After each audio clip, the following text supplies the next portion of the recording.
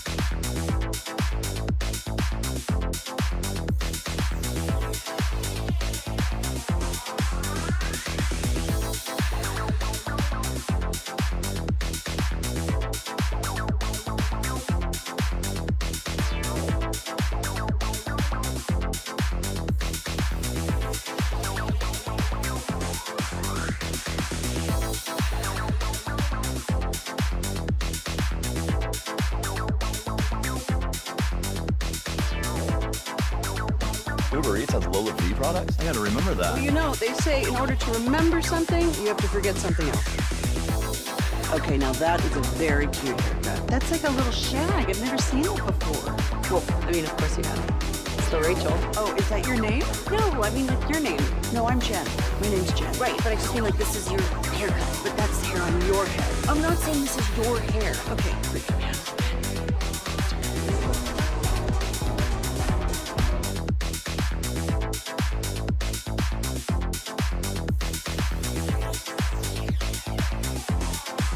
Let's go, Cowboys. An Odyssey sports station. Driven by our D&M Leasing Studios, this is Sean and RJ on 105.3 The Fan. Good morning, DFW. It is Sean and RJ on 105.3 The Fan. I'm RJ Choppy. He is Bobby Belt, Peyton and Aiden alongside, and it is, I can't even say it's day 2 of free agency because it hasn't even started yet. Yeah, it has. So it's now the legal negotiating period has started. See, you're catching up now. Yeah. It only took 3 days, but you're calling it what it's called, the negotiating window. Open tampering window is open. And the Dallas Cowboys yesterday, Bobby, during the show, we had some news. We did. We had some news. We had Solomon Thomas in the middle of the show. Which, decent player, obvious connection there, is with Aaron Whitecotton, their his former defensive line coach with the Jets, and also with the 49ers. And then they made another signing. They got another former first-round pick. Boy, they're just signing all the former first-round pick offensive or defensive linemen. I like it. They get Peyton Turner from the New Orleans Saints, who is a guy who had a lot of upside initially, but has dealt with injuries. It is improvement, you know. You did add somebody, and so that's a positive. But Peyton Turner's a guy who's dealt with some injuries. He was the 28th overall pick in the 2021 draft. He's a Texas kid. He's from Houston. But, I mean, he's somebody who just last year for the first time played more than 8 games in a season. He played 5 in 2021, 8 in 2022, 2 in 2023, and then finally he played 16 last year. So we're talking about more than half of his career games came last year in his 4th season. A lot of upside.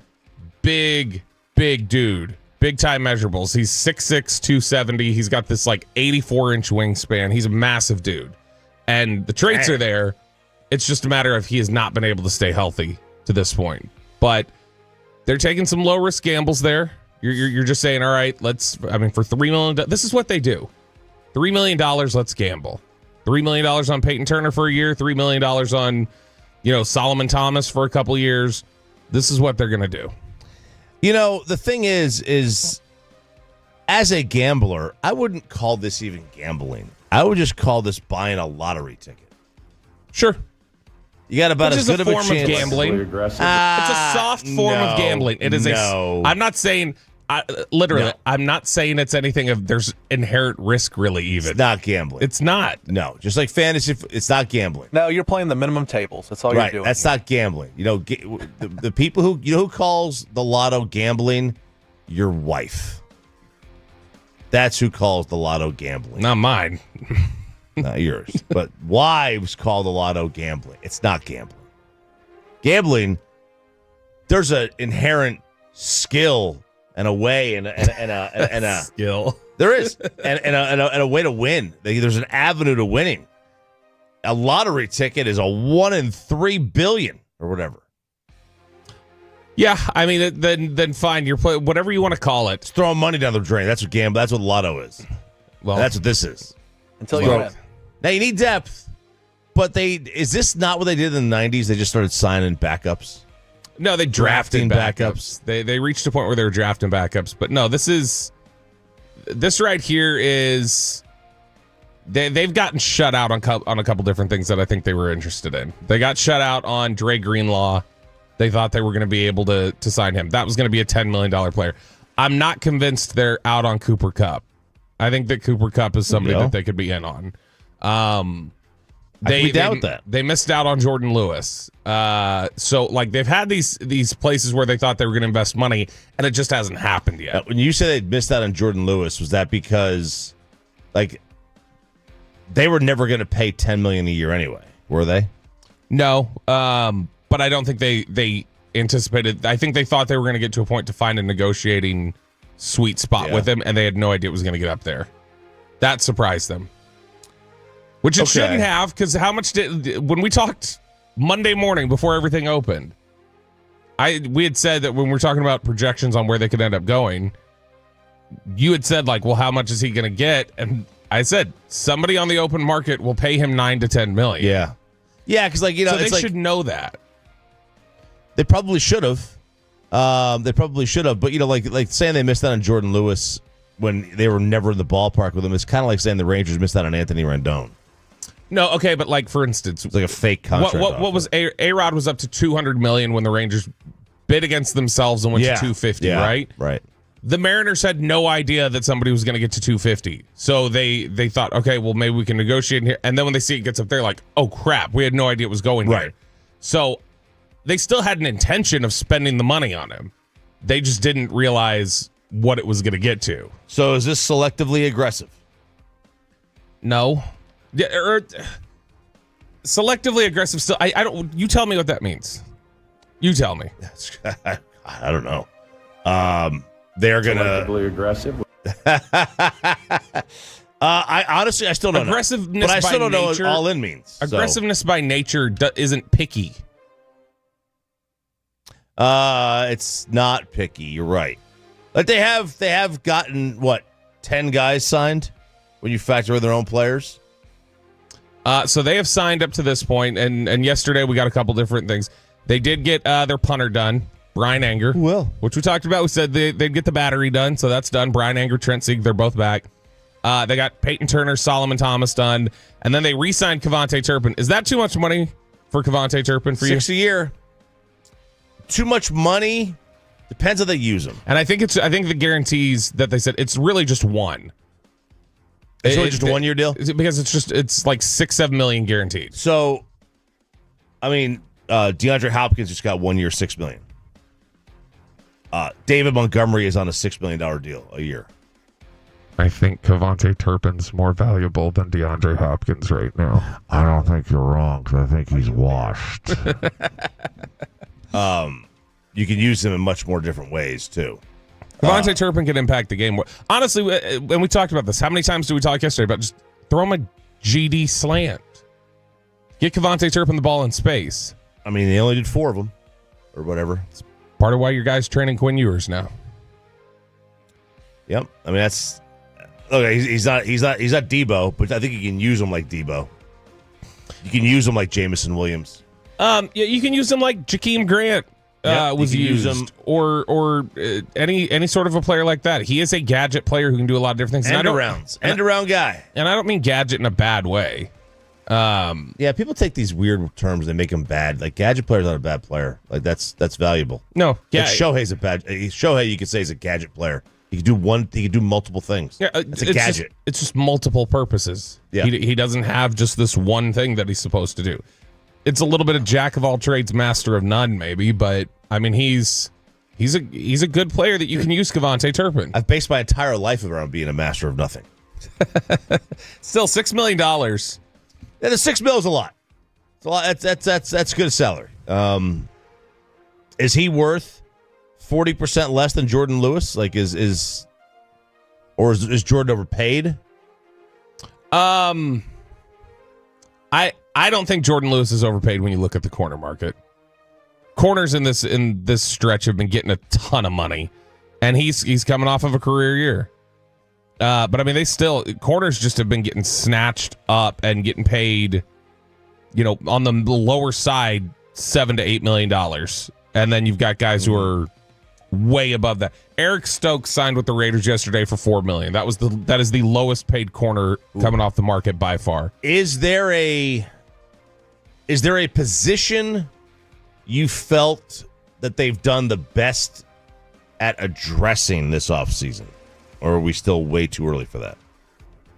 So, I mean, they're trying on the defensive line.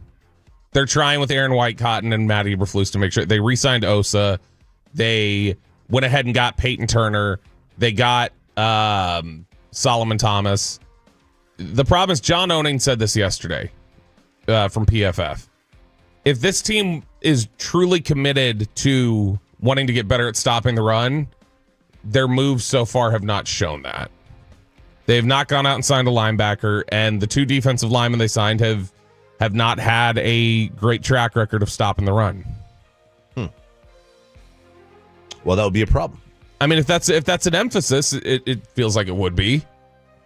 Yeah, I mean, how much money do you want to spend on it? Like if the running game is below the passing game from what the offenses do, then stopping the run would be below stopping the pass from what the defenses do. You would think that's how it would work, right? Yeah, I mean, look, maybe they bring back Kendricks. I can see that on the second level. I wouldn't hate that. They have. I didn't anticipate they would heading into this offseason, but maybe they get there and they just say this is what is. Again, it's just a necessity thing. Linebackers have been costing a lot of money. Greenlaw went for 12. Ernest Jones went for 11. Jamian Sherwood went for 15. Robert Spillane went for 12. So, I mean, you're talking about this has ended up costing people, again, more than they probably thought. Even Divine Diablo, who's kind of a tweener guy, he went for $7 million a year with the Falcons. Can you see them drafting that in the first round? No. They love to. No, I don't think they'd pick a linebacker in the first round. That'd be like, what, 4 in the first round? And yeah, I mean, they've shown a willingness. They've shown a willingness to pick linebackers high. But no, I think that the direction that they would go with linebacker would be they'd like to probably just find some veterans to mix and match. Now, like one of the names I wonder about, but again, you don't know how much he's going to cost. EJ Speed from Tarleton State University, actually. But a guy who... What a name. Yep. And he's EJ Speed the fourth. Oh, yeah. So who do you think the fastest was of the four? I would imagine EJ, since he made the NFL. Yeah. And I mean, just, advancements in technology and genetics and different things like that. No, I look at it and I just say that you try to find connections. Like what did we already find with Solomon Thomas? Okay, there's a connection there. That makes sense. EJ Speed, a guy that was drafted by the Colts in 2019. So spent 2-3 years with Matt Eberflus there on the Colts defense. And a guy who really broke out for the Colts last year. But again, also a guy that, did he break out to the point that he's going to get paid more than the Cowboys are comfortable with? And especially when you consider the agent, is who we talked about yesterday, David Mulugeta, is going to try and get him every single last penny that a team will pay him. And so is Dallas going to be competitive enough to do that? I don't know. But they've got to start finding some stuff on the other side of the ball in terms of run defense, and they've got to figure out who this extra receiver is. Well, look, if my math is correct, and it probably isn't, but it looks like the Cowboys have doled out $52 million on the players this year in the offseason. Now, that's without Brian Angers. I don't have his numbers. And that's just on the outside free agents or everybody? That's everybody. That's including Osa. It's including Sieg and Bell. I mean, if you even look at what they guaranteed, it's probably not even... Oh, no. This is just their average. Yeah, but if you just look at, again, outside free agents this year, total values of their contracts. So 2 for 8, 1 for 4.75, and then 2 that were 1 for 3. The Cowboys have essentially given out $18.5 million. Hey! That's almost 20 in total contract value. Hell yeah, man! But look, here's the problem. You ain't gonna bring me off this high. There's upside to a player like Javonte Williams. There's upside to a player like Peyton Turner. There's upside to a player like Robert Jones. The problem is they're not all going to hit. In fact, you're going to be lucky if one of them hits or 2 of them hit or whatever else. It can definitely happen because they have upside. But to bank on, this is our whole offseason, we're going to invest in these wild cards and hope they all hit. It's like, okay, well, that's definitely not going to happen. Yeah. One of them might. One of these guys, Peyton Turner, there's a shot Peyton Turner looks like a massive value buy by the end of the year like Carl Lawson did. Or that Javonte Williams looks like a massive value buy. But they're not all going to look like one. I just love that, this offseason, they have stuck to what they said. They said they were all in last year. That turned out to be not true. This year, selectively aggressive, man. Jason on the YouTube says Peyton Turner went to the same high school as his mom. His mom was a great basketball player. His aunt Cassie Bauer, 6'4", was even better. She played in the WNBA. So I actually do this because I talked to Peyton Turner a lot. In fact, we should probably try to get Peyton on. Yeah. I talked to Peyton Turner a lot when he was training for the draft, and he talked about how his parents were both huge. So I mean, he was always meant to be this dude, but he had big time athletic family. I think he said he was like an 11-pound baby or something like that. He was giant. Big kid. So, yeah. Big kid. Big kid. And he is when you talk about culture and right attitude and stuff like that, he's going to be a big one for them. If he can click into place and stay healthy, Peyton Turner will be a good signing. That's probably their highest upside signing they made this week. It's Sean and RJ here on 105 through the fan. Let's go around the rest of the NFL with NFL free agency. Is Aaron Rodgers stalling? Is that a red flag? Get into that coming up next on Sean and RJ on 105 through the fan.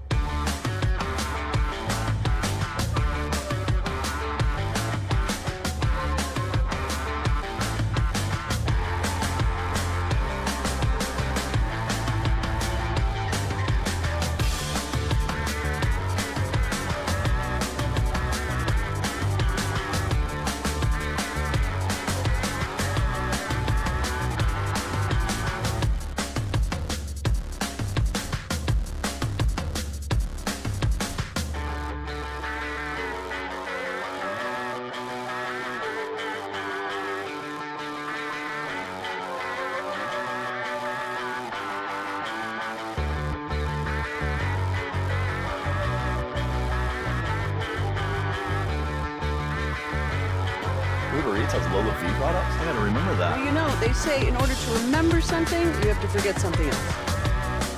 Okay, now that is a very cute haircut. That's like a little shag. I've never seen it before. Well, I mean, of course you have. It's the Rachel. Oh, is that your name? No, I mean like your name. No, I'm Jen. My name's Jen. Right, but I just mean like this is your haircut. But that's hair on your head. I'm not saying this is your hair. Okay, cool.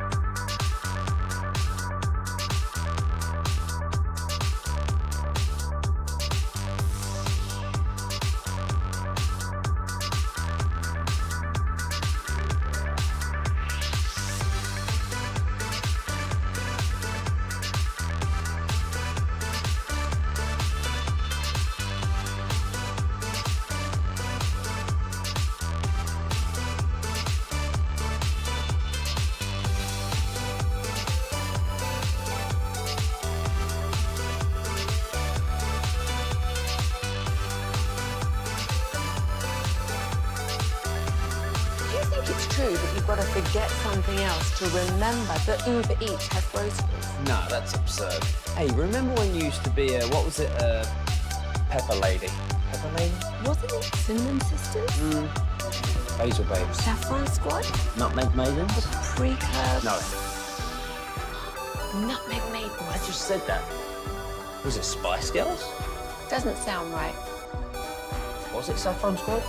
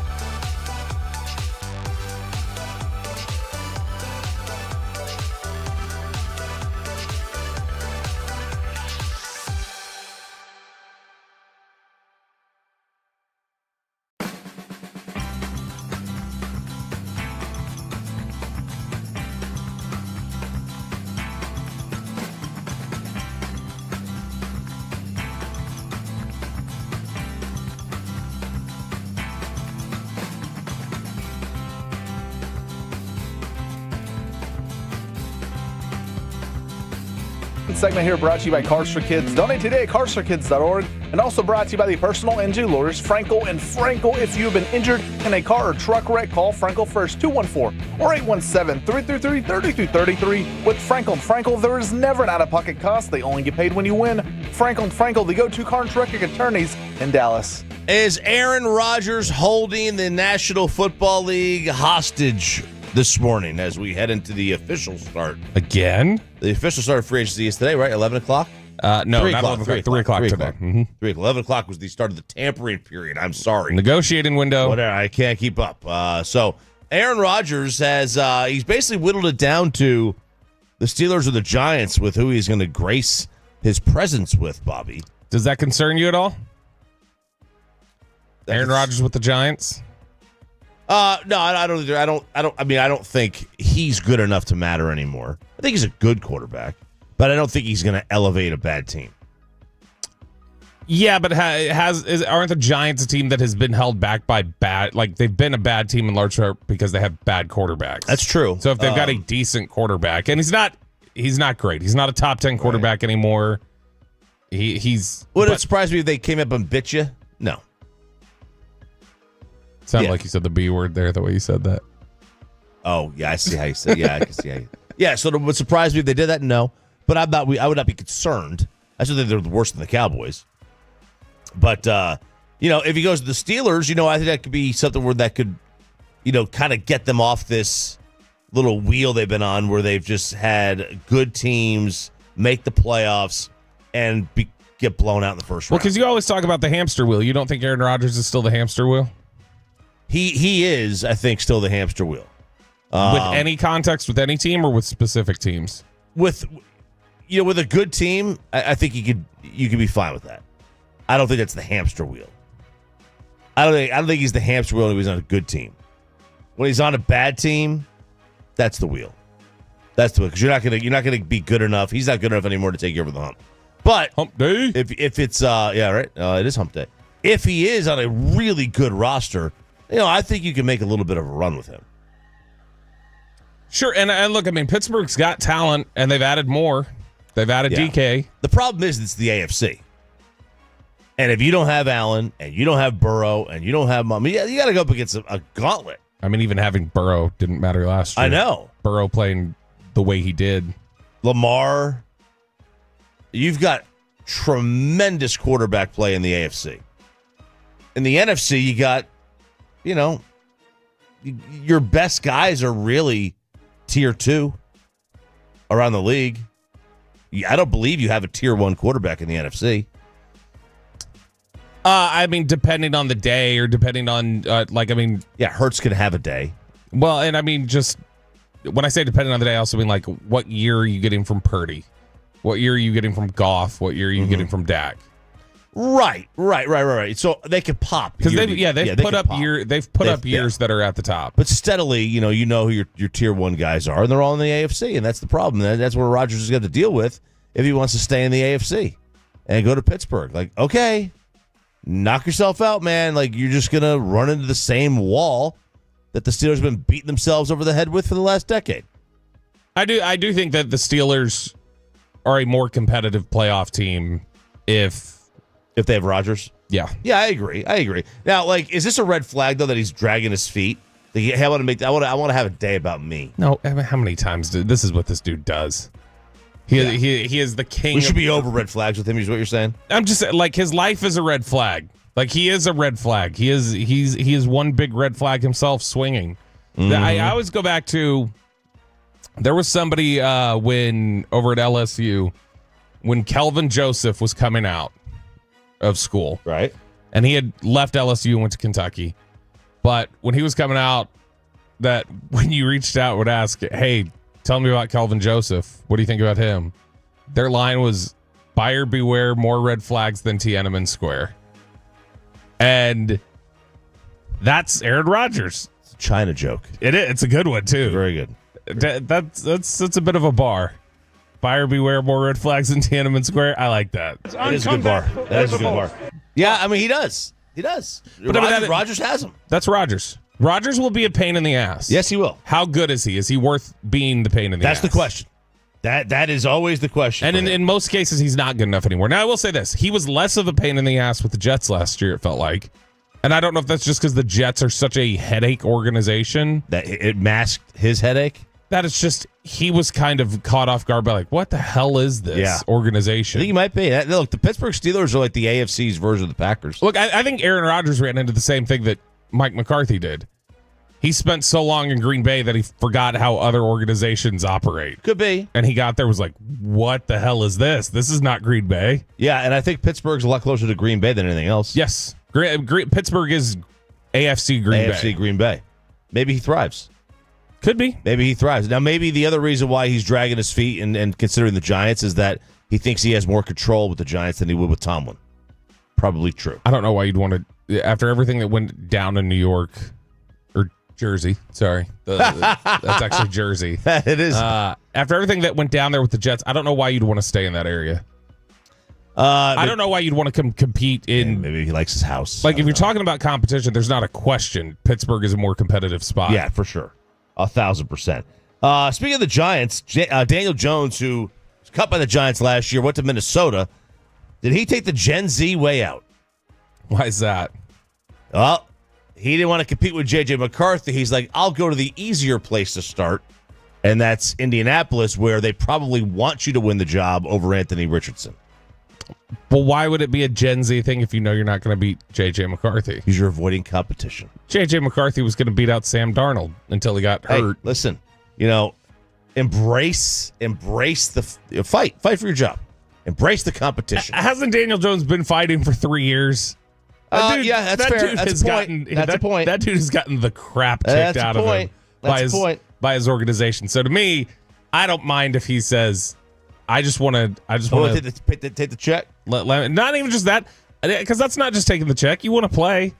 I want to go where I think I can play. Rich?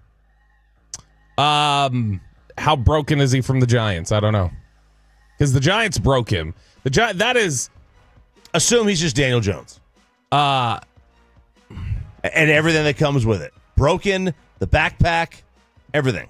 I don't know, because Daniel Jones was mentally broken by the Giants. There was a point where I didn't think Daniel Jones was an awful player. Like, you look at his 22 season, he had a 63 QBR. Yeah. That's not a bad player. No. And, like, obviously after that, things fell apart. But, I mean, if you look at what he's been throughout his career, he's put together some decent seasons. I mean, his rookie year, he was 24 touchdowns, 12 interceptions. 2022, he was completing 2/3 of his passes, 15 touchdowns, 5 picks. It was the lowest interception rate in the NFL. Like, I mean, he's not been terrible at times, and so it's just a matter of like, all right, yeah, can the Colts get by with, because Richardson is a 40% passer. Richardson will pop on a random day, and then there are other times where it's like you can't move the ball with him. With Daniel Jones, like, as long as he's not mentally broken, can he bus drive you? And the answer is probably yes. I saw this on Sports Illustrated. They were grading winners and losers of free agency so far. Mm-hmm. One of the biggest losers, according to Sports Illustrated, was the Washington Commanders. How, Sway? Justify this. I'm going to read you what was written. I absolutely loathe the all-in maneuver from teams that had a successful first year with a quarterback on a rookie contract. There's all in. There's all in. I understand that's what we do, but I feel like the talent gobbling process robs the quarterback of an organic growth and ability to take over the locker room. I don't think I like the phrase talent gobbling. Talent gobbling. Sure, it's never a bad idea to get a Laramie Tunsil, but the Commanders shouldn't be in any kind of rush. This team was dismantled by the Eagles in the playoffs, and had it not been for a few very fortunate victories, may not even have made the playoffs at all. The suite of high mid-round picks that was forked over for a left tackle in his 30s who led the NFL in penalties could have been used to craft a team more in tune with what Jaden will become. Debo at times could be a malcontent, whacked his kicker upside the head last year, sustained a heavy amount of mileage as a running back and receiver hybrid. Also feels like he could have been recreated statistically through a good draft. I mean, no. That just sounds like you're not you, obviously. It's the SI writer, but that just sounds like somebody's hot take into hot take. I don't think you could. Connor Orr. Ooh, and that's not like Connor. I don't usually feel like. Look, you re-signed veterans that mattered. Wagner, Ertz. They got Tunsil.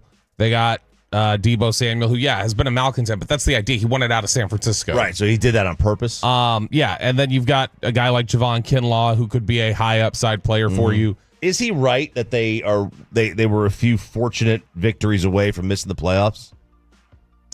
Did they have 12 wins? Look, but did they have? They beat Dallas late in the season on a kind of a tight game. They had the fluky Hail Mary game against Chicago. I think they had another one in there. So they were close to being like a 9-win team. But I mean that is also the way the ball bounces. And they did go in there and they handled business to get to the NFC title game. Right. They beat the hell out of Detroit. Yeah. So you can't tell me it's that fluky. Right. But I look. I mean this is when you do these things. Like, what do you want them to do? You want them to wait for their big moves until after they've paid Jaden Daniels? Why? How does that make sense? Yeah, you got to pay it. This is the time to do it. If you're going to make these sort of moves to just, hey, let's throw some money around a little bit. It's now. It's now. You have and you're going to years. have that staff picked over after the next year, too. Yeah, you have 3 years. I mean, you got really this next year in terms of this collection of coaches and players. Yep. If you want to do a win now, I think it's got to be now. The Dallas Cowboys are also on the big free agency losers. It's a very short write-up. And it says, Javonte Williams, congrats, guys. Another totally committed offense. Another totally committed offseason from totally committed Jerry Jones. Look, this is the norm. This is the norm. Like I saw Everyone's so many freaking people out about it. This is the norm. We're used to. We're numb. We're numb to it here. Don't tell me. Don't tell me about you the know pain, what to, show me the baby. No, just don't tell me you know what to expect. Because there's so many fans who go like every year heading into the offseason, we're not going to do that. And then whenever the offseason actually rolls around, they for some reason get this hope up that no, they'll actually go out there and they'll sign somebody for $15 million a year. No, they won't. It's not what they do. And they've told you we'll be selectively aggressive. Things are going to be tight. Aggressive. We're going to do this. We're going to do that. This is what they do. This is how they operate. This is how your football team operates. This is how they approach free agency. And it's how they've done it for 13 years. It really now. is. This is what they do. Even the Greg Hardy one. The Greg Hardy deal that people have talked about recently is that's the last time he signed anybody over $6 million. That was somebody who had one other suitor, was a massive red flag risk. And if you'll remember, he got signed with all these incentives of like $500,000 for every game you're active and another $500,000 for every 5 increments of sacks you get. And so, I mean, that's an instance of a guy who they didn't even pay him outright. Right. Here's your big contract. He had all these incentives built into it. The last big guy you paid was Brandon Carr. That was it. Oh. And that was 13 years ago. Bosa the Bills on a 1-year, $12.5 million deal. It's a good deal for Nick Bosa. I believe it's Joey. Oh, it's Joey. Well, then that's just an okay deal then. I think it is Joey. I was going to say, how do you get Nick Bosa for just 1 year like that? Plenty more around the NFL as the show rolls on as your Hump Day edition. Hump Day. So Sean and RJ on 105 through the Fan. Is it time for the GOAT to hang it up? Plus a Bobby rant on the way. Next on the Fan. Coming up in the next...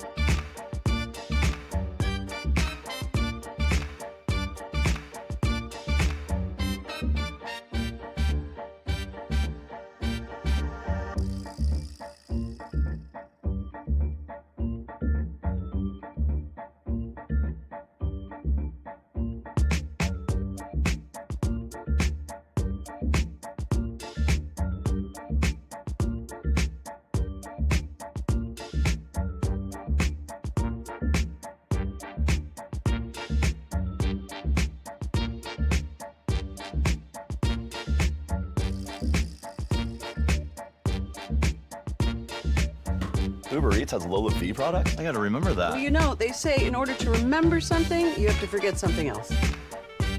Okay, now that is a very cute haircut. That's like a little shag. I've never seen it before.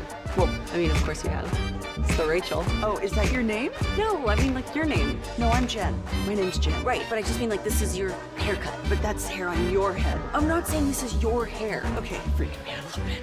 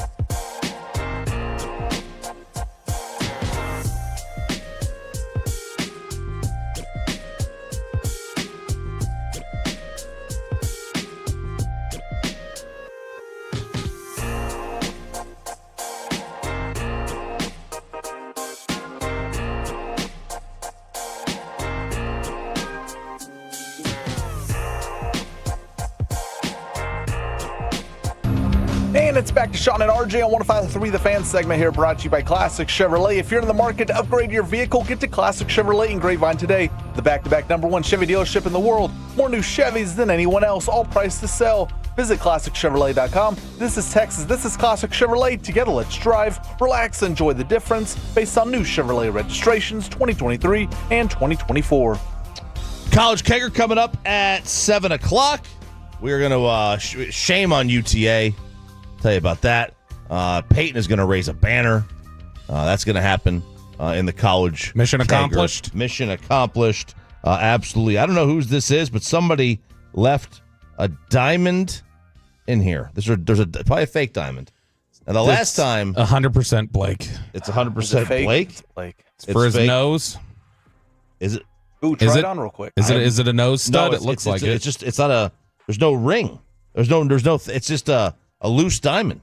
Oh. I haven't seen one of these since Michael Irvin left his in the studio when I worked with him at ESPN. He left his diamond earrings in there once. So there you go. Some diamond calves. Yes. Hope this is not real. Because if it is, I'm keeping it. Of course you would. All right, finders keepers, right? There you go. Yeah, Nothing wrong with rule. that. 3 second rule. Mm-hmm. What's the rule on that? Like, what's the value got to be for you just to keep it? Well, it depends how much money you need. If you find it in our studio where we work with people, I would say you just tell somebody you found it. Yeah, because I know them. Yeah. Yeah, you're probably right. How many carats is it? This looks like it's probably a 1 carat. Well, circle cut. Could be good. All right, interesting. Okay, Sean and RJ here, 105 to the Fan. The GOAT, it needs to just call it a career. Look, Dak is not that washed. Oh, man. Okay? Tiger Woods announced yesterday that he had ruptured his Achilles tendon, and he had surgery on it. And he said that the timeline, I mean, it's a normal timeline for an Achilles. I mean, you're talking a year. Now, that's a year for somebody who plays a more athletic sport than golf. Golf still has a lot of torque that you use on the knees and your joints, your back. Don't I know it? But right, but it's not like you're pushing off the back foot like you would as a running back or a wide receiver or basketball player. Basically, it's just a little different. So I don't know what the timeline is on a ruptured Achilles because, quite frankly, I don't know how many PGA Tour golfers have ever ruptured their Achilles before. It's just not an injury you see in the sport. But Tiger did this while training. And Tiger trains like a madman. He trains like a madman. So he's ruptured the Achilles. He just finished the TGL. So I was hoping that he would play in all the majors this year. He seemed to have fun playing golf again. And unfortunately, he is just a name at this point. When he shows up to a tournament, he's not a factor. He can win the Masters because the course sets up perfectly for him. He can win, I believe, the Open Championships because those courses, we've seen guys like Tom Watson in their 60s and Greg Norman compete at that level later in their career. I don't think he has a chance in hell at the U.S. Open anymore or PGA. Is he just hanging around to get the most victories? Because he's tied. He's tied first all time in majors. PGA Tour victories. Majors, he's still three behind. He's still behind. He's got 15. Jack has 18. He's tied on PGA Tour victories. 82. I don't see him getting another one. He doesn't play. He didn't play regular events. But I mean, is that the only thing he's hanging around for? I think he's hanging around for majors. 4 of them? That's it. Yeah. Because honestly, if you were to look at him and you listen to what he says, did you think there was any chance? Go back further than 15 years ago. Did you think there was any chance 20 years ago he'd still be 3 behind Jack? No. In 2005, I thought he'd have caught Jack by 2010, and passed the way him. he was going. Yeah, blew right by him. I'd have thought for sure. But I if you go back, I mean, even the Y.E. Yang loss, I think, kind of like took a little bit of the aura off him from himself. The rest of the crowd was like, he's still Tiger. But his invincibility, I don't know, like something kind of changed, if I remember right, with that Y.E. He won Yang. 12 majors in 7 years. Yeah, he won 12 of his 15 were in 7 years. From 99 to from 2000 to 2006. Yeah, and that was I think he lost to Y.E. in 2006, and then he didn't win another one until 08. He won 07 PGA Championship, 08 U.S. Open, and then he didn't win another one until the Masters in 19. Gosh, that Masters win was 6 years ago. I know. It's pre-COVID, man. 9/20. That does not yesterday feel was the 5-year anniversary. That does not feel that long ago. It doesn't. I was there for the practice round. I was there for the practice round that year. That was fun. That was fun. I was there. I was tailgating at Game 7 of the World Series. The practice round counts. The practice round counts. But look, he's got a decision to make. Is it just about chasing Jack? Is his legacy? I mean, he's earned the right to play in all these tournaments until he can't walk anymore. He can't walk right now. It just really stinks to see. And I wonder, I didn't notice, was this the same leg that he had that was badly damaged? Do you think I know that? I don't know. It did not show in the article that I read, so I wasn't sure if they had updated it or not. But there's Tiger Woods, ruptured Achilles, the GOAT. It really sucks. I can't tell you how many people have texted me. Our good friend Jason Newman texted me yesterday. He goes, "Dude, who do we root for now?" He goes, like, how do I watch these majors? And I'm like, dude, just pick another golfer, man. When Tiger's out there, I pull for Brooks Koepka. Root for Bryson. Bryson lives locally. Root for Scheffler. He lives locally. Spieth. There's a million guys that live right here in DFW you could pull for. Vijay Singh. I don't even know if Vijay is still playing that many tournaments. Really? Is he gone now?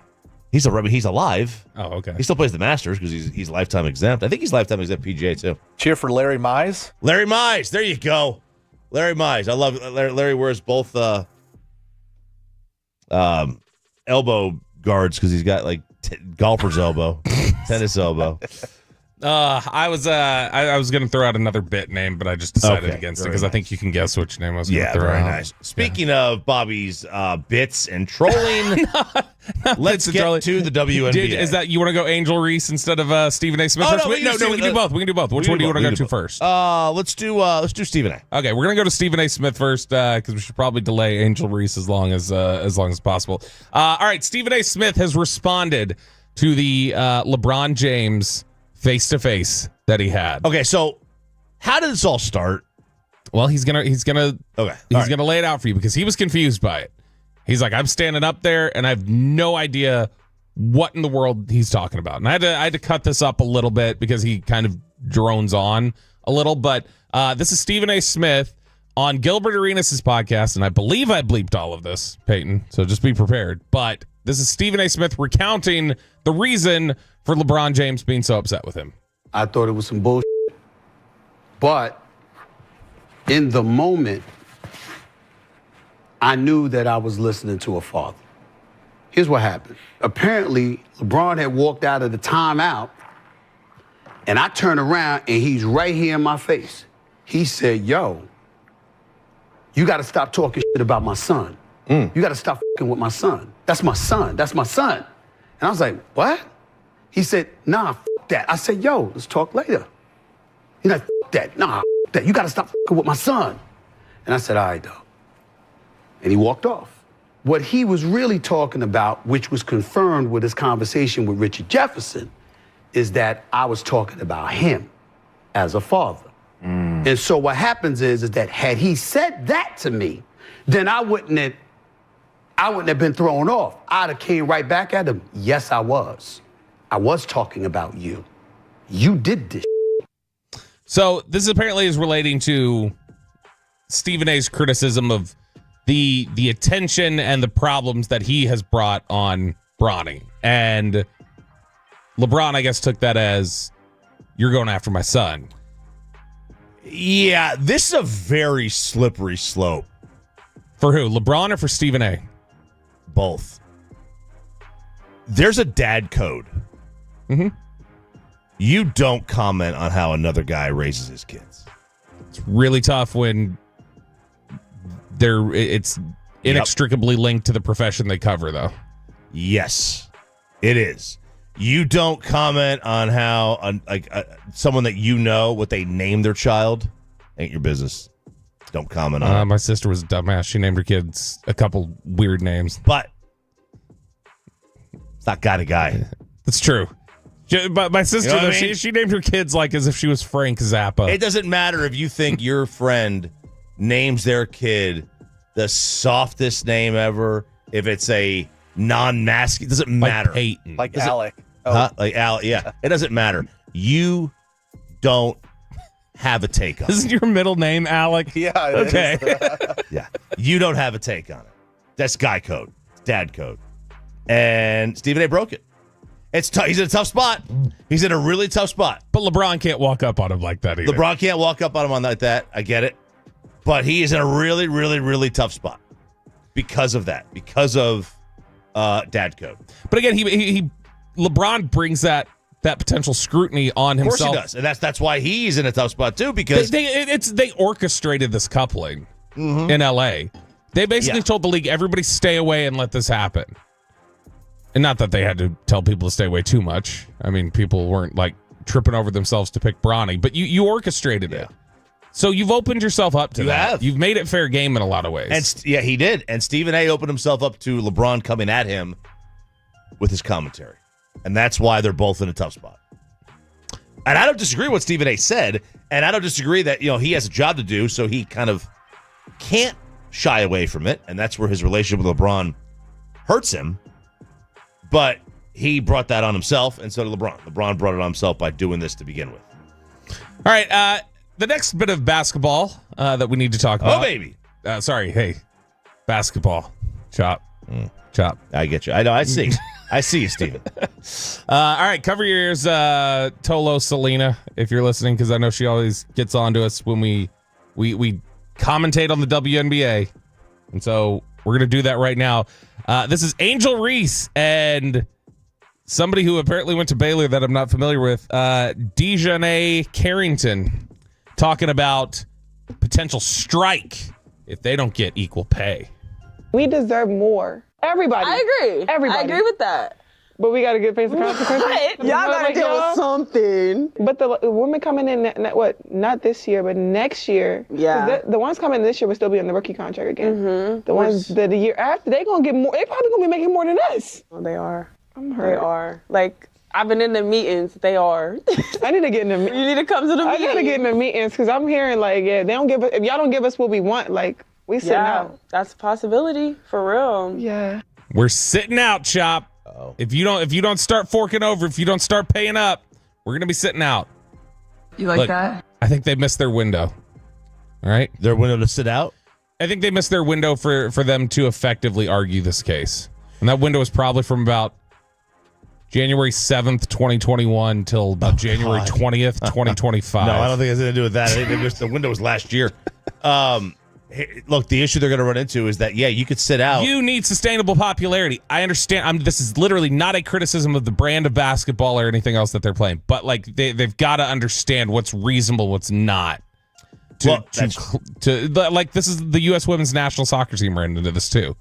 Yeah, but the problem is that they drew well, U.S. women's soccer team. Right, but the revenue, like when they wanted to be paid, their revenue did not match men's soccer, no matter how well they drew. Nothing was same sort of thing. Like this is not an issue of they were going after women or anything else. This is literally just a dollars and cents and margins and potential greed scenario. But like this is still about margins over everything else. AI is never wrong. Man, he's got a killer crossover. Yeah, they estimated the WNBA lost $40 to $50 million last year.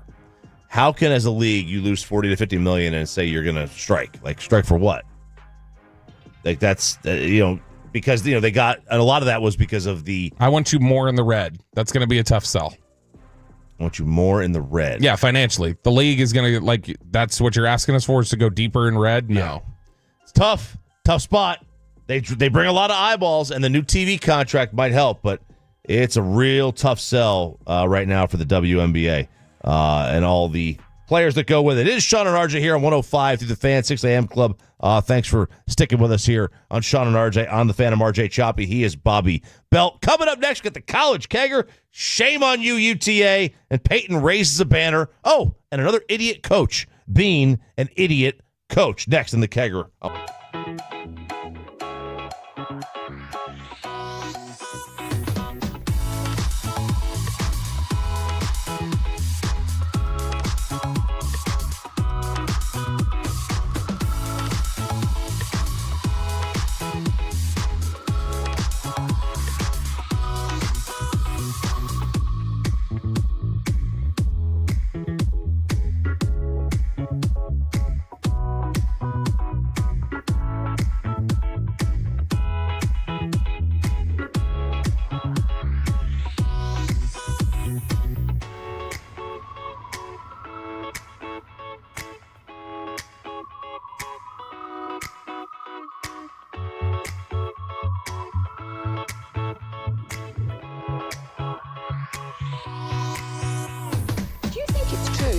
Forget something else to remember that Uber Eats has roast.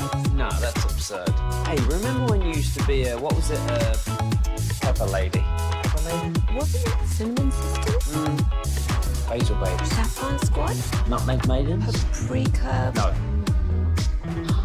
Nutmeg Maiden. I just said that. Was it Spice Girls? Doesn't sound right. Was it Saffron Squad?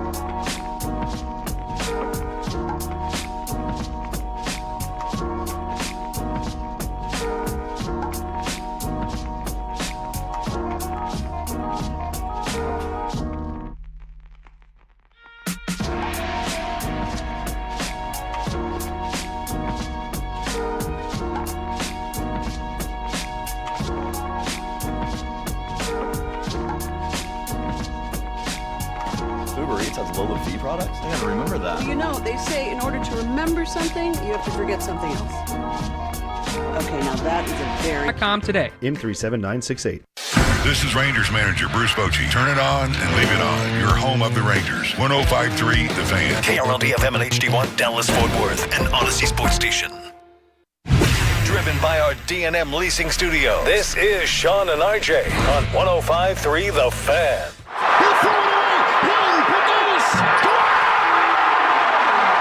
Did we just see what we think we just saw?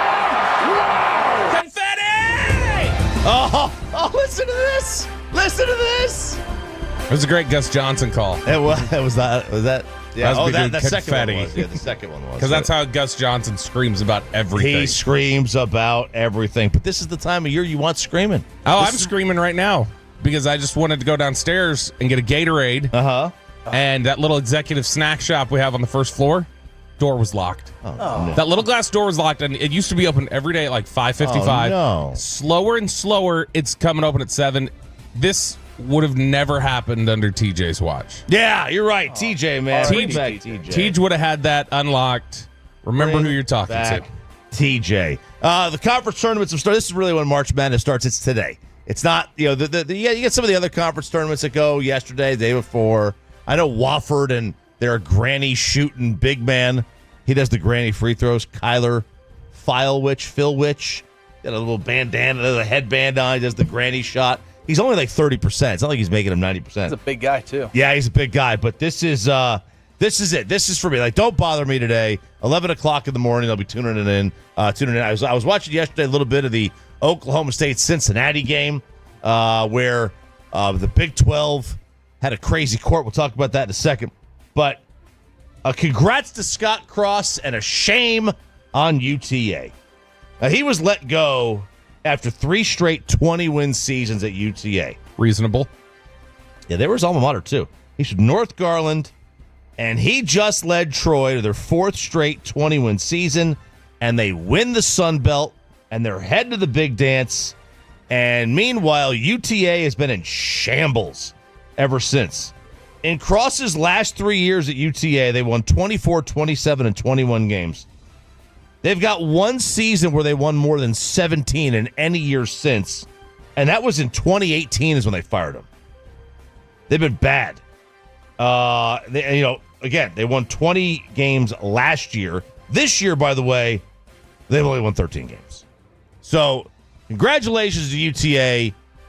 You absolutely deserve what you get for firing Scott Cross. It was a garbage fire back then, and it's a garbage fire today. We are gonna end up chasing off that listener I just tried to apologize to at the end of the last segment, Selena. Oh, no. Because we already took the Angel Reese discussion, and then we're taking UTA shots right out of the gate right here, and she's a UTA girl, so we're chasing off listenership. I honestly don't know any UTA person that supported getting. I was gonna say she might actually agree with you on this, so maybe we're winning her back. I don't know. Scott was a really, really good coach, and he's at Troy, and he is about to not be at Troy.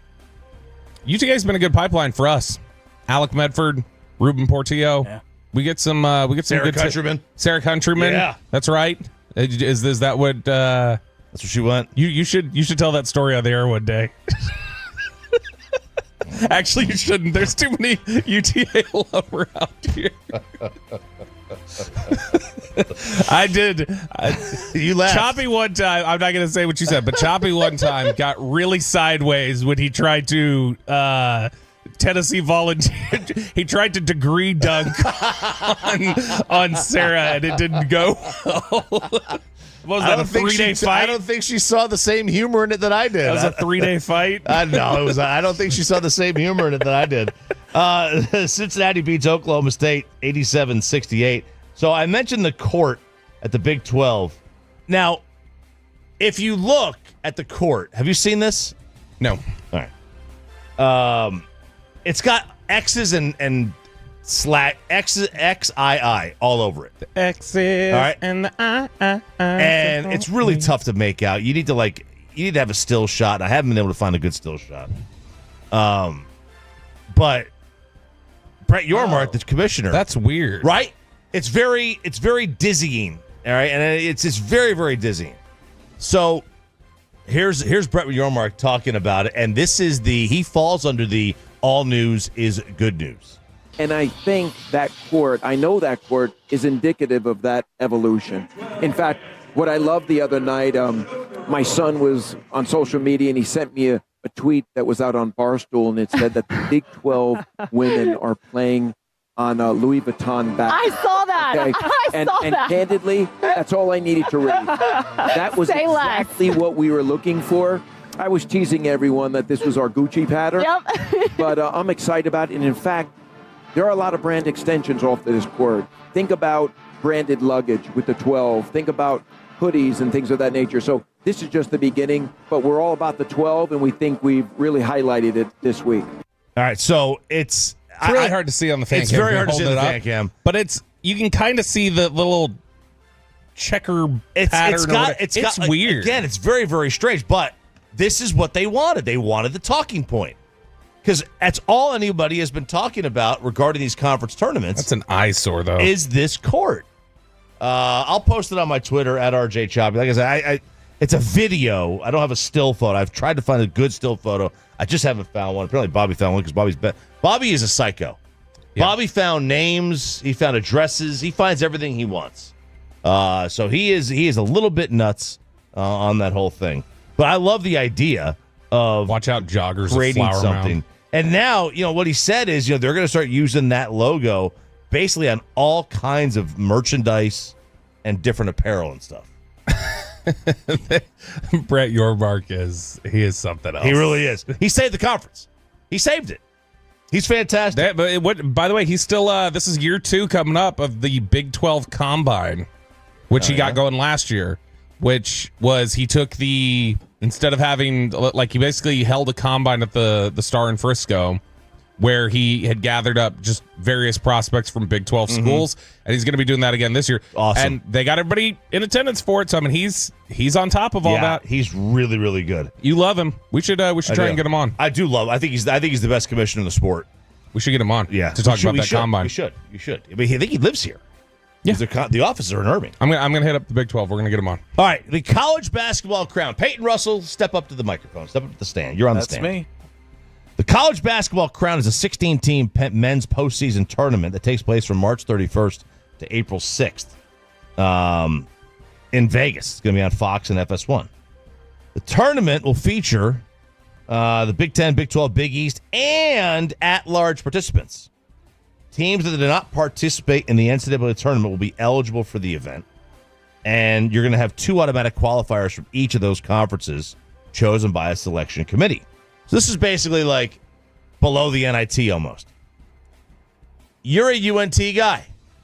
If UNT were in this and they win this... Is he a UNT guy? I thought he was a Texas Tech guy. Or whatever Mackenzie tells him to be. If UNT were to win this and they win it over Big 12, Big East, Big 10 schools, are you raising a banner? Yes, because I think when I was a senior. UNT won the CBI. CBI champs, baby. California Bureau of Investigation. We sold out the pit. I think we beat San Francisco that year. I was there. I was in attendance, and we did raise a banner because we deserve banners. You win a championship, it's a banner. You guys really stuck it to Bonte. Yeah, we did. That's what you did. You and that little baloney boy. Yeah, all of them. But yeah, of course we're raising a banner, man. We deserve a banner. No, there's nothing wrong with that. I think we raised the banner when we beat Purdue in the tournament a few years ago. So a Purdue banner? Well, maybe we won the round of 64, something like that. We had an upset. Here we go. Texas plays Vandy today, 2:30. Georgia plays Oklahoma, 8:30. Those games are going to be on SEC Network. Arkansas plays South Carolina. TCU got beat yesterday. And today in the Big 12, you're going to have Baylor playing K-State. So there's some of the locals going on in college basketball. Now there's some college football news, Bobby. College football! Rich Rodriguez, this dope. This is when you know you're a loser coach and you just don't get it. All right, now he's back at West Virginia. Okay, he's back at West Virginia. And he had immense success there about 20 years ago. And then it all fell apart for him. Now he has the bright idea. And he knows how he is going to fix this whole thing. He is banning TikTok dancing. He says they're going to be on it. I'm not banning it. I'm banning them from dancing on it. It's like we try to have a hard edge. You're there in your tights dancing on TikTok. Isn't quite the image that our program wants. How would this dude have handled Caleb Williams? I know, right? No kidding. How would he have handled Caleb? Look, I don't get TikTok dances either. Who cares? I'm surprised you don't. That seems like something you would get. I don't have a daughter. But I feel like if I had a daughter, I would absolutely do them. But I feel like you would lean into it just on your own. I think I watch them. In fact, I think that's the thing. I think the next content for Carter Freeman on the YouTube page needs to be, we're just going to have you do the latest TikTok learn dance. A collection of you TikTok could do the Renegade. dances. The Renegade was an old one, 2020. That one you could do. I watched the Rasputin one, whatever that is. Oh. Sure. Not the actual guy, but it was the the Rasputin dance. I think I remember that one. Can you twerk? Can I twerk? Show us. Have you seen this butt? I have not. No, I can't. Give us your best shot right now. I think my dad twerks better than I do. Right now? Not right now, Peyton. Okay, they flutter in a breeze. They flutter. What? You're going to ensure that he haunts this studio. So this. I don't get. I don't get TikTok dances either, but they're not for me. The kids like them. The players like them. And it doesn't affect winning. Why are you worried about it? If it doesn't affect winning, why are you worried? He thinks that they're going to, by keeping them away from the dances, that they're going to somehow be studying film. No, they're just going to find some other outlet to get their mind off football. Maybe a more dangerous one. Maybe one that is more hindering on their performance, like alcohol. Yeah. Or the weed, as an old person would call it. All right? The reefer. The reefer. Maybe that's what they go to. Instead, no, you want to make sure that you can big brother their TikTok. Like, the dancers are there to get away from it. Does he have does Rich Rodriguez have daughters? Or I don't know. Or granddaughters? I'm sure. I mean, I wonder if that's like, does he just not have? I mean, look, this is there was a couple years ago, UNC. They had a couple of their players that were always doing TikTok dances and stuff like that. Is it dumb? Yeah, it's dumb. But like, I don't care. But you know what? If they enjoy it, fine. I don't care. It's just, what if Rich Rod found out that UConn basketball had been doing TikTok dances for the last 2 years? Would that change his mind? Like, people who fret over things that don't matter eventually lose sight of things that do matter. Yeah, and that's what this is. I mean, is he banning touchdown dances too? I haven't seen that. Like I mean, if that's his case, because a lot of those come from TikTok, right? No dance it, yeah. Was the gritty originated on TikTok? Did that originate, or was that Fortnite? No, it wasn't Fortnite. It might have been TikTok. The Orange Justice. Oh, there you go. That's a great one. Oh gosh, maybe you shouldn't do the TikTok dances. Sean and RJ here on 105.3 The Fan. There is a little bit of your college football. You ignored. We'll have to get into it later then, because you ignored how great my University of Texas women's basketball coach is. But we'll have to. We will get into that. To do that later. That was awesome. That was fantastic. But you have a bad take on it. I have a bad take on it? You think it's a slippery slope, potentially. Oh, I do. We'll get into that. Yes, you know what? Let's do that. The former Cowboy puts this team on blast. Micah sticks up for his quarterback. We chop it up in the commercial-free expressway, and I'll even give you my bad take on that. Next on 105 through The Fan. Seen it before. Well, I mean, of course you have. It's the Rachel. Oh, is that your name? No, I mean like your name. No, I'm Jen. My name's Jen. Right, but I just mean like this is your haircut. But that's hair on your head. I'm not saying this is your hair. Okay, you're freaking me out a little bit.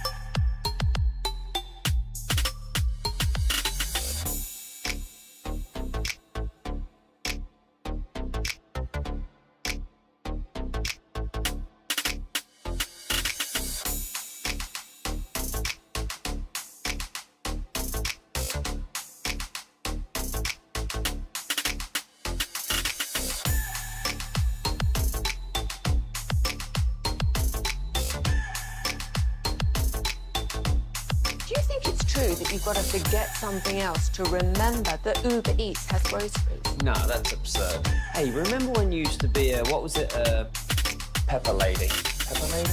Wasn't it Cinnamon Sisters? Basil babes. Saffron Squad? Nutmeg maidens? Paprika? No. Nutmeg Maiden. I just said that. Was it Spice Girls? Doesn't sound right. Was it Saffron Squad?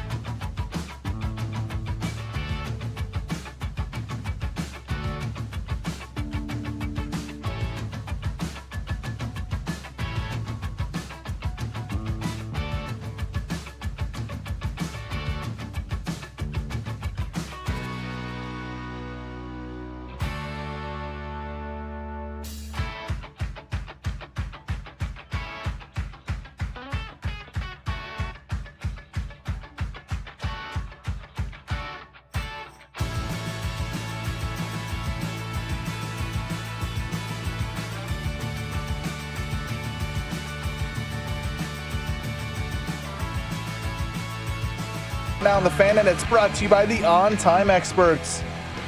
Good morning, DFW. It is Sean and RJ here on 105.3 The Fan. Happy NFL Free Agency Day. Hump Day. Hump Day! 3 o'clock today is when it officially starts, and, I mean, it's already anticlimactic because it's already started because everybody's gone and off the market. Not everybody. Let me ask you Aaron this. Rodgers is still out there. Let me ask you this. So these guys technically have not signed these deals. They've agreed to terms. Yep. So they could back out. In theory, I think. Yeah. And that would cause quite a bit of... It's a DeAndre Jordan situation. Potentially. Oh, yeah. It would be. But that doesn't happen very often because the money's dried up. Yeah. A lot of times. Yep. You make commitments and that's the way that it's set up. I mean, there would be... Hell would be raised. Agents would get blackballed. You think so? Mm-hmm. So that would look... So the agent was the one that would take the... they would take the hit. That happened with Emmanuel Sanders years ago. Trying to remember who it was that got in trouble. It was an issue of Steve Weinberg, who, boy, you should get David Cantor going on Steve Weinberg sometime. Emmanuel Sanders was supposed to sign with the Chiefs, and he ended up bolting for the Broncos. And it was some sort of similar situation where there was a commitment and then there was a jump, and it caused problems. And Steve Weinberg does not, I don't believe, has a single player left in the NFL now. The NFL took care of that, I think. Not the NFL officially. I think the teams made sure in a very by-the-book official way without doing anything that would be considered, I think they made sure to blackball. Wow. Okay. All right. What does Micah Parsons have to say? So Micah Parsons yesterday, and could this be perceived as, is this just honest? Because this sounds like the RJ Choppy school of GMing from Micah Parsons. Sounds like it. Or is it a potential shot, maybe, at how much money this quarterback's making here in Dallas? I don't think it's that. It's just the reality. So the San Francisco 49ers have been getting picked over left and right. They had to cut Leonard Floyd yesterday. They've lost a number of players. And after we're going to detail this at 8 o'clock because the time is now. After Adam Schefter had mentioned that Leonard Floyd got released, Clarence Hill, which we'll be talking about Clarence Hill again here in just a second, quoted it and said, 49ers gutting themselves. To which Micah Parsons saw that, quote tweeted it and said, no more rookie quarterback, LOL, welcome to reality. Yep. And he had a lot of people in his comments going, man, your quarterback makes $60 million. Look at your roster. Other people saying, mind your business. Don't be talking about other teams. You had a lot of folks yesterday saying, boy, I love this era of Micah just commenting on every other team and how he takes shots at the Giants for cutting Saquon Barkley. He is NFL analyst mode, but this is the reality of the NFL, according to Micah Parsons. This is what you've asked for, 49ers. You got to pay this quarterback. You're going to have to start saying goodbye to people. 3 words. Find the lie. Well, look, this is what did you talk about at 620? SI ripping Washington for taking shots. SI ripped the Washington Commanders. And I was like, that's just off base, man. You just don't get it. And I like Connor Orr. I think Connor Orr does a good job, but I just think he was off base here. You just don't. You're not paying attention. Like you have two. There's two ways to win in the NFL. 2 ways. Have an elite quarterback or have a cheap one. That's it. That's the way to win. Have a free quarterback or an elite one. And now I guess there is the offshoot option where you're the Eagles and your GM is running circles around the rest of the league, and but the Eagles have had a rebuild. San Francisco now is on their 4th rebuild since 2010. They went to the Super Bowl. They went to the Super Bowl with Colin. They rebuilt. They went to the Super Bowl with Jimmy. They rebuilt. And then went to the Super Bowl with Purdy, and now they're rebuilding. This is what you do. The Cowboys never rebuild. 682, look at that was his point. Look at his team. Do you think that's the point he was making? Like, look at what we've had to say goodbye to. Yeah, that's a large part of it. So is that any sort of a shot? It's not a shot at Dak. It's not a shot at Dak. A shot at the reality of what this roster is right now. It's the reality of what the league is. Yes, it's the reality of what the league is. People. Every single person can point to in a situation where it happened. Oh, well, the Ravens won with Joe Flacco, who was still on a rookie deal, by the way. You had teams won with defense in the past. Yeah, they have. That's not the way to do it every single year. If you want to win every year, you got to have either A, an elite quarterback, or B, a free one. And that's why if Detroit had a free quarterback, would they have had more players last year that would have been able to, kind of deal with the injury bug a little bit more? Maybe. Now they kind of went a little overboard with their injuries, but that's the point. If you don't have a cheap quarterback, you better have an elite one. So there were again some others jumping in the comments here. Somebody else replied because he said welcome to reality. Somebody else replied and said welcome to reality and showed one of those Micah Parsons Muse stat graphics that shows that in 3 career games against the San Francisco 49ers, he has no sacks and 1 quarterback hit. And he also got the reply of talking S about a team you've never beaten is wild. Is there something to be said for that too? Like, just mind your business until you figure out how to beat that team. Micah is when Micah is on his podcast, he is not a member of the Dallas Cowboys. He is just a media member. That's how he views it. That's just how he views it. And that ain't changing. Am I right? That ain't changing. It's up to us to recognize that. That ain't changing. Yeah. He's going to have his podcast, and when he is on that podcast, he is not Micah Parsons, number 11 for the Dallas Cowboys. He is Micah Parsons, NFL content creator, or whatever the hell his title is. Right. Now, do you like this? And you can let us know on the Franklin Injury Attorney fan text, 877-881-1053, 877-881-1053. Is this the kind of honest commentary you like from Micah Parsons, or are you just a little bit like, bro, just keep quiet about what other teams are doing? Just focus on I like the honesty. When I do my little kitchen stand-up rants on Instagram. About candles and such. I'm not RJ Choppy for the fan. I'm Mr. Countryman at that point. So it's just different. It's just different. You are going to change to Countryman, aren't you? That should be kind of fun. It'd be a good bit. It'd be a good radio bit. I mean, you could do it as a radio name. No. You tell everybody you were Tell everybody I still think Choppyman is the best is play. the way to go. Choppyman here. I think that's the best way to go. Choppyman here. Very nice. Brandon Cooks. Man, how about this? So Brandon Cooks was on. You had some takes on this yesterday too. Yeah, he was on with Clarence Hill at DLLS, and he was asked if the Cowboys can win with the current setup they have. Can the Cowboys win with Dak? Is he a quarterback that can win with? Yes. He certainly gets a lot of criticism from the outside, even from the own fan base. But what people don't understand, in my opinion, from a quarterback position, that's why they get paid the big bucks, so I don't feel bad for him. But at the same time, he needs help. And I'm not just saying help from players. You need help as an organization, right? You need to put his teammates in places where they can receive the most help to be the healthiest they can possibly be. Just taking things off his plate. There was a word in there that stood out to me more than any. This is a diplomatic takedown by Brandon Cooks. He tore the whole thing down. Not just the players, but the organization. They're not putting people in the best places to succeed, and they aren't keeping them healthy. Did you catch that? He went and got his knee looked at outside the organization. Now, look, this is a slippery slope. You start taking shots at a training staff and different things like that. I mean, the NFLPA survey took shots at the training staff, which is anonymous. There's a difference when you're standing up there going, "I'm saying this." Yeah, you maybe where the D's came from. Brandon Cooks standing up there. Look, and I'll give Brandon Cooks credit for just not being afraid to say how he feels.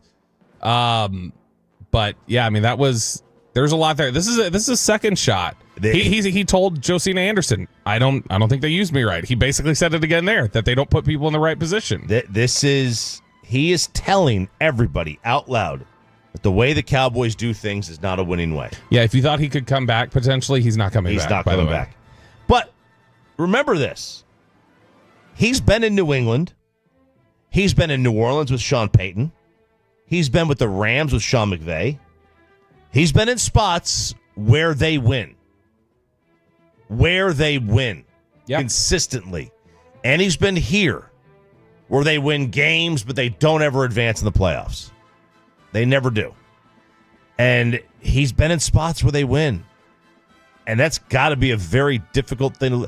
Like, I can't think of a player in the NFL because I don't want somebody who just was in New England. Like Gerard Mayo showed last year, he didn't have any idea of what life was like in the National Football League outside of the Patriots. He had no idea about coaches. He just hired coaches that he knew or that were with the team, but weren't necessarily with Bill, and it became a disaster. Like Cooks has been in arguably three of the most successful organizations in the last 15 years, 20 years. Boy, it's really hard though to take shots when you went and saw something outside the building too, like to talk about the training staff, whatever else. And the reason you missed time was due to an infection that happened in a procedure you got outside the training staff. But that shows a lack of faith in the training staff, right? But the reality, he played in 16 games the year before. He missed the most time he's missed since his rookie year, and it was due to something that he went outside the building to get taken care of. That just may show that he doesn't have a good read on it. He may not. His lack of trust may have nothing to do with their capability. That's fair. I'm not saying it, and I'm not saying it does or doesn't. I'm saying I have no idea. I'm just saying the definitive fact is he missed so much time because of something that he had gotten done outside the building, that he'd gotten addressed by a training staff that he trusted or by doctors that he trusted. Well, like you said, that bridge is burned, man.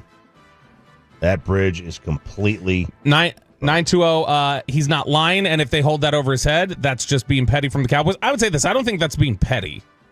If you've got somebody who's just actively saying they don't do things the right way and they have this messed up and that messed up, that's not being petty. That's okay. Well, we're just not a match, clearly. If you're going to be, I can't sit here and just we wouldn't be able to sit here on the air and just go like, this is what the fan doesn't do right and Odyssey doesn't do right. Like you can't. That's not that you don't talk about your employer that way. That's just you work those things out yourself behind the scenes. You don't just air that stuff out. And that's the thing. That's where you are introducing potentially a toxic element that the Cowboys walking away from that would not be anything petty, I don't think. I think that would just be like, okay, well, we can't have this. This is toxic right now. Sean and RJ here, 105.3 The Fan. Get to chopping it up here in a couple of minutes. 817, why does Bobby get so defensive about the training staff? I didn't. I just said literally, though, what happened. Look, you guys got to slow the hell down on some of this. Anything that is just reality here. Anything that is just a fair, like, down the middle point or objective, like Brandon Cooks missed time due to an outside procedure, that's not defending anybody. Oh, no. That's reality. That's facts. I get tired of it. Because then on the flip side of it, anything that I say that's negative, it's like, why are you hating on the team so much? It's not that. It's just objectivity. This is the reality of what happened. That's the reality. 817. 817, are you happy now? You drew him off. Peyton shaking his head back there. That was me. I texted that in, too. It was the hard count. You got the hard count. Aaron Rodgers got you. That's not a hard count. That's somebody being dumb. That's somebody who doesn't understand. That's somebody who can't comprehend. Okay, Did you text that in, Peyton? Let's hear. You're 817-526. Oh no!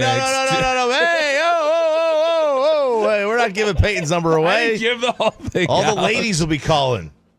I didn't give the whole thing out. Oh man, 817. Drawing Bobby offsides. Kevontae Turpin, do they overpay? No. It's $6 million guaranteed. So it's just a 1 year deal, basically. And the tender was going to be 1 year. Yeah. So same thing. But you're happy with you're happy. Yeah, I'm fine with it because of what he does and the just various things that he can do. Now, look, if they were committing to $18 million fully guaranteed, that'd be a problem. But to me, it kind of matches up with everything that he does in terms of he carried the ball for you last year. He was one of the more efficient receivers you had. He does a lot on special teams. So, no, I think it's completely fine to pay what you paid. Yeah, I don't have a major problem with that. I think he's a weapon. I think they need to use him better. But I think he's absolutely a weapon that they can and should continue to use. And, when you don't have to have a roster spot just for your kicker punt returner, right? And you can use somebody. I'm a big fan of, using. That was one of the things. Remember our guy David Beeler, like they kept a roster spot just for a kickoff guy. Mm-hmm. And when they changed the kickoff rules and anybody could boot it out of the end zone, he became expendable. And it stinks because he was like the one guy in the locker room that actually would talk to me. So I was really bummed out by that. Yeah, there's just not enough Tennessee volunteers in there. Well, he didn't go to Tennessee. I know, that's what I mean. There's not enough Tennessee volunteers. Who was Nick Stevens? Nick Stevens was a Tennessee guy. He had gone to Tarleton for his senior year. Peerless Price. Did you ever get any time with him? He was here in 2004 for like 6 games. I got like very, very little time. You didn't try Go Vols on him? I tried. Maybe he wasn't paid as handsomely as he thought he should have in Knoxville. Witten, of course. Yeah. But, Witten never texted back. David would text back. But I get it. Text Witten right now. Jason's he's more popular. Text him right now. Just text him Go Vols, baby. See what he says. Witten? Yeah. Just say Go Vols, baby. He doesn't bother. How much would I have to pay you for you to say, just text him Go Vols, baby? $20. $20? Yeah, all right, do it. Listen, I got a very low threshold. Do it. I got a very low threshold. Let's chop it up on the fan. All right, here we go, fellas. Let's have a little fun today. Bobby Belt, have you ever been uninvited from a wedding that you were previously invited to? No. I'd have to get an invitation to a wedding. There you go. I've never either. But this woman wrote into Dear Abby. I'm assuming it's a woman because I don't know many guys that wrote into Dear Abby, but maybe there are then. Maybe I'll say this person wrote into Dear Abby. I was invited to my niece's wedding and immediately RSVP'd. Yes, I was also invited by her sister to her bridal shower. That's why I thought it was a woman, because bridal shower. And responded affirmatively. I have a service dog I take with me everywhere. I advised both parties I was bringing them, and they immediately said I am uninvited to the wedding because of the service dog. And she wrote in asking, do I still have to give a gift? I mean, they say, Emily Post would say, if you get an invitation, you have to send a gift. That's why people just over-invite. Yeah, to the millionaires. Right. I invited all the millionaires that I know, which is none of them. No, that's why they say you're supposed to just mass blast millionaires. Yeah, if you can, because they have no idea. It's probably an assistant that's just going to get you a gift. But isn't the life hack like you send it to American Airlines, Chick-fil-A, because they'll reject it, but they send you a gift. Yeah, most of them will. Absolutely. Mm-hmm. Yeah. So, but what would you ever uninvite someone to a wedding because they were going to bring a service dog? Now, what this tells me is that this tells me that this family thinks that this person's service dog is not really a service dog. Like if you have somebody that's I know somebody like that, a dog that you use for keeping your balance. What's wrong, Peyton? Or eyesight or whatever, and you uninvite that person. I mean, you are a cold-hearted loser. Unless they think. But if you think that they're just trying to get away with it because, I know somebody who is putting their dog. I know somebody who's putting their dog as a service dog because their apartment is not going to allow them to have a dog of that size in the apartment. Okay? So they're going to make their dog a service dog because now the apartment cannot tell them you can't have that size dog in our apartment. That is what I would consider a BS service dog. And at that point, I'd be like, you're not bringing your 200-pound Great Dane to my wedding because you want to keep it in the apartment. 210, is it a true service dog or an emotional support animal? Which one are they claiming? It doesn't say. It just says service dog. It doesn't say what it is. I should have dogs at my wedding. I'll allow them. You like dogs? Can I bring my dog to your wedding? It counts as your +1, though. Oh. You brought your dog to the firehouse. You brought Pudge to the firehouse. I did. Oh, did he like the bones, by the way? Oh, he destroyed one of them. Really? Yeah. Destroyed one of them. I don't know if we're supposed to actually give him these bones because they can splinter, but I thought that was chicken bones you weren't supposed to give him. Honestly, I really have no idea. I honestly have no idea. I've just been told you're not supposed to give dogs. 214, dude, my mother-in-law is doing the same thing at her apartment complex with her dog, and it's hilarious. I don't have a problem with it in an apartment because it's it's your dog, and you're if you have a big dog, you're just limited on the amount of places that you can live. You're just limited. This is the way it is. By the way, we got a traffic update from the 972. They say I-30 West closed east of Royce City. Vehicle flipped. 5 to 10 mile backup, so watch out if you're on I-30 West. 5 to 10 mile backup. Thanks for the heads up, 972. Gross. All right, yeah, be careful out there. It's chopping it up here on 105 through the fan. What a day for Southwest Airlines. For the first time in their history, they are going to charge for checked bags beginning in May, and the people on Twitter had things to say about this one. If Southwest Airlines had assembled a focus group and asked them what's the stupidest thing we could do to ruin our company, this is what they would have come up with. May whoever decided to ruin Southwest be immediately fired and never allowed to touch the company again. They are charging for bags, and I talked about this a month ago. Yeah. That they needed to start doing this anyway because the other legacy carriers in the U.S. were making $1 billion per year, and Southwest was losing money, and they were laying off employees. Yeah, but it's $1 billion a year you're giving. This is free money. Man, that's their bit, though. It is their bit, but it's a business. They're flipping everything over because now they're going to start doing that's assigned. Delta. No, they're stop. They're going to do assigned seating. Hey, nobody died. No one's dying. It was the Jason Kidd flight. Yeah, nobody died. Yeah, it was JK5, flight JK5. This is they are changing everything at Southwest right now. They're rattling cages with the seating. The boarding process, I imagine, will change as part of this at some point. Their boarding policy is stupid. Yeah, their boarding process will change at some point because of this. And then you've got the now they're charging for bags. Are we going to start getting a rewards program, a frequent flyer program? They have that. Do they? I don't think I don't think they have it similar to the way the other. I don't know if it's similar to the others. It's a point system instead of a mile system. I don't know how. I have a frequent flyer they're number. rapid rewards, but they don't have the same setup as some of the others. They don't have an Admirals Club kind of thing. If you're right? gonna start changing everything else, you better start giving some better benefits. They give you your free drinks. Yeah, they're gonna have to be like a real, like, not a low cost carrier anymore. 682 Nico is Nico's running Southwest. Nico's running Southwest. 214 first Luca, now Southwest. 214 who fumbled worse, Southwest or Nico.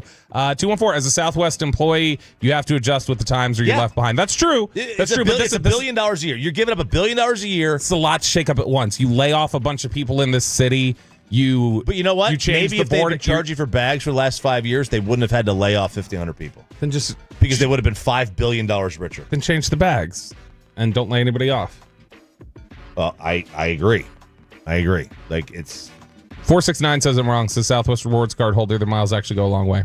okay. There you go. I mean, I don't know. I have the frequent flyer number, but I don't have I don't fly them very often. It's just not convenient for me. I have no problem with it. It's just not convenient. I live on the other side of DFW. I mean, I like Southwest because I like flying out of Love much more than I like flying out of DFW. Interesting you brought that up. Dallas-Fort Worth Airport was named the best airport in North America of those that serve more than 40 million passengers per year. Number 2 was Atlanta, and then 3 was Toronto. It's the third time DFW has received the recognition since 2022, so that's 3 straight years. Dallas Love Field was ranked the best airport in North America, serving 15 to 25 million passengers per year. So we have the 2 best airports in North America. I believe it. Actually, I don't believe it. The DFW is good. DFW is a city. It is a city. It's got its own zip code. I mean, like, it's used as a highway to cut through. Like, it is so freaking big. It does feel like going into a city, and like you've got exits the way you normally would in a like a city or something like that. And if you miss one, it's like, well, I got to loop back down, got to come over here. Yeah. DFW can just be a pain to go in and pick people up from. I'm old enough to remember when you could cut through DFW without being charged. Oh yeah, that's old. When it was under 8 minutes, it was under 8 minutes. If you could make it through in under 8 minutes, it was free. And then they started charging. Like it was like they owed like $2. I thought it was under 8 minutes. It cost money, and if it was 8 to 20, it was free. Because it was like they figured if it was 8 to 20, you had to spend the time to drop somebody off. Where if it was under 8, they knew you were just cutting through. Maybe that's what it was. Yeah, I think under 8 cost you like $5, and 8 to 20 minutes was free. All right. Well, I was wrong. Okay. Do you want eyelash trimming or bathroom divorce? Let's hear about a bathroom divorce. The bathroom divorce is the newest trend in saving marriages. How about that? Bathroom divorce is the newest trend, and I bet every single woman will agree with this. My bathroom divorced saved my marriage. My husband's disgusting. I now have toilet nirvana. I'll tell you, I cleaned. So I had my colonoscopy 2.5 weeks ago, and I was banished to the other bathroom because Sarah didn't want me to do that in the master bath, the primary bath. So I hadn't cleaned the master bath since, and I went and cleaned it. That was the most vile, and it wasn't like you couldn't see it. It was all underneath. It was disgusting. It was the most vile thing I'd ever seen. So, but this is an interesting concept because Sarah's commented on me like I get the mirror all dirty, and the bathroom has just got toothpaste over my hair from when I shave. The bathroom divorce. 877-881-1053. Have you been banished? So this is interesting. So I put this in the email the other day. Kristen air dries a lot of my hoodies and shirts and different things like that. There's a bunch of stuff she doesn't like throwing in the dryer because there was some study from the University of Michigan. She didn't do this, but this is why it was in the email. There was some study from the University of Michigan that talked about you can save up to $2,000 a year by air drying your clothes instead of throwing them in the dryer. And so I talked about how she does this all the time. When I have to go to the bathroom, I've already got my weird issue where I won't shower within 2 hours of going number 2. Similarly, I will walk into the bathroom. If somebody has toothbrushes out on the sink, I will put them up in the cabinet because I don't want that mixing with the toothbrush. I will take the clothes that are hanging in the bathroom if she's got them hanging on the shower thing up there. I'll take them off and remove them from the bathroom and put them up after I've gone to the bathroom because I don't want all those particles mixing with the clothes as they dry. So I myself have set up a sort of bathroom divorce where I try to just separate myself from those things as much as I can. Ooh, okay, yeah, we have the same. We're in the same bathroom. We haven't divorced the bathroom, but I know she would probably like to. Peyton, are you disgusting the bathroom? I mean, look, it's just Mackenzie and myself at our house, and so like if I go to the bathroom, I don't shut the door. Like I leave it open. Now she's not always there, but like if she walks through the bathroom and sees me, like I'm gonna be there, but I don't always close the door. I think that's weird. Did you have a bathroom divorce when you ate the mother clucker from Palmer's? Yes. Yes, there you did. Yeah, okay. that was the bathroom door was closed and the bedroom door was closed after that. Chopping it up on 105.3 The Fan. Let's do the weatherman before we do the Texas coach. This is Brooks Garner. He is a meteorologist for Fox in Orlando. By the way, Richie from Ennis says that it was the best decision he ever made when he and his wife divorced bathrooms in 2020. Yeah? Yep. Dude, I mean, if I was a girl, I would absolutely be all in on this. Yeah. Because we are disgusting creatures. All in. Are foul. Huh? All in. All in. Fox Orlando, Brooks Garner, meteorologist, as a tornado literally rips through the studio. I couldn't believe how calm this guy was. This is a live view from our TV station of what may be, at the very least, it's torrential rain crossing I-4 right now. We could be looking at a tornado on camera. Look at those trees blowing around. Okay, bring the camera up, guys, if you can. Zoom out. Can you zoom out? This is a look at the live camera of a tornado, which could be passing by our station right now. Okay, there's debris. We've got debris on. Okay, take shelter. Everybody in the Fox 35 building, get to your safe space under your desk if you're not in a designated area. We're catching debris right now on the roof. Debris is on the roof right now. We're hearing, you can see the debris flying there on the camera. This is a tornado. Seek shelter immediately. Get under your desks, guys. Anchors under the desks. Everybody get on the desks. Okay, that was it. We're still in debris zone. Everybody get in. Everybody get in the studio. Come on in, guys. Okay, we got power flickering out. That's a tornado. This is a confirmed tornado. National Weather Service, if you're listening, this is a confirmed tornado. Trying to get the plug in. National Weather Service, Fox Orlando. Hey guys, if you're needing to confirm that, this is you hear that Southern hospitality though? There's a tornado room there. Come on in, guys. Come on in, guys. Everybody come walk in. You want some sweet tea? Come here. Put your feet up. Take a load off. Yeah, it's like everybody seemed to be okay. So the video was shouldn't like weather people or whatever, shouldn't meteorologists, like especially in the South, shouldn't they have like an underground studio to broadcast from for these situations? Yeah. You know what I mean? Yes, like something that, because this is not the only time this has happened where we see a tornado rip through basically, and they have to go off the air. They have to 1,000%. Like, to me, I would think you would just, if you need them to stay on the air and inform the public, you got to have some safe space for them to be able to do it. I totally agree. But that, good job by that. He was very calm. I would not be nearly as calm if a tornado was ripping through the building here, but he was very calm. That was Brooks Garner, meteorologist, getting a tornado ripping through. Chopping it up here on 105 through the Fan. We got time for one more. This is your coach, Bobby. Let's do the Texas coach here. Yep. This is Vic Schaefer, the Texas women's basketball coach. Now, they were playing the SEC tournament in Greenville, South Carolina, and there were a couple of student writers. 3 student reporters had driven 16 hours to cover it. And this is his interaction between the reporters. So, if I'm not mistaken, are y'all my 3 that drove 16 hours? Yes, sir. No. You 2, and who's the third one? Charlie's over there. I want y'all to know, when it comes time to get a job, you put me on your resume. That's really unique. And I'm proud that you guys are here, and I'm proud that you take enough pride in your job that you would do that, because you don't have to do that. And I think people need to know that. So thank you for being here. That is awesome. But you have a gripe about it. I don't have a gripe about it. I said it's probably unethical. Why? Why is that unethical?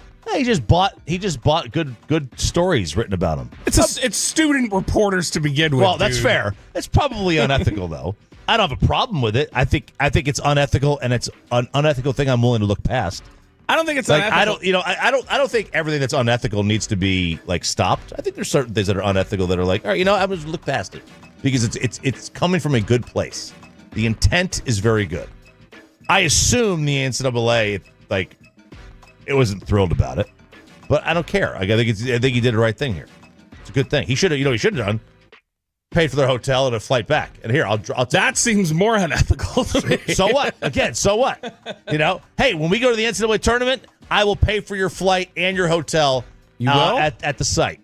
That's what if I was him. Oh, if you were him, you would do that. So yeah, it's probably unethical. I don't think it's I don't care. Because no, they're essentially. This is like kind of an internship almost, where they're trying to get a job. So for him to just say, hey, I was the person who you worked with every day, who you were covering. When you need a reference to show that you can work well with people, put me down as a reference. But I guess that's a good thing. It is a good thing. I guess the other side of it is, though, like, did he not just purchase did not just purchase biased coverage? No, working for the student paper or whatever would be more likely. You're biased in general. I get it. It's like would you have a bigger problem if you did it for? Would you have a problem if Tommy Yarish? If Tommy Yarish was sitting at a press conference and Brian Schottenheimer was really impressed by something he did, and he goes, "Hey, if you ever need a reference for a future job, you let me know because I'm really impressed by you." I don't know. I mean, I think it's the team website. They both are employed by the team. First Take could have a take, but they're both employed by the team. Yeah, they're essentially they're both employed by the university. They're essentially co-workers. I mean, yeah, in a manner of speaking. So you would have an issue if those three worked for like the Austin State. If it was the AP and he said it to somebody who's from the AP, that seems a little okay. All right, that might be a little bit different. But no, this is a good thing. I think this is all positive. I don't have an issue with your take. I think you're wrong, but I don't have an issue with it. Sean and RJ here, 105 through the Fan, that is chopping it up in the commercial-free expressway. It is time. The time is now. If you're in the NFC, if you're the Dallas Cowboys, you're on the clock. It's all coming up next in the 8 o'clock hour on Sean and RJ at 105 through the Fan. Let's get you on over to QC Connecticut.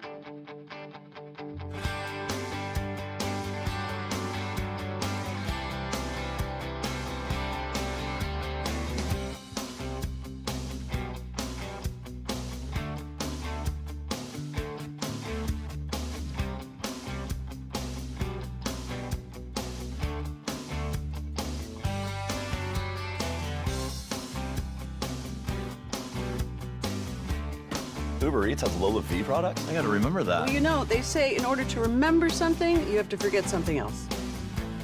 Okay, now that is a very cute haircut. That's like a little shag. I've never seen it before. Well, I mean, of course you have. It's but Rachel. Oh, is that your name? No, I mean like your name. No, I'm Jen. My name's Jen. Right, but I just mean like this is your haircut. But that's hair on your head. I'm not saying this is your hair. Okay.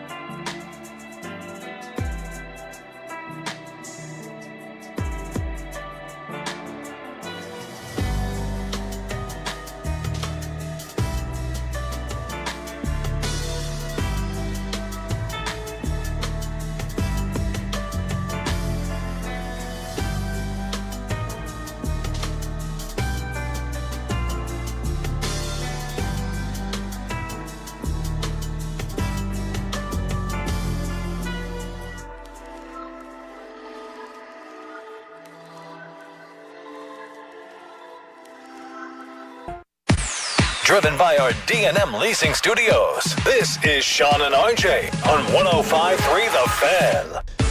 8 o'clock hour here on this Hump Day edition of Sean and RJ here on 105.3 The Fan. I'm RJ Choppy. He is Bobby Belt, Peyton, and Aiden alongside. We got Below the Belt coming up at 8:40. We have our Cowboys insiders coming up at 9 o'clock. Mickey Fisher. Oh, you just spoiled it. You were supposed to. It was supposed to be a surprise. I mean, I teased it yesterday in the tease. You teased that we were going to have a surprise guest. Well, that's a surprise guest. I just told you. That's what the surprise guest is. Wait for me. It's coming up at 9 o'clock here on 105.3 The Fan. But you're on the clock. You're on the clock in the NFC. The 49ers moved on yesterday from Leonard Floyd. They had already moved on from Debo, Hargrave, Juszczyk, Malik Collins, Javarius Ward, Greenlaw. They're as depleted as they have been in years.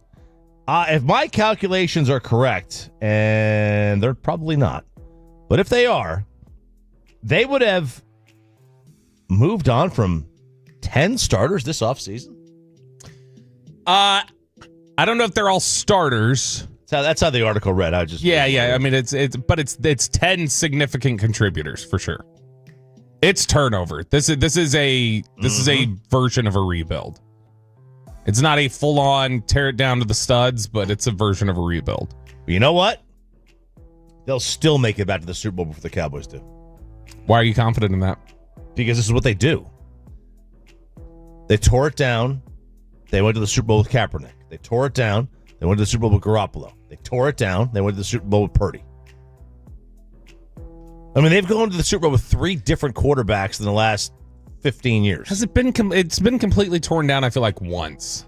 Well, after Kaepernick, it was completely torn down. Yeah, that was the one. I mean, it was torn down enough with Jimmy. I think there were injuries and other things though that like I think the core was in a lot of ways still the same one. But to me, anytime you have a new quarterback, that's a teardown. Does that apply to San Francisco though? Because San Francisco's always been a team that it's like whoever you put in here, we're gonna have success. But you know, Babe has talked about this, and I have too. Like that's not necessarily the case. Like they had success with Jimmy, but you know when they brought in other quarterbacks between Jimmy and Purdy, they didn't necessarily have success. But see, that's what we had. So that had been the topic that we talked about. Because at the time it was when Jimmy would go down was also coinciding with they had a lot of injuries, and so the question was always, is that Jimmy or is it the injuries overall? And I think what you saw was it was the injuries in general. But I mean, Purdy's stepped up. He's improved as he's gone along. He is a legitimate, to me, a top 10 to 12 quarterback in the NFL. Purdy? Yeah. Yeah, I think that's fair. Boy, you know, if you were to, I'm guilty of this too. I think I say he's a top 10 to 12 quarterback on about 20 guys. Ooh.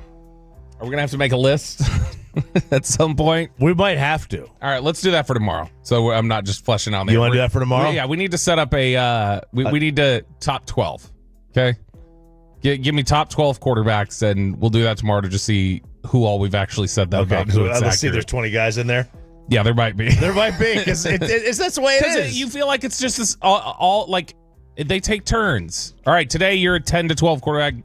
Next week you're like somewhere in the realm of like 14 to 16. Yep. But I think this is why, you know, Washington is in part doing what they're doing. Like there is, you know, there are great teams in the NFC, like Philadelphia and Detroit, but they're beatable. And San Francisco was the team that felt like they were the most unbeatable of the teams, you know, during the early Purdy runs. Like it was like, all right, you're not going to beat them probably. At least it felt like that from our standpoint for sure. Yeah. So if you're Philadelphia, if you're Detroit, if you're Washington, if you're the Cowboys, if you're Green Bay, Minnesota, if you're the Rams, man, the time is now. If you are not going all in right now, with San Francisco is clearly, and San Fran's doing something. The Cowboys, we agree, the Cowboys would never do this, right? Probably not, unless they got to a financial point where they felt like they had to shed salary. So, but that would be it. And they're not going to do it with Jerry being at his age. He is not going to go and waste, because he'll tell you, like you're in your 80s. I mean, you don't look at it in terms of years anymore. Yeah, look at it in weeks, months, days. Like it's just how it is. So, who would you say? Let's list off these teams really quickly. Who is in contention? Who's close enough where it's like, hey, San Francisco's vulnerable, go all in. So who you would say Rams, Packers, right? Who else? Rams, Green Bay, Detroit, okay, Philly, Washington. Let's say Washington. Okay. You know, maybe Tampa. Okay, we'll put them in there. Right? I mean, they're the playoffs every year. We'll put them in there just for this exercise that we're Dallas. Okay. Put the Cowboys in there. Do you want to put Minnesota in? Yep. Also do Minnesota. Okay. I don't think Seattle. I don't think the Cardinals. Okay, let's just keep to those teams real quick. Let's take a look at these, and there are tiers of these teams too. Sure, 100%. Let's take a look now at. I'm just going to go over to the NFL.com tracker, and I'm going to take a look at what these teams have done so far in free agency. So let's start off with the Eagles to this point. They've acquired Dorian Thompson-Robinson in a trade, quarterback. They've signed Saquon Barkley to an extension. They just made a trade yesterday. They got rid of C.J. Gardner-Johnson. They sent him to the Houston Texans for offensive guard Kenyon Green, who's still just 23 years old, but a guy who had struggled in Houston. Pick, right? Yeah, former first-round pick, a guy the Cowboys were interested in, but he struggled. And then they re-signed linebacker Zach Bond, and they've lost a lot. So Philly, is that an all-in team? Are they taking advantage of this to the level you would want right now? I mean, they just won the Super Bowl. But I would think not, but they just won the Super Bowl. They might be in the same situation that San Fran's in. They kind of have to. Washington, Deebo Samuel, Laramie Tunsil, Javon Kinlaw. They went out and got Jeremy McNichols. They re-signed him, the running back. They re-signed their tight end, John Bates. They made a couple other re-signings, including Bobby Wagner. They signed safety Will Harris yesterday. I would say Washington is definitely attempting to take advantage of this right now. I agree. I think Washington is up. Okay, so Washington is one of these teams that is. Dallas, you would say right now you don't think they are. No, I mean, they retained a lot of guys. They retained a lot of guys from But they didn't retain their number 2 target internally. Jordan Lewis. Yeah, and they've been losing out on guys in free agency. I would say right now they have not succeeded. I would think that they are flat or down, either one. Okay, Detroit. They have re-signed Marcus Davenport, and then they signed defensive lineman Roy Lopez to a small deal. They signed linebacker Derek Barnes to a 3-year, $25 million extension. DJ Reed signed a free agent deal. Otherwise, they've lost a few guys. Would you say that the Lions meet this qualification? This is a tough one. DJ Reed's an investment. ESPN had him as the number 1 free agent on the available this offseason. After Higgins got tagged? I'll have to go back and look. I think Higgins was on there. I think Higgins was like 4th or 5th. They had DJ Reed as number 1. I was surprised by that. Would you say yes, they're taking advantage of it, though? Because they have lost some guys, but they lost coaches, too. And they also they've had to re-sign a number of different people. And they've still got to pay Kirby Joseph. They've still got to pay Aiden Hutchinson. So they've still got to make sure that they've got money after they've spent a lot. So I would say they're taking advantage of it to the extent they can. They're either flat or up. I don't think they're down. Green Bay went out and signed a $20 million a year deal with Aaron Banks, the guard. They re-signed linebacker Isaiah McDuffie. Cornerback Nate Hobbs just signed a $12 million deal that they signed him in free agency. Green Bay, I think, is showing they're spending money. They're willing to do things. So, yes, they are taking advantage of it. Minnesota's been very busy. They let Sam Darnold walk, but they went ahead. They re-signed Aaron Jones. They signed Ryan Kelly at center. They signed Jonathan Allen. Yeah, they've signed a lot of offensive linemen. They re-signed Byron Murphy. They got Jonathan Allen. I'm saying yes, Vikings are taking advantage of this. Yes, Javon Hargrave yesterday as well. So I say that they're taking advantage of this as well. Yeah. Tampa Bay re-signed Chris Godwin on a friendly deal. Re-signed offensive lineman Ben Bredeson. They re-signed Levante David, and they signed Hassan Reddick. I don't think they're taking as much advantage of that as they should, especially in a vulnerable division. They could really lock that down. Let's see. Cap space-wise, they're near the bottom. Their effective cap space has $2.8 million, and then the regular cap space is near $6 million. What's the difference, by the way? Between what? Effective cap space and cap space? The effective cap space is just relating to like draft pick money that's set aside and different things like that. Oh, okay, I get you. So only the Ravens, Bills, Texans, and Dolphins have less cap room than the Buccaneers do right now. But the Ravens went out. I mean, the Bills went out and they signed Joey Bosa. The Ravens went out and they are getting, DeAndre Hopkins. Right. And so the Rams, they agreed to a restructured deal on Matthew Stafford. They re-signed Jimmy Garoppolo. They signed Devontae Adams to a $23 million deal. That's kind of to replace what they're going to lose from Cooper Kupp. Re-signed Alaric Jackson, and they signed Poona Ford to a $10 million annual deal.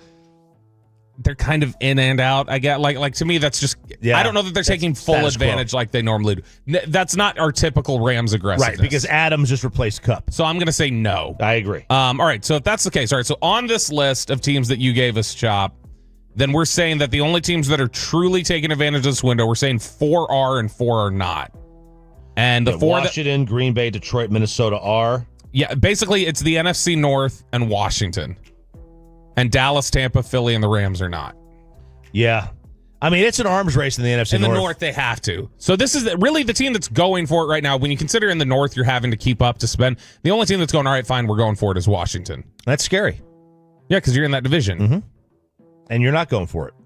Not to the extent you should. Look, I mean, I think the Cowboys have had the best of intentions, but what's the term? The road to hell is paved with good intentions. They failed. They failed to get done the things that they need to get done. So I don't think it's been for a lack of desire, but it's definitely been a failure. They've bungled it to this point. What did you make of the Eagles CJ Gardner-Johnson trade? What was your initial reaction to that? They are willing to throw their defense into complete turmoil right now. I don't know why. And I don't think CJ Gardner-Johnson is. I think he's generally. They don't have Slay anymore either. They don't have Slay. They don't have Bradbury. They've lost a bunch in their front seven. Like they lost Isaiah Rodgers, who's in their secondary. Their secondary just been flipped over this offseason. And they've lost a lot on their defensive front. And so I don't know totally what they're going to be able to do to sustain that defense that Fangio had. Fangio went in there, ripped all of them the day they were going to a parade, and then the whole defense is like, well, we're leaving. I don't want to hang around for this then. Yeah. I guess that must be what it is. But in general, I think I'm surprised that they're willing to make that sacrifice in the name of an offensive line that's still pretty good. Yeah, it's not... Kenyon Green's got better upside. He's struggled, but he's got better upside. Yeah, you're trading young for old, or old for young. But it's just, I don't totally understand the thought process to just deplete that defense, because I think a lot of people felt like that's what made a difference for them. If I remember, I assume that they're going to go heavy defense in the draft. That's what they did last year. And that's what they've been doing. Yeah. They've done that quite a bit over the last few years. Usually you spend money on the offense and free agency and then draft your defense. I wonder if that's the cheat code. Draft your defense, spend money on your offense. 704, selectively aggressive to me would insinuate that they would sign these low-risk contract guys like they have, but when a big-time player is available, they would go after him. What they are doing now is not selectively aggressive. It's dollars general. Yeah, this is what that's right, 704. I mean, what they do is they generally look in the bargain bin bucket and go, okay, what's in here? Mm-hmm. I mean, that's what they want. They want a discount. They want an extreme coupon. That's the best. Extreme couponing, baby. That is the Cowboys. That's a cool show. General offense or off-season philosophy. Extreme couponing. Extreme couponing. There we go. All right. Thank you very much, Bobby. Belt below the belt coming up at 8:40 here on 105 through the Fan. Overreaction or not, the Dallas Stars are the Stanley Cup favorites. It's next to the Fan.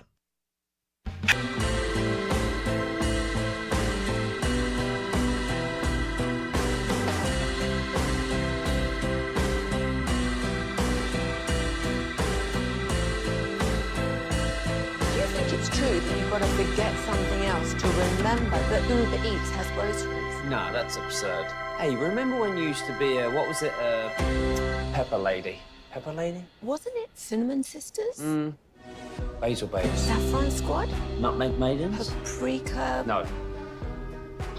Nutmeg Maidens. I just said that. Was it Spice Girls? Doesn't sound right. Was it Saffron Squad?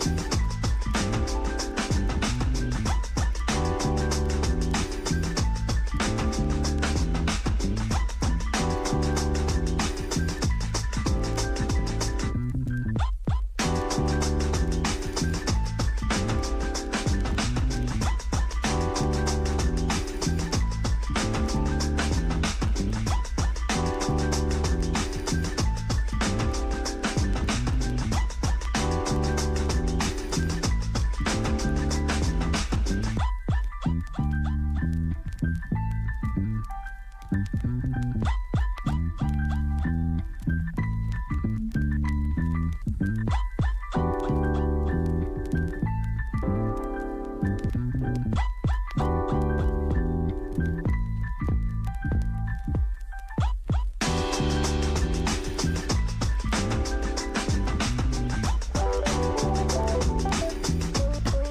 Eats has Lola V products? I gotta remember that. Well, you know, they say in order to remember something, you have to forget something else.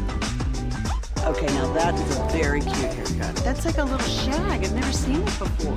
Well, I mean, of course you have. It's the Rachel. Oh, is that your name? No, I mean like your name. No, I'm Jen. My name's Jen. Right, but I just mean like this is your haircut. But that's hair on your head. I'm not saying this is your hair. Okay, yeah.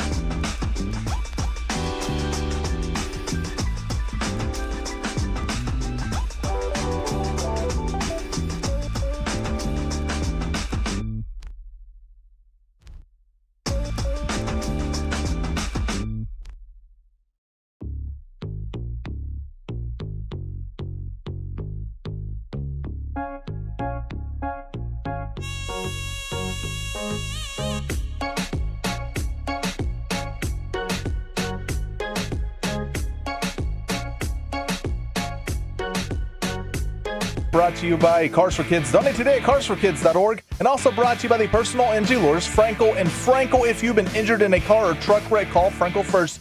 214 or 817-333-3333. With Frankel and Frankel, there is never an out-of-pocket cost. They only get paid when you win. Frankel and Frankel, the go-to car and truck attorneys in Dallas. Below the belt coming up at 8:40. Going to do a little hockey here and some Diamond Cavs because hockey and baseball had a crossover.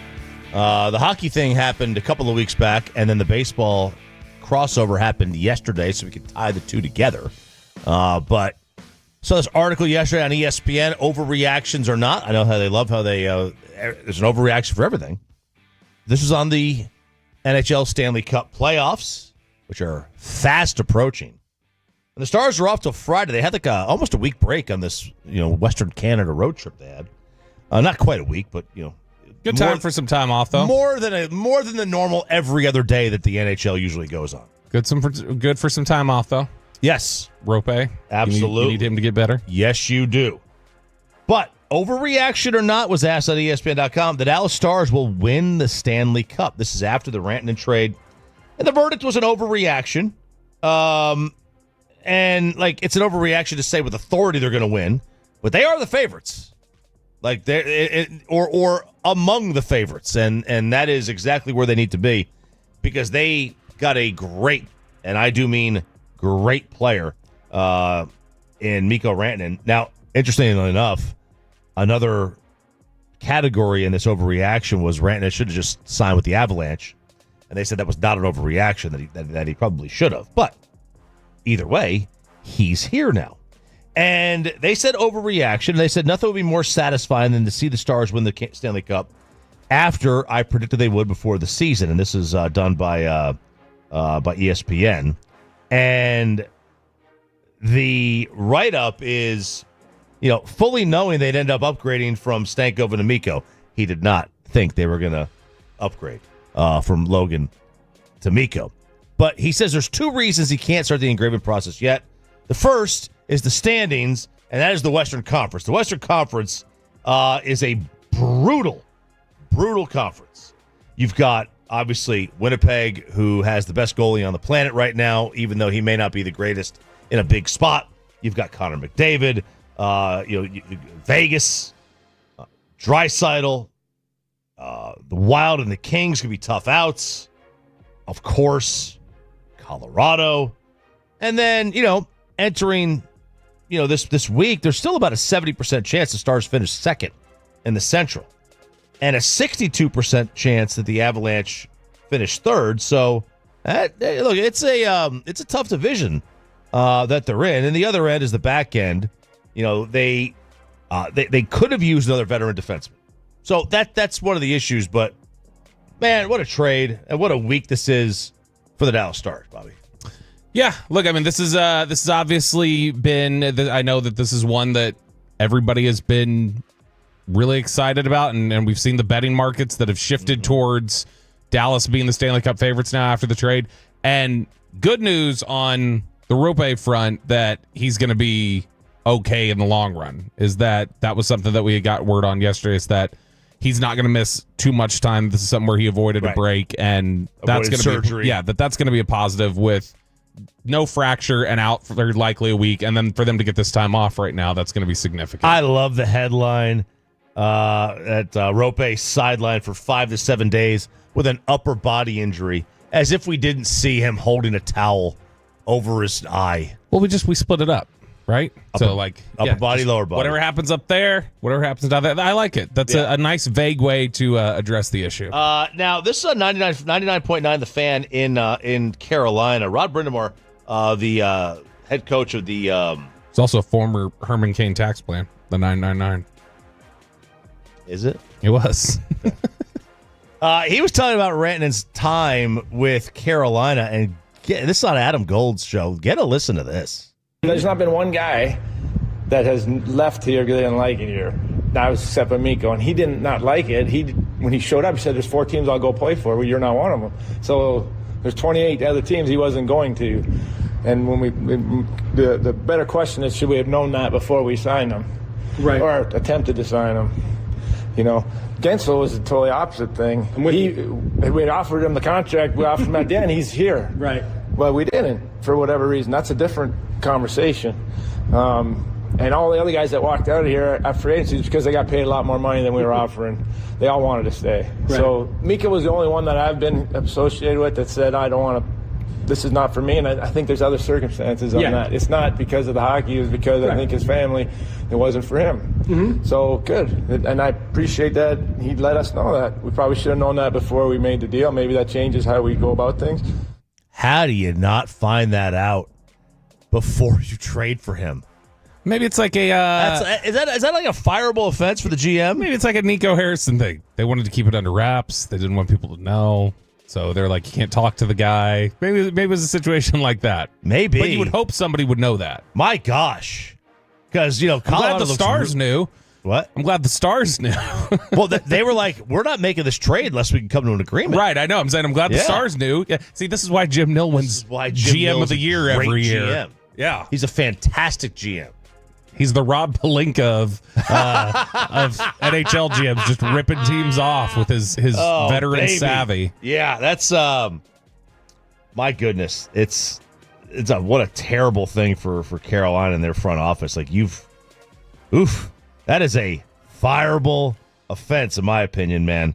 Okay, so I saw this a couple of weeks ago, and it would tie this into hockey. So this happened. Something happened yesterday during a baseball game in spring training with the Mariners. That almost the exact same thing happened a couple of weeks ago in the NHL. This is Buffalo Sabres announcer Rob Ray. Peyton, I hope you bleeped this. I hope you bleeped it. But this is Rob Ray. Now, Rob is like, he's sitting, rinkside, right there in the front, like basically between the penalty boxes. Kind of where Darren Pang would stand. And listen to his reaction as he takes a puck to the head. Puck is dropped, and it's 4-0 in the opening period. And Razor just took another one. And that was a rocket. Doctors checking Razor out very quickly. That was close to the eye. Okay, so they're checking him out. Oh, they're checking him out? So they can look. By the way, you can't have 2 razors in the same sport. No. All right. We already have a razor. You can't have 2 razors in the same sport.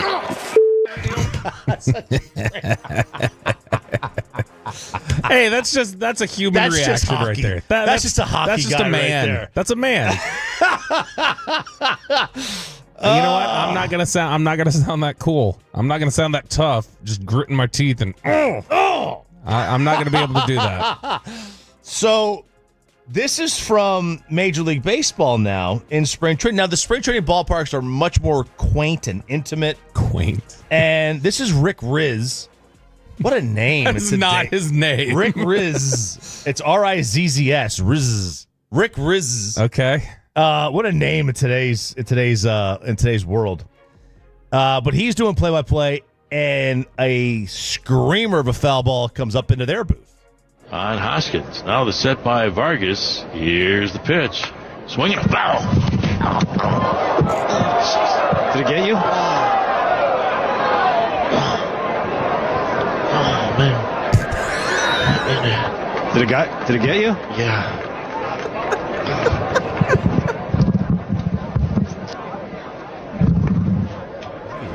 Hey, we're going to take a quick break here. We'll come back. We'll come back right after this. Peyton, you got to replay when he's just stop it. Hold on, no, you got to hear this. No, when he's just panting, goes, oh man. Please, one more time. Oh man. I'm not gonna lie. I've made sounds like that before. It was not from getting hit with a baseball. Oh, it's usually at 1 o'clock in the morning, and I'm half tipsy. Play it one more time, Peyton. I'm doing something else. Hold on. Oh man. Oh, Bobby. Hit me in the head. You guys are going to hell. Oh man. Stop it. Did it get you? The guy got hurt. The guy could have gotten seriously injured. I know, but I'm just saying, replace I just got hit in the head with, that's it right there. And you know what that sounds Stop like. it. Stop it. Stop it. Oh, my God. Now I see why Sean gets so upset with us. I really do. I really see it. I'm starting to figure this one out. Oh. But, like, this happens a lot. Guys get hit. John Sterling, remember that, Peyton? John Sterling got hit in the head.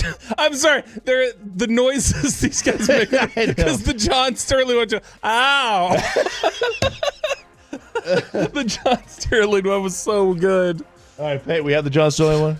Out the belt. And now the 3-2 swung on. A pop foul back here. Ow. Ow. Ow. It really hit me. I didn't know it was coming back that far. So once again, it'll be a 3-2. Man, that Mariners guy, that thing must have been a direct hit. Could you imagine Sandler getting hit? God, you guys are so wrong. You guys are so wrong. Oh my gosh. Imagine Sandler getting hit. He'd be like, holy smokes. Oh yeah, Jared get hit. I don't know what that would sound like. No. Boy, I needed that laugh. I needed that laugh. You want to talk about something a little more serious? Yeah, do it. All right. Try to get Let's settle down here. Good luck.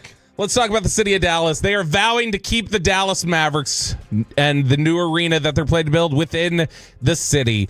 This from the Dallas Morning News yesterday. Brad Townsend. Behind-the-scenes dialogue between the Mavericks and the city of Dallas about potential sites for a new arena has intensified in recent days, RJ Choppy. It's also no longer behind the scenes. Kimberly Beiser Tolbert, who is the city manager of Dallas, said Tuesday in a statement to the Dallas Morning News, the Mavericks have called the city of Dallas home for the last 45 years. We are committed to the long-term relationship we have established with them and are working closely with team officials to keep them in Dallas where they belong. Tolbert's remarks come as the city of Irving, which you've mentioned, considers rezoning that could pave the way for an arena, destination resort, and potentially a casino on 182 acres, primarily owned by Las Vegas Sands Corp., whose COO is Mavericks Governor Patrick Dumont. So this is at least the city of Dallas saying, not so fast. Luka or no Luka, we're fighting for these Dallas Mavericks. We want to keep them here. Good. But they belong here. But if they want to create a resort-style drift, where are you putting that in Dallas? You're putting it at Texas Stadium. That's not Dallas. It's Dallas County. But city of Dallas wants to keep them. Cool. So I'm saying you're not putting it in Dallas then. Wonderful. Like, look, I'm saying the city of Dallas, if they're insistent on we're keeping them, where do you put that? Where is there room to put that in the city of Dallas? There's not. I mean, look, there is. I don't know that there is. Not without eminent domain and tearing stuff up in Fair Park or something. That happens. It couldn't happen for the Cowboys. If it couldn't happen for the Cowboys, will it happen for the Mavericks? I mean, I'm assuming that there's a lot of, I haven't there's a lot of kind of abandoned buildings in spots. There's some older buildings that may need to be torn down. You could buy a warehouse area or two, buy it, and then if you're the Mavericks, could buy it and then you tear it down. There's ways to do it. I mean, how do you think? I mean, stadiums get built in cities all the time, and we're not the only ones that have that problem. Yeah, that's true. Now, a resort style, I mean, you got to have a lot more. I mean, if room. you want all that space, right, you're going to need something. Yeah. What's coming up next and below the belt? NFL free agency is pretty much underway. How does that change the landscape of the NFL draft? Let's take a look at a new post-free agent mock draft. That's next in Below the Belt on the Fan. Let's get you over to Platinum Ford in Terrell. Is, of course, Stephen Gilchrist.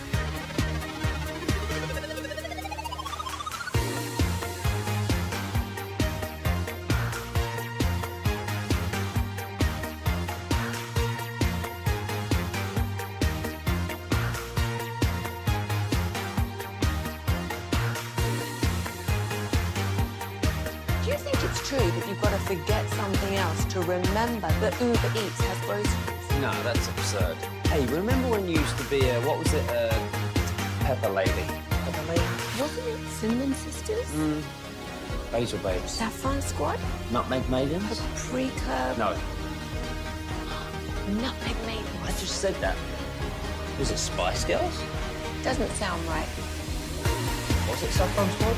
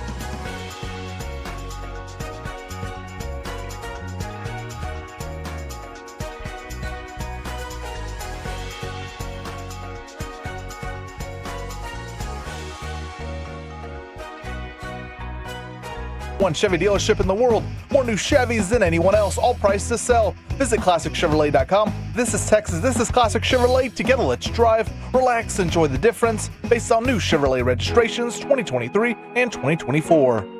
The great Bobby Belt. Bobby Belt is an idiot. Don't make me take off my belt. Don't make me No, take off my belt. we're not. Over to you, Bobby. Is NFL free agency giving the Cowboys a clearer picture of what their draft is going to look like? Oh, baby. Let's talk about it here in Below the Belt, which is brought to you by Mercedes-Benz of Plano, a first-class buying experience. Okay, Chop, so we're a little bit into free agency. So things we're deep into free agency. We are very deep into even free without agency. it starting. It hadn't even started yet. We're deep into free agency. I mean, what percentage of top names are left? Very few. Like 10%, 5%, 2%? What's top? The top, 25? Yeah. Yeah, maybe 10%. 10 to 15%, something like that. So not many. Not many are left. Which is why we're getting a little bit of a clearer picture of how the draft may go ahead of the Cowboys, and thus give us a bigger sense of what the Cowboys need and what's available to them. So, Chop, before we dive into this new mock draft from Field Yates over at ESPN, which does not cover the entire NFL. No. That'd be too much work for old Field. So Field's not covering the field. Field only did the top 10. Of course. But we're going to use the top 10 as our... That's really all we need to figure out what Dallas will be looking at 12. Basically, yeah. So before we get into this, I need you to tell me right now, where are your top areas of need as the Cowboys are a little bit into free agency here? O-line. Okay. I would not be opposed to secondary. Okay. Safety or corner or just corner? Corner. Just corner, okay. An offensive line, are you saying anybody in the offensive line or you want a tackler or guard? I firmly believe, I think both. Okay. Either one. Either one. Okay. I do believe they need a running back. Okay. I would not hate a wide receiver, but it wouldn't be my first choice. Okay. And I think that's it. All right. That's all right. You're not at defensive line. You still don't think you need defensive line? They do, but like, who's their second edge now? Probably Nealand. All right, so edge. All right. Well, with that in mind, let's take a look at this mock draft from Field Field find Yates. a way to get James Pearson here. Number one over. He'll be available. Number one overall pick, the Tennessee Titans select Cam Ward, quarterback, Miami. All right. He says it seems clear Tennessee will listen to offers for this pick, but there has been no concrete movement on that yet, so I don't necessarily feel a trade is imminent. Plus, the Titans have not made movement on the veteran free agency market at quarterback with names like Sam Darnold and Justin Fields already off the board. They do have Will Levis under contract, but the dynamic Ward would fill their biggest need. He is a crafty innovator with a big arm. Number two, the Cleveland Browns select Abdul Carter. Travis Hunter, wide receiver corner combo from Colorado, who Cleveland, I believe, was one of the teams that said he would be a receiver for them right out of the gate. Yes. So they said receiver. Tennessee said corner. Yes. Yeah, so the Browns bypassed the quarterback class here. They already traded for Kenny Pickett and should still be exploring veteran options, but Hunter, too big of a talent to pass up in this instance. Number three, the New York Giants select Shador Sanders, quarterback, Colorado. Okay. The Giants will stay focused on landing a quarterback this week, but that won't preclude them from examining the draft class at that position too, writes Field Yates. Number four, the New England Patriots select Abdul Carter, edge rusher, Penn State. Somebody Daniel Jeremiah thinks is the top player in the draft. That would get, that's good value at four. Little bit of a headache. A little bit of a headache there. But take some of Cedrin. But they get a big Abdul Carter. There you go. That's the advice you've got for somebody who's worried about Abdul Carter. Take some Excedrin. I like it. Number five, the Jacksonville Jaguars take Mason Graham, defensive tackle, Michigan. And you're fist pumping over there. Yeah, just get one. Get all the Michigan guys out of here. Number six, the Las Vegas Raiders select Ashton Genty, running back, Boise State.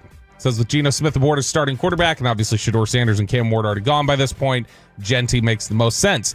Number seven, the New York Jets. The New York Football Jets select Armand Membu, offensive tackle, Missouri.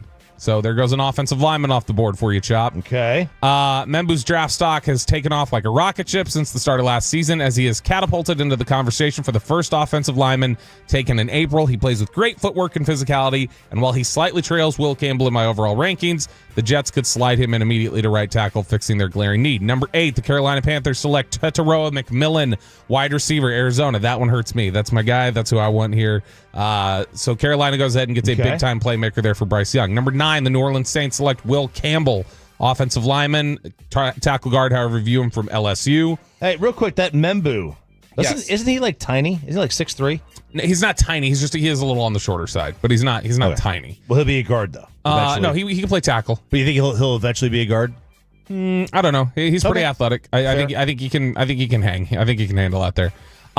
Number 10, the Chicago Bears select Tyler Warren, tight end, Penn State, a guy that I know you and Sean think is a super stud. All right, so now it's going to roll into, we got the San Francisco 49ers there, so I'm going to have to mock a pick for the San Francisco 49ers. Go for it. Mock one. I think their offensive line has been pretty, they could honestly use just about anything right now because of how much their roster has been kind of picked apart. I think that ultimately they are going to take Kelvin Banks in that situation, offensive lineman from Texas. So the top 3 offensive linemen are off the board, Chop. All right, so we have then for the Cowboys, and I'll just go by Daniel Jeremiah's, Colston Loveland, who was the 6th overall player on his board. He's a tight end. I would say out. Jalen Walker, edge out of Georgia. He's the 7th guy. Jalen Walker's a big slider here. Is it Jade or Jade Barron? Jade Barron. Jade Barron, corner. I don't think Dallas would view him that high, but he's worth noting. Jihad Campbell, linebacker. Why you look? I'm not. No, go ahead. Yeah, go ahead. Keep reading. Mm-hmm. Will Johnson, corner out of Michigan. You just lost a Michigan corner. You did. Omarion Hampton, running back, Carolina. Matthew Golden, Texas wide receiver. Boy, Golden's got some really good upside. Ibuka, the wide receiver out of Ohio State. And let's see, Michael Williams, edge out of Georgia. So here's who I've got. You're reaching though. Here's so you've got, based on your positions that you mentioned, offensive line. We got Tyler Booker here. I like Booker, guard from Alabama. You've got at corner Will Johnson from Michigan. At running back, you've got Omarion Hampton. I think that's early. Wide receiver, you've got Matthew Golden from Texas, Luther Burden from Missouri. Those are options you can look at here. I think this pick would come down to Walker. 3 players. Ask yourself this: what would Howie do? Howie would take. He would take Jalen. They're the Georgia Eagles. Yeah, he would probably take Jalen Walker. Is what I would guess. But here's what I'm looking at here. Let's look at either one of the Georgia players or the Michigan corner, Will Johnson. And why do you think Barron's not up there? Jade Barron is a little bit... I don't know that they view him as highly as some others do. It's not. I think he's a good player. I just don't know that they view him as a first-round player. Whereas I think they would have some of these guys in the first round. He's got his comp as Brian Branch. It's not bad. I don't know that Jade Barron is like to me. There's a bigger question with Jade Barron about. Let's see what his exact stuff was at the combine. 5'11", 29-inch arms. I think that's definitely on the smaller side for Will McClay. And Brian Branch had some small arms. I think he was like 30, but he was also like 6'1". Okay. And so a little bit tough there, but I also don't know if they view him like that. Okay, Jalen Walker. So there's a question here because he's a little bit of a tweener. There's the question of, is he a linebacker and edge rusher? It's kind of a Micah question. He's not a Micah level pass rusher, but it's that kind of a question. So he's either hybrid or tweener, depending on how you view him, but he makes a ton of plays. He split his time between linebacker and edge at Georgia. He is a potentially I think the way most league views him, the way the Cowboys view Jalen Walker is that is a linebacker who could blitz for us. So think about what Devin White used to be. Mm-hmm. I think that's going to be similar to what Jalen Walker is. Michael Williams, that's an unfinished project.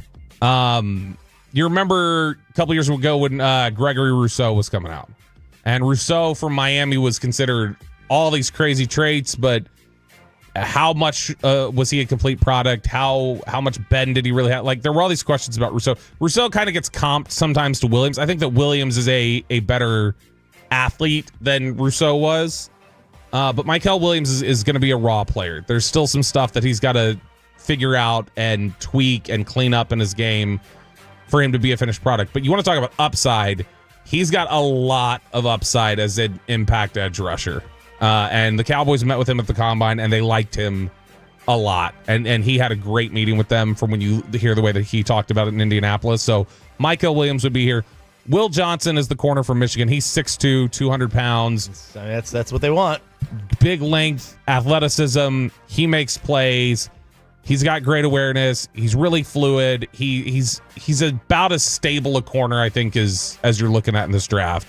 And like I said, ball skills, length, athleticism, he checks all the boxes here. So if I tell you this is coming down to the corner who is, checks all the standard boxes you look for in a lab-grown corner, I tell you can get the linebacker with blitzing traits who can kind of be a versatile piece and play some edge, play some linebacker for you. Or I tell you can get the really high upside edge rusher who similarly looks like he was built in a lab. Which one's Jalen Walker, number 2 or 3? Jalen Walker is the linebacker who can play some edge and blitz for you. And Jihad is the same, right? Jihad Campbell, no, he can play edge because he did. He's like a Will Anderson. So Jihad Campbell to me, and look, there's a lot of different thoughts on Jihad Campbell. I'm trying to pull up his testing numbers right now from the Combine so that I can flesh them out here. He's 6'3", 235, 32-inch arms. He ran a 4.52. He had a 10.7 broad jump. He's a guy who, to me, you're talking about a guy who is more of a linebacker. I think that there's a much better case that when you're talking about who can actually play some part-time edge, it would be Walker. But, Jihad Campbell's more of a blitzer to me than an edge rusher, like a guy who could play edge. But to me, this pick would be either Jalen Walker, Michael Williams, or Will Johnson. So if I let you pick that, I would take Jalen Walker. I'm a big fan of Jihad, but I would take Jalen Walker. And so Jalen Walker would be the pick there from Georgia. Yeah, I think so. And I think in Dallas's case, they would go. Honestly, I don't think you can go wrong. I think at 12, that's pretty good value for any of those guys. I think they would probably lean Michael Williams. Now I'll say this: if you were to give me Booker, the Cowboys know how to evaluate that position. Yeah, if they bought in on Booker, I'd feel good about it. They know how to evaluate it, and if it's good enough for them, it's good enough. I think there are better players than Booker there. But okay, yeah. But if it's good enough for them, I would. I think Michael Williams would be the pick there, but I wouldn't be shocked if they would have gone with Will Johnson or Jalen Walker either. But Michael Williams is who I guess they would pick. Very nice. B-Belt. 105.3 The Fan. We'll catch you up on the latest updates with the Cowboys in free agency in the 9 o'clock hour. But we also have our Homer Insider, not Mickey Spagnola, not Mickey Fisher, but not Mike Fisher, but Mickey Fisher making his return next on The Fan. Miss any part of the boys this morning? Go back and listen anytime on our Odyssey app, presented by Comerica.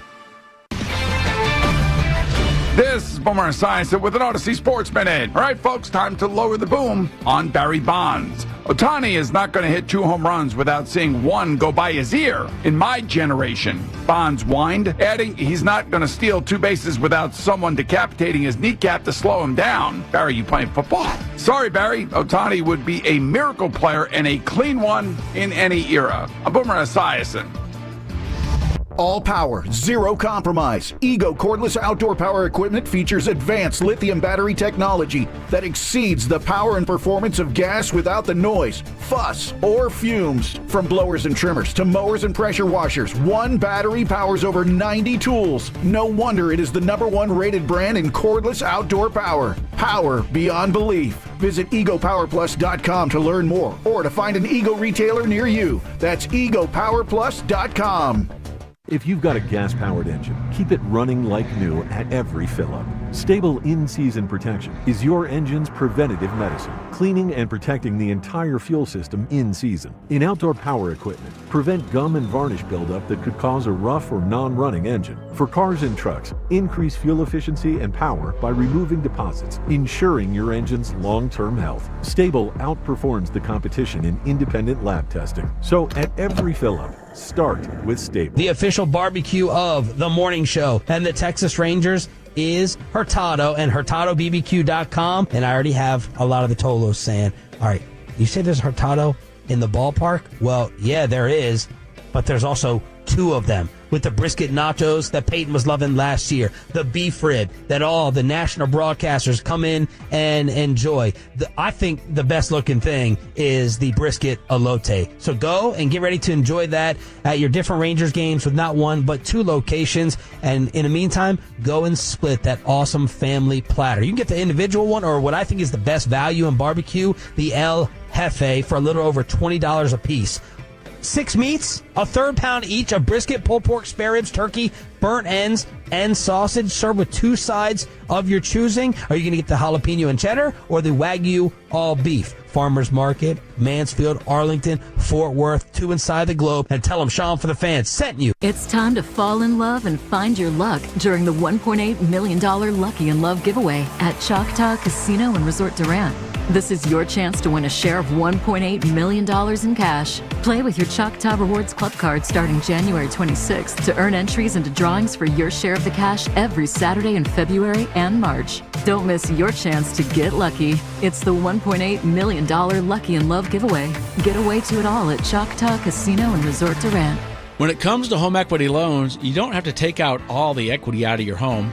Take out the money you need to get your finances in order and do it with a company you can trust like TexasLending.com. Reduce those credit card payments, pay for tuition, maybe put some money aside for that rainy day if something bad happens to you. It starts with that home equity loan from TexasLending.com, 972-387-4600, online, TexasLending.com. 4201 Spring Valley Road, Suite 1150, Dallas, Texas, 75244. NMLS number 2297. Equal housing lender. Corey Majors here. Need new windows? Don't fall for gimmicks like buy two, get two free. At Best Buy Windows and Siding, we keep it simple. 10 single-hung windows for just $59.50. No tricks, just great value. I'm here with Dax Kirks, co-owner of Best Buy Windows and Siding. Don't sign your life away with anyone else until you call us for a second opinion. Honest pricing and a lifetime warranty, guaranteed. Call 469-WINDOWS or visit BestBuyWindowsAndSiding.com today. Best Buy Windows and Siding. Are you tired of falling short on your health and fitness goals? It may be your hormones. Optimizing hormones can have a dramatic impact, both physically and mentally. BioT is the world's leader in training healthcare providers on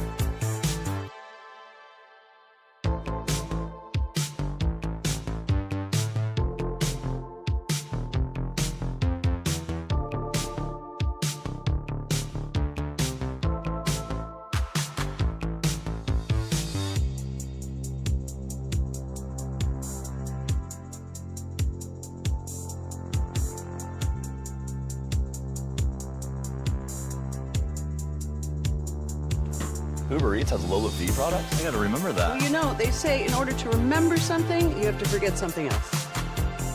Okay, now that is a very cute haircut. That's like a little shag. I've never seen it before. Well, I mean, of course you have. It's the Rachel. Oh, is that your name? No, I mean, like, your name. No, I'm Jen. My name's Jen. Right, but I just mean, like, this is your haircut, but that's hair on Your head. I'm not saying this is your hair. Okay.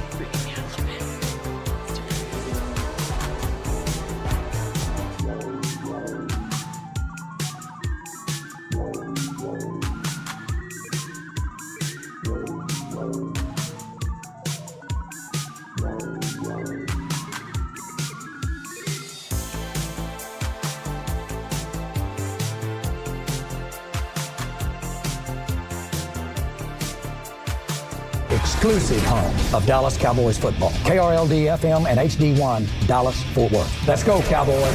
An Odyssey sports station. Driven by our D&M Leasing Studios, this is Sean and RJ on 105.3 The Fan. 9 o'clock hour here on Sean and RJ on 105.3 The Fan. We're fist pumping everywhere. Bobby's doing whatever he's doing. Peyton, Aiden, we're all fist pumping. Even Hagelin's fist pumping there in the in the prep room. Get it, very, Hagee. Very dark room back there. It's Sean and RJ on a Hump Day edition of Sean and RJ at 105 through the Fan. I'm RJ Choppy. He is Bobby Belt. Peyton and Aiden are alongside. It is NFL free agency day, the start of the league year, all the things. 3 o'clock this afternoon. Bobby Belt, what do you think? It'll all become official. We're getting very close to things getting to the official stage. We've got this little tampering period, or as the NFL likes to call it, the negotiating window. And so I think that yesterday, and we'll get into these signings in a little bit more detail here in just a sec, but I think the acquisition of Peyton Turner is a really positive one. There's a lot of upside there, a lot of potential there. But again, you're banking on upside and potential. A guy who played 16 games last year, which was more than half the total he's played for his career. He's had a lot of injuries. You bring in Solomon Thomas, somebody who's played some decent ball the last couple of years. But again, these are all gambles. These are all risks. They're not willing to play in the deep end of the free agent pool, and that can be a little frustrating at times. And that's why it doesn't really matter what I think about this or what any of us think about this until we've heard what Mickey Fisher thinks about this. The ultimate Cowboys homer who returns here to the 105.3 The Fan Airways. This is much needed because there's so many people who are upset right now about how the Cowboys are treating free agency. And I just know we're going to get the truth and we're going to get the best possible angle on this from the one and only Mickey Fisher. Mickey, why are the Cowboys the only team in the NFL that treats NFL free agency like the plague? Well, what do you mean? I mean, they've signed 10 people already. They've signed more people than most teams in the NFL. Not true. So I don't know what you mean that they treat it like a plague. I don't even know what plague you're talking about anyway. And how do you know what the plague was even like? Were you there? Were you there? Were you there? Nope. I don't think you were. I'm on Mike Fisher here with the breaking news. The Dallas Cowboys have re-signed Osa Odigizua. It's like a week ago. Breaking news that I just received that you can only get through me and my crack team of unpaid interns that I compensate with old magazines that Larry Flint gave me.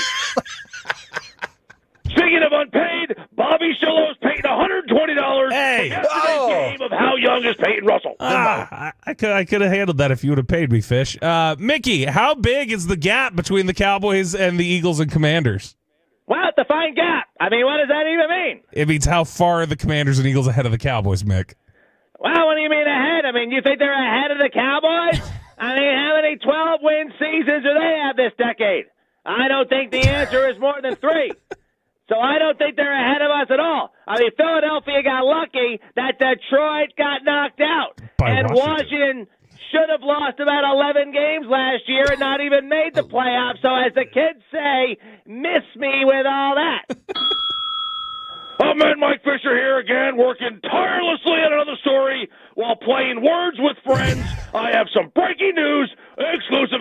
The Cowboys have wrapped up their NFL Combine interviews.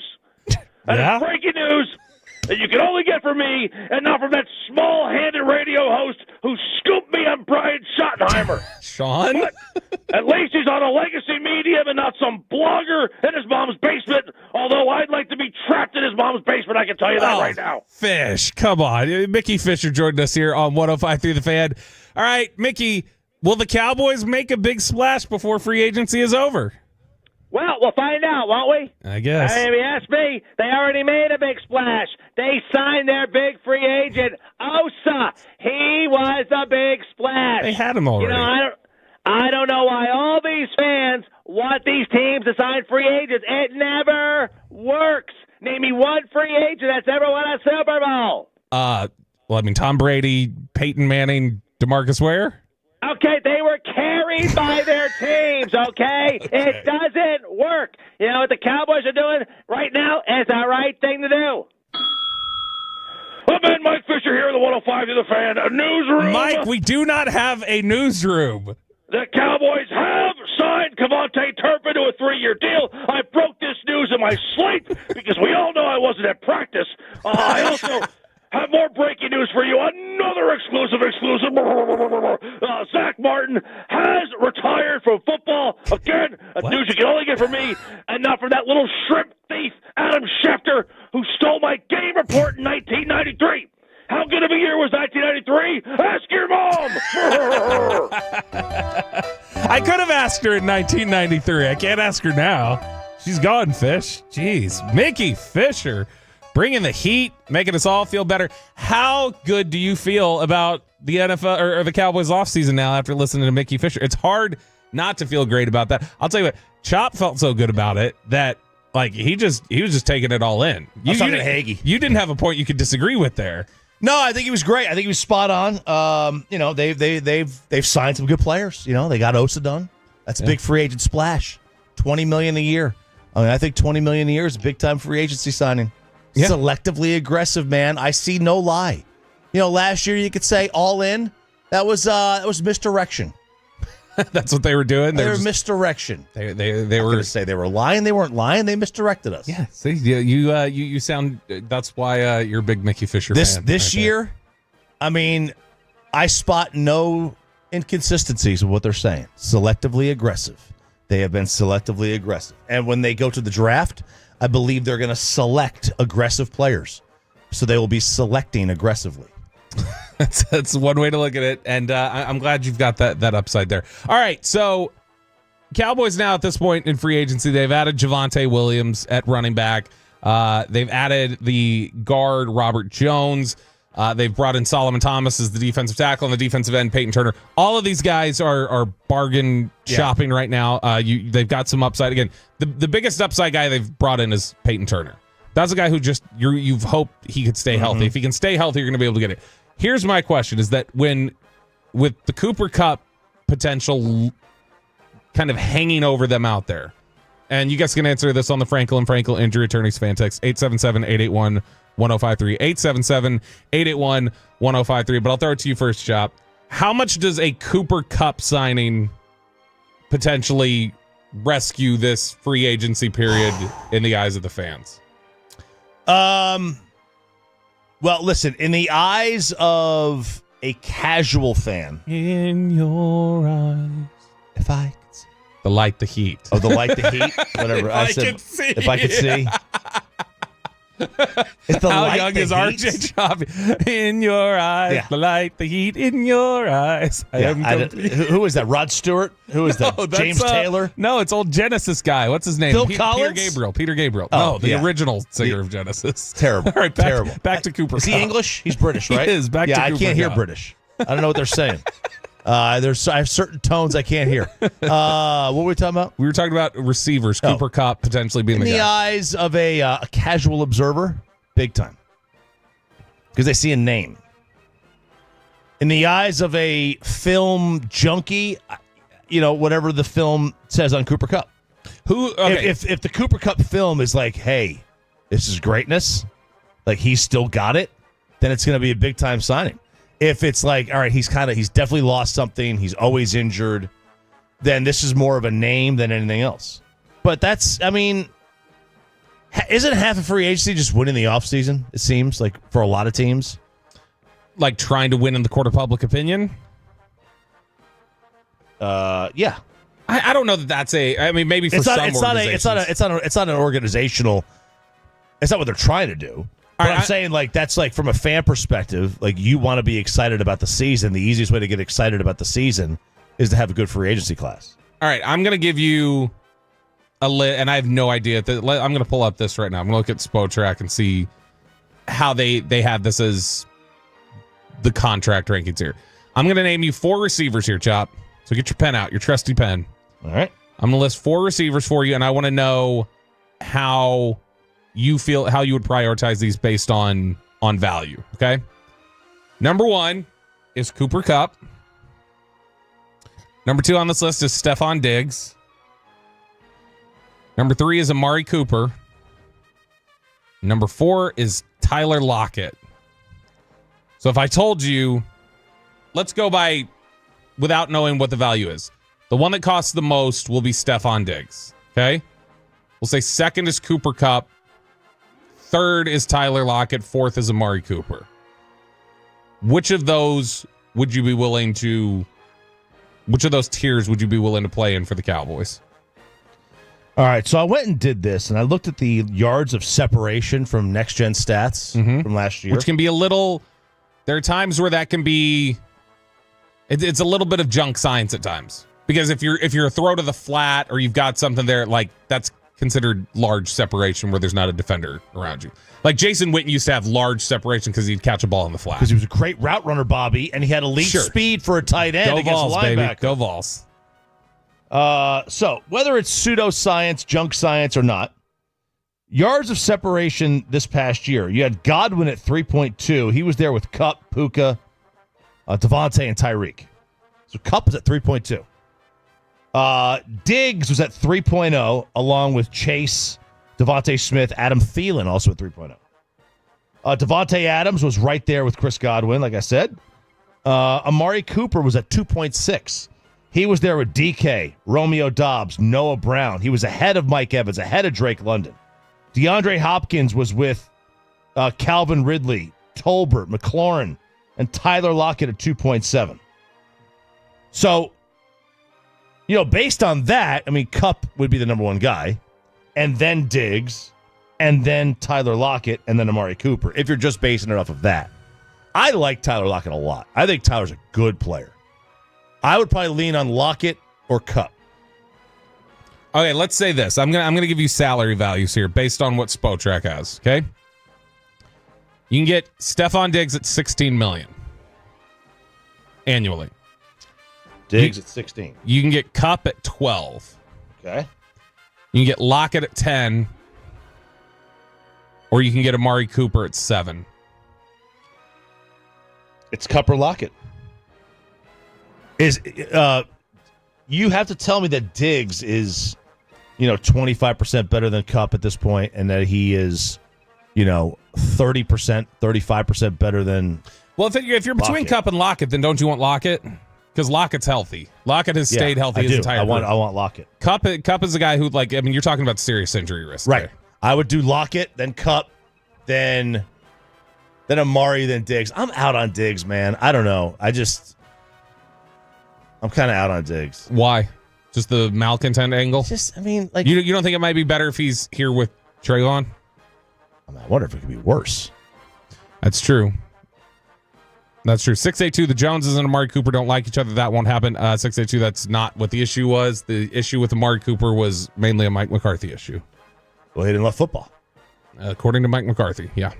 I like Amari. I think Amari, I can't kill him too much mid-year trade. It's tough for wide receivers. 469 wants Kupp at $12 million. The other 469 says give me Cooper at 7 or Lockett at 10. I like Lockett, man. I think Lockett is an underrated career player. There's nobody out here petitioning for Stephon Diggs though on the fan text right now. I mean, you can. He's the kind. At least he strikes me as the kind of guy that you can deal with when he's great. I still can't get that Vikings locker room out of my head where they said, "Who would you not want to date your sister?" And they all said Diggs.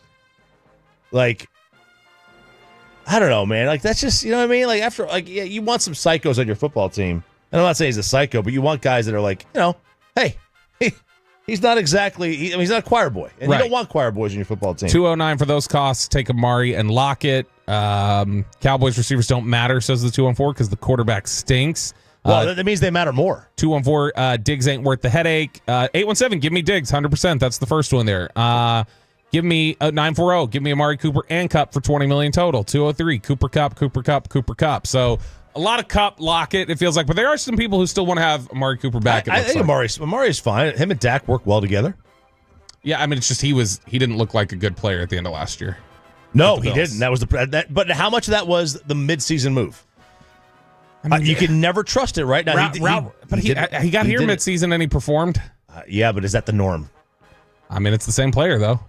It is the same routes player. are routes. You would think you would just be able to drop some red zone stuff for him, and he couldn't even get in the games consistently. I mean, Roy Williams took a minute, and he was never great here anyway. But it took a minute for him in the middle of the season. I don't know. It's an interesting one.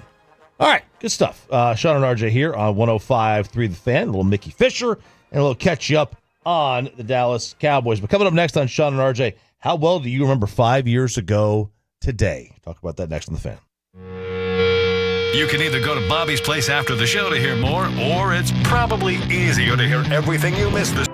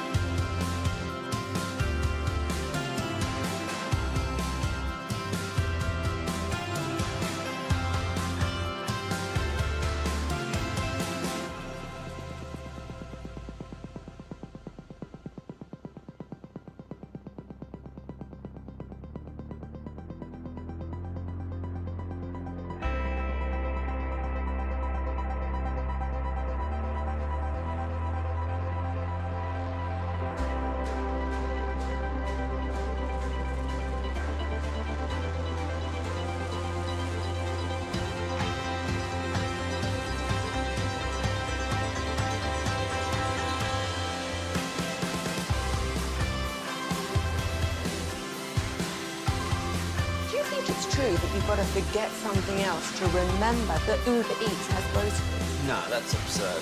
Hey, remember when you used to be a, what was it, Pepper Lady? Pepper Lady? Wasn't it Cinnamon Sisters? Basil Babes. Saffron Squad? Nutmeg Maidens? Pre-curve? No. Nutmeg Maidens. I just said that. Was it Spice Girls? Doesn't sound right. Was it Saffron Squad?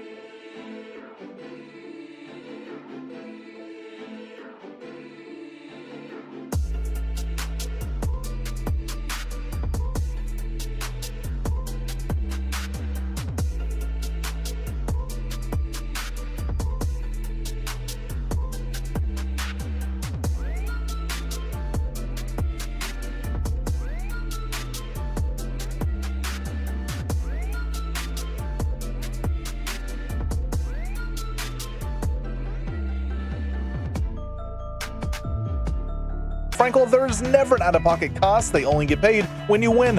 Frankel, the go-to car and traffic attorneys in Dallas. Crosstalk with the KNC Masterpiece coming up at 9:40, so 18 minutes from now, 20 minutes from now, we will have the KNC Masterpiece in here, and we'll play them the amazing audio that had Bobby melt down about an hour and a half ago.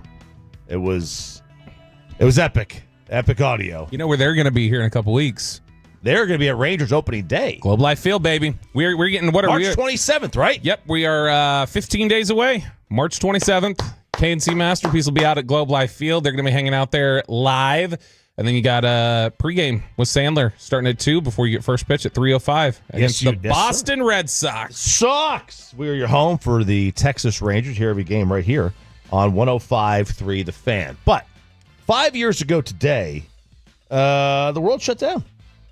It really was today. It was the day after the Rudy Gobert game when Sean and I were still up here doing the show, and we looked out the window.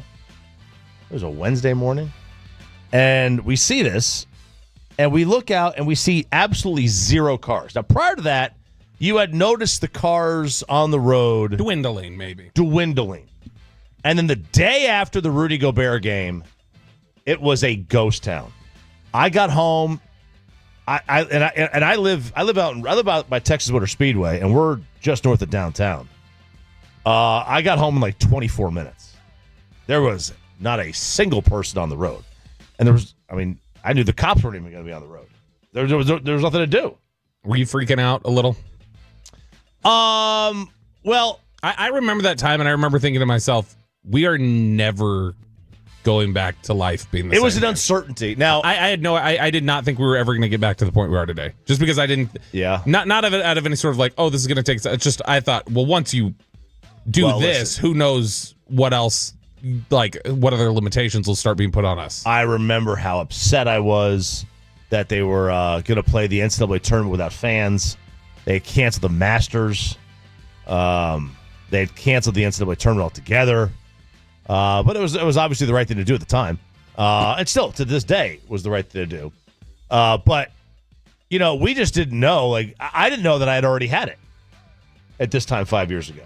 How do you know you already had it? Because I had eventually gotten the antibody test? And I had the antibodies. I was like, well, how'd that happen? Oh, I remember I was in Phoenix, and I was deathly ill when we were at spring training. We had flown there. This lady was just coughing like crazy next to me, and she had said she was connecting through DFW to Phoenix. I don't know where she was connected. She was connected out of the country, and because she had gotten on our plane from Phoenix, and I had seen a second ticket like that she was holding in her hand. I was like, oh, she's connected somewhere, but. I got deathly ill on that Tuesday. And then I had like 103 temperature. I was just felt so bad. I went to bed at like 6 o'clock one night. I couldn't even walk to the bedroom. I was so drained. So it turns out like I had already had it. But there's an article on ESPN about the moment that everything shut down. And there was a part in this that I thought was fascinating. And it details Adam Silver was in Brooklyn. Nets hosted Nets hosting the Pistons. It was Chinese Cultural Night, the Lunar New Year. The starting lineups were announced in Chinese that night. And in attendance was Dr. David Ho, who was a virologist, sure, who had consulted with the NBA in the early 90s. Back when Magic Johnson had tested positive for HIV. So he consulted the NBA way back then. And he was personally invited that night by Nets owner Joe Tsai. And Ho, who worked for Columbia Medical Center, had a meeting with Silver in the back. They just exchanged pleasantries. And Silver was like, what do you think is going to happen? This is on January 29th. So this was not quite 2 months before everything shut down. But it was several weeks before. Yeah, 6 weeks, roughly. And Ho said he first heard of the virus around Christmas time of the previous year from specialists in China with whom he worked with. And he said you would not believe how that region was affected. You could go to Beijing and there were no cars in the streets.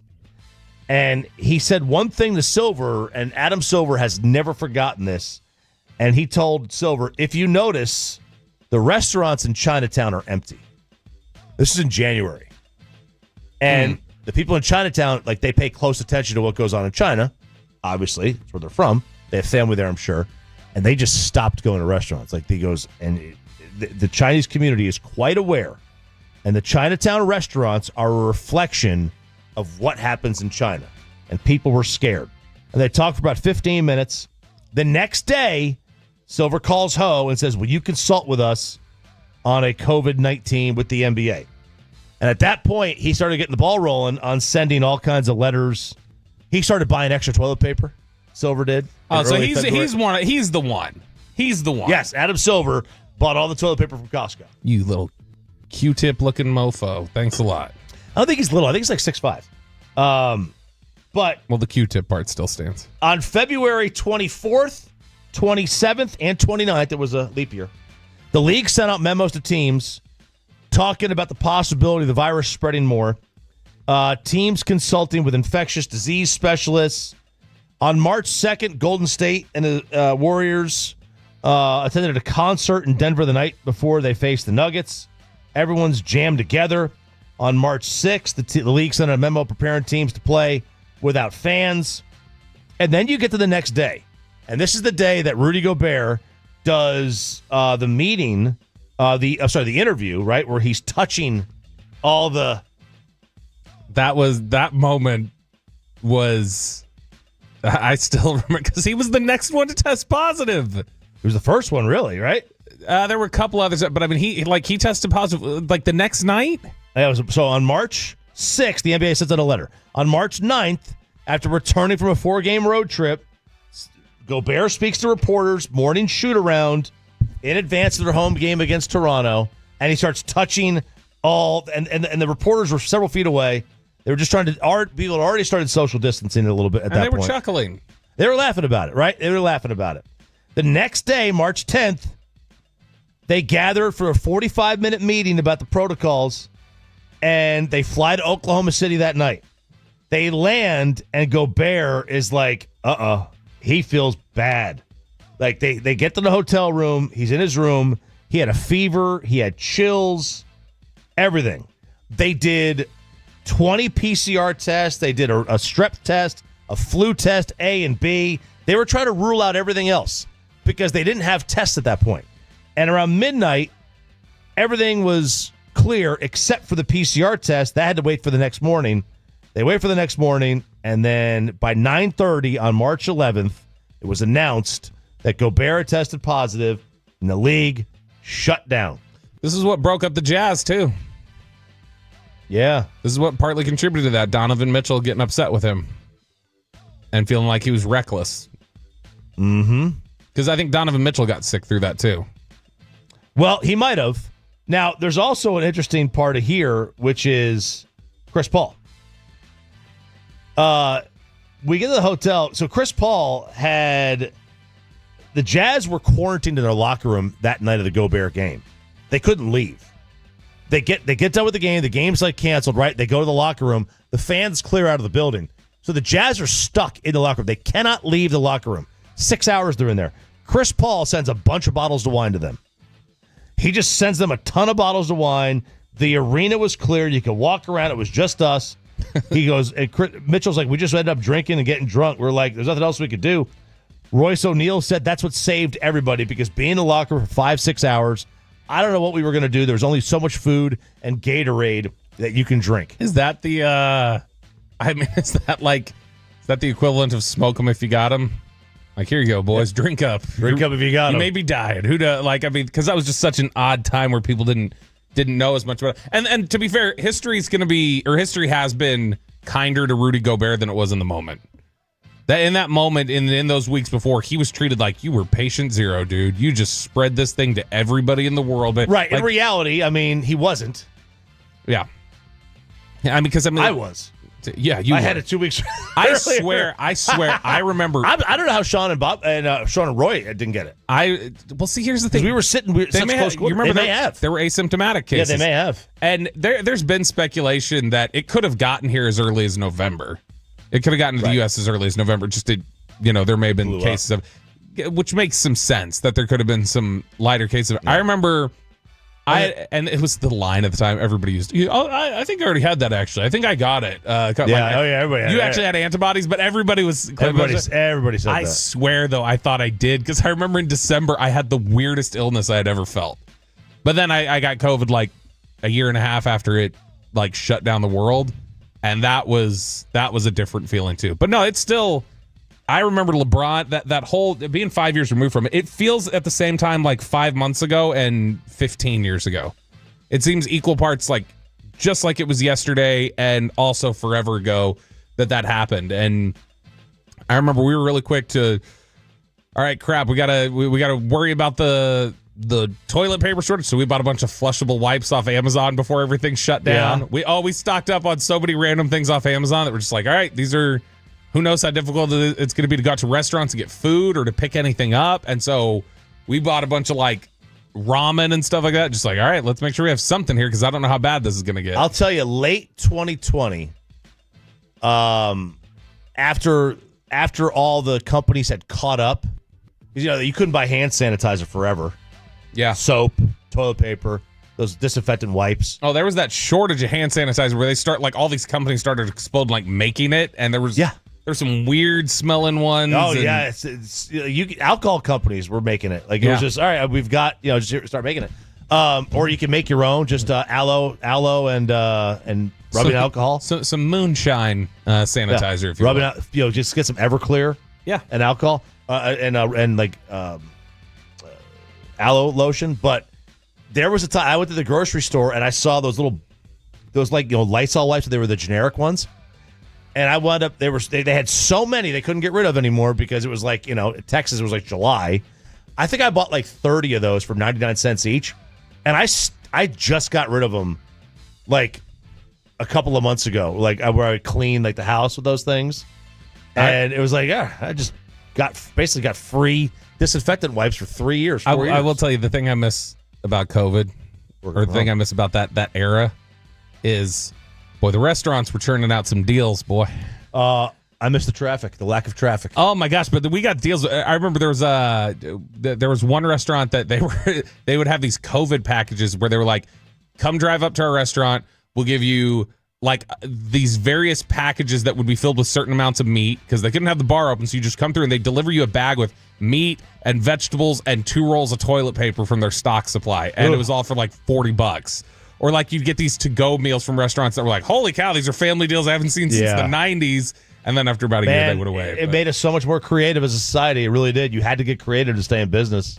There were some silver linings aspects. There were, aspects but of being man, locked a lot of people lost everything. Overall, it wasn't good. And overall, it was. I still to this day think it was played incorrectly. But that's another discussion. Yeah, I think it probably was.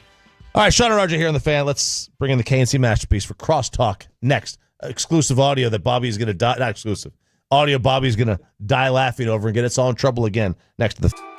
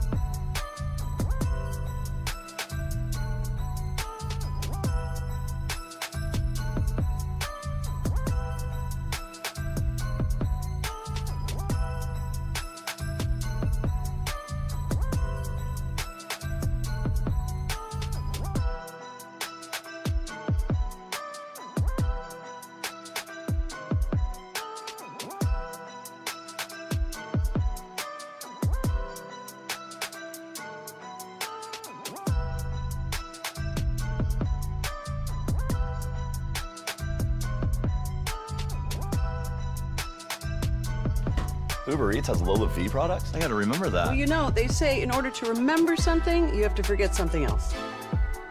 Okay, now that is a very cute haircut. That's like a little shag. I've never seen it before. Well, of course you have.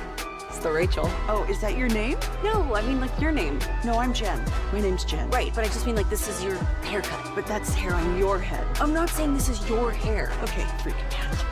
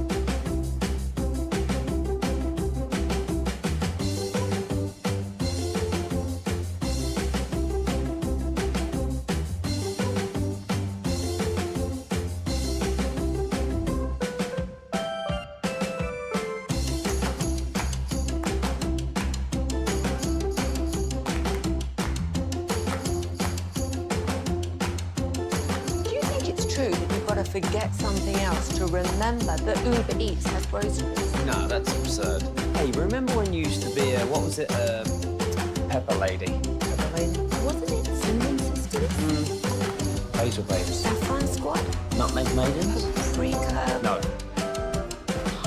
Nutmeg Maidens? I just said that. Was it Spice Girls? Doesn't sound right. Was it Saffron Squad?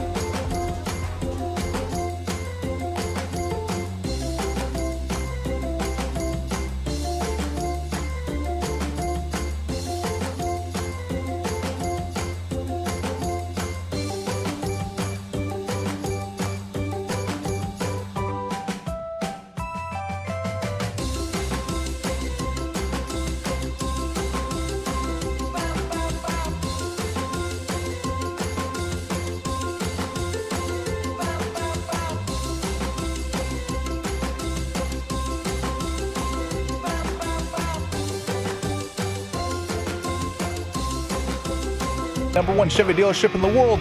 More new Chevys than anyone else, all priced to sell. Visit ClassicChevrolet.com. This is Texas. This is Classic Chevrolet. Together, let's drive, relax, enjoy the difference based on new Chevrolet registrations 2023 and 2024. It is Crosstalk with the KNC Masterpiece on this Hump Day edition. Hump Day! Of Sean and RJ on 105.3 The Fan.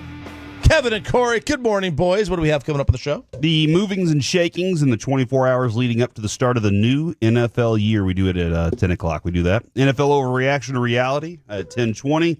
And, guys, we will have Jared Sandler hopping on with us today. Okay. Very nice. Also, my favorite story in the entire world continues as more people are leaving their careers to go be GMs of sports. Colleges. Colleges. Who's the latest? You'll find out at 12:20. It happened in professional sports too when we hired a shoe salesman. But what do you call him, Chop? Al Bundy. Al Bundy. Oh. Also, I didn't call him Al Bundy for like a 3-year stretch where he was, nailing every move. But then, and then he the last two, he's 0 for 2. Over his last two. I like that line, I'm Married with Children, where she's like, are you sure this isn't made from an animal? And he goes, not unless you've seen a Nagahidosaurus. I always thought that was really funny. Man, the amount of jokes that he got away with in that joke. Oh, yeah. Gosh. Oh, God. Yeah, I don't even know if you can have Biggins on TV anymore. No way. Biggins. No, ma'am. No, ma'am. I typed Biggins the other day, and I was like, where did that word come? Oh, that's right. And I was like, oh, yeah. I got a Biggins. The other thing that I'm kind of curious about, how comfortable were you growing up with the concept of tunes and humans coexisting together? Because Like in Who Framed Roger Rabbit? That, exactly. We Or just found Space Jam. Space Jam. Oh, that's another good one right there. Or the Muppets. Yeah, the Muppets. Oh, I know those aren't They weren't technically cartoons. tunes, but they're still. I just needed one episode, RJ. Fraggle Rock? Yes, Fraggle same Rock? Fraggle Rock. Fraggles! One episode where they're like, holy crap, are these puppets alive and talking? Yeah, But everyone's like, that's It's an just the way alternate it is. universe. I don't like it. Paul Abdul and DJ Scat Cat in Opposites Attract. So I liked it. I was a big fan of, I loved Which one Fraggle was Rock. the person?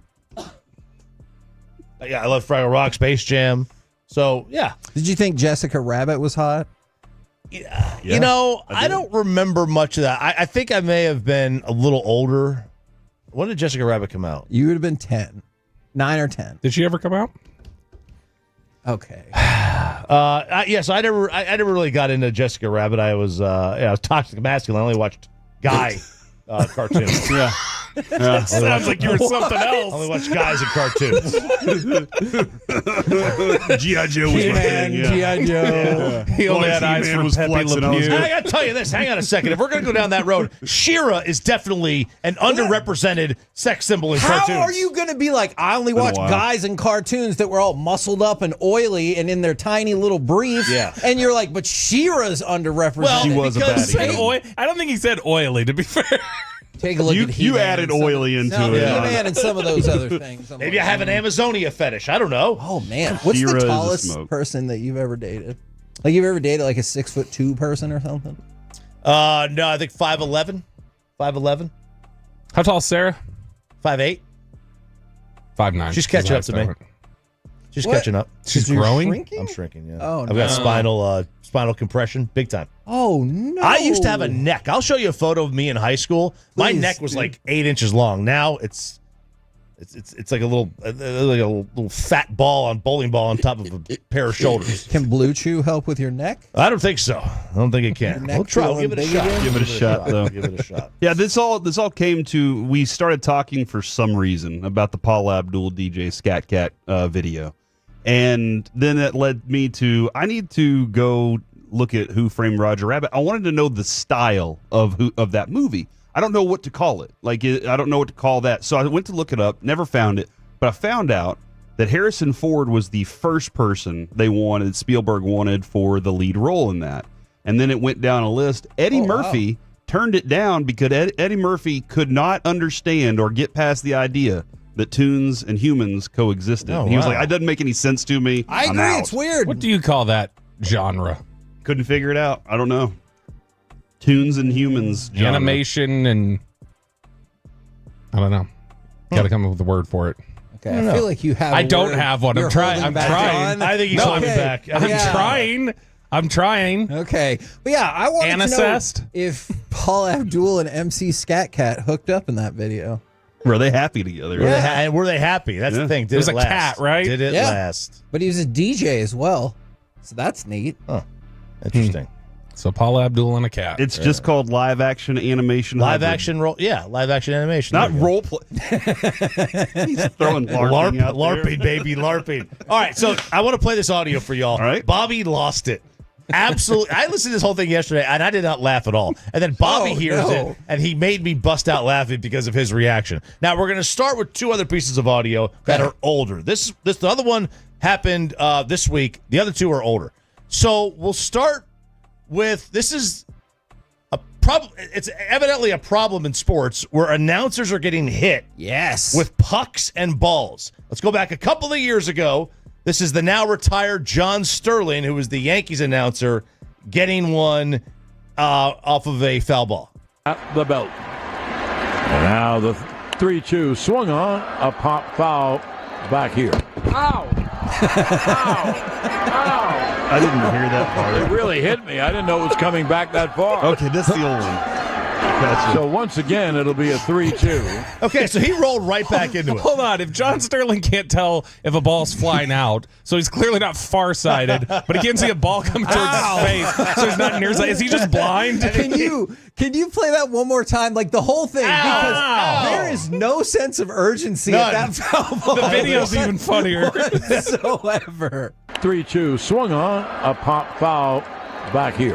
Ow! Ow! Ow, my eye! It really hit me. I didn't know it was coming back that far. Like he has no sense of urgency until it hits him.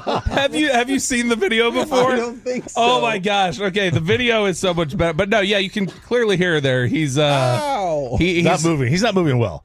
Yeah. Now, the next one is Buffalo Sabres announcer Rob Ray, who they call him Razor. I refuse to call him Razor. There's only one Razor. That's right. So this is Rob Ray. Now, Rob is rinkside. He's not doing the game in the booth, right? He's not doing the game in the booth. He is ringside right between the benches. And Rob takes a puck off the head. Puck is dropped, and it's 4-0. Oh, yeah, I did hear that. Razor just took another one. He took and that like a champ. was a rocket. Doctors checking Razor out very quickly. That was close to the eye. I love it. See, That's just a man. That's somebody showing what a man there. Just go.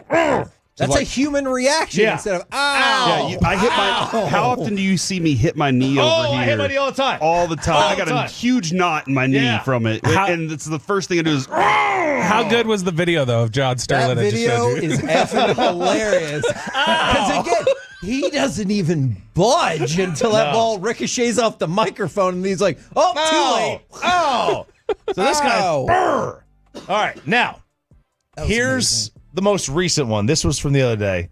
This is Mariners announcer Rick Riz. This was a foul ball. Now this one, like the other two were funny. This one's not. It's objectively not funny because this guy really sounded like he was in pain. on Hoskins. Now the set by Vargas. Here's the pitch. Swing and a foul. Did it get you? Oh, man. God, Bobby, you're a monster. Did it get you? Yeah. You are a monster.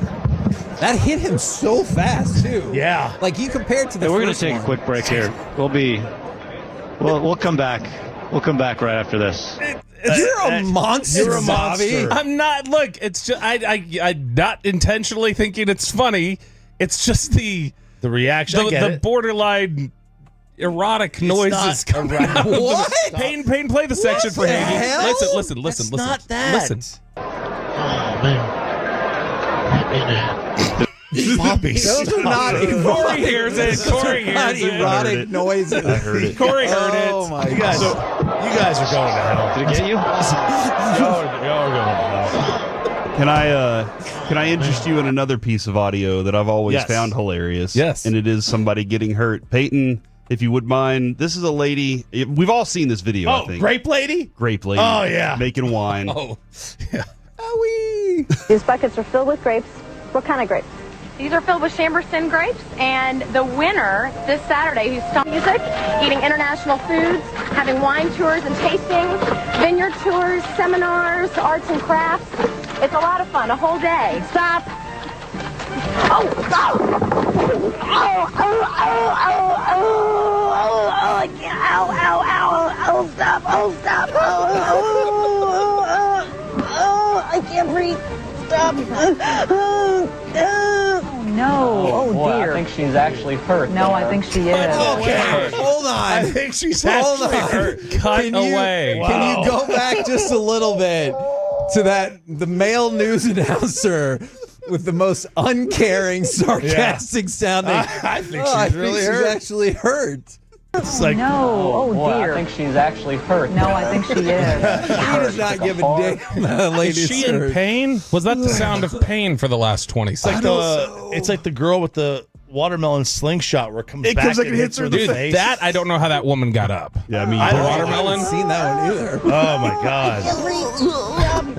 This poor lady. I'm so sorry, You lady. guys are so bad. Oh my Don't god. do not look. Corey's a monster, He has too. directed this whole segment, and then he keeps going. You guys are just so bad. And he's the one playing all of this. Listen, it's a real thing. You know, we bring the news here. Mm-hmm. We got it's a breaking You just news played a story. clip from the news. Is that what Yes, you do? it was literally from the news. So Is that what you tell people you do for a living? You bring the news? Every day. I do not- Every single day. Absolutely not. Yeah. Bring the news. I want to do the news today. You want to do That's the all I news want to today? do. That should be your Twitter profile. at RJ Choppy. I bring the news. I bring the news. That should be That's what you bring. On a scale of 1 to 10, your Cowboys free agency excitement or disappointment level would be in A. Yeah, I think I'm like a 5. Yeah, I'm about as flat as you can be. I'm in the middle. I'm not overjoyed. Some of their lower tier sensible moves I do not think are bad at all. I like the idea of bringing back Turpin for sure, but M, right? Like it's one of those progress reports in school. Yeah. M meets expectation. Meets expectations. That yes. Because that is the expect. They did exactly what you expect them to They were do. selectively aggressive. That's exactly what we expected them to be. That's true. And I expect them to be selecting aggressively in the draft. See, I'll take that. okay. I'll take that. Yeah. Yeah, Because get they all got the all fifth those round comp picks. picks. Yeah, all I the get fifth it. round picks you can Yeah. rock with and go Let's get do something. it. Let's do it, baby. All right. KNC Masterpiece is next to the fan. Thanks to Comerica, you can listen.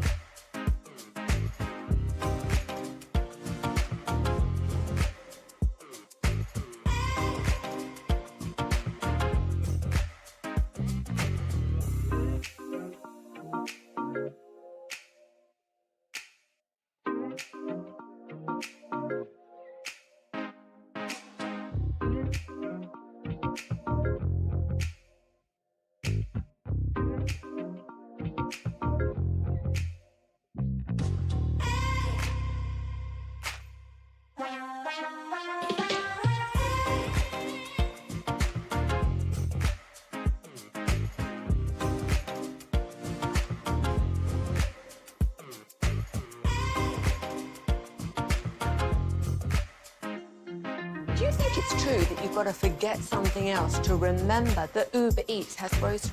No, that's absurd. Hey, remember when you used to be a, what was it, a pepper lady? Pepper lady? Wasn't it Cinnamon Sisters? Basil babes. Saffron Squad? Nutmeg maidens? Pre-curb? No. Nutmeg Maidens. I just said that. Was it Spice Girls? Doesn't sound right. Was it Saffron Squad?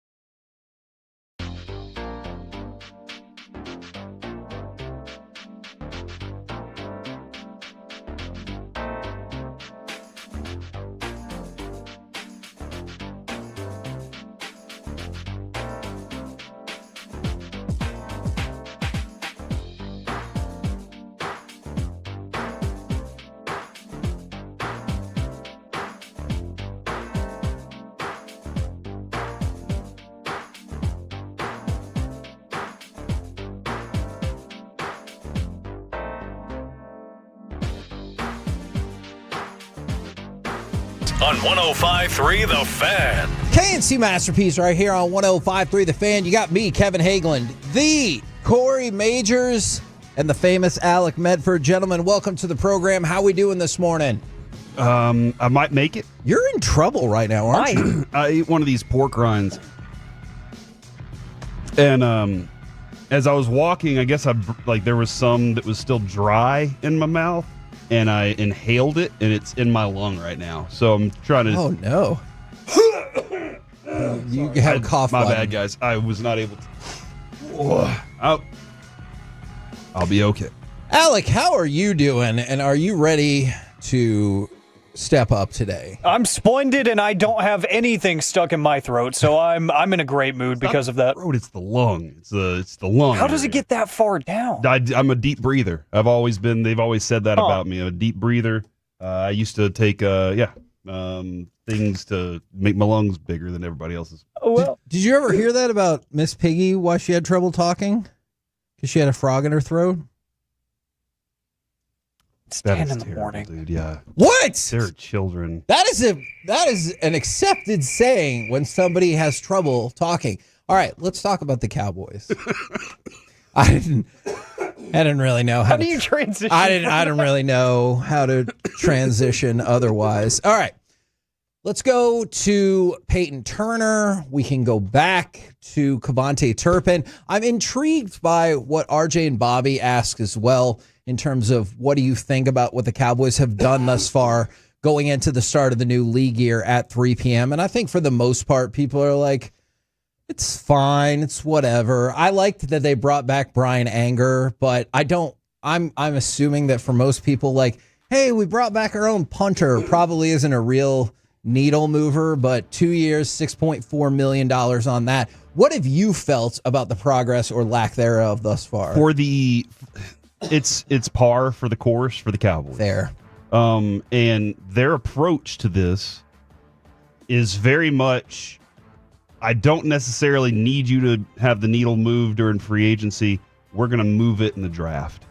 And that's why, that is one of the reasons that Jerry hates drafting offensive linemen in the first round, but it is he might not be okay. By the way, from the 817, that Miss Piggy joke took me way too long to get, but it was funny. And then from the 817, Kevin is inappropriate. The way though that they do things is you're going to get excited about these draft picks. Why?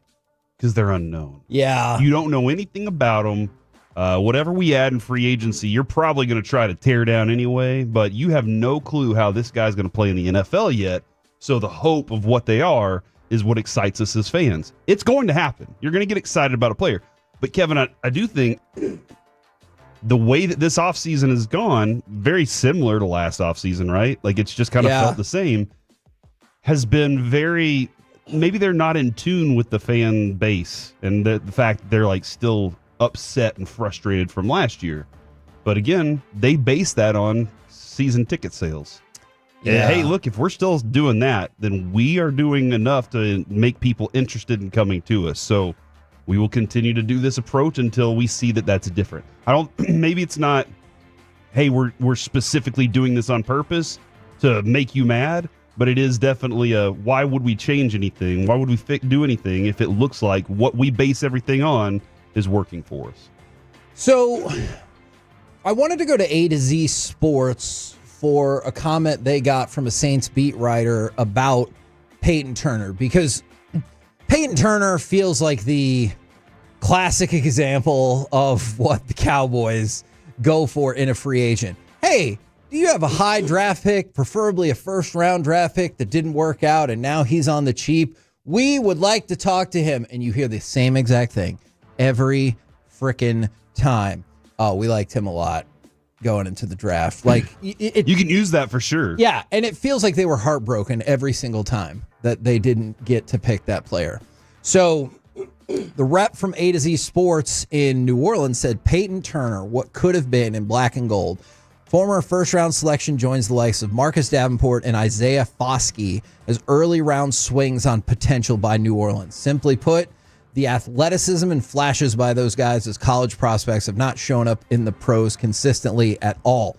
And for Turner specifically, and this goes back to when he was in college as well, the issue that you run into in terms of seeing any of that potential, seeing that athleticism displayed on the field is he has a really hard time staying on the field. Yeah, health is always a big factor.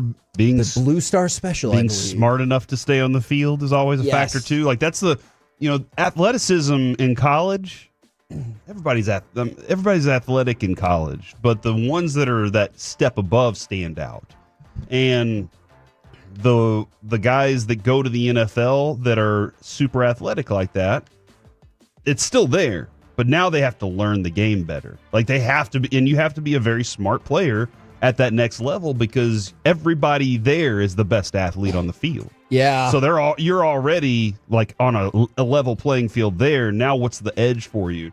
Can you be better at the next thing? The work that you're putting in. So that's the difference for these guys. And sometimes it may take not getting re-signed by your old team and having to have a change of scenery to become better at it. Or you have a couple of flashes, 3 or 4 games that are good, and that's good enough to get you a contract with somebody else next year.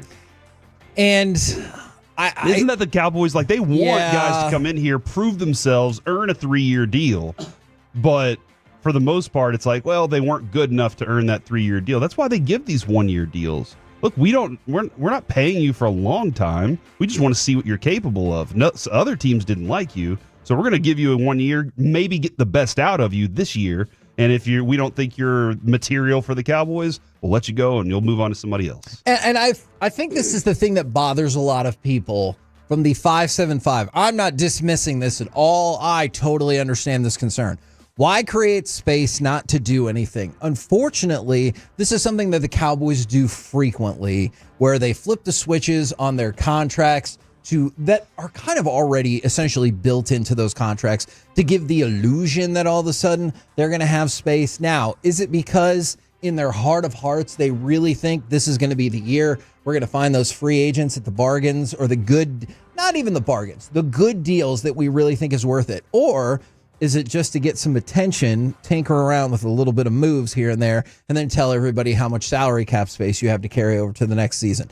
That I can't say for sure one way or another.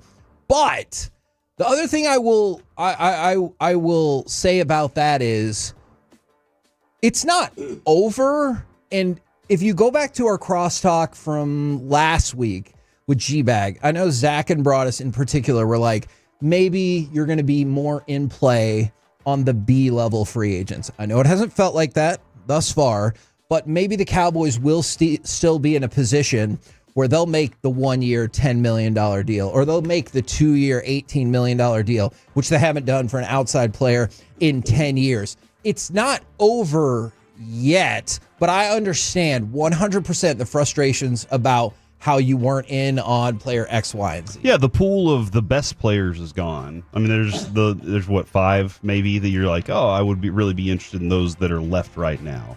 That's about it. Otherwise, the pool is gone for you. But you are never probably going to be in on those players, right? You never. No, the Cowboys are looking for young and cheap. The best that they can get, they want to find the youngest player at a certain position. That it is Javonte Williams is a great example of that. He was the youngest running back on the list at the cheapest price. And so if you can do that, they're at an age where they're still impressionable. They're at an age where they're still motivated by what their future could be. Guys that are at the end of their career, like they could quit at any point. We want somebody young, motivated, and really going after something. Now, I want to go to something that Slater talked about after, I believe, speaking with Kevontae Turpin's agent.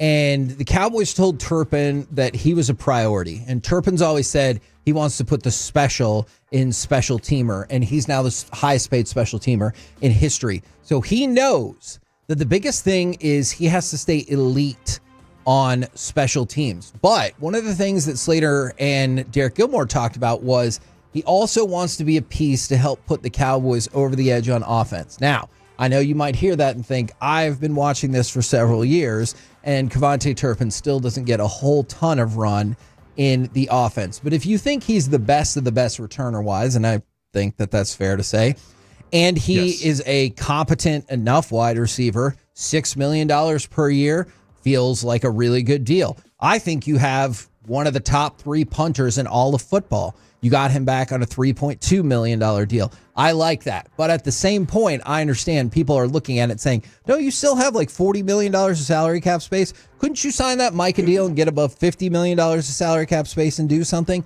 I absolutely believe that they could if they wanted to, yet here we are. I am. That conversation is a weird conversation. the Cowboys aren't picking up the phone and calling his agent and saying, let's get this done now, right? That's what the agent said. Yes, that is exactly what happened. They are doing that. Then why was the agent waiting? Is the agent like, you know what? If I wait another year, then we're fine. We're still going to get paid. But I think maybe or else because he got $6 million. I think the second round tag was like $5.2 million. Oh, I'm sorry. I was talking about Micah. Oh, yeah, no. I was talking about Micah there. No, there's no chance that they're picking up the phone and demanding that. At least it doesn't feel like and that. if you're the agent, you're in the same boat where you're like, why would I call them and try and do this now? My dude's getting paid no matter what. Just wait. You're going to win the negotiation. Yeah, and not even win it. I'll get more. Yeah. Because they're going to wait, and the price is going to go up. We just saw Myles Garrett push the price up. Yep. Somebody else could push the price up next year. And then me waiting was just fine. Whereas the Cowboys should probably, in order to kind of help themselves out, go and say, let's get this done now. And now we can work with what we got next year. Now, on the flip side, what will be sold by the Dallas Cowboys today, Corey? Do you know? What are we selling today? Season tickets. I mean, that's true.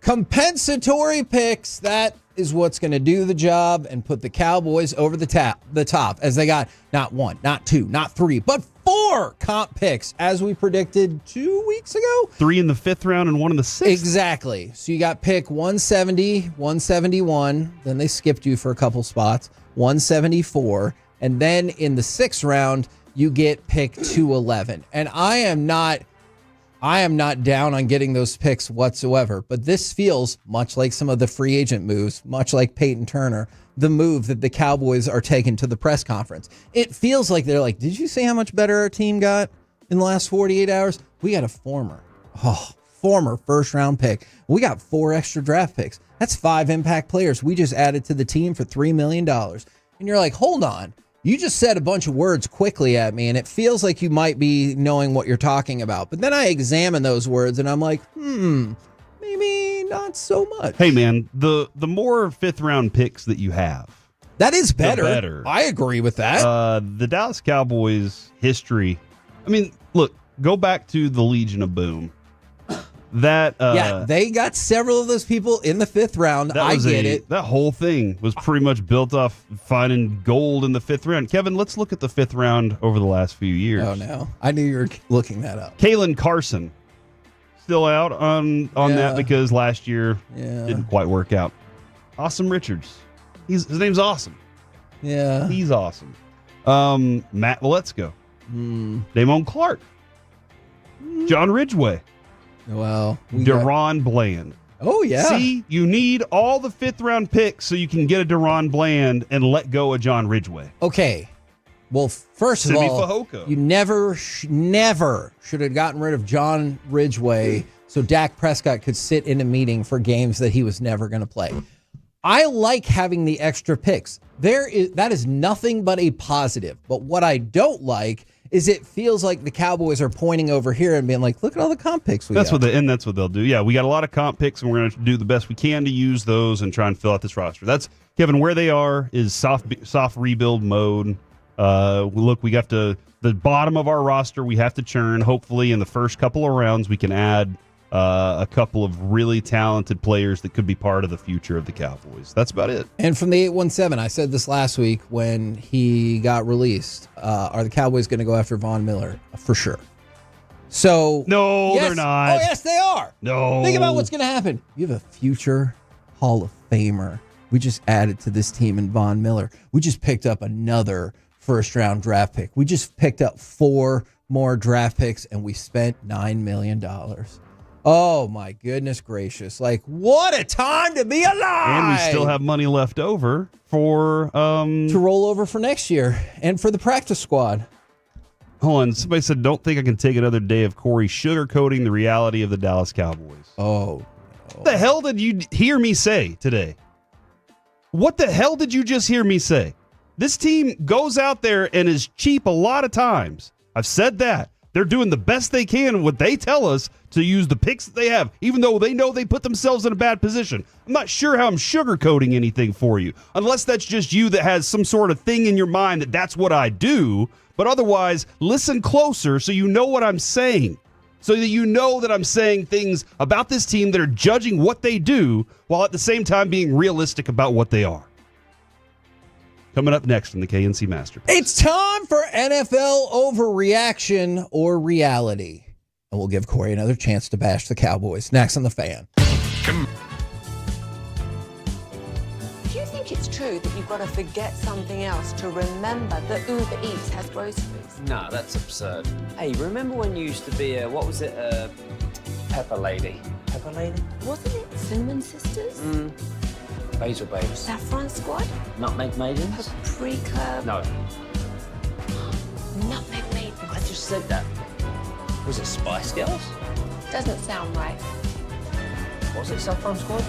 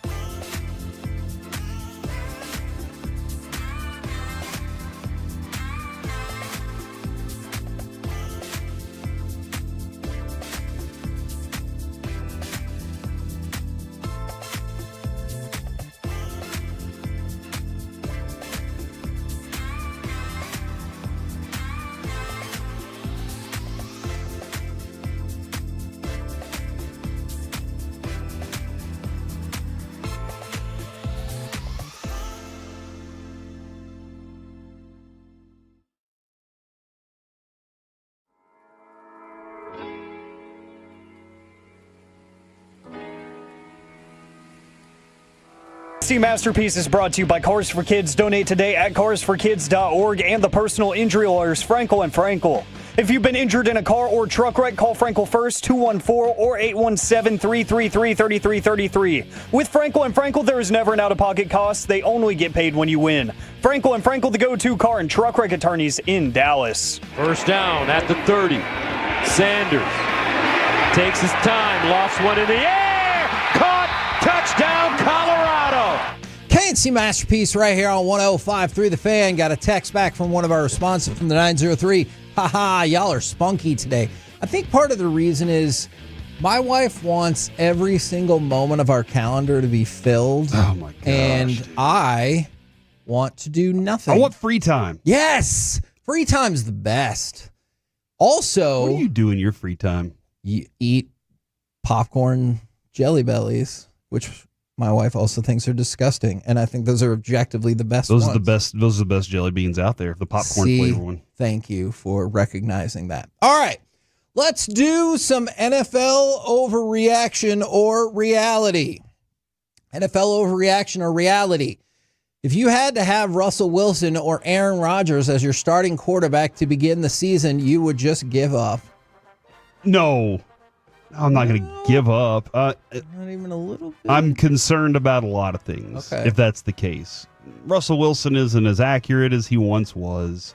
He doesn't see the field the way that he used to either. And he holds onto the ball too long instead of just taking off running. And it makes sense. His career has been being a quarterback that gets hit and he doesn't want to get hit anymore. So he's like, I don't want to take off running. I want to throw this ball. But he just doesn't do it enough. Aaron Rodgers still thinks he can get away at the last second, and he can't and doesn't realize that. So he holds on to the ball too long because he thinks at the last second he'll get away. So I'm not saying I would just quit the season, but I would have a lot of concerns about what direction we're going. So, Alec, I want it on the record is I would just quit the season and I would give up. If you had to have Russell Wilson or Aaron Rodgers as your starting quarterback, like the Giants or Steelers probably do, would you just give up? Sounding like evil John Cena now. Just give up. Yeah. Yes. I would give up for a few different reasons because I think there's only a few teams that really ever needed to consider that. And one of them, in my mind, they looked at the quarterback landscape, and this is the Vegas Raiders I'm talking about. They looked at the quarterback landscape and they said, okay, we can draft a guy, we can get into a bidding war for one of the top free agent guys, or we can avoid this crummy situation altogether and go trade for a solid starting quarterback that doesn't want to be on this team anymore. What do? They do the smart thing. They give up a mid-round pick for a quality starting quarterback in the NFL to avoid that situation altogether. The other teams kind of realize we might not be winning this year, so we're kind of okay with pretending like we care by signing one of these guys, and that's the Steelers and the Giants in my mind. So I say, yeah, you just admit it. We're done. We're not doing anything productive here, so let's just, get somebody that will at least get people interested for 3 or 4 weeks. So the betting odds as of last night, Russell Wilson was the favorite to be the Giants quarterback, followed by Aaron Rodgers. And Aaron Rodgers was favored to be the Steelers quarterback, followed by Russell Wilson. So they're like, hey, one of these guys, pick one of these crap options and move on with your life. Is the Mike Tomlin and the Steelers, aren't they going up in the odds? Like, aren't their odds getting better to win the Super Bowl? Unconventional approach to free agency. They're like, we don't have a quarterback right now. Look at our odds. That's how much they believe in them. Overreaction or reality? Shedeur Sanders will fall out of the top 10 in the NFL draft. So there are a variety of mock drafts. I know For the Win had one with Shedeur like in the 20s. There's been a variety of CBS had one where he started to drop. Do you believe it could actually happen where he falls out of the top 10? It's wild to think that it could happen. Like, just because he was all season long, he was pretty much, he's going to be going number one. Yeah. And then obviously Travis Hunter kind of took that over and was like, I'm the best player, dude. Don't worry about it. That's true. And then, Cam Ward was kind of hey, keep an eye on Cam Ward though. And now he's become the number one overall guy. I'm very fascinated where Shedeur goes because what he did in the combine, that was enough to make them say whatever we saw on the field, this dude is just, he's not worth it. Now, my question, though, is there's no way. No way. You just said in the 20s that if he got to 12, the Cowboys are saying we need a quarterback, All right? Bonus question. NFL overreaction or reality? Cowboys fans, for the most part, would be excited if the Cowboys took Shedeur Sanders at 12. Like, let's say in this magical scenario, he's still there, no trading up, no anything like that. Do you feel like Cowboys fans would be happy or be like, what the hell? We have a lot of starting holes to fill. Yeah, that's what I don't know. Okay. Because I feel like Jerry would look at it and go, I mean, he's right there. Yeah. And if I ever want Dion to take over for Shaddy, then all I got to do is say, your son is here. I've done it. That's what I don't know. Because that wildcatter still exists somewhere in him. Would he be willing to say we're going to find that glory hole or not? I don't know. I don't know if I would be excited about it, other than because you're like, you got so much money invested in the quarterback you have. Is this the round you needed to do this in? Yeah. You need a running back. You need a cornerback. You need a safety. Alec, in this magical world where Shedeur Sanders is available at pick 12, would Cowboys fans be happy or like, what the hell if they took him? I think it's going to be very split. There's going to be a massive group of people that's going to be like, okay, we finally have a resolution that makes sense post Dak Prescott. Then there's going to be the group, which I would kind of fall into, not out of like a Dak homer stance, just out of a controversy stance. Like, what the heck? Yeah. Why are we doing this right now just because his last name is Sanders? You know, that's what I'm looking at, kind of what Corey was saying, you know, like he's right there. We have the chance to do this and take all the headlines. So why not? But it does kind of intrigue me to think that maybe teams in the league, including the Cowboys in this magical fantasy scenario, maybe they look at what the Falcons did and say, that's not an awful idea if you're a team that likes to hang around the rim. Yeah. If there's a quarterback you really, really like and you have a veteran guy on a big contract, you just say, hey, let's take this guy in case things don't work. And look how quickly it didn't work in Atlanta. So maybe teams start that approach, and maybe in this fantasy scenario, it starts with Dallas. NFL overreaction or reality? You believe Daniel Jones can beat out Anthony Richardson for the Colts starting quarterback job? No. On overreaction. Okay. No. Daniel Jones is terrible.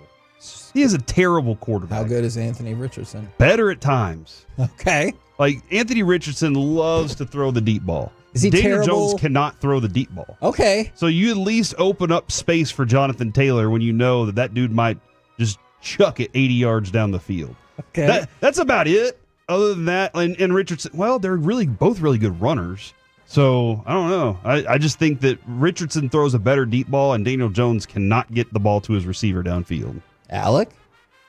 I'll say, I'm going to say reality. I think he can, and it's not because purely of on-the-field stuff. I think it might just be an overall buy-in and commitment issue that could do that. Maybe they just say, like, Anthony Richardson looks lost. He looks like he doesn't understand what's going on. He looks like he doesn't want to be out there. So let's put the guy that's at least putting in the time and seems comfortable. If it's a comfort thing, if that's what it comes down to, I think it could be Daniel Jones. And it's more of an indictment on the mentals of an Anthony Richardson, not the X's and O's comparison of the two. And I think that might have really irritated the whole tapping the helmet and coming out of the game. I think that might have irritated the staff in the front office enough to the point where they are bringing in a veteran quarterback that was once upon a time on a huge contract and saying, let's take a flyer on the guy and call it a competition. They're openly calling it a competition for a reason. NFL overreaction or reality? Teams are and should be concerned about Ashton Genty's size.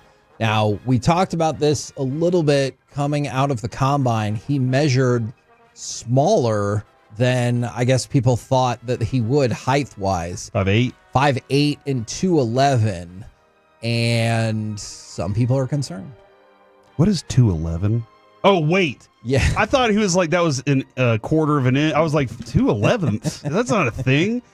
But I should have just trusted. Never mind. I I definitely get it. Because every time I see 5'8", the first thing I'm thinking is, and 211th? No, every time I see it, my first thought is definitely Barry Sanders.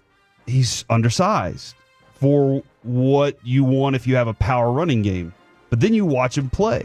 And the question you have is, all right, whenever he put that dude down with his left hand and a stiff arm, or he was about to get tackled and he rolled that dude off of him, is that because he's strong or because none of these other dudes he's going up against are as strong as him? Well, whenever he gets to the next level, is it going to translate?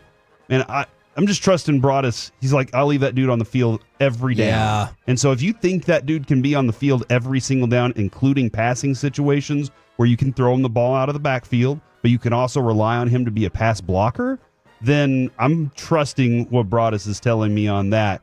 The player is an absolutely special player with the ball in his hands in space. NFL bonus overreaction or reality. You would be irritated if the Cowboys traded up to draft Ashton Genty. I would. Because where they are, they're still going to get a talented player.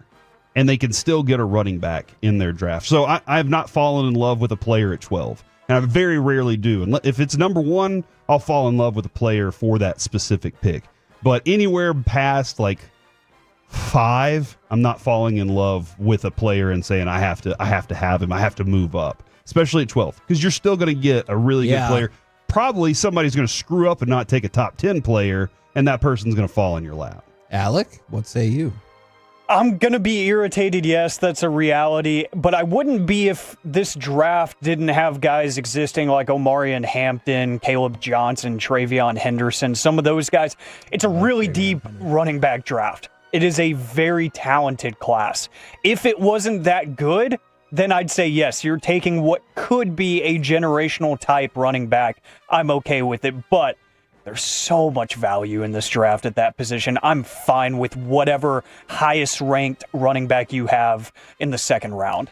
Now we're going to play some audio for this next overreaction or reality. Very rare, NFL overreaction or reality. Give me cut number 12. Let's go to Amon-Ra St. Brown talking about the Chicago Bears. Bro, I feel like the Bears have unlimited money. This is crazy. Every time they're just signing new for like 40, 50 million dollars. Boom. Hey, yeah, they're trying to make shake. Boom. Jonah Jackson, bang. Drew Dahlman, bang. Deo, I don't know how to pronounce his last name. No, give it a try. I'll try Deo Adeyingbo. Another, I saw Adeyingbo. Yeah. A crazy amount of money. Grady Jarrett, bang. Like, they're just breaking everybody off. They're trying to get an O-line for Caleb. They have unlimited money. What the is this? I mean, their cap space is probably... They probably have high cap space. We can go and stop it there. So, NFL overreaction or reality, the Chicago Bears having, quote, unlimited money will get them to the playoffs next season. I think so. I mean, the biggest factor that was a problem. Now, again, Eberflus put together a good defense up there. Go back and watch their games last year. They were a tough defense. Their offense couldn't do crap. Go watch the Washington game. Their offense was terrible in that game. I think the max score on that was 11 points. It was weird. So, and until the Hail Mary, the offense was very poor. Their offensive line couldn't protect Caleb Williams long enough. Caleb Williams does need to get rid of the ball faster. That's a fact. I agree with. And I think Ben Johnson is going to load that offense up, and they are going to look good. I'm interested to know how their defense plays. Compared to what Eberflus had them rocking with last year. But everybody should be afraid of the Bears. Yeah, this is going to be a reality simply because the NFC is so mid. Yeah. Like everybody, it's kind of like what Jerry likes to say about, keeping his team hanging around the rim. It feels like there's a lot of teams that are in that mentality right now in the NFC, to the point where one good run can catapult you pretty much as far as you want into the NFC playoff picture. So I think, one good end stretch of the season for the Bears, they've done enough to keep Caleb on his feet. to where he can work his magic. They've done enough on defense to where it still looks like, at least on paper, it could be a Matt Eberflus type of defense just because of the personnel that they have. And the NFC is just so wide open right now. I think they're going to be really fun to watch this year. Let me throw one more out kind of based off of our first segment. NFL overreaction or reality. You ignored the salary cap space and your hopes and dreams and knew the Cowboys wouldn't do much early in free agency. That's reality for me. Yeah, that's reality for me too. There's part of you that has this glimmer of hope, but I go in because I think anytime you go into anything, you're like, I hope for the best. Sure. Even though you have to take in the reality of what it is. And the Cowboys have shown you what they are over the last 2 decades. They've told you this is how we do offseason. Now, you don't expect any different. They even told you before offseason. They said selectively aggressive. They just said They could have just said selectively, and that would have been the accurate word. Yeah, because there was no aggression here. Right? What was aggressive? They aggressively went after Jordan Lewis. No, they didn't. They aggressively went after Osa. That's true. That was select. I guess that could be considered selectively aggressive. But other than that, yeah, you have to go into it with the real expectations of the precedent that they've already set. The Cowboys have told you who they are. Yeah, it's amazing what happens whenever you just have no expectations whatsoever. I'm not surprised. I'm not caught off guard. I'm not upset.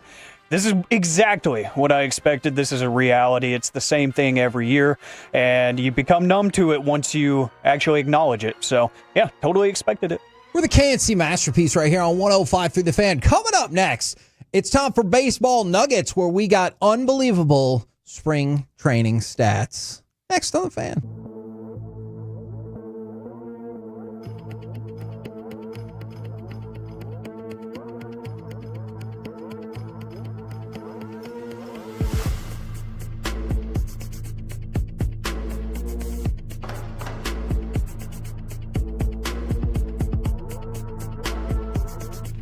Uber Eats has Lola V products? I gotta remember that. Well, you know, they say in order to remember something, you have to forget something else.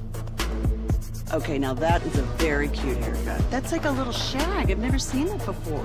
Well, I mean, of course you have. It's the Rachel. Oh, is that your name? No, I mean, like, your name. No, I'm Jen. My name's Jen. Right, but I just mean, like, this is your haircut. But that's hair on your head. I'm not saying this is your hair. Okay, forgive me.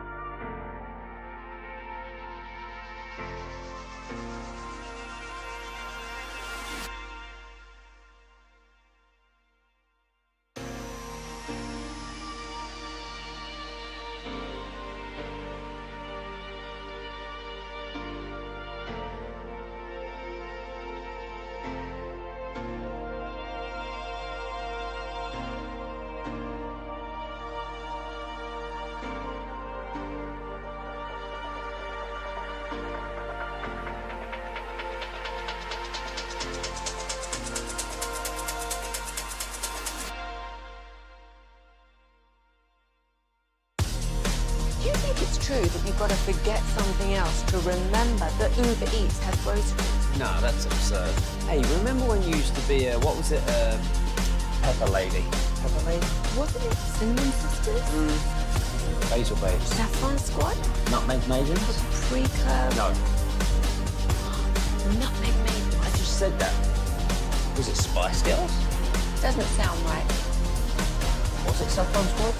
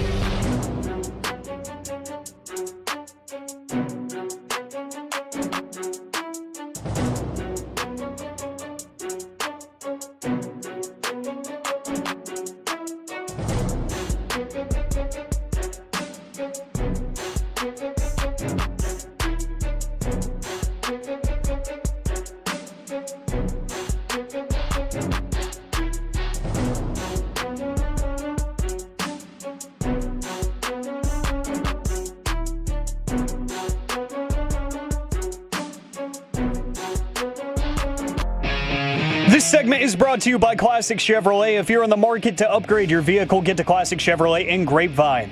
Back-to-back #1 Chevy dealership in the world. They've got more new Chevys than anyone, all priced to sell. Visit ClassicChevrolet.com. This is Texas. This is Classic Chevrolet. Together, let's drive. Based on new Chevy registrations 2023 and 2024. Leiter posted zeros in the 6th, 7th, and 8th innings. And here, a slider down and in gets Raley swinging. So Raley strikes out to start the top half of the 4th. Leiter wins this battle. KNC Masterpiece right here on 105.3 The Fan. Let's talk about the Leiter coaster because it's time for Baseball Nuggets, brought to you by Reliant Air Conditioning, gimmick-free AC and repair. Corey, did you see the Leiter coaster yesterday? I did see. Well, I didn't watch it, but I did see some highlights from it, and I was able to see how things went down. Now, that's a key part, to see how things went down. Because if you saw a highlight, I could have shown you a highlight that made it look like Jack Leiter was the most devastating pitcher that has ever thrown in spring training. Or I could have shown you highlights that you're like, the hell's happening here? So here's what happened. Aren't we glad that guys like Finster Maker and Chris Young are watching the whole thing? Yes. Oh, my gosh. Man, what a terrible GM you'd be if like, all right, sorry, mixtape. I think there's some really solid things to work off of here. No, man, maybe that was the Nico trade. He just saw an Anthony Davis highlight video, and he was like, this dude is unstoppable. And a Luka lowlight video. Yes. He was like, look at that guy drinking after he wins a Western Conference Finals. And then he thought after a layup, he like started chain smoking for a second. He's like, hold on, was he doing hookah there? All right. So in his first inning, Jack Leiter, 2 walks. Ooh, not great.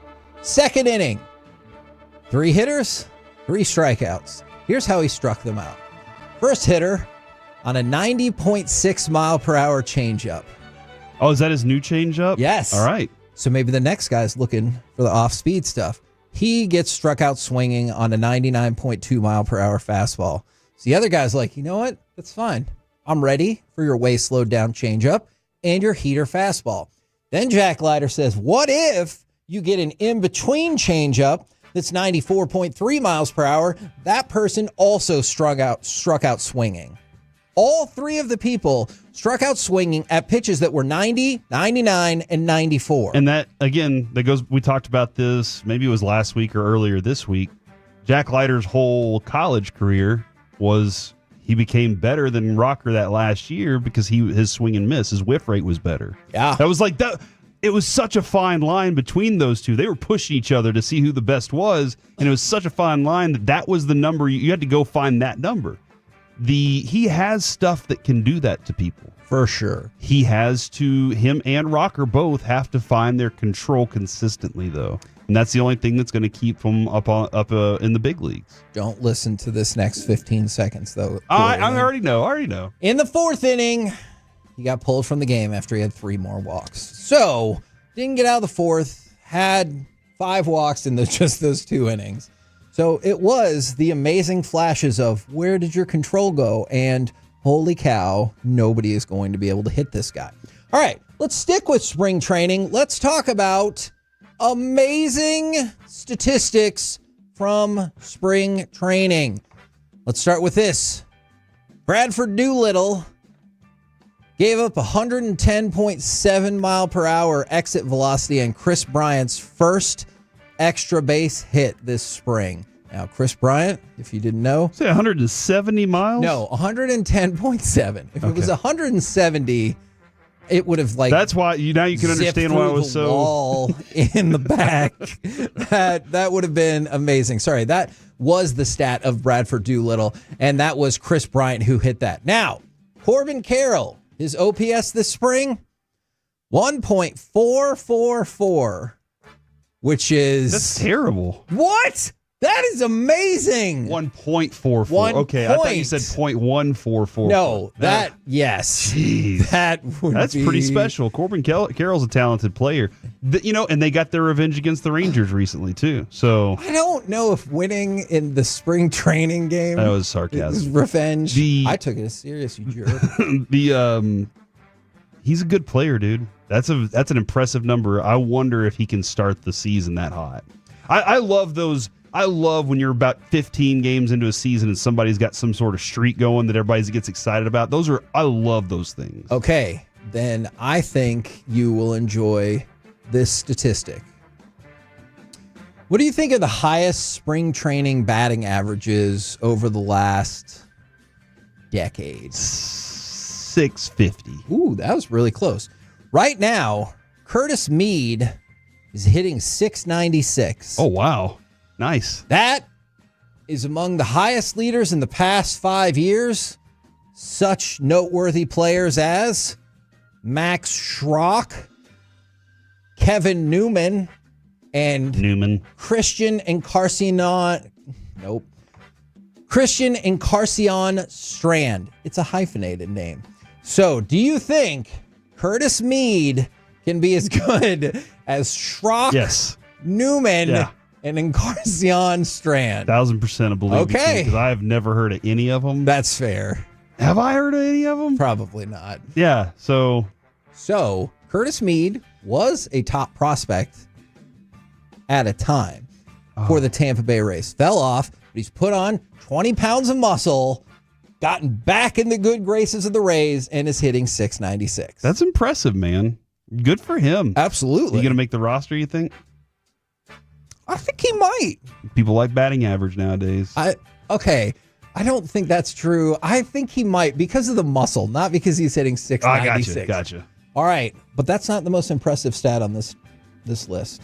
That would belong to Alex Call, the 30-year-old outfielder.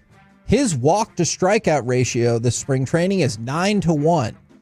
He has 9 walks and 1 strikeout. That's good.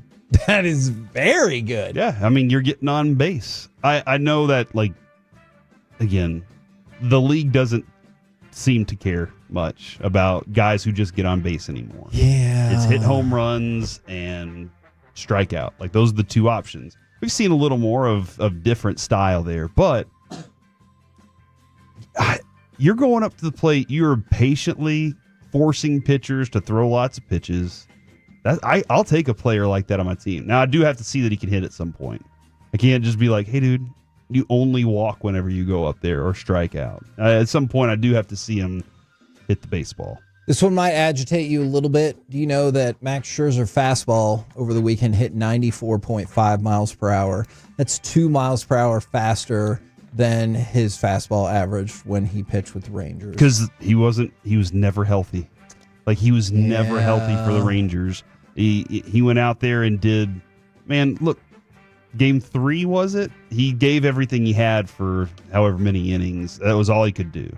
But he was never completely healthy. We never got to see the true Max Scherzer here.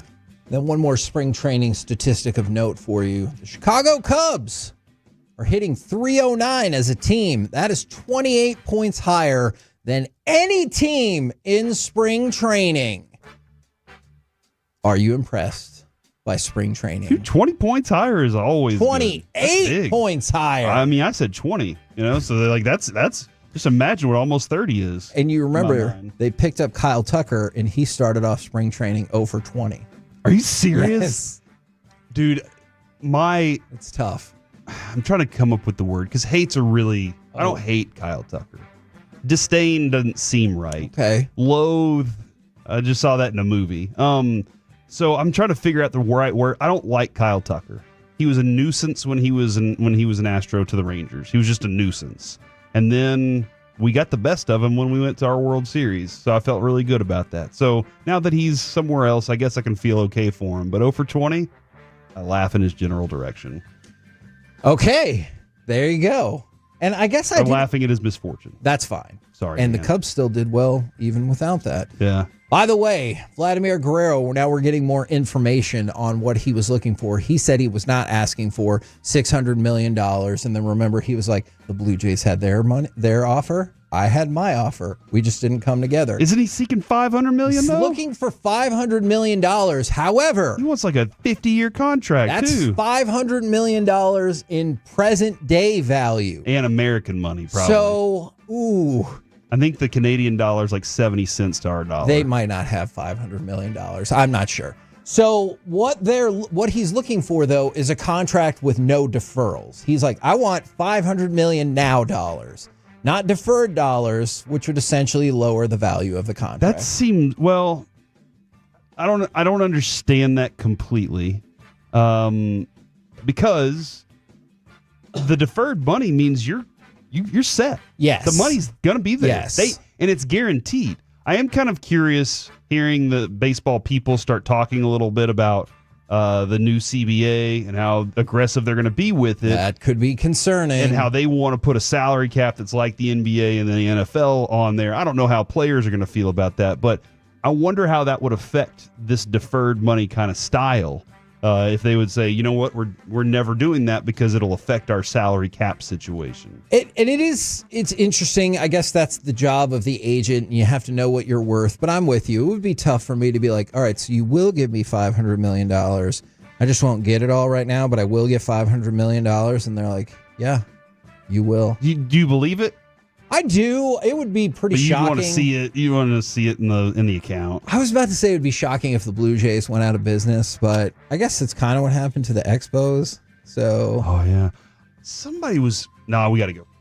We're the KNC masterpiece right here on 105.3 The Fan. Coming up next, Texas Rangers questions and answers. I've got questions. Hopefully, you guys have answers, because if not, it could be a short segment. Next on The Fan.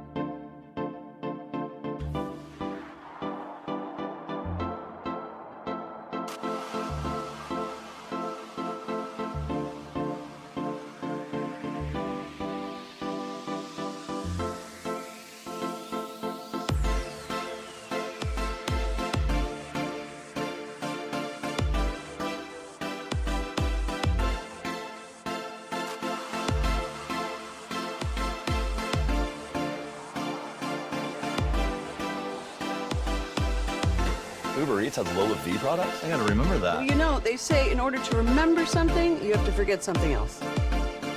Okay, now that is a very cute haircut. That's like a little shag. I've never seen it before. Well, I mean, of course you have. It's the Rachel. Oh, is that your name? No, I mean, like, your name. No, I'm Jen. My name's Jen. Right, but I just mean, like, this is your haircut. But that's hair on your head. I'm not saying this is your hair. Okay, freaking me out a little bit.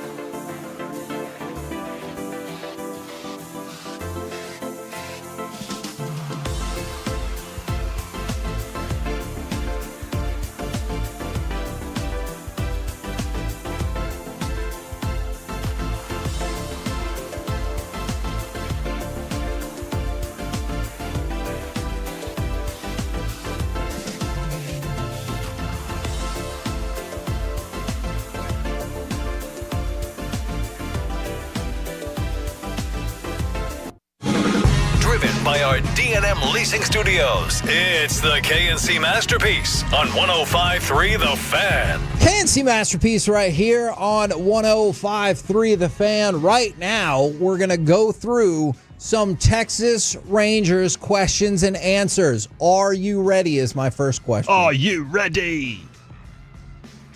Oh, yeah, the answer is yes. Okay, good. Now, first question. Do you know who Hunter Strickland is? No. He is the latest journeyman reliever that the Rangers have brought on board via a minor league spring training contract. He has played for 7 teams in the last 5 seasons. Dang. But he's been 8 different places, or I guess with 8 different teams, but it was the Angels twice. So we'll only count that once. 7 teams in the last 5 years. However, he did start his career with the San Francisco Giants and Bruce Bochy. And I believe he is now the new leader in the clubhouse with a career 29 saves. Did 20 of those come in, or 14 of those come in one season in 2018? Yes. But that's besides the point. I believe he is now the career leader in saves that is currently participating in the Rangers bullpen. So that's good. I don't know. We'll see. Found our closer. Okay. There we go. I don't know if that's totally what I think, but maybe. I remember him from the Angels last year, and I pulled his numbers because I just remembered for some weird reason. I remember watching him in person at one point, and I was like, this guy sucks except for against when he plays us, right? That is not a ringing endorsement, Alec. But hear me out. I went to his game logs. In 7 appearances against the Rangers last year, 1 earned run. Hell yeah. Yeah. His velocity is around 94 is his fastball. He has a cutter and sometimes throws a slider. Like that's kind of what he throws is mostly cutters and four-seamers. So that's what you're going to get. And that is good relief pitcher, closer type stuff right there. I mean, Yates had the splitter, the sinker that went along with it. The slider, those are 3 different things that go in different directions. Somebody said he fought Bryce Harper. That I'm back in. I support this move. All right. Are you guys worried? Because I'm now very worried about this, about Tyler Mahle. And I know what you're going to say. You already asked me this damn question 2 weeks ago, and that's a fair point. I could live without the profanity, but that's a fair point. But in a quote, per Ross Fenstermaker, super precautionary move due to a bit of forearm soreness, Tyler Mahle was replaced by Jack Leiter to start the game yesterday. That's why we got the Leiter coaster. Yes, that is correct. Now, the Rangers aren't going to send Tyler Mahle for an MRI, which he, has previously had MRIs, like when he had elbow ligament surgery in 2023, or maybe at the end of last season when he got tired and couldn't pitch anymore. But super precautionary, nothing to worry about, right? Yes. Corey, I'm worried. We're going to have Jared on at 12:30 today. This was my main question, is around Tyler Mahle and like what's our plan after and all of those things. So I am not that concerned until Jared tells me to be concerned. Is that okay?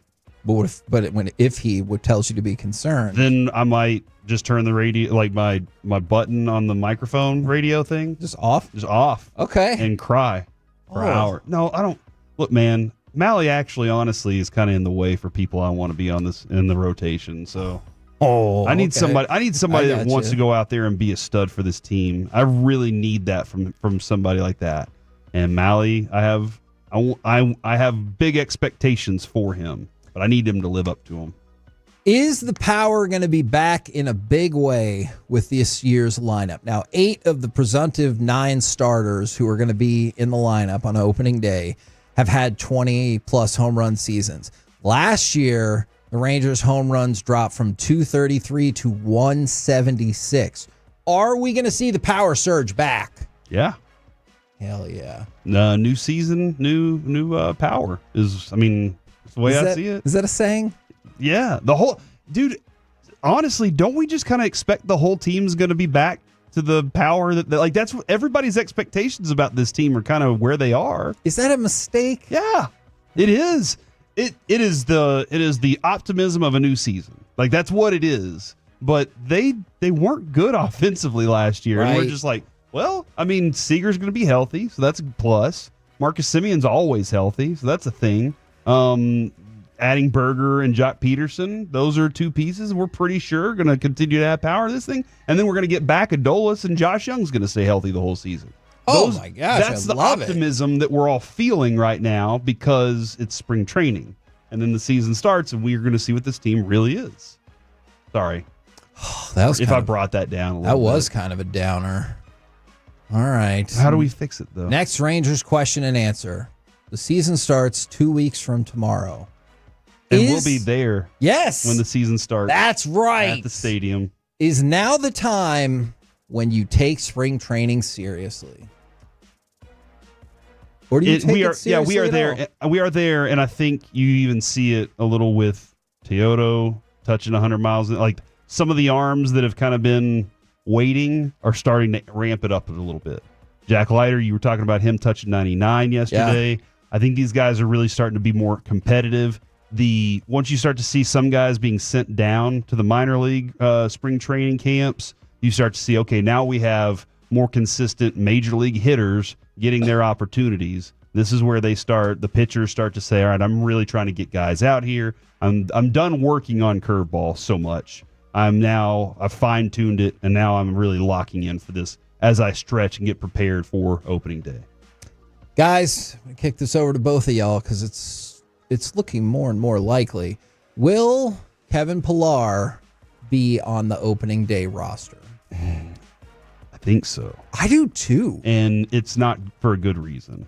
Oh. No, I mean, because if Tavares and Evan Carter can't do what their job is, Pillar might take it.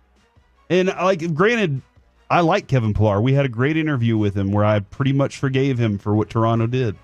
I think he's a really talented defensive outfielder and center fielder. And I think he's going to be the Jankowski mode. But Evan Carter and Tavares have to prove something to Bochy that they're not what they were last year, that they're more like the versions of themselves that you see are the best. Alec? I think he will, and it's more of an indictment in my mind directly towards Leody Tavares than it is Evan Carter. I think that he is going to be that bench guy because he does, as Corey alluded to, for most of his career, he's been a premier defender out there in the outfield. And with Travis Jankowski, you got some of those great defensive plays. He didn't have the rocket arm or anything, but you had that veteran guy that knows how to play the outfield better than most of the young guys on your team just because of the experience. I like having the experience factor.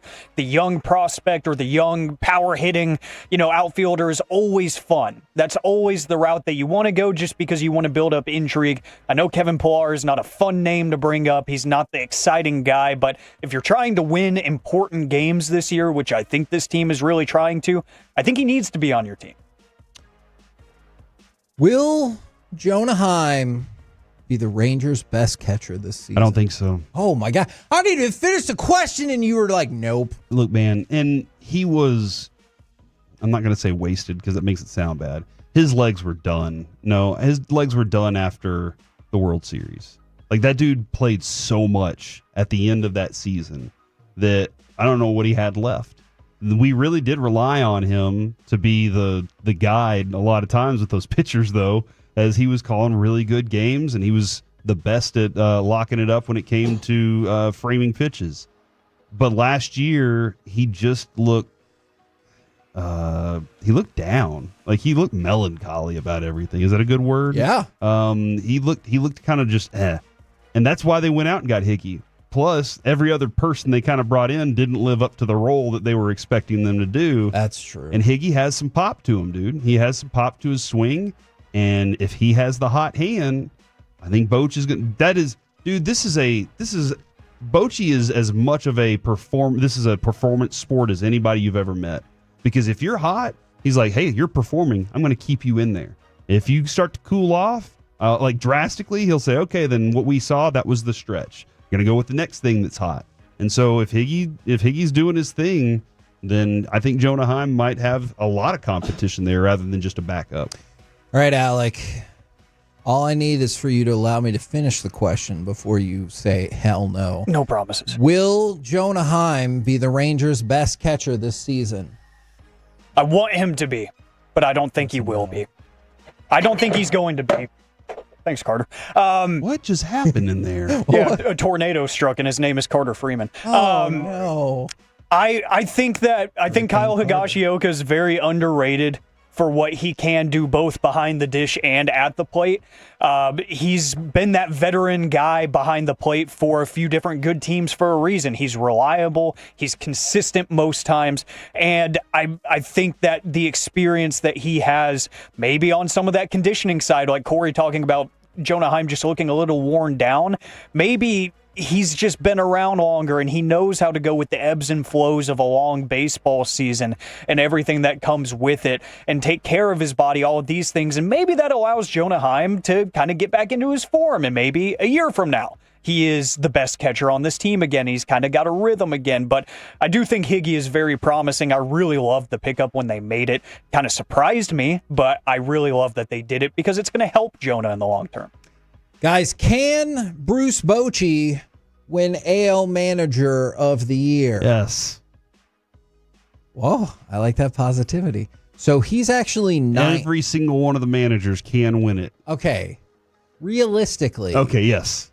I'll stick by that, yes. He win it because he is 9th in the betting odds for American League Manager of the Year. And part of the reason is because they're not that far removed from winning the World Series. My apologies. One manager cannot win. That is Dave Roberts. Okay, he's in the National League. I got you. He cannot win Manager of the Year at all, though. All right, because that team's too loaded. Even if everybody should just look at it and go, nah. Even if that team went 140-22, you don't think they would name him like manager? You expect them to be the best, bro?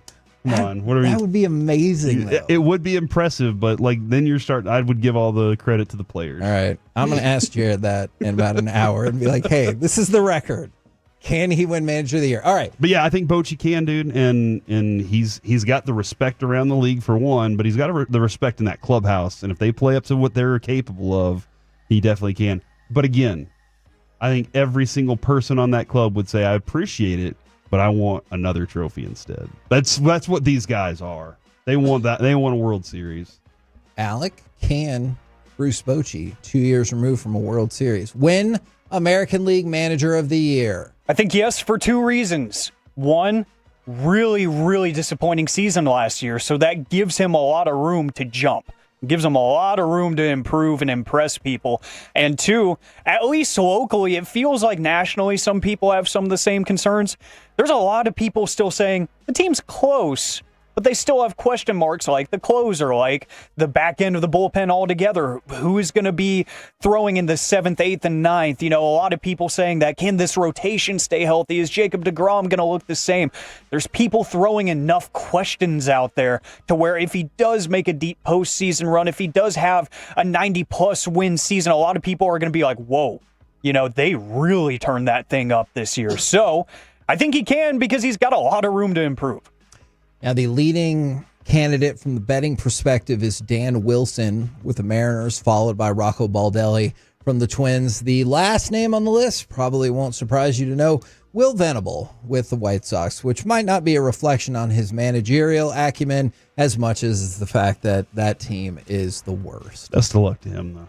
Do you think his odds should be a little higher? Because if they're even mediocre, he should win the award unanimously. Like, if they went 81-81, I think it should be the biggest landslide in the history of AL Manager of the Year voting. Okay. Don't you? For a 500 season. They lost 1,600 games last year. There's no way. It's not as far off as you think. All right? It's not right, but it's not as far off as you think. We're the KNC Masterpiece right here on 105.3 The Fan. Coming up next, how about we do a little AM on the FM? We got the question of the day, plus how far would you go literally to chase a dream, next on The Fan. If you're laughing.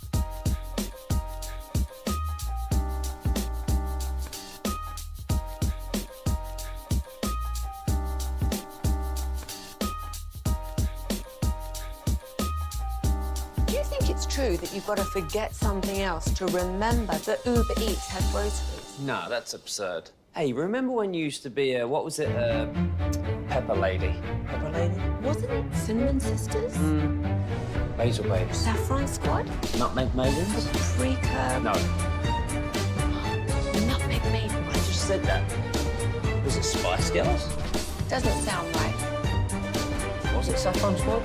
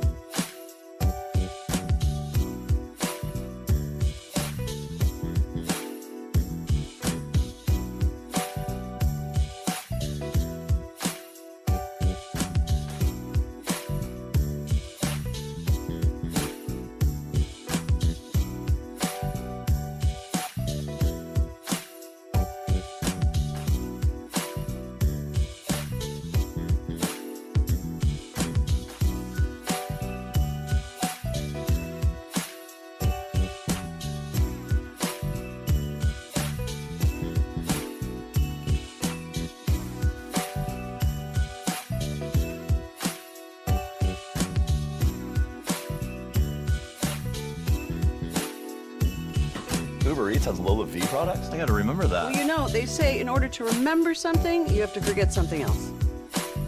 Okay, now that is a very cute haircut. That's like a little shag. I've never seen it before. Well, of course you have. It's the Rachel. Oh, is that your name? No, like your name. No, I'm Jen. My name's Jen. Right, but I just mean like this is your haircut. But that's hair on your head. I'm not saying this is your hair. Okay, freak. This segment of the KNC Masterpiece is brought to you by Cars for Kids. Donate today at carsforkids.org and the personal injury lawyers, Frankel and Frankel. If you've been injured in a car or truck wreck, call Frankel first, 214 or 817-333-3333. With Frankel and Frankel, there is never an out-of-pocket cost. They only get paid when you win. Frankel and Frankel, the go-to car and truck wreck attorneys in Dallas. And that return song is going to tell you that everything is going to be all right. Hey. All right. But Corey Majors is here to tell you that it might not. Now, Emiliano Teodo is being sent back down. We were prepared for this. He probably wasn't going to make the roster, so that's okay. But then, Corey, why do you got to say it like that? It could be okay. I don't want to alarm people. Oh, my God. Sean McFarland has tweeted. Oh, no. Not Sean's McFarland. It can't be that bad, right? Cody Bradford is being scratched with elbow soreness, Chris Young said. His MRI came back clean, but Okay. I mean they had to send him to go get an MRI. But they're going to shut him down for 4 to 5 days to see if it alleviates itself. What if it doesn't? No. Season's over. Sell the team. Trade Luka. No, already did that. We already did that. Yeah. I mean, that would be the same amount of drasticity, Kevin. If Cody Bradford can't be a word. Dead serious though. Cody Bradford is the lefty we're relying on this year. That's true. Otherwise, we got to go trade for Jordan Montgomery again.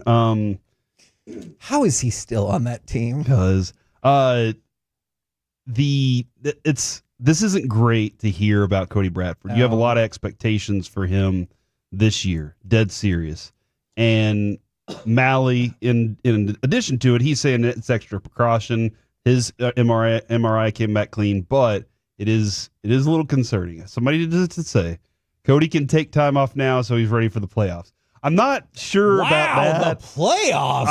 I just want him to. I want his arm. I need him during the regular season more. That's a body I need in the regular season. Him and Dane Dunning. I'm not sure what their roles are going to be, but this isn't great to hear. Elbow soreness is not fun, and for a lot of people, Kevin, 4 to 5 days, they're like, "Oh no, he'll be back." I guess maybe I'm a little jaded by being in this business so long that I'm like, 4 to 5 days is a few weeks now. And elbow soreness. At this point in the season, does not seem good. But good luck to us. Oh my gosh, that wasn't as positive as a thing as I thought you were going to say. Right now, it's time for this. What does this button do? Please, do not push the button. You have no idea what it... Alec, you be quiet. Alec, that was awful. 1 for Alec, 0 for Peyton. Don't you dare touch that dial. Don't you dare do it. It is time for AM on the FM. Before we get to the question of the day and some incredible sound that we're going to hear from the world of women's college basketball. From the 469, that is a made-up word, but then again, all words are made up. Yes. So, fair game. Fair game. Just remember that as a response to anybody who ever tells you that's a made-up word. All words are made up. And from the 940, Cody can take time off now, so he's ready for the playoffs. Look at that optimism. Hold on. Optimism. Did you just pull a Corey and read a text that we just read? Yeah, I want to reset that because I seriously think that we need to go full Jerry Jones mode right now. You'd rather have this happen right now than in the meat of the schedule. Yeah, when is the meat of a baseball schedule? That's actually a great back question. half of September. It was that conversation with Bochy when I asked him, and I was like, when is there not a lot of baseball left? And he was like, I remember that, yeah. Maybe September. And I was like, okay, there's not a lot of baseball left then. So I guess I feel like that's the meat of the schedule, but you have to have a meet earlier to get to that point too, and it be important. So there's got to be a more meaty part of the schedule for baseball. Your thoughts?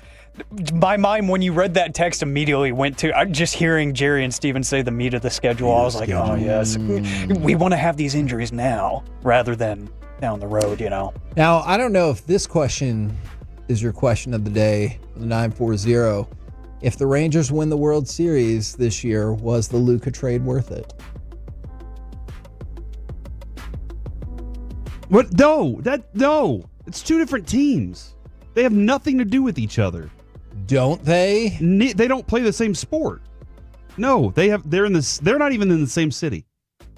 But one's in Arlington, one's in Dallas. What if it's a sports sacrifice? The sports gods are Only like... Kevin would ask people to do that. Kevin did it last year and screwed over the Rangers. That's a good point. Never mind. I'm against it. We didn't win the cup or the title, and then we lost Luka because of it. But what if that was just because we're going to win the cup and the World Series this year? No, that's not a thing. That's not how it works. That could happen. You don't know if that's how it works.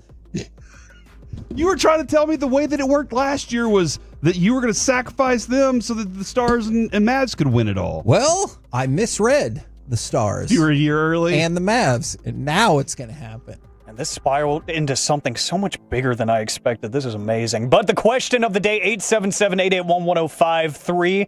No, not when is the meat of the schedule in baseball. The question of the day is going to be something a bit more personal on the Frankel and Frankel Injury Attorneys text line, Twitch, and YouTube as well. What's an opportunity you received that you will never take for granted?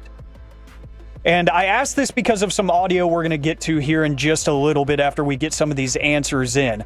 For me, I remember, and it ties in closely to the story I want to share that made me think of this. I believe it was my junior year of high school. I was a student of one Nathan Wood, former 105.3 The Fan, do it all. Kind of did a little bit of everything. And he ran the radio program there, and the station was called 99.9 The Wild. It wasn't a real frequency. It was a streaming station. But we would do, like, broadcasts, real play-by-play broadcasts of some of the big games at Newsom Stadium out in Mansfield. And he asked if I wanted to do, I think it was Timberview versus Mansfield that year. It was the first game I'd ever done play-by-play on. And I was like, of course, I want to get the reps. Let's do it. And it's right down the street from the house. Let's do it. And then I think it was about 5 minutes before my open, he goes, by the way, Eric Nadel is listening, so don't screw up. Dear. And I was like, oh, man. So I gave that broadcast everything I had. So if Nadel wasn't listening, you wouldn't have given the broadcast everything you had? Maybe like 75%, you know. But that was just extra motivation because I already didn't know what the heck I was doing. You know, because it was my first ever play-by-play broadcast. I was just going off of everything that I had learned through watching TV. And he says, by the way, Nadel's listening to you, so there you go. I was like, oh, man. And I think it was during halftime, he texted Nate, and he was like, play-by-play kid's got a future. And I was like, Okay. I need to keep working on this. I need to keep working on this. Kept building on it, interviewed him on our station, I think like the next week, and I was like, full circle moment. Someone you grow up listening to is like, that kid's got a future. And he was listening to a broadcast that maybe 8 people were listening to. He was one of them, and then my family members were the rest, So like that was something that kind of told me, okay, I need to lock in and focus on this as a real career path for me. So I think about that before a high school football season starts, before my first game of the year. I always kind of reminisce on that. I'm like, I was doing these games for free once upon a time just to get the reps in high school as a kid, and it was that one text that I was like, okay, I need to focus and really take this seriously. Yeah, honestly, not to sound too cheesy, but it might be getting the shot to do this show, because when we got that opportunity, I just thought it was like a fun little side project, and really quickly we discovered, hey, maybe it can be more than that. Yeah, that was when my father-in-law, there was a time, Kevin, I was covering Plano and Euless Trinity, maybe? One of those games. It was a playoff game, and I'm down on the field, and my father-in-law went with me. He was carrying the press pass to be down on the field with me, and when we left, he was like, "You're not playing radio. Like you're really doing radio." And I was like, "Yeah, this is I'm a sideline reporter, but yeah, this is a real thing. This is real stuff." Yeah. And then that's when he knew that us getting this opportunity, he was like, "You're not." He's doing this for real. He's going, and they kept like supporting me for it. So that was definitely my professional lifestyle. Taking this gig, I will never take for granted, because it was such a great opportunity that day to get started. And we thought we were fired after that day. We thought 100% after that first show, because they said, you'll get 3 shows to try out. And after the first show, they were like, hey, why don't you guys go ahead and come up to the office and meet with us? And I was like, oh my God, we're getting fired after 1 show? Yeah, and that was the time. Another opportunity, though, Alec. The day I said I do to my wife. I'll never take that one for granted. That's lovely. Honesty, compromise, working together to have a great family together. And passionate, love life. Lord. Things I've never known. File it in there. 877-881-1053. An opportunity that you received that you will never take for granted. We'll get to the audio from the world of women's college basketball here in a second. I did see from the 512 my current job as a UPS driver, saying that it makes them angry more times than not, but it takes care of their family, so that's all they care about. Really appreciate stuff like that. Let's see, from the 817, people just kind of bashing Kevin for his logic too. I was saying last year Kevin told this person to become a Steelers fan. It was awful. No, he probably told you to cancel your insurance. Why would you ever do that? By the way, side question, Alex, should we follow up with this person from the 469? They texted in divorce ! And then said wrong person, LOL.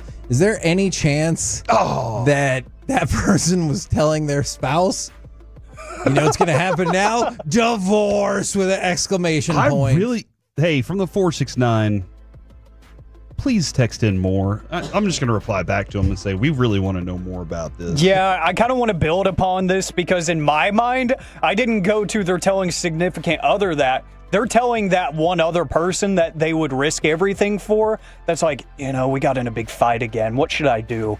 And they said divorce. Yeah. So I can have my chance. And they're like, oops, wrong number. That's what happened in my mind. For the 469, the Rangers championship. They'll never take that for granted. That's true. I tell Alec every day, you could play Eric Nadell's You're Not Dreaming Rangers fans every day, every segment coming back, and it would never get old. Not a single time. See, from the 612, COVID shut down home classes, so wife opened a retail chocolate shop, now opening a second store. Oh. Look at that.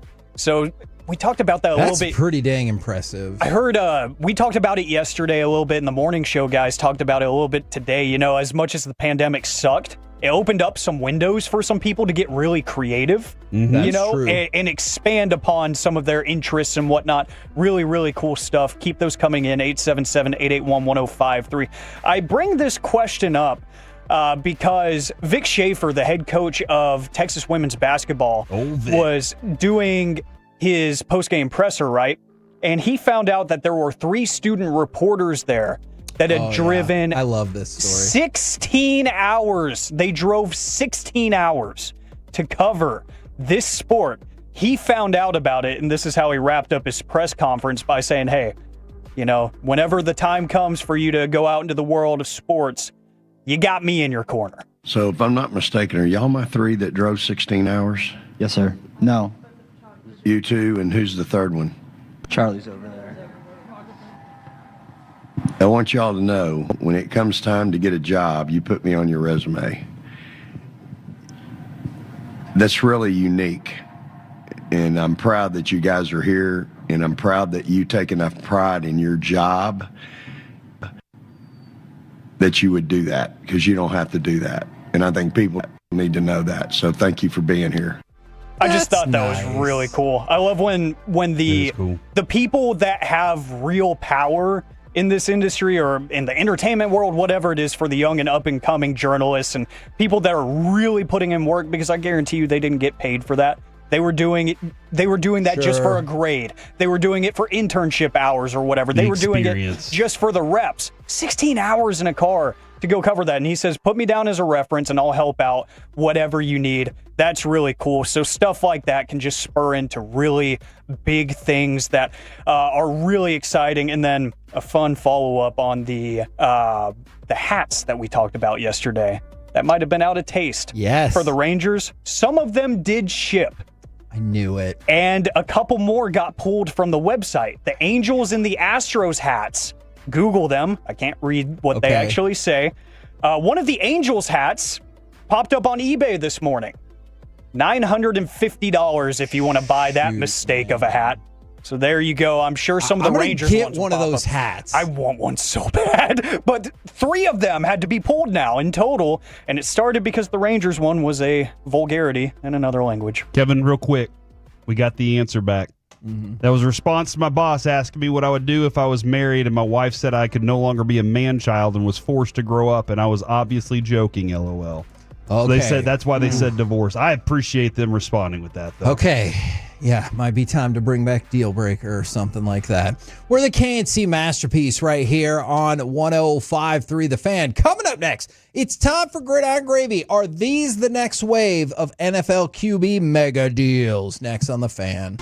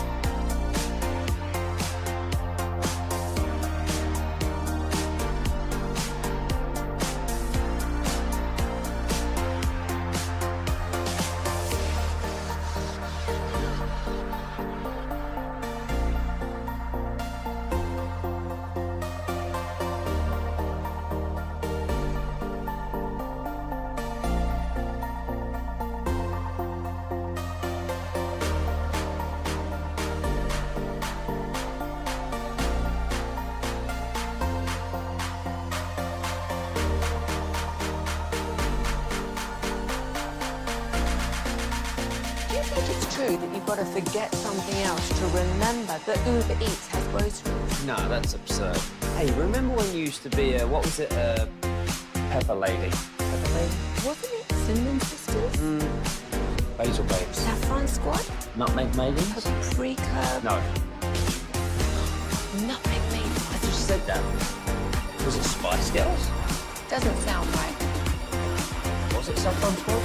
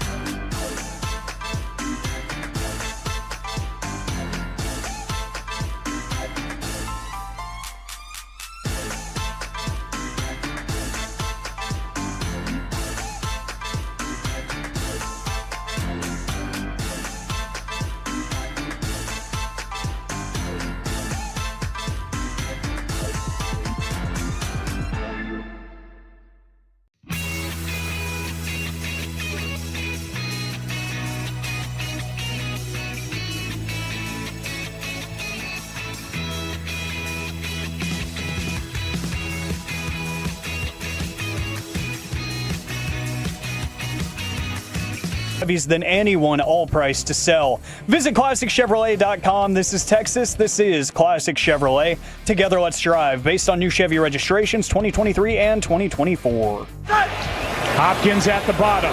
His way. Touchdown, Kansas City. KNC Masterpiece right here on 105.3 The Fan right now. Time to go around the entire NFL and dip into some gridiron gravy. We start with this. The Buffalo Bills have re-signed DeMar Hamlin to a 1-year extension. I am not saying he has to stay on the team forever, but it would feel weird to me if DeMar Hamlin was on a different team. Ring of Honor. He needs to go in the Buffalo Bills Ring of Honor at some point. Yeah. Honest, dead serious. I think that's fair. His play is good. I'm not gonna say great. Play is good though. And for that moment, for that thing alone, that story alone, he came back to life on the freaking field. Yeah. Good for him. Absolutely. All right, let's go from that. In case you missed it earlier, the Cowboys got 4 comp picks, tied for the most in the NFL. They get 3/5, pick 170, 171, and 174, and then a 6th-round pick 211. Let's go. They don't have a 4th. That is true. Are you trying to squeeze those together and get one? A little bit. Because I definitely thought about that. You can absolutely, and I was looking at the value chart earlier, you could definitely take 2 of those 5ths and the 6th and move into the 4th if there is a team that's looking to move strictly from a value perspective. Like, that doesn't guarantee it will get done, but strictly from a value perspective, you can get it done. I'm sorry that I said dead serious. That was my apologies. Oh, okay. I mean, he is alive, so I guess that's a good thing. About DeMar Hamlin, I said dead serious. I did not. So my apologies. Yeah, I did not think of that as a joke, but very well. All right, the Bills, they gave Joey Bosa a 1-year, $12.6 million deal. Do you think that's going to be worth it? He'll be on the field the same amount of time Von Miller was last year. Very little. Because I heard like, hey, he's younger than Von Miller, and I hear you on all, not you, but I hear people on all of that. I don't know. I think that he is a very, very talented, strong player, but dude, he was supposed to change the game. Yeah. Him and Chase Young were supposed to change the game, and they did not live up to their expectations at all. So it's a good addition to what I think is a good defense, and it could help them stop the run a little bit more too. I think he's more than just a pass rusher. In the last 5 seasons, he's had 1 season with more than 10 sacks. Now, that was an incredible 10.5 sacks, 7 forced fumble season, but still. All right, let's go to the Chiefs. We'll see if they're going to be being on the move starting at 3 o'clock today. The brand new league year NFL free agency officially open. They restructured the contracts of Patrick Mahomes and Chris Jones to free up $49.45 million in salary cap space. How do they do it? They're so good at it. I mean, I think part of the deal is they needed that money to cover the Trey Smith franchise and maybe the Bolton contract as well. They'll be back in the Super Bowl again, though. I can't dispute that. What do you think about how much DeAndre Hopkins has left? Because he signed a 1-year, $6 million deal with the Ravens. I didn't watch every route of Hopkins, so obviously I'm not going to have a complete detail there. But whenever I saw him and Mahomes connect, I was like, oh, wow, that's just the way that I expect DeAndre Hopkins to catch a ball. It's physical. He had to body somebody to get it. He might have caught it behind somebody. He still does those things very well. As far as his routes, because I wasn't watching his, all 22 on him, I didn't see how his routes looked and how much separation he was getting, but I still think the dude has great hands and he's a viable chain mover. Let's go from that to, I'm trying to decide. Let's go with the son of Bob Stoops. Did you see that Drake Stoops, a wide receiver for the Rams, was suspended for PED use by the NFL? Are you more amazed by that, or did you know that one of Bob Stoops' sons played in the NFL? I did. That makes sense. You're an Oklahoma guy. Oh, yeah, as an Oklahoma guy, I would know something like that. But yeah, that is kind of, how did you get caught? That's your issue. Oh, man. Listen, man. There's no way I just believe that most of these players aren't doing some sort of performance enhancement. Really? Maybe they're all. Maybe it is. There's just a superhuman build out there that exists like that. And after 3 years of physical training, you can turn your body into whatever you want. But Kevin, he was undersized. His body took a toll in college the way that he played, and it was taking that kind of toll too because he's not the biggest receiver out there. So I get it. He was trying to do. Remember, Mike was like, "Do I last a little longer in the league if I do something like this?" And that's a good question. Now there have been some folks naysaying what the Cleveland Browns are getting done in this tampering period, but you better watch out because here they come. Not only did the Cleveland Browns trade for Kenny Pickett, the word is they are the favorite to land Kirk Cousins if he gets released. So, what do you think about the terrible twosome of Kirk Cousins and Kenny Pickett coming at your defense if he were to get released, which the Falcons might not do? Who's the starter there? I would assume Cousins. Because he's the veteran? I guess. He's not good They anymore. flipped a coin for it. He's not. Last year was his, hey, I'm injured, and I'm coming off the injury and trying to recover, and I look slow and scared and all those things year. Maybe he is back, but he did seem last year like he was doing things out of character even for him. Yeah. And that's why he, basically gave up the job to Penix there because he was doing things that he even knows. He's like trying to save his own job. But I still think he throws a pretty ball. He's just not great at quarterback. Cleveland's screwed again, man. Another bad year for them. Okay. Now, by the way, when I just talked myself into it. People were asking about if you could pick a fourth-round pick. Now, this is all hypothetical based on the way the board looks for other teams as well. But if you wanted to pick up a fourth-round pick, it would be doable based on the value chart if you simply drop from 12 to 15. Okay. Now, I know those could be three marquee players that you might really want that you could be missing out on. But if people are curious, what would it take theoretically in value to pick up a fourth-round pick, dropping from 12th in the first round to 15th in the first round could get it done. I would love to know, maybe Broadus knows this, the person that gives that advice, that has that chart in the room and says, and they go, hey, can we make a trade? I want to move to this. Who is that person? Yeah. I want to know how, are they a gambler? Are they one of those people that, is a risk assessment person? I see, and I think... Because you're going to give that information differently, right?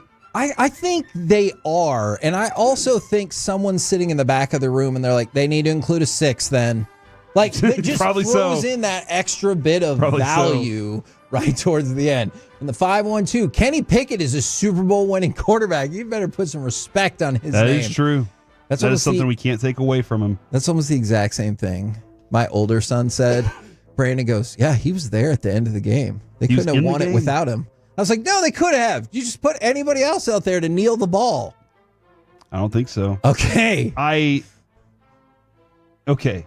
You play your entire career and never get to be in a Super Bowl. Or you are a backup quarterback who only gets Kenny Pickett's time.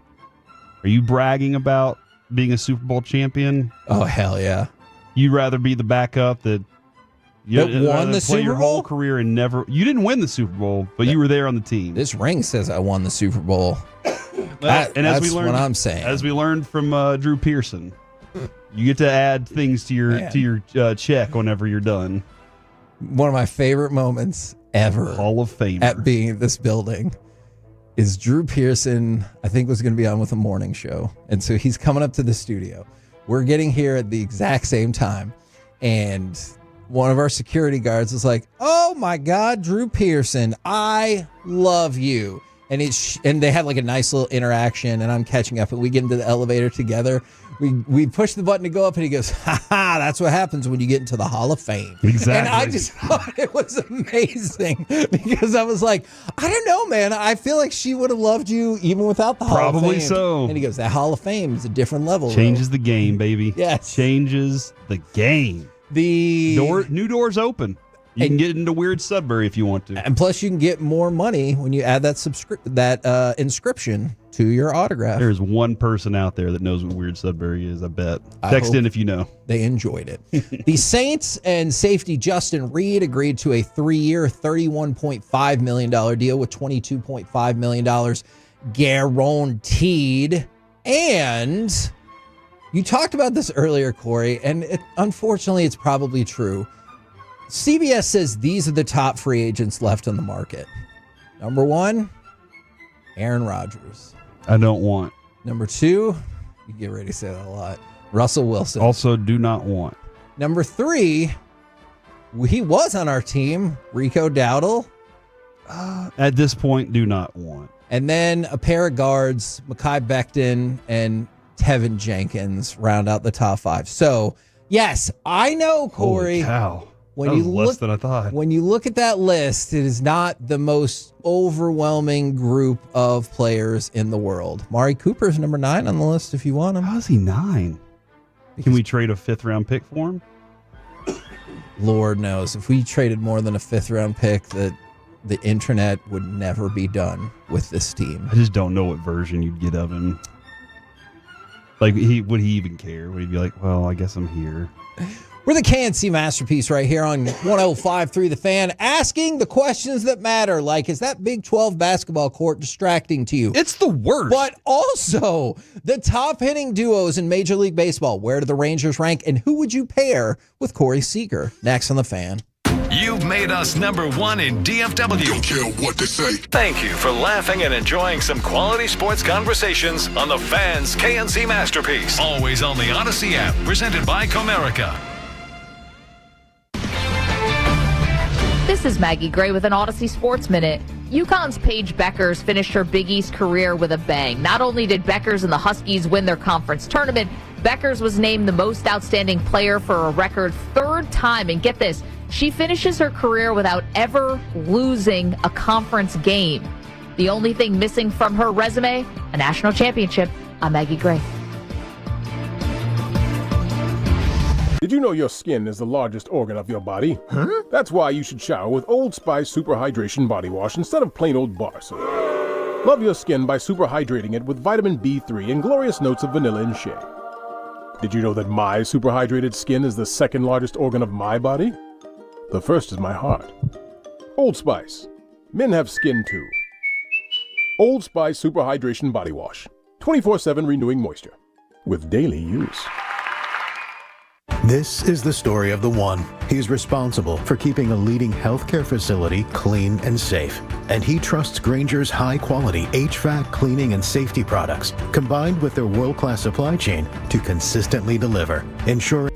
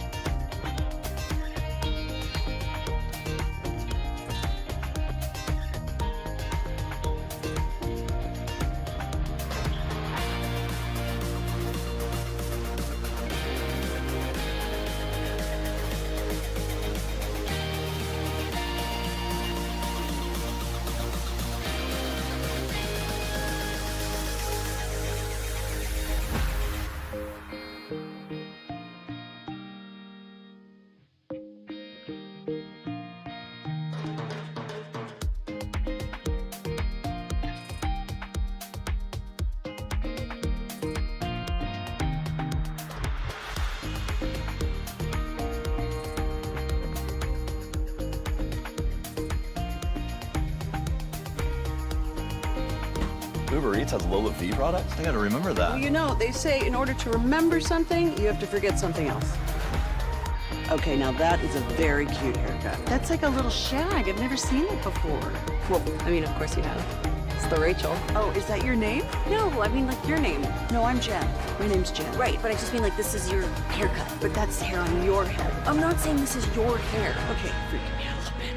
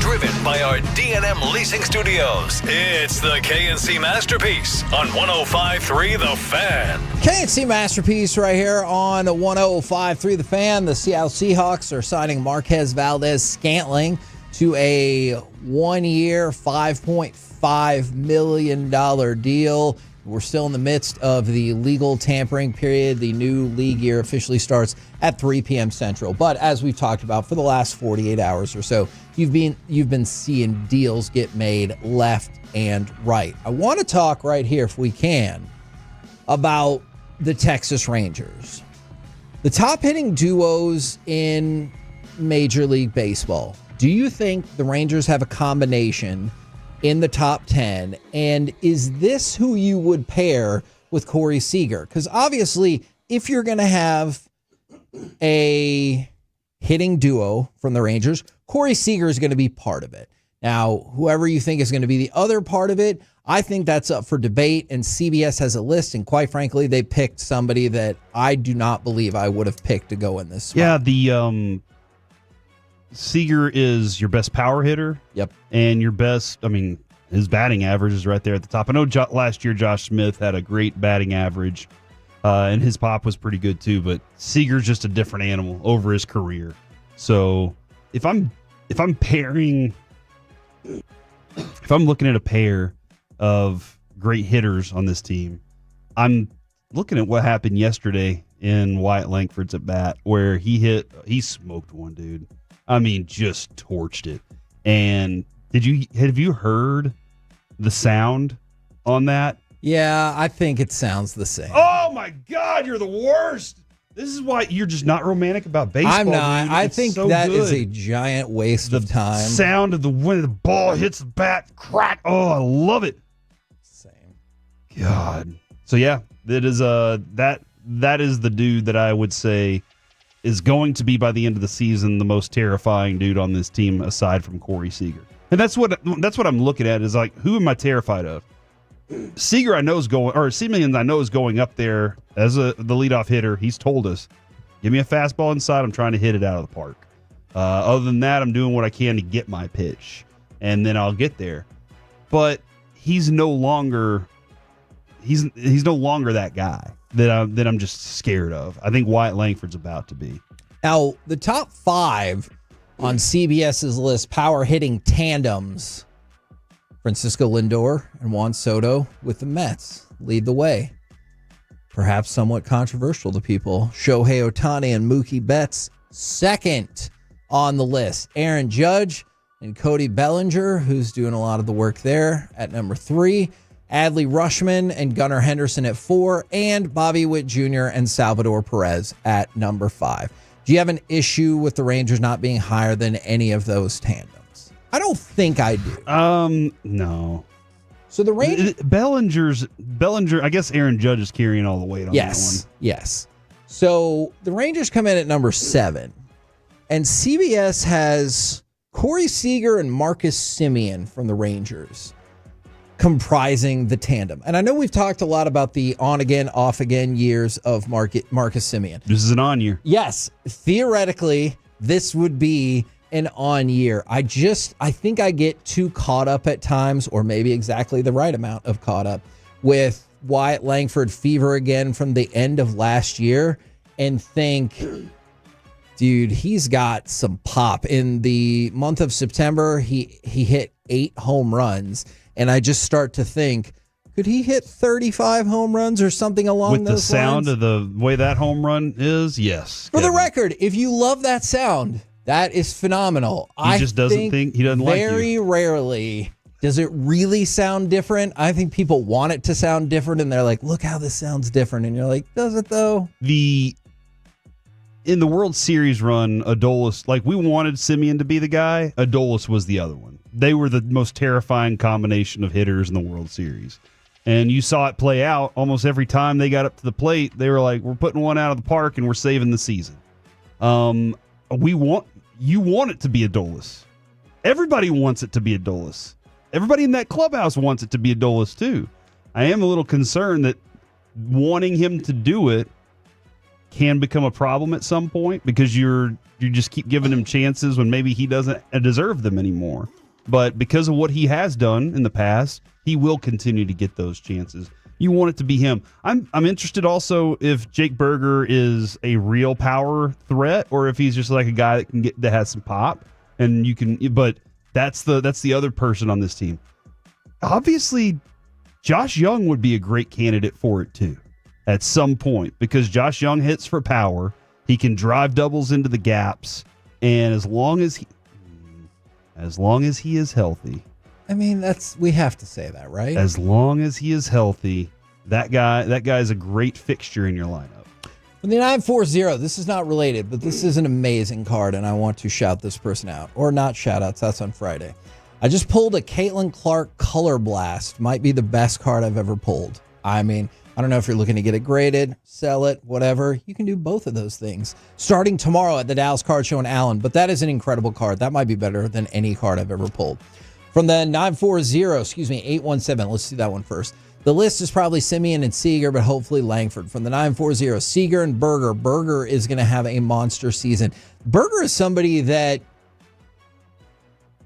we've talked about him here and there, obviously, and we had him on the show, and that's great, but that's another player. If he had a monster season, you would love it. Yes. Yeah, I mean, what's the real expectation for Berger this year? 25 home runs? That's good. It feels low. What is your... okay, now I'm excited. I want him to this. pop 30. Okay. That would be like, if he's in this lineup and this lineup's going good, he should get some pitches that set up for lots of RBIs. Again, the rest of the lineup has to be going pretty good too. You know what, Corey? Actually, it looks like you might be more spot on, and I might have gone low because last year he had 29. The year before he had 34 home runs. So somewhere in between's around 31, 2. So perhaps I'm being too. Yes, it is. So perhaps I'm being too. Man, nothing gets by that math.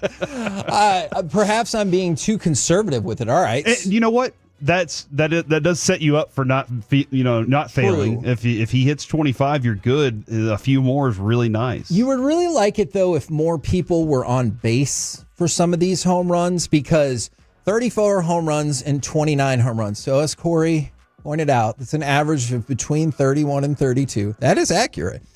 And then his RBIs, though, 80 and then 76 this last season. I think you can do better than that, too. Exactly. Yeah. Because if you're going let's just say 31 bombs. If you're going 31 bombs, I think 78 RBIs is a disappointing number. Like, I'm stoked about all the home runs you hit. But Unless, and this is where it does come into the reality.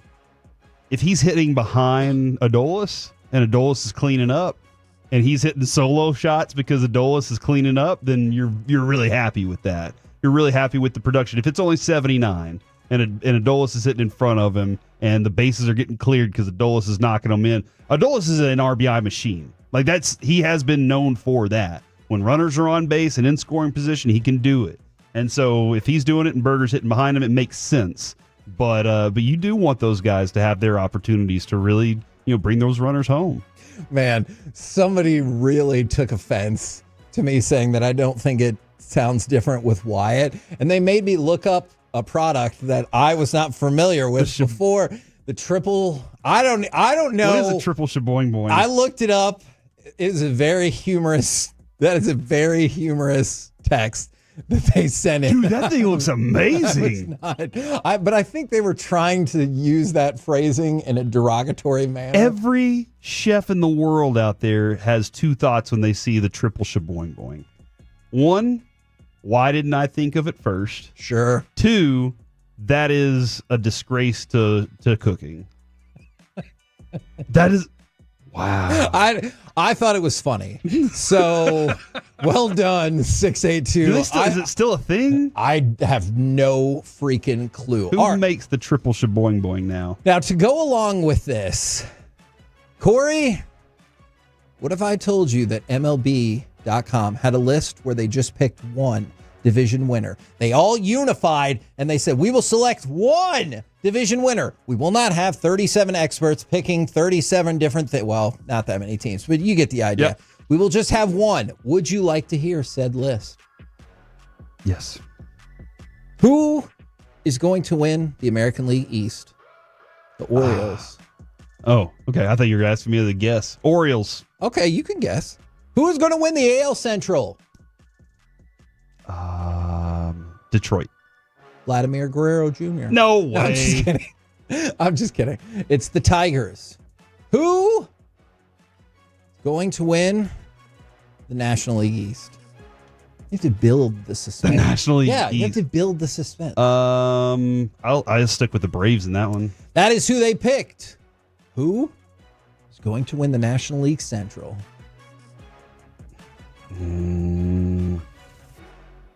Are the Diamondbacks in the Central? They're in the West. They're in the West. Okay. Milwaukee? Milwaukee Brewers. Were you scared off because Kyle Tucker started 0 for 20 for the Cubs and you're like, I don't know about that. 0 for 20. Like, great pickup there. And I feel like I know where you'll go here. Who is Padres? What? Oh yeah, the Dodgers are in the West. You do, man. What about the Diamondbacks? Hey, if you think a team not named the Dodgers is going to win the NL West, they get paid. Yes, if they do, you absolutely could. Now to the American League West. They say the wild card team is going to be the Mariners, but the question is, who will win the American League West division? They have a T in the middle of their hat. Not anymore. Yeah. Yeah, they do. The Texas Rangers hat does have a T. Not in the middle. overlap edition. Is that because the Rangers are the... Never mind. I love saying that, and like you can't. It's awesome. You know? I think it's Texas Rangers, baby.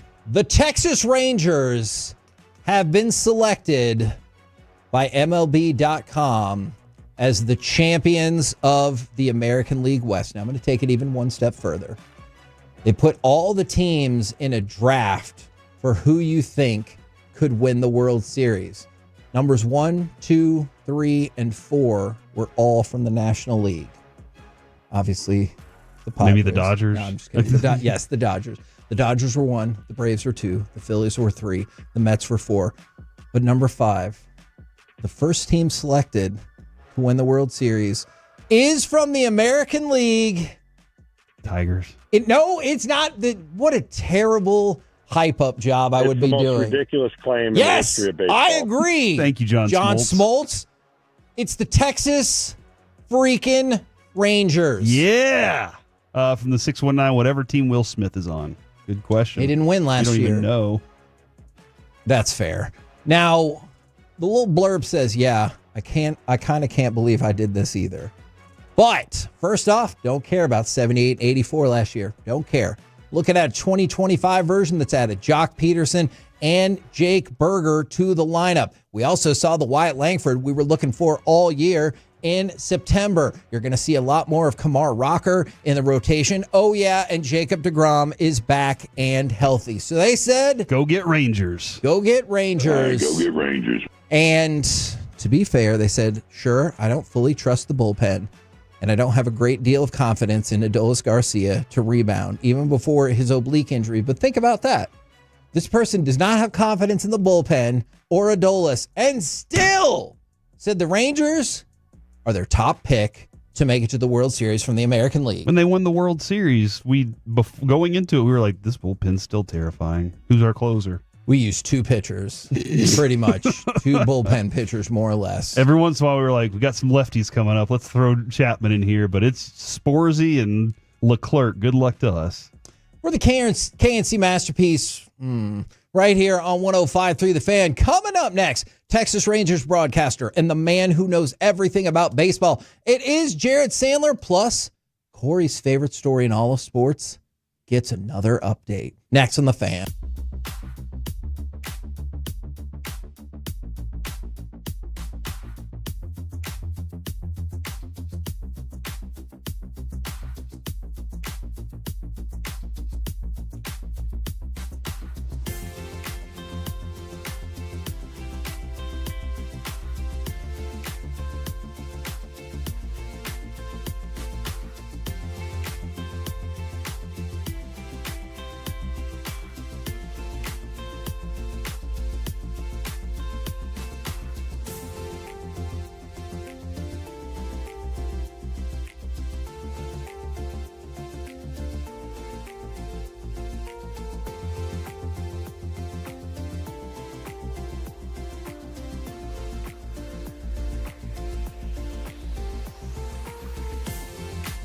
Do you think it's true that you've got to forget something else to remember that Uber Eats has groceries? No, that's absurd.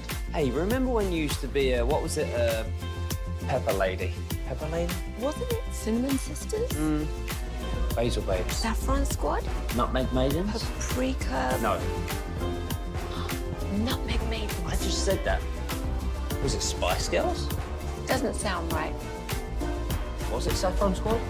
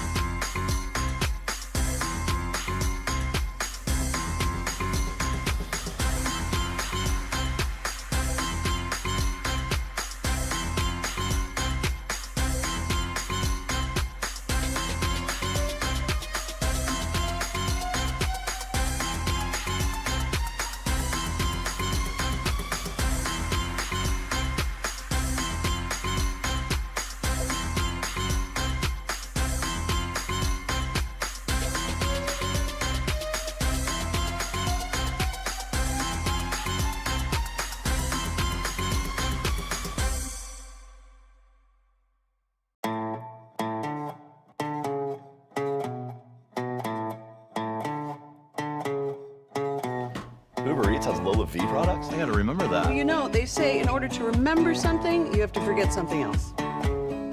Okay, now that is a very cute haircut. That's like a little shag. I've never seen it before. Well, I mean, of course you have. It's the Rachel. Oh, is that your name? No, I mean like your name. No, I'm Jen. My name's Jen. Right, but I just mean like this is your haircut. But that's hair on your head. I'm not saying this is your hair. Okay, freaking me out a little bit.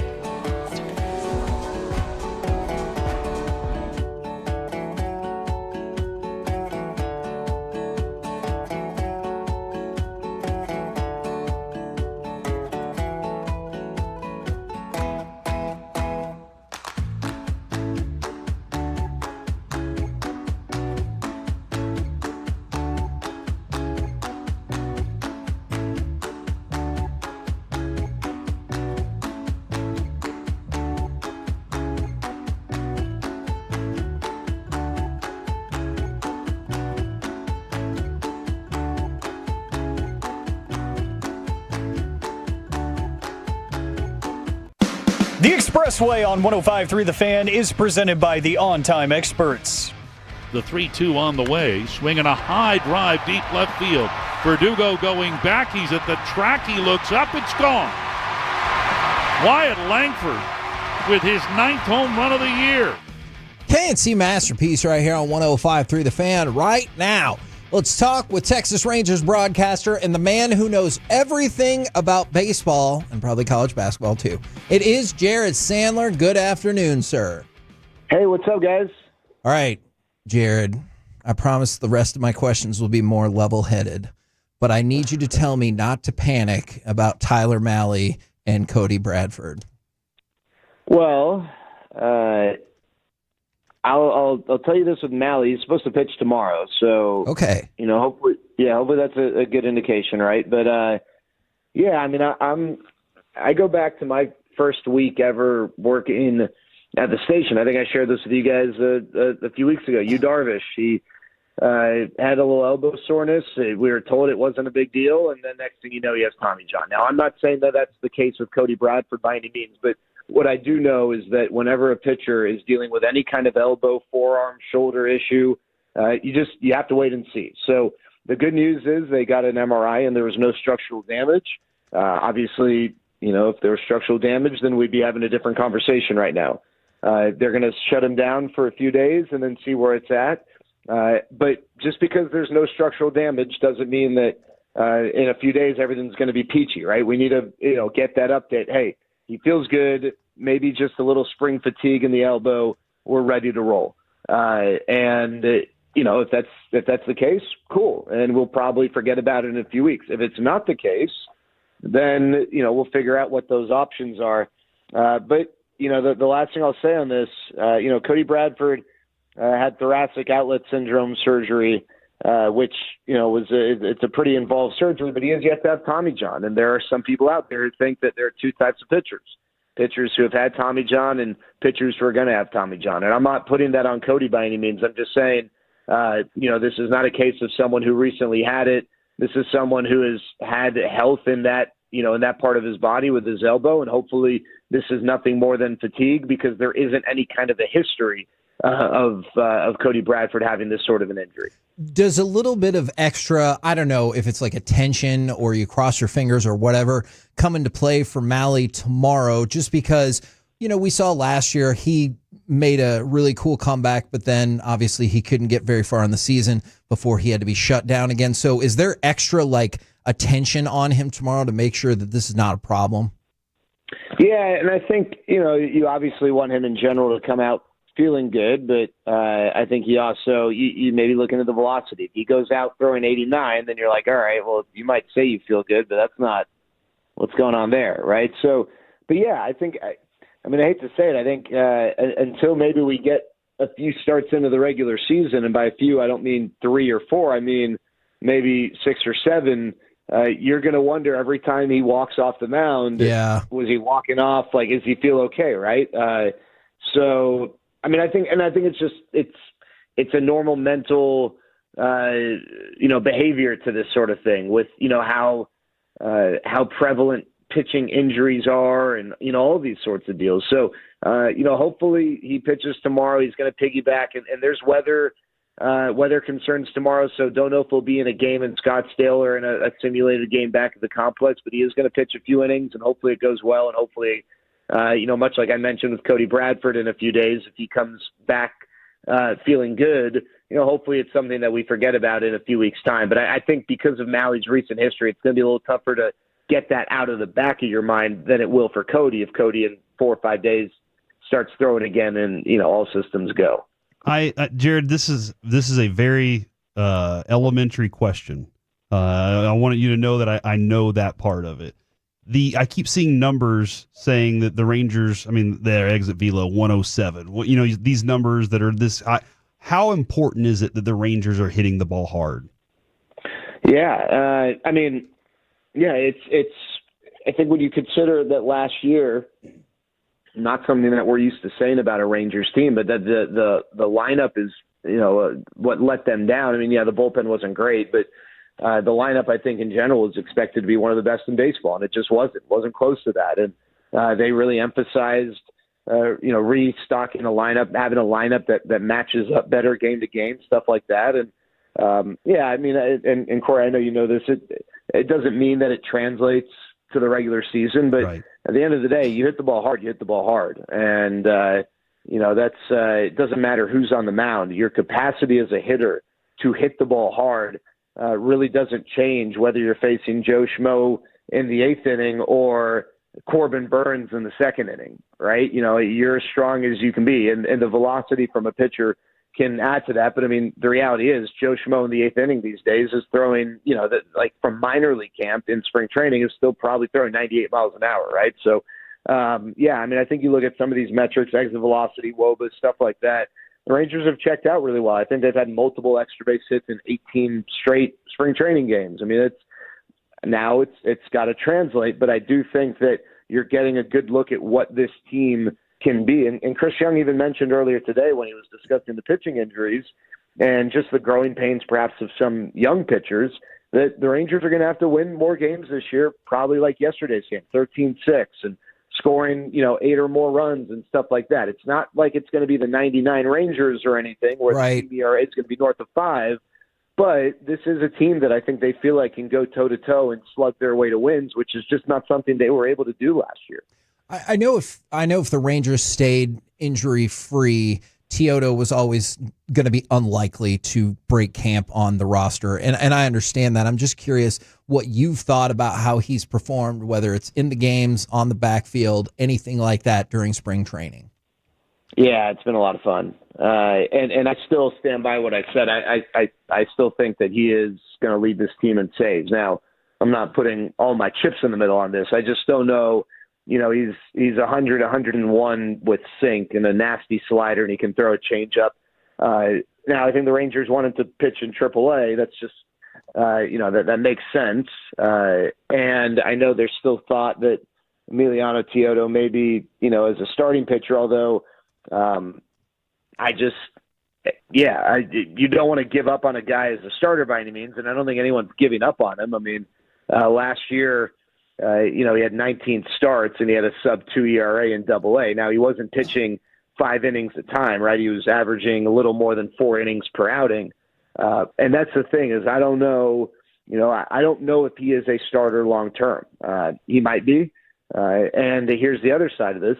He could be a reliever at the major league level this year, and the Rangers could decide to stretch him out next year. The Rangers on opening day are going to face a guy for whom that was his trajectory in all likelihood, and Garrett Crochet. The White Sox brought him up. He was a reliever. It was a way to control his innings, and now he's stretched out and is a highly coveted starter. So there are plenty of examples of this. I just think that in 2025 with a Rangers team that is likely going to be contending for a division and beyond that, Emiliano Teodo probably isn't going to be positioned to help them much as a starter. Maybe a multi-inning reliever, but probably not as a starter. But I think he could really help answer some questions in the back end of the bullpen. And he has got nasty stuff. It moves. It is heavy, weak contact when the ball is put in play. Just haven't seen a lot of balls squared up against him. So, yeah, I get it. He hasn't thrown a single pitch in AAA in his career. have him go to AAA, get off to a good start. But I imagine we're going to see Emiliano Teodo sooner rather than later. Go back to the conversation of Malley and Bradford real quick. What is the real, or what you think might be the contingency plan in the rotation if something was to happen to those guys? Yeah, I mean, I think you're looking at Jack Leiter for one. That's an easy one, and then I guess the question is, do the Rangers want Kumar Rocker to start the season in the rotation, or do they want, as a part of their plan to control his innings, just have him start in AAA? I mean, he's only made 3 AAA starts or 2 AAA starts or whatever it is, so it's not like he's done everything he can there. And that might, guys, and maybe I'm wrong, I feel like that might more be just an internal conversation. How do we want to handle Kumar Rocker? And no matter what else is going on around, isn't going to really impact that. But Kumar Rocker is definitely an option. And then, maybe it's this year's Jose Urena, and maybe that's Adrian Hauser or another NRI guy who it gives them the opportunity to keep them around a little bit longer to see what they've got. They've talked about stretching out a guy like Patrick Murphy. I don't think that he's necessarily going to be an option, but right now, I mean, I think it's and gosh, I can't even believe I didn't mention Dane Dunning, right? I mean, it could also be Dane Dunning, but I do think the one for sure is Jack Leiter, and then it's just a matter of philosophically, do they want it to be Kumar Rocker? Because if they do, then it's him. But if they feel like what's best for Kumar is just to start slowly in AAA so they can control his innings for the season, then you're probably looking at Dane Dunning or Adrian Hauser. Okay, I'm glad you brought up Dunning's name because it's been a relatively quiet spring for him so far. And the idea, I think, that we got was he's a long reliever and they'd like to keep him in that role. But as far as being able to move around, he can do that at any time, right? Yeah, and you're right. And here's the difference with Kumar Rocker and Dane Dunning. And this is not a shot at Dane Dunning, but Kumar Rocker is one of the top prospects, pitching prospects, if you still want to call him a prospect, if he hasn't, in your mind, graduated from that label.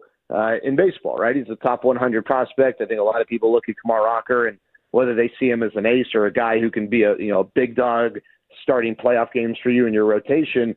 That's his trajectory and that's his profile. Whereas Dane Dunning, that's not him. And he's also more, advanced in his career. There aren't as many physical concerns, that you are going to be protective over. And so for Dane Dunning, you're right, Corey. I think they would love for him to be in a long relief multi-inning role. But that's something that I think they would be way more willing to change based on the environment.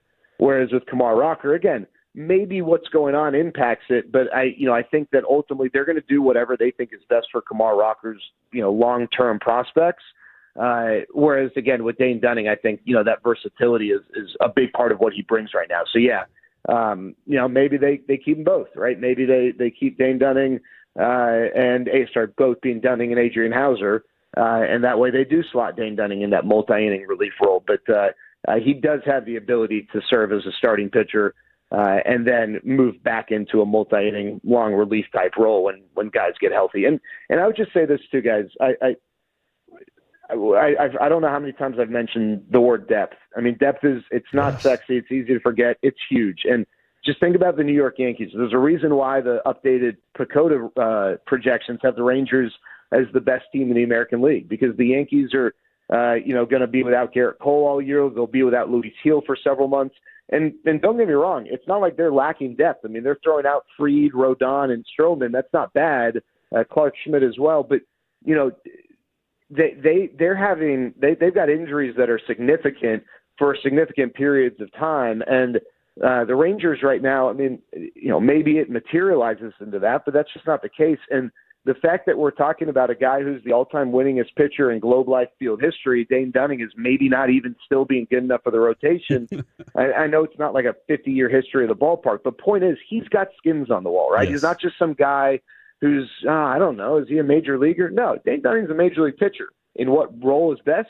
Maybe it is the long relief role, but if you're going to use him as a starter, you can do far worse than that. And I think the depth that this organization has is putting them in a position to weather some of these storms. Talk with Texas Rangers broadcaster Jared Sandler right here on The Fan. Jared, did you get one of those hats? No, and can I be honest, guys?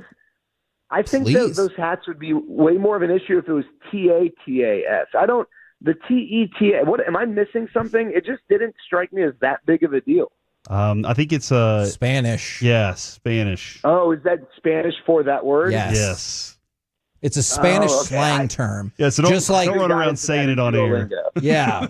Yeah. Like Okay. Mike. What's that? Like Mike, he's doing his Duolingo right now. He got an 87. Yeah, exactly. He's a B student. Yeah.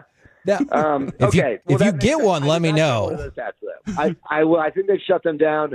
Not sure why that wasn't. I mean, obviously, whether I understood it or not, I recognize that it created a little bit of a fuss, and I'm not sure why that stuff doesn't get stopped well in advance of taking them to the store, so to speak. But yeah, I did not get it, but maybe I'll try if I can get a bootleg one. Please, yes, please do. I Now, just thought they were ugly too. Just being honest. yeah, but now they'll be a collector's item because Exactly. they got pulled off That's the true. shelves. That's true. Exactly. So we were Corey and I were having this conversation earlier, and I am dead serious when I ask you this. If everybody expects the Dodgers to be the super team, and I know Dave Roberts just got his new deal and everything, if they went like something ridiculous, like 135-27, would he win Manager of the Year, or do you think everyone would be like, don't care? I say no, Jared. I say he's already got the best roster, so nobody's going to care.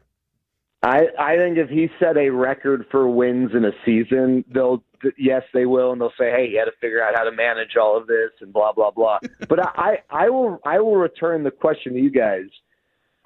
I believe Dave Roberts is a good manager. Sure. Yes. I mean, I don't think he's a bad manager by any means, but I've yet to have anyone tell me. I've asked this question not to be like a pot stirrer or anything, but like, what makes him so great? Like, what does he do that is great as a manager as opposed to just having these amazing rosters, right? And now there are really good rosters that underachieve. There have been Mets managers of the past who, would say, yeah, hey, I had a great roster and I sucked.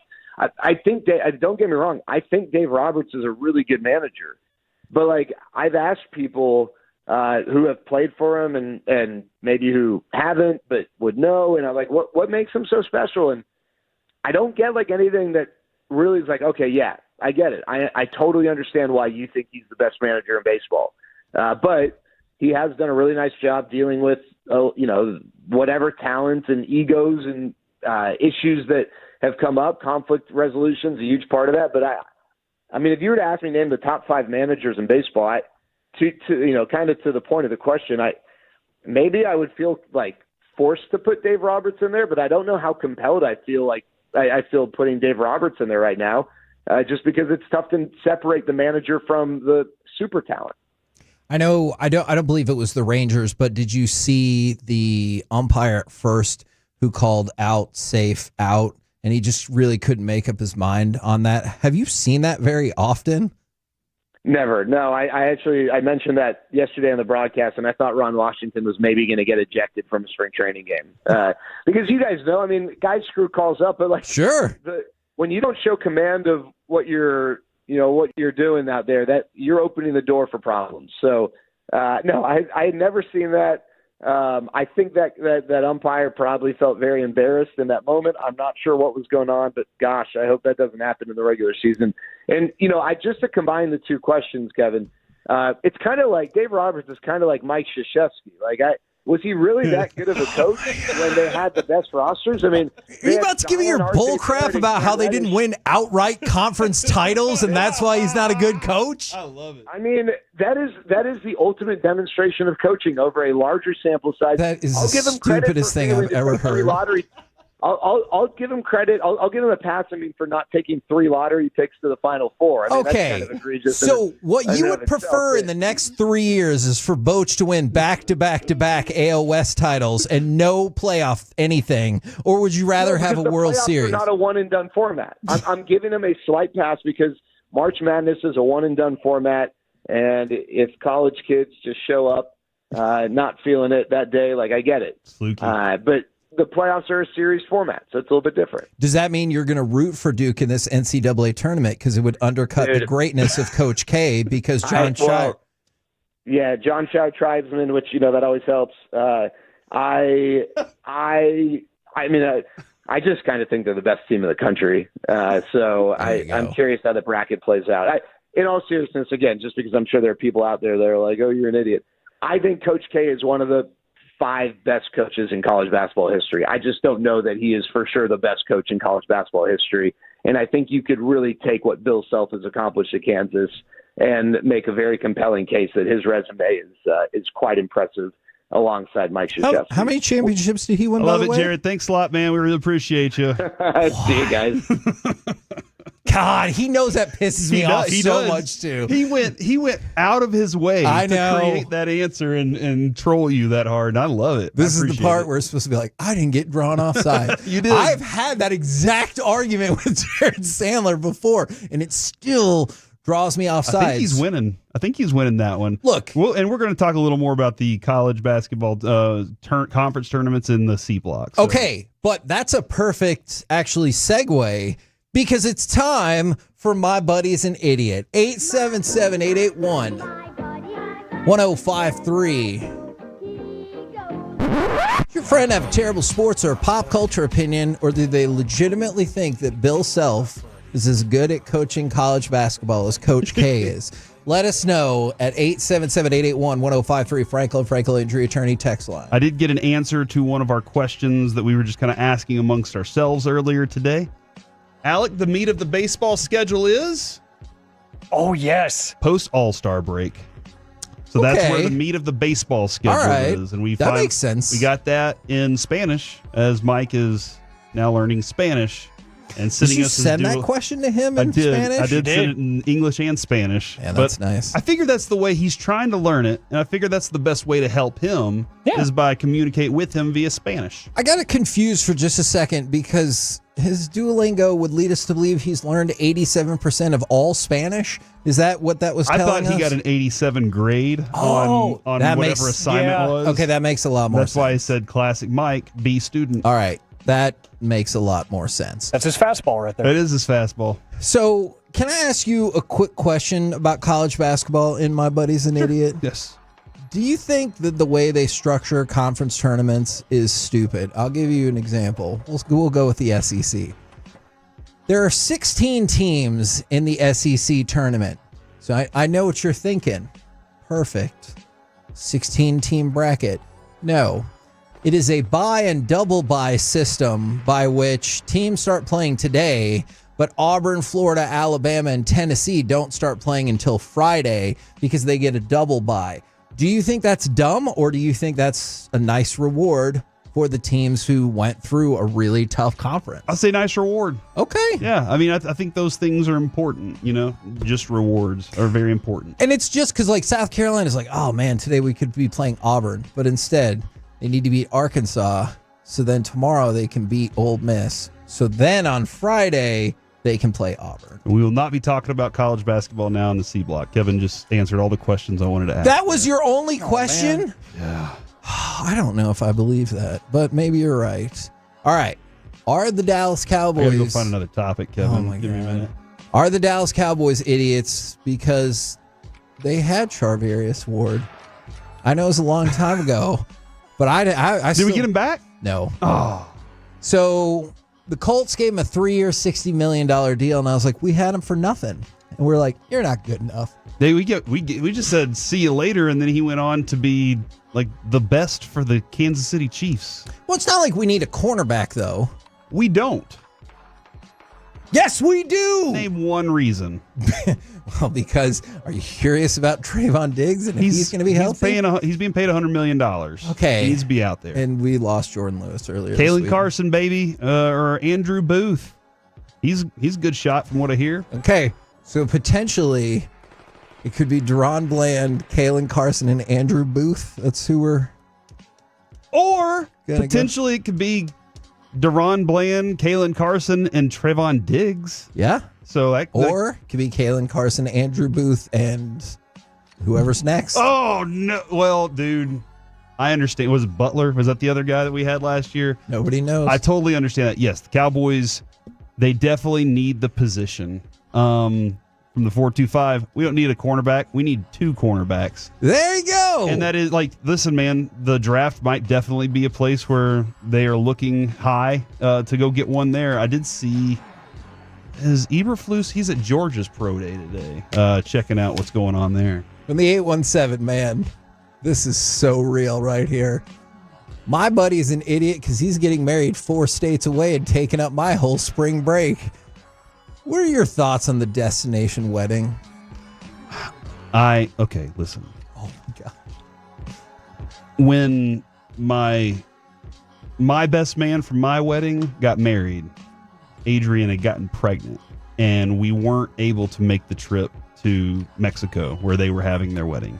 It is the biggest regret I have because I missed that. Even your wedding, I showed up. It was late, but I showed up, all right? Yes. But, like, this is one of my biggest regrets because I feel real, and I've told him, he knows, I feel really bad about that. Destination weddings aren't for everybody, though. Not everybody has the money to be able to make that trip. But if he lives 4 states away and you have to go to him, that's just part of the gig, all right? You travel to there. That's true. So here's my suggestion. Don't have friends that live in other states. Oh, man. Only once they get out of the state, you say, well, it was a good run. I appreciate you. Fair. Man, from the 469, my buddy's an idiot because he's selectively aggressive. That's about the Cowboys. Dude. From the that's going to live with what's next year's? Are we already starting to come up with next year's pre-free agency line? No. Yes. It's going to be passively aggressive, where Stephen Jones is going to throw up more air quotes and things like that. Just On purpose? Really. Oh, sorry, fans. And, like, that's how it's going to go. Say stuff like, it's not. This hey, is look. the life we chose. Yeah, exactly. I know, Jerry. They'll say stuff like, it's not like we traded Luka. Actually, I think that should be their campaign for this season. I do too. Whatever happens, it's not like we traded Luka. First interview with Jerry. He should be like, guys, y'all's thoughts on that Luka thing? Yes. If we get Jerry at Deflect. training camp this year, I'm going to ask him if their slogan should be, whatever happens, at least we didn't trade Luka. And the 469, my buddy is an idiot. He kicked out my car window for no reason when I was borrowing something. All right. I'm assuming that is a shot at me from when I worked at Blockbuster, and I did get fired for that. And you can't just borrow brand new movies. And like, well, I guess he did. Yeah. I got 2 of them back. But Is that all of them? Yeah, no, he got 4 and I only got 2 of them back. I did half the job. Yeah, well, I got fired all the way after that, so. Yeah, they should have half fired you. Yeah. Oh, okay. You're a part-timer now. Interesting. Huh. Now, speaking of the Mavericks, and I know you worked at Blockbuster part-time? No. As a part-time, you're a part-time manager too. So you're like, you have the power, but not really because you have to clock out now. That would be weird. And we had done really well at our like frowned upon store where they didn't give us a lot of resources. That was a tough store. Yeah. I went into that store. I think I went in that store while you were there, and we may have crossed paths then because I know one of your coworkers was there. He had the hair.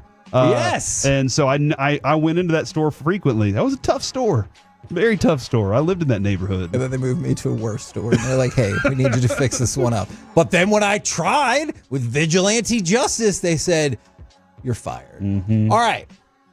I know Bobby mentioned this yesterday. We got to go back to the Mavericks. Are they still idiots because now they're ruining the business scene for restaurants and bars downtown? Because various places, this is a story from the Dallas Observer, said their business is down 15 to 20% during Mavericks games because people are just like, whatever. Did you see Brad Townsend's story about the new, or was it Brad Townsend about the new arena, what they're hoping to do? Get Luka back. They're not going to get guys. Just say it. We have to move on. We have Trust in Nico. No, I didn't. Oh, wow. Oh my gosh. We have to move on. No, never mind. We can't. You said it earlier off air. I just still can't. We're a month later. I still can't believe it happened. I've never seen anything like it in sports. Never. So I agree with you. No, they're trying to figure out where to put the new arena. And Okay, so yeah. that does sound like part of the conversation with Dumont is like, look, we're staying here. We're just trying to rebuild somewhere else in here in DFW. Okay. We want a resort. We want these things. So they're trying to do it in Dallas.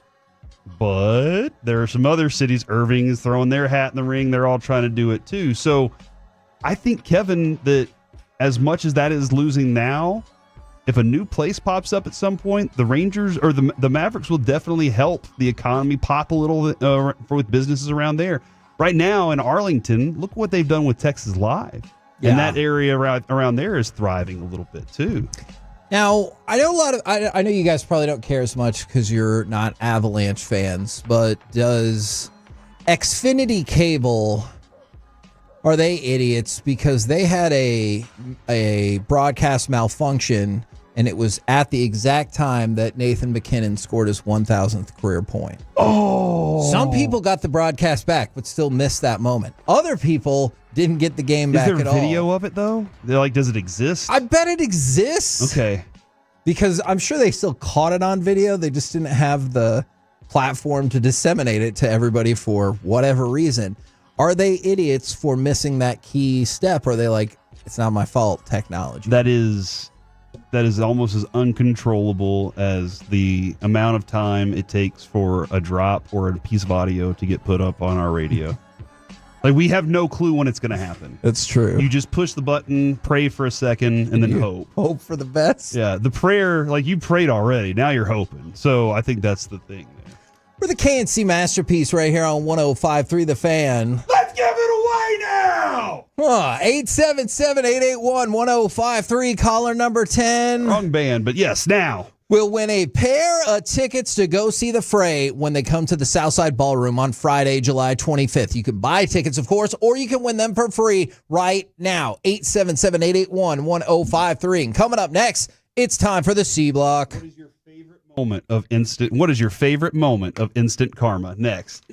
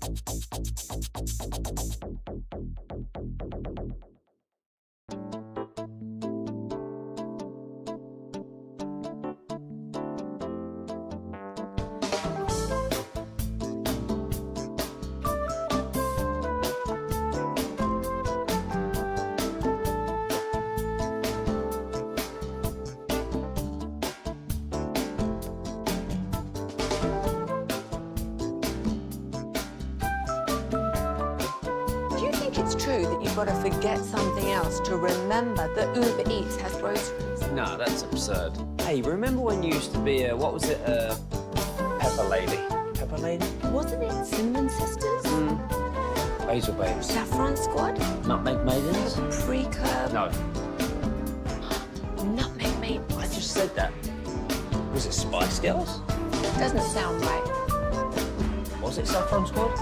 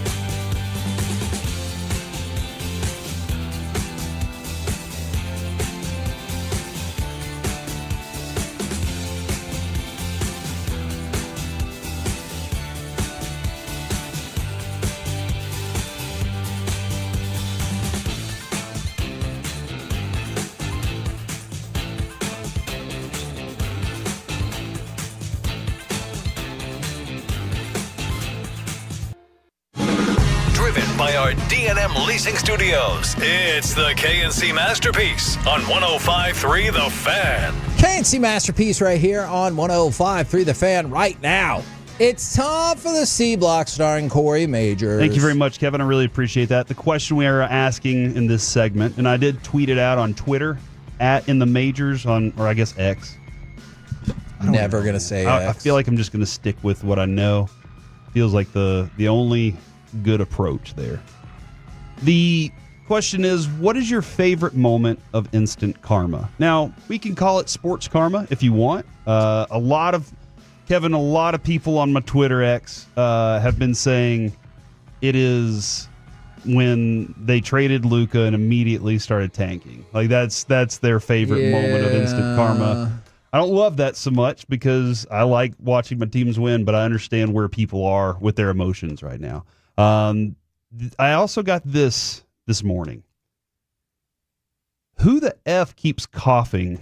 Am I hearing things? I'm so confused. Oh, no. And in which I replied at 10 o'clock this morning, I inhaled a pork rind and it's in the lung. And then moments later, person replied, Corey, I want to personally apologize for complaining about the coughing. Karma hit me with this everything bagel and I thought I was dying.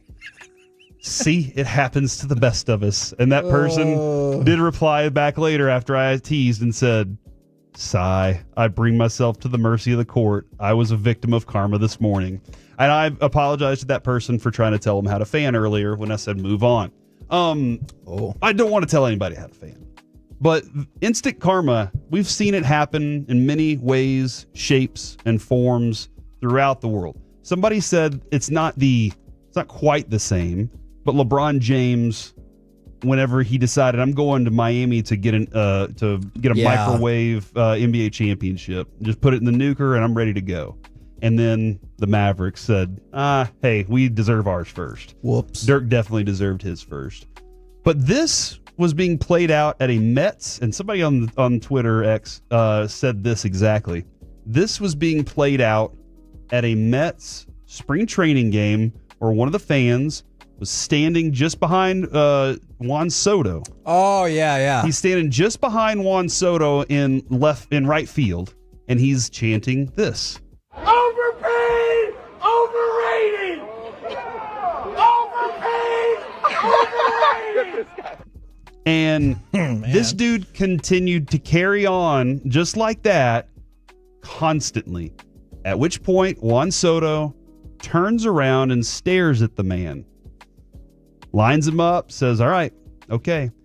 And I believe it was his next at bat when Juan Soto gets up to the plate. So he's out in right field, goes in, gets up to the plate, and absolutely nukes a pitch right over the fence at this dude. Shut up. Aimed it right at this guy. Oh. And just boom.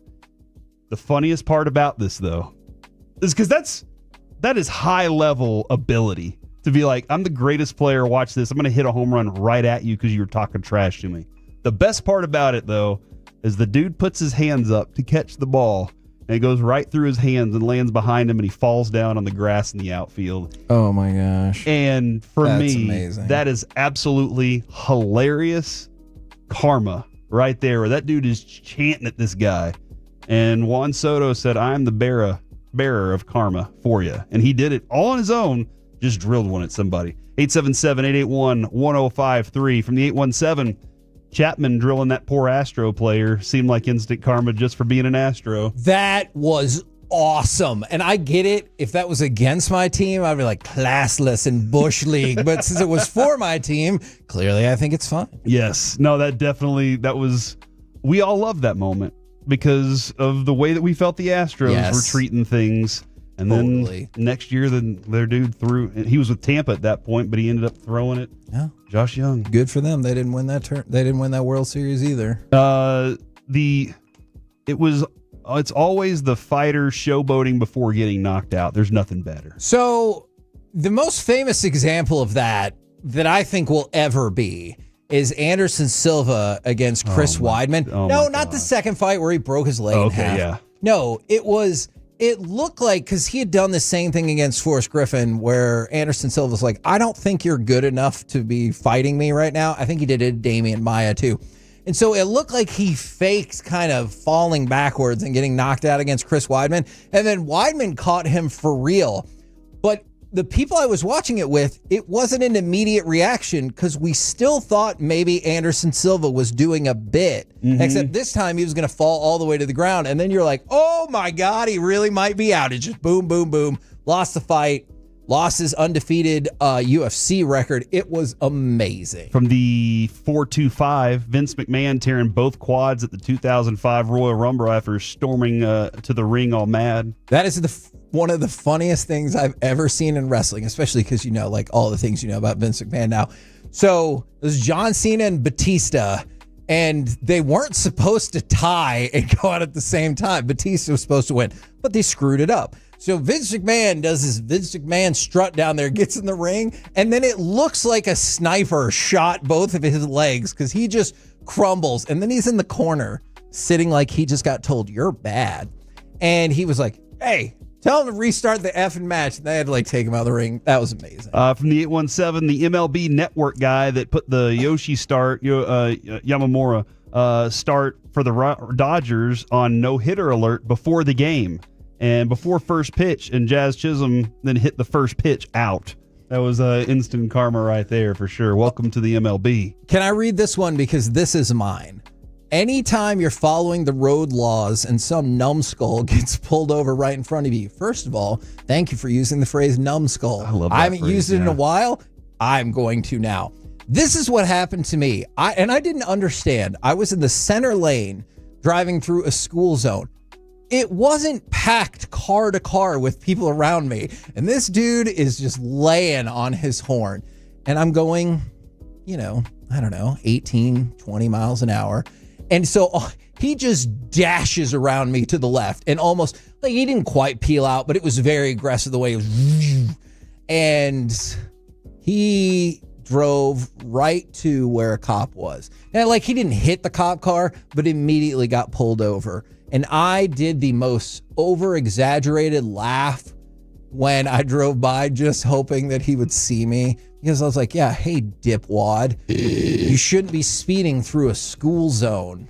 But he got a ticket, and I thought that was hilarious. Yeah, the something kind of like that happened to me. This is my favorite moment. We were at the longest light in DFW is what I like to call it. It's at Ferguson and 635. Okay. I want to bring that question up another day. Okay. Where is the longest light in DFW? Because people will have thoughts. Dude, I remember just because we lived right there at like Saturn, Northwest Highway area, and constantly we would have to go through that light. It was just the longest light. But we're sitting there, and I look over, and there's this dude with his window down just mean mugging us. I mean, and he just looks at us and flips us off and throws the F word out at us. Oh, dear. And the light turned green, so we started pulling forward. And this dude punched it to keep up with us. And the car in front of him had not moved. And he was still staring at us when the airbag went off and hit him in the face. Oh, my goodness. And my window was down at this point, and I laughed so hard. We all were there were three of us in the car just cackling at this dude who now had to deal with, we don't even know why he was mad at us. We have zero clue. You had no clue? Have no clue what he was upset about. But for whatever reason, he decided to flip us off and call us the F word and all sorts of stuff. And then he just plowed into the back of somebody else's car. And I did not live in Saturn. I lived on a street called Saturn Road in Garland. You got Plano money. I don't know. It was in Garland. I only had Garland money at that point. Y'all know what I'm talking about, right, man. Garland? I live in Garland. I know. I lived there for a while. I know exactly what that's all about. So yeah, you can go ahead and by the way, as you're texting in more of your instant karma moments in life, Cooper Kupp has been informed that he is released from the Rams. Said that was probably going to happen today. We immediately got a text from one of our friends that says that is an alert. Cowboys not in mix for Kupp from Bleacher Report.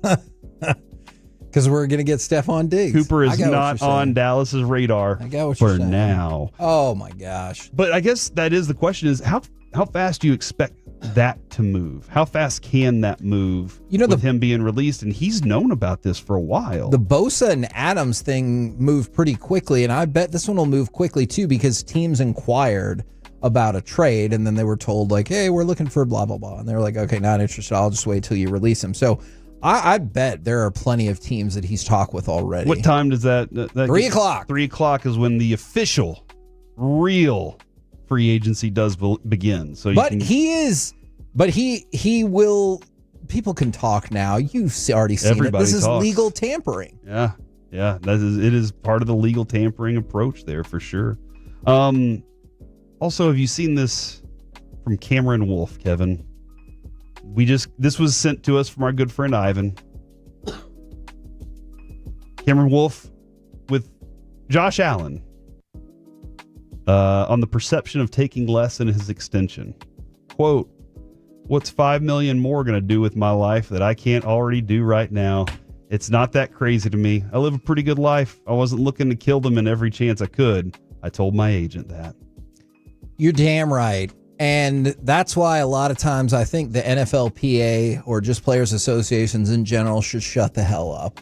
You, the agent, work for me. If I say get the deal done, get the deal done. And they're like, oh, you could have made $62 million instead of $55 million. And he's like, you know what? I'm going to be okay. And I'm going to take that. That's the other thing I don't understand. The NFLPA is like, oh, you're robbing future players to get more money. Or you're providing more money for other underpaid players to potentially up the value of other positions besides just quarterback. What a foolish thing to take. There is that idea, though, that the company is always trying to squeeze more work out of you. Go ahead and try and squeeze all the money you can out of them. That's for sure. But Josh Allen knows if his company succeeds, he gets all the credit. Mm-hmm. Whereas most companies, you don't say, well, we're here today for Phil from accounting.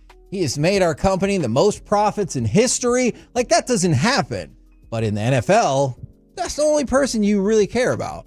Yeah, you got a really good point there, because even after his career, if he's winning, he has a long life of other things. The other thing, too, is I guess when you're engaged to a movie star, that kind of helps. Oh, so she's probably got lots of money, too. She might end up having more money than him in the grand scheme of things. Kind of like the Tom Brady Giselle relationship. Oh, yeah. Where she was making all the money and he was just like, I have to win all these Super Bowls just to try and keep up with her. How am I even going to ever do something like that? And then she's like, you know what? I'll go for this trainer. I want to point out what Josh Allen said was not us trying to set up Dak here. All right. Nobody's upset about Dak and his money that he signed with. Stay out of Dak's pocket, y'all. I've said this for years. I'm more upset that our front office is so bad at this. From the 903 bank manager here, my regional boss made a surprise visit today. I'm hoping some instant karma happens to him. Like what? What do you want to happen to your manager? Do you think he kind of hopes that guy gets trapped in the vault? Or I don't know if that ever actually trapped in the vault. Yeah. Do banks have vaults still? I don't know. Everything's online, right? It's all crypto. Yeah, it's all Bitcoin now. Ish. Nobody, Bitcoin's what tech's where it's at. Why are you or Ethereum? All of our gold is supposedly in Fort Knox. Okay, stop. I know what you're doing now. We sent somebody to go investigate that. Did we? Yeah. Did they do it? I don't know. They're supposed to. If you've been to Fort Knox, I'd like to hear from you right now. 877. Do they let regular people go into Fort Knox? I have no idea. I don't know. What is the security at Fort Knox? Is there a huge perimeter fence that you got to get through just to get to there? And then you got to drive like a mile to get to the fort. Is it in a tree? Is it a good, is it one of those? Do you think the Fort Knox building should be made out of all of the gold? Because no one's going to be able to just lift a solid gold building and get it out of there. That is a good question. Now, they might chip a little piece off, and that could hurt. It might melt in the sun. I don't think that is how... Were you ever found gold above ground? No, you find it underground. Okay, but gold doesn't melt at 100 degrees. Where the ground's cold. If gold is melting on the surface of the earth, we're all dead anyway. From the 214 Karma, when T.O. got planted the football on the Cowboys star and got checked by George Teague. You're damn right. That's true. George Teague, we love you. He's awesome, by the way. He also, by the way, morning show, he texted me the other day and said, thanks for the shout out. So very wanted cool. to just throw that. Our boy George Teague's always listening. Now, banks do still have vaults from the 817. That is good to know. Okay. Most banks do not have walk-in vaults, though, from the 903. So there's Because like every movie or TV show you've ever seen, they spin a giant wheel and then they pull this enormous door back. And the only way to get to it if you don't know the code is to drill some giant hole in it and then hope that you know what to do from there. Yeah, or if you have a stethoscope, apparently you can break it. But I'm a big fan of the biggest wheel in the world that you have to turn to open the And only giant. one person. Like it's only one person. They're like, oh, this is easy. Why is the wheel so big? It doesn't make any sense. I do appreciate the person that texted in and said, all of the gold is stored in the C block. I really appreciate that. Oh, that's makes the nice. 1 o'clock hour very, very, very fun. That's C block, Kevin. We're the KNC Masterpiece right here on 105.3 The Fan. Coming up next, we'll poke around and find out a pretty positive update for Rope, and we will talk with FC Dallas forward Logan Farrington next on The Fan.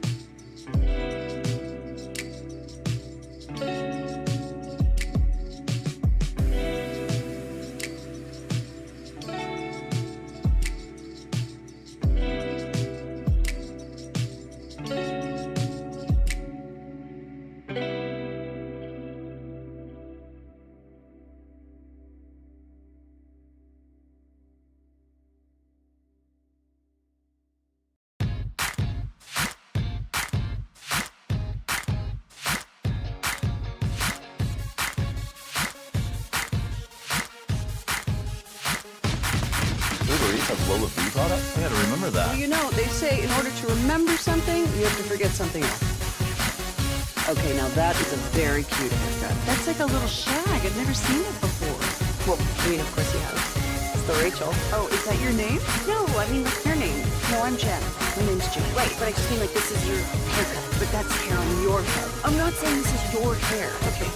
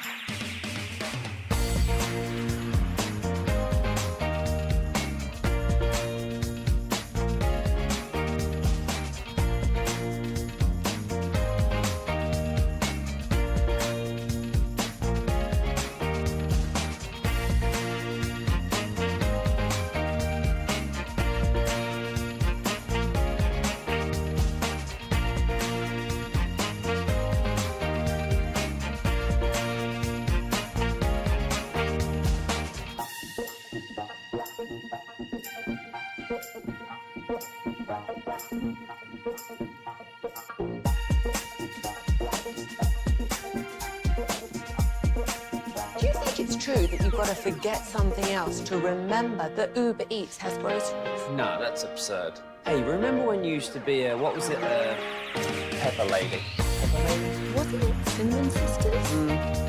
Basil babes. Saffron Squad? Nutmeg maidens? Paprika? No.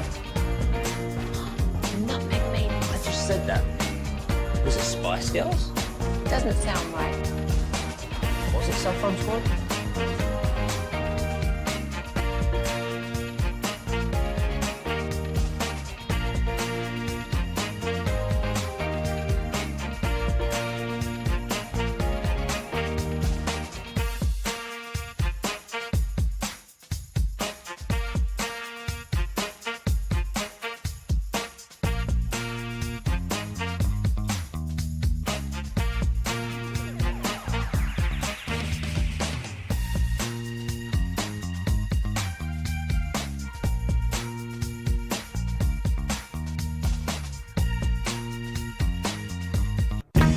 This segment of the KNC Masterpiece is brought to you by Cars for Kids. Donate today at carsforkids.org and the personal injury lawyers, Frankel and Frankel.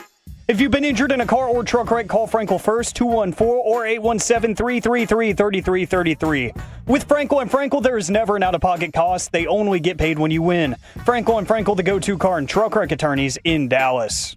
Duchesne across, shot, score! And it is Mikko Rantanen. A laser on the power play. Rantanen in his Dallas debut has his first goal. KNC Masterpiece right here on 105.3 The Fan. In about 7 minutes or so, we will talk with Logan Farrington, the big dog from FC Dallas. But right now, we're going to puck around and find out. We've got updates for Rope and then a story we really want to dive into for Mikko Rantanen. And I think this update it's positive for the Stars. Absolutely is. So Rope Hintz avoided a facial fracture. And that was the concern after he took a puck to the face in the game against Edmonton, which still horrifying. So Jim Nill said that Hintz was evaluated by doctors on Monday. He said that to DLLS. And that he's doing fine. He's back here in town. He saw the doctor yesterday, and it was good news. They're worried about the pressure in the eye. And also, they said Rope's got to keep his heart rate down for the next 5 to 7 days. But with that in mind... It could cause blood clots, maybe? I guess. Okay. I'm honestly not sure about that. And then they said, or Jim Nill said, rather... I'd probably say he's out another week. We'll play it by ear and go from there. But obviously the concern was if you shattered your orbital bone or whatever the case might have been, you could be out significantly longer, if not miss the rest of the season. And luckily that is not the case. And you might see him again in a week. So that feels like a very positive update. Yeah, if you're telling me that in about a week, you still have about a month and a half ish to set up for playoffs. If you're telling me that you have that, he gets to rest for a little bit and then start working his way back up, then that means he's ramping into the playoffs. And this is the best news. Kevin, when he went down initially, it was like, oh my gosh, dadgummit, this is going to be bad. We've seen dudes get hit in the face. We get it. But it could be even worse. You don't know. This is about the best news you could probably get out of this is he needs to take some time. And we are a very deep and loaded team. That's true. So we're going to be able to tread, not even just tread water, but keep swimming without him for a little bit. And then he's going to have plenty of time to ramp back up with that front line whenever they're on their way to the playoffs.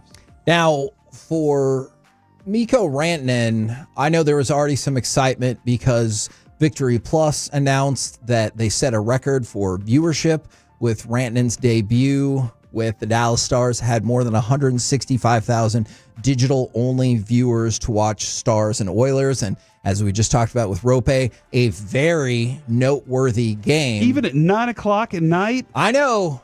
Tough to believe. Can't but believe that. Let's go to, I think it's Rod Brindamore, the coach for Carolina, who... I'd not heard this before the trade deadline. Obviously, this will probably help make up your mind. Mikko Rantanen essentially telling them, hey, I don't want to play for your team. There's not been one guy that has left here because they didn't like it here. That was except for Miko, and he didn't not like it. When he showed up, he said, "There's 4 teams I'll go play for. Well, you're not one of them." So there's 28 other teams he wasn't going to. And when the better question is, should we have known that before we signed him, right? Or attempted to sign him? You know, Gensel was a totally opposite thing. We offered him the contract. We offered him at the end. He's here, right? But we didn't for whatever reason. That's a different conversation. And all the other guys that walked out of here at free agency is because they got paid a lot more money than we were offering. They all wanted to stay. Right. So Mika was the only one that I've been associated with that said, I don't want to, this is not for me. And I think there's other circumstances on that. It's not because of the hockey. It was because I think his family, it wasn't for him. Mm-hmm. So good. And I appreciate that he let us know that. We probably should have known that before we made the deal. Maybe that changes how we go about things. That, I completely agree with him. How did you not know? That's a good question. I mean, shouldn't you call the agent and be like, "Hey, agent, we're about to get your player," and he should be like, "Hey, not gonna happen. Not gonna happen at all." I do believe that this came out. I heard this come out of Colorado. Something like this came out of Colorado as well.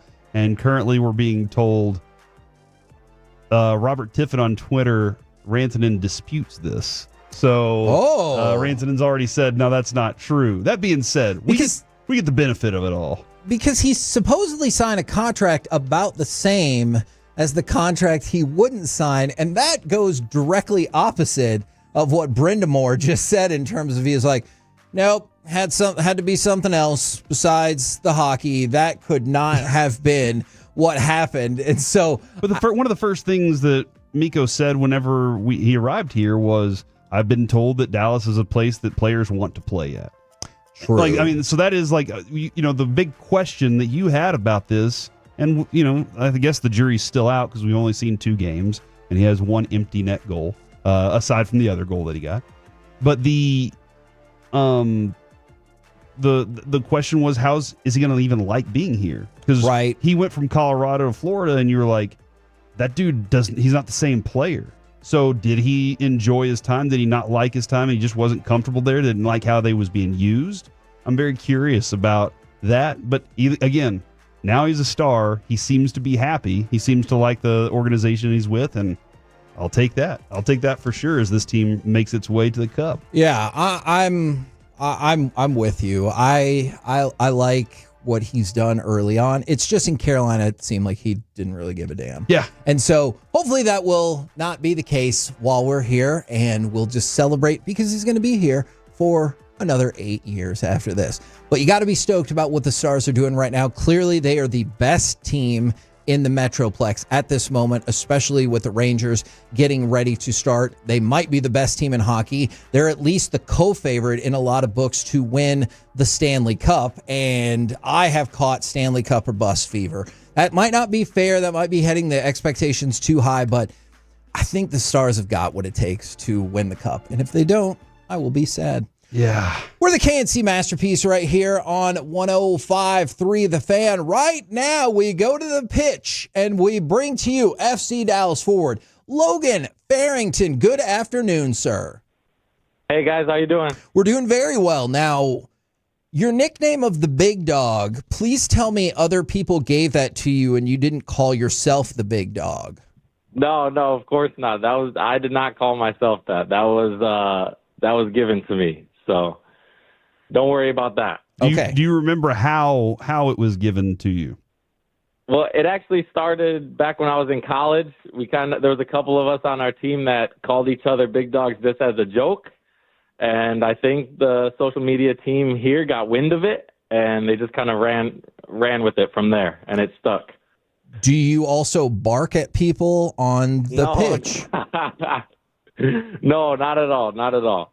I just wanted to make sure. That being said, though, you got a forward running down the field. He's coming at the net, and then all of a sudden, goalie hears him barking. That's got to be a little intimidating if that was to happen, though. It might put him off a little bit. Maybe I should try that. See? Okay. Look at this. We're helping. Next match. Let's go. All right. Now, speaking of your last match, this is why I would make a terrible teammate. You scored the only goal, and obviously y'all lost to the Chicago Fire. Do you go into the locker room and say, I did my job? No, not at all. You win as a team, you lose as a team, no matter if you're on the field or not. Sometimes it's easy to think like that, but I think overall, like, these guys have had my back more than times than I can count. So I just got to do my job, and we win as a team, we lose as a team. It's as simple as that. Were you surprised at all by how the home opener played out? Not to say that Chicago's not a good team or anything like that, but you guys had opened up heavy underdogs against Houston, got the win, had a draw against Colorado, and it felt like the stage was set for a really huge home opener. Yeah, I agree. I think the first two games we played really well, especially with the new staff and a lot of new guys on the team. And I think that kind of was the feeling. There was like a tension in the air that we should come in and we should kind of have a little bit of a rout during the game. And to be honest, I think that the chances were there. I think for the first 70, 75 minutes, we were all over them, and we could have put maybe a couple more away than we did, and that would have changed the game, and maybe we get 3 points. But I think overall we played pretty well for most of the game. If we can just carry that for 90 minutes, I think we'll be okay. We talk a lot about this, Logan, about the comparison in sports and the physicality of each sport. I think Kevin and I both agree, like, in soccer, you got to be able to run. Conditioning is a key. But the physicality of the sport, where would you rank that part of it compared to other sports in the world? That's a tough question. I think it's a good question, though, because I think a lot of people think that soccer is not a very contact sport or a low contact, but a lot of things, if you're just watching the ball, you don't see a lot of off-the-ball fighting with defenders, or as you're running, someone's pushing you off the ball. So, but I would say it's definitely behind, like, football, hockey, definitely above baseball and basketball, I would say. Maybe basketball's even with it. Okay. I'd say it's probably even with basketball, because I know basketball is pretty physical as well. It didn't sound like you thought that for just a second, though. I had to think about it. I haven't played in a while. Okay, do you think another part, and this might just be my opinion here, do you think another part of sometimes why people don't think soccer is physical enough is if you get kicked in the shin, somebody will act like their leg has actually been sawed off? That hurts, dude. I'm not saying it doesn't hurt, but not every time a player is blown out his ACL when he falls to the ground. No, I agree. I think there's a lot of extra stuff, and I'm not going to sit here and lie to you and say I haven't done that before, because I have. But I agree. In the game, that definitely does. Some people, it turns them the wrong way. But I think the worst is when, like, people don't get touched and they act like they do. Yeah. That's the worst for me. Which one hurts more, though, getting kicked in the shin or one of those razor scooters swinging around and hitting you in the shin? Oof. I don't know. The razor scooter is pretty bad, to be honest. It is terrible, Kevin. Is that right? Have you never been hit in the shin with a razor scooter? I guess maybe All right, not. That's what we're doing on Friday. We're bringing one up to the studio, and I'm going to get you. Thanks. That brings back memories from the childhood right there. Yeah. All right. So I am curious, because of where you're from, are you a Packers fan?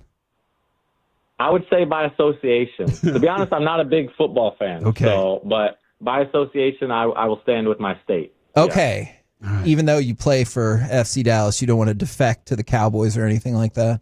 No, I'm not going to I'm not enough of a football fan to change teams. Okay. Now, in terms of general... They have a baseball team in Wisconsin?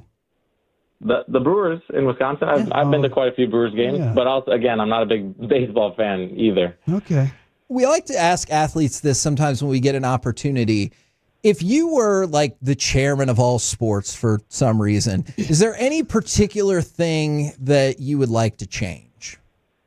There is. I've thought about this, actually. Okay. It's not just one thing. It's a couple things, actually, but it's all in the same thing.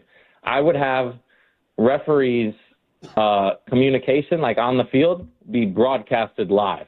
So you can hear what referees are telling the players, and you can hear what the players are telling the referees. And then after the game, I think referees should have a press conference to be held like to similar standards as the players. Because I think that would, if people can hear everything you're saying to refs, I think a lot of abuse towards the refs would go away. But I also think refs would have to be held accountable at the same time. Is there something that pops into your mind that you're like, I'm really glad that's not a thing yet, because I feel bad about these couple things that I said to a ref? There's probably been a few times, but in the past, I've gotten a lot better in the past couple of years about just kind of minding my own business, just control what I can control, and I can't control the refs. So. Now, we talked about a disappointing home opener. You guys are back at home Saturday, 7:30 p.m., Toyota Stadium in Frisco. Can you give us a little scouting report for Vancouver or anything that you guys have been working on in training? Yeah, I think Vancouver's had a hot start to the season. I know I just saw yesterday, I think, that they have the most touches in the box out of any team in the MLS so far.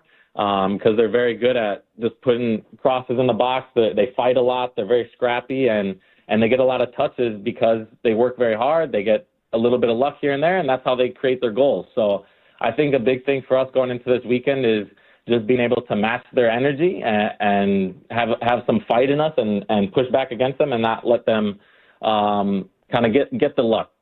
Well, don't let them make their own luck with those kind of touches. They are 3-0-0, and I would like to see one of those O's, particularly the middle one, go away on Saturday night. Me too. I think it's coming. Oh, heck yeah. Thank you very much. We appreciate the time, and whenever you want to start rooting for the Cowboys, just let us know. Check back in a year. Okay. All right, let's go. There we go. Logan Farrington, ladies and gentlemen, right here on 105.3 The Fan. Saturday night, 7:30 at Toyota Stadium in Frisco, Dallas and Vancouver. Look, I've said this before, and I know we just had an FC Dallas player on, but I think Corey will back me up on this. FC Dallas is the best value in local sports, especially if you're bringing kiddos with you. It is a blast. Yeah, the entertainment even before in pregame and stuff is so much fun for the kids around there. Coming up next, let's chit-chat with those fellas from the G-Bag Nation right here on 105.3 The Fan. Coming up Thursday morning on Sean and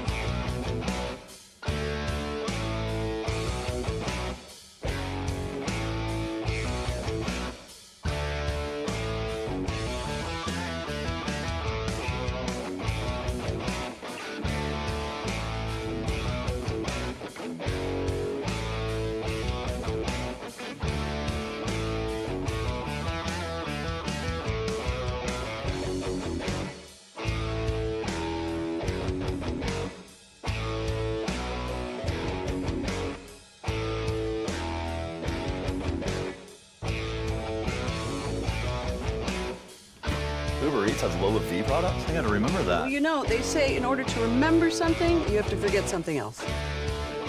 Okay, now that is a very cute haircut. That's like a little shag. I've never seen that before. Well, I mean, of course you have. It's the Rachel. Oh, is that your name? No, I mean like your name. No, I'm Jen. My name's Jen. Right, but I just mean like this is your haircut. But that's hair on your head. I'm not saying this is your hair. Okay, freaking me out a little bit.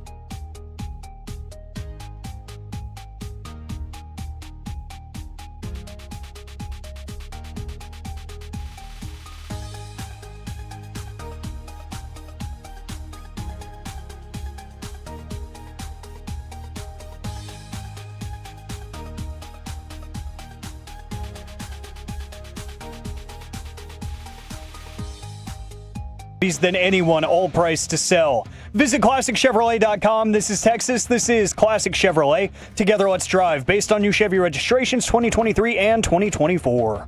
KNC Masterpiece right here on 105.3 The Fan right now. Courtesy of D&M Leasing. It's time for our chit-chat with those fellas from the G-Bag Nation. Gentlemen, how is you today? Amazing, Hagee. How are you? I'm doing very well. Now, Alec, I want to see if we can play cut 14. This was Tyrese Halliburton. Yesterday, obviously, he had an amazing three-pointer, got the foul called, they won the game, but this is what he really wanted to talk about in the postgame. Nobody's going to ask about my DX Pumas? No? I thought those were cool. Tell us about it. Do you know what DX is? Yeah. D-Generation X? You know the signal? I was gonna hit it tonight, but I don't want the fine. You know? Yeah, I should have. I missed the moment right there. But it would have been worth the 25 for sure. Yeah, that would have been fire. Now, Dawson, I feel like D-Generation X is from your time period of loving and watching wrestling. Yeah. Do you think he should have taken the $25,000 fine to give him the crotch chop after he hit the three, got the foul? I mean, when he said it was worth it, my immediate thought was, how would you quantify that, right? Yeah. Is there like social engagement from the pro wrestling world? They're going to become more Halliburton fans? Yes. I don't know. Maybe. Yeah. You know, and is that worth $25,000 for your brand? Feels like I would a hope lot. so. Yeah. That is an incredible amount. But yes, that's a lot. No, I would not think any sort of gesture would be worth $25,000. I think the most with like a superstar salary I could imagine seeing like whatever, is $5,000. Were you disappointed at all in the lack of immediate follow-up by the reporters who did not seem to know or care about what Degeneration X was? I'm kind of getting used to it. Okay. We're now at that age where we're going to be like, well, these kids don't know what we're talking about. Yeah. that is very fair. It's unfortunate, but yeah, I'm kind of getting used to it. I'm embracing like being old man who likes classic rock. Okay. I'm steering in that direction. And you can accept that the bands that you like are now designated as classic rock. Yes. And they're even putting like other stuff that definitely shouldn't be classic rock in there now. Like I heard Wild Thing from Tone Loc on the classic rock station. Oh, man. It's like, wow.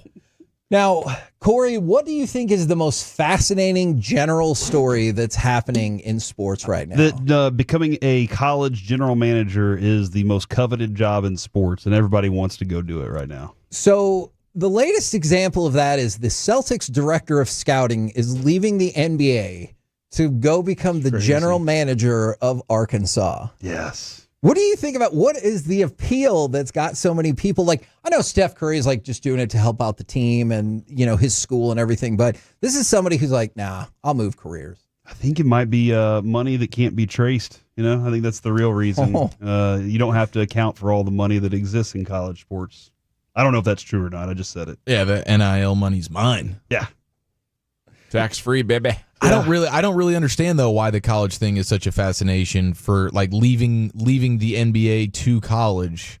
That feels a little weird. Like a Michael Lombardi doing it at UNC. I get it. He wasn't doing that. It wasn't like he left a GM position in the NFL to go do college.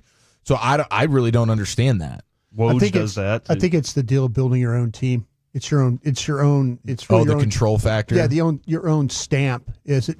This guy from Boston, was he assistant director? What was he? Oh, I thought he was actually the director of scouting. Maybe he was. Okay, so he's not the general manager. Right. True. He's the director of scouting. That is true. He's kind of a guy that's Jim Nagy just left the Senior Bowl. Yes. To go run Oklahoma. It's really these programs now, especially in college, have turned into professional teams. Mm-hmm. So you can do with the money, you get the players. You actually, if your team's not good enough, you could go steal players from other teams. There's a lot of things you can do now with that general manager's title. It's a pretty lucrative business. I think that's what it is. Just a guy who's a director. I mean, if he's just a director of scouting, right, this is a promotion for him. Yeah, he's probably the fourth guy at the Celtics right now, and so now he gets to run his own program. Yeah, as a lucrative business, I would imagine you're now able to be highest bidder for this gentleman's services. It just happens to be going to college. Right. That is an interesting perspective. And is this Family Guy. All Arkansas sports, or is this just the basketball? Because he's a basketball guy, so they have different GMs for different sports. Exactly. Yeah, that's awesome. Like Nate's just football for Oklahoma. Think about just the job opportunity, how that's opened up. Like all these guys that aspired to be professional general managers that maybe never would have actually got that chance. There's never so many of those jobs. Now, get there. That's the thing about it is you're sitting there thinking, well, my path right now, I've been probably passed over a couple of times. I'm not getting any interviews. You kind of like, well, this gives me an opportunity to kind of prove and get paid. Like, with Arkansas, think about all the money that they have with the Walmart family, the Tyson Food family, JB Hunt, yeah, all these billionaire Arkansas supporters. He could go out and with that coach there, they could go out and get some legitimate players. Matter of fact, I think that like one of the top players I saw on ESPN, maybe it's the top 4, his first visit is to Arkansas. So yeah, we'll see. Now, in the college basketball space, you asked Broadus, and I thought it was a good question. Are we to the real conference tournaments now? Are you invested in conference tournaments? Because I think this time of year is that Arkansas guy said fun. I shouldn't care. The Arkansas coach said this is not important to me. Don't care. What he came back and said was, I think it's as important is, do you find a way to get a better seat?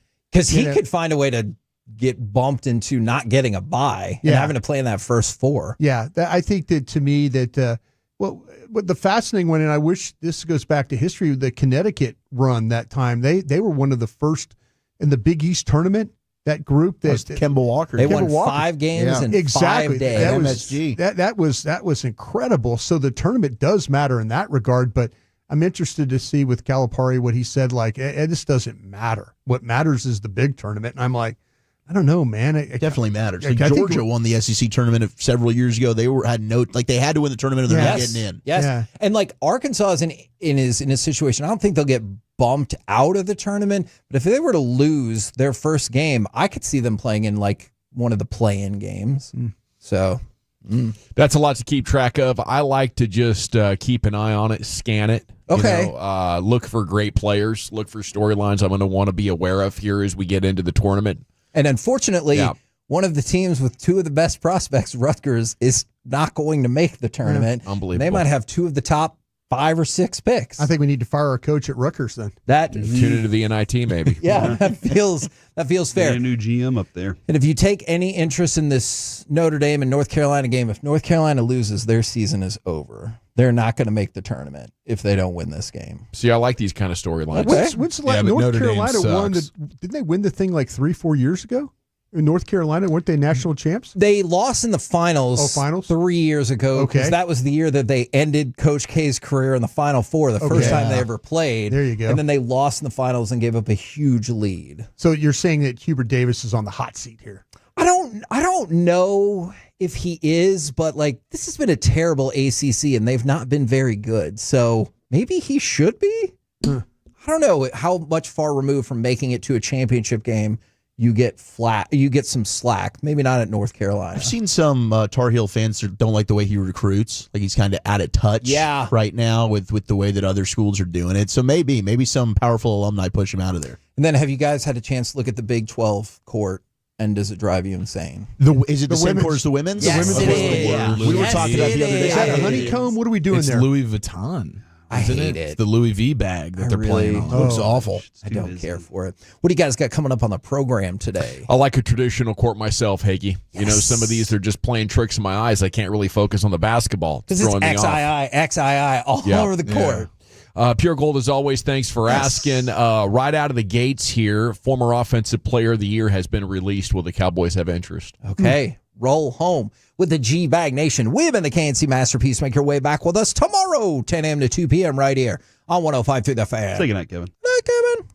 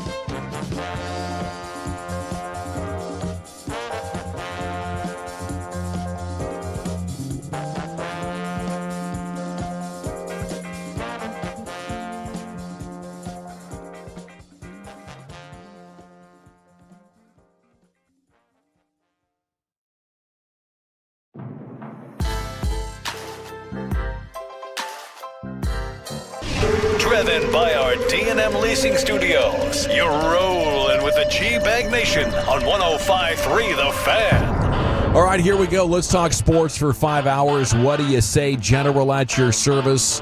If you see me, bear me. N.A. There's Brian Broaddus, former Cowboy Scout, Super Bowl champ. Lucius Alexander is in the Pimp Cup Master Control here. 75 and Fitzhugh fixing to go 5 flawless once again. Of course, Wolchuk and Chiafalo are here. Carter Freeman's coordinating your video, and along with you, we are the G-Bag Nation here on The Fan. We'd love to see your text chatter. The Franklin Frankel Injury Attorney text line is open at 877-881-1053. Please leave your name and city you're texting from. Will make you famous in the nation. And if you want to be active in the Twitch and YouTube chat, proceed at your own risk. That's all I can say about those folks over there. You know, it'll be quite a scene. Broaddus, how the heck you doing today, buddy? I'm doing well, sir. Thank you very much. Just getting through some college players and late night calls when people are available to talk about free agency. So trying to kind of put all this stuff together here and see what happens. I honestly hate free agency. I hate the way it's done now. What do you hate about it? I hate the tampering period. There used to be a time when the league year started, like the first day of free agency was the league years when everything, and now we've got these 3 days beforehand. It kind of takes away from the excitement of free agency. It's like I feel like the league year starts today, and there's really all the signings have kind of been done. Hayes in the barn. Yeah. I hate it for that because I always loved the fact that we had meetings, we talked about players, we built the board. And then at 12:01 midnight, you start making calls. Go time. Yeah, it was crazy. Like Jacksonville, you knew they were tampering with everybody. They'd sign like 4 guys, and you're like, how they do that, you know? And so that part of it was fun and entertaining. This seems like the Hayes in the barn. You know? Yeah, they don't need to call it anything special. Instead of calling it the legal tampering period or whatever, just say free agency has started, because it effectively had. It has. I just kind of feel like that maybe you're in tier 5 and 6 now. The only cool thing about it is you do have that those random, there's like one per year, even though I don't think we've seen one this year where they sign with the team apparently, and then it's like, oh wait, no, we got the okie doke. It wasn't real. Somebody gave me more money a few days later, so I didn't sign yet. Full DeAndre Jordan. Yeah. Yes, you can have those. Yeah, I just kind of was like, I just wish they would, everything would start. If they say it's going to start the league year starting on the whenever. That's a good take by you because it's just crusty enough, but it's not get off my lawn indignant. It's like we can all understand that you should be in that camp. Do you feel like free agency's over? Yeah, absolutely. Yeah, a lot of the today's the first day of the new year, right? That's what bothers me. A lot of the excitement, yeah, because you're right. As a kid, I used to enjoy. You know, you're staying up late. It's like, oh my gosh, who's going to be the first one to sign? And boom, here it is. Oh, the Cowboys signed Brandon Carr? Woo, let's go, baby. It's going to be great. We're going to spend money in free agency forever like this. I love it. My team Jason wants Ferguson. to try and win. Yeah, baby. Anthony Henry, sign me up. Yeah, there was a time where like Keith Brooking. You would talk Keith Brooking. talking to like these agents and stuff at the combine. And they're like, okay, we got a deal. We're good. Yeah, okay, we got to, that kind of thing. And then you had to wait, not what it is today. But I mean, it is what it is. They're trying to, this is not a TV deal, right? They're just, what are they doing? I don't think it's a TV deal. I'm not quite sure exactly why they time it up like that, but whatever the case, it's unnecessary. We should be excited for the start of the new league year, but we're really not. It sucks because you don't really have an official start. Like the next thing you know, on Sunday we're going, and then here we are on Wednesday, and it's already over, and you're like, okay, it's over, I guess. But there is at least a late arrival to the free agent market as the Rams have made it official here with the release of Cooper Kupp. Will the Cowboys have interest here? They're going to throw their hat in the Cooper Kupp ring? I don't think so. It's one of those late night calls you make and stuff like that. So you kind of find out if you never know how low the price could go and could it make sense. If you're talking about playing in Eric and I did a Love of the Star this morning. We were talking about reduced formations and tight splits and all that. Cooper Kupp's a monster when you play that kind of football.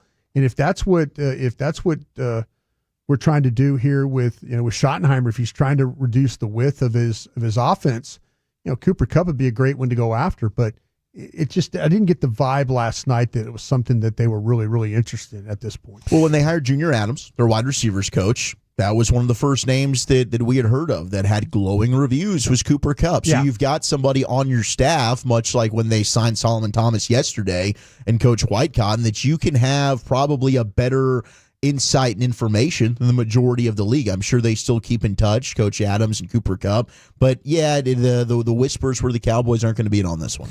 Well, yeah, I don't think it's necessarily about Cooper Kupp. I think it's just that they're not going to be on anybody that's going to make any sort of a contract of substance. And I think Cooper Kupp's probably still in the $8 to $12 million a year range, which probably prices him out. Yeah. I feel like the Cowboys are now transitioning into a bad franchise, because they're draft and that's our team, and now they've been drafting poorly, and they're not going to pay anybody to sort of bridge the gap to make them a good team again. So if that's the kind of team that you're going to be, I think we're going to watch them now become a bad organization. Oh, we were bad in the early 2000s because we couldn't draft, and then when free agency, you had to overspend for free agents that didn't really help you all that much. So yeah, that's something you have to worry about. And that was 3, 5, and 11 years in a row. Yep, 3 in a row. 2000 and then it ended once you hired Parcells, one more 5 and 11 year, and then came out of that. He took his first year 10-6 with Quincy Carter. Yeah, with Quincy Carter. So all the players that we had assembled, he took that team and coached brilliantly that year. I mean, you could save it by drafting, Pro Bowlers, getting a couple of those guys as rookies, a couple of other guys that can fill gaps in a way that they're starting for you and are legitimate starting quality. I guess it's not impossible, but right now I just think it sucks that their team building approach is what it is. And they haven't been drafting well. I don't know what to expect. I don't know where the hope and excitement is here for the rest of this offseason. I got you. You know where the hope is? Bring it, Wolchuk. There's trends, right, in the NFC East. Last year I went with the Washington Commanders to have their pop-up year. Pop-up year. So here's the trend with the Cowboys. They'll stink, and then what's going to happen is, just for this year, yes, right, they're throwing the darts in these reclamation projects. This is the history of the team. They love doing this with the first-round talent. Mm-hmm. They liked Peyton Turner when he was coming out of the draft. He didn't work out in New Orleans. He hasn't played any football. What will happen is this year, Peyton Turner will play, and he'll be pretty good. Heck, he might even be good enough to go get himself a big-time deal somewhere else. Same thing with Solomon Thomas. He'll end up being like a low-budget, okay deal. We got a football Yoda situation brewing right now? Yeah, and so what's going to happen is they'll win 10, 11 games this year. They'll get in the playoffs. It'll be an early exit like we expect, but it'll be like a solid season that gets you kind of excited. New staff, here we go. It'll be more the same, right, where it's like, darn it, they lost in the first round of the divisional round, but the season will end up being better than we expect, because right now we're looking at the roster and we're thinking, gosh, dang it, they're going to be fighting with the Giants for, like, can you get out of the cellar dwellers of the NFC? Terrible. So they might end up kind of playing above our expectations. That's kind of the trends that they go on here. After a bad year, they follow it up with being a little bit better than you think, but the bottom line is they won't be sniffing a championship, and that's ultimately our hope. When's the championship come then? When's the trend show that? Yeah, the trend doesn't show that for the foreseeable future, unfortunately. We're still waiting on that one. That's going to take some actual legitimate changes with how they structure the up top. I think the best thing we have to get excited about right now is the Dallas Stars. And then shortly after that is your Texas Rangers. And today is the birth of the new Rangers Sports Network. It's going to be Channel 33 in DFW. We'll have a live Insta reaction coming up in the 3 o'clock hour. And along with the Victory Plus app, you can watch that as well. But it's the first broadcast on that network. I saw our friend Angie Swint said they're excited. She's in charge of that stuff over there. I saw Jared Sandler's pretty excited about it. I know, we make fun of Jared a lot, and believe me, there's a lot to make fun of. But the fact that he's been trusted to take on a big role, a simulcast TV and radio at the same time once the regular season gets going, that's really exciting. Evan Grant with the story today. The Rangers are now the projected AL favorites following the news Garrett Cole is out for the year with the torn elbow ligament. He needs Tommy John, and of course, we never celebrate injuries to our rivals. Very unfortunate. No. But as you can see in sports, injuries are a reality. There are consequences to those injuries, and sometimes it shifts the balance of power in a very meaningful way. sometimes you don't have enough basketball players to play because of all the injuries. Yeah. You know what I'm saying? Yes. It definitely shaped the balance. But Evan's that hurts, Broadus. That hit a little too close to home. Yeah. This is kind of exactly where my mind went. Like, it wasn't, oh my gosh, Garrett Cole, I'm happy you're hurt, but it was, Of course not.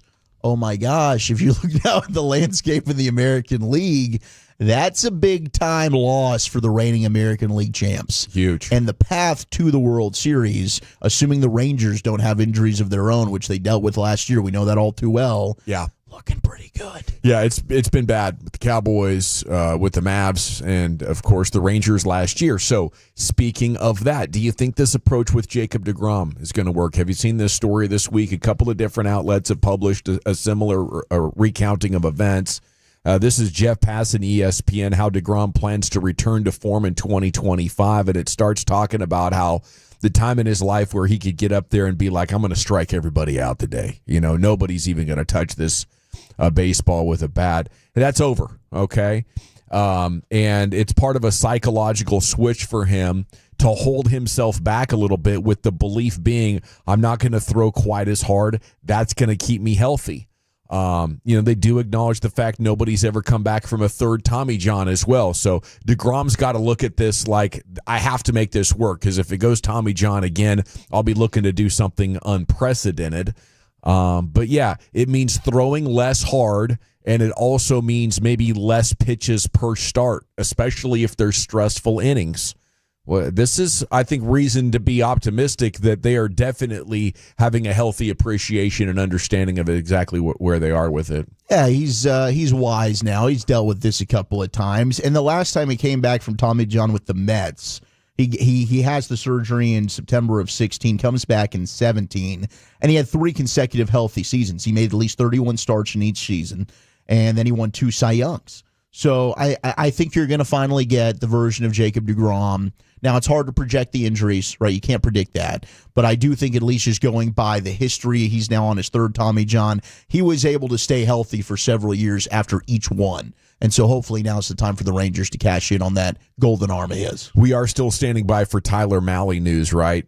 Scratch from yesterday's start with a forearm tightness. Yeah, I haven't heard any more about that. The bad news was Cody Bradford also was kind of shut down today. He's also having a little bit of arm fatigue. Is that forearm tightness for him, too? Did it say specifically? I did not get a specific on what it was. Let's see. Elbow soreness is for him, the elbow. MRI, he did have an MRI, though, and he had no structural damage. But as Brian mentioned, it is a Mavericks game night taking on the Spurs, another one of these winnable games. So you got to steer clear of that. Coaches are fighting for it. Yeah. Oh, yeah, absolutely. Coaches are fighting for it. So that's, everybody else is trying to get odds to go up to the top of that board. We got some news here, Cowboy news. Josina Anderson.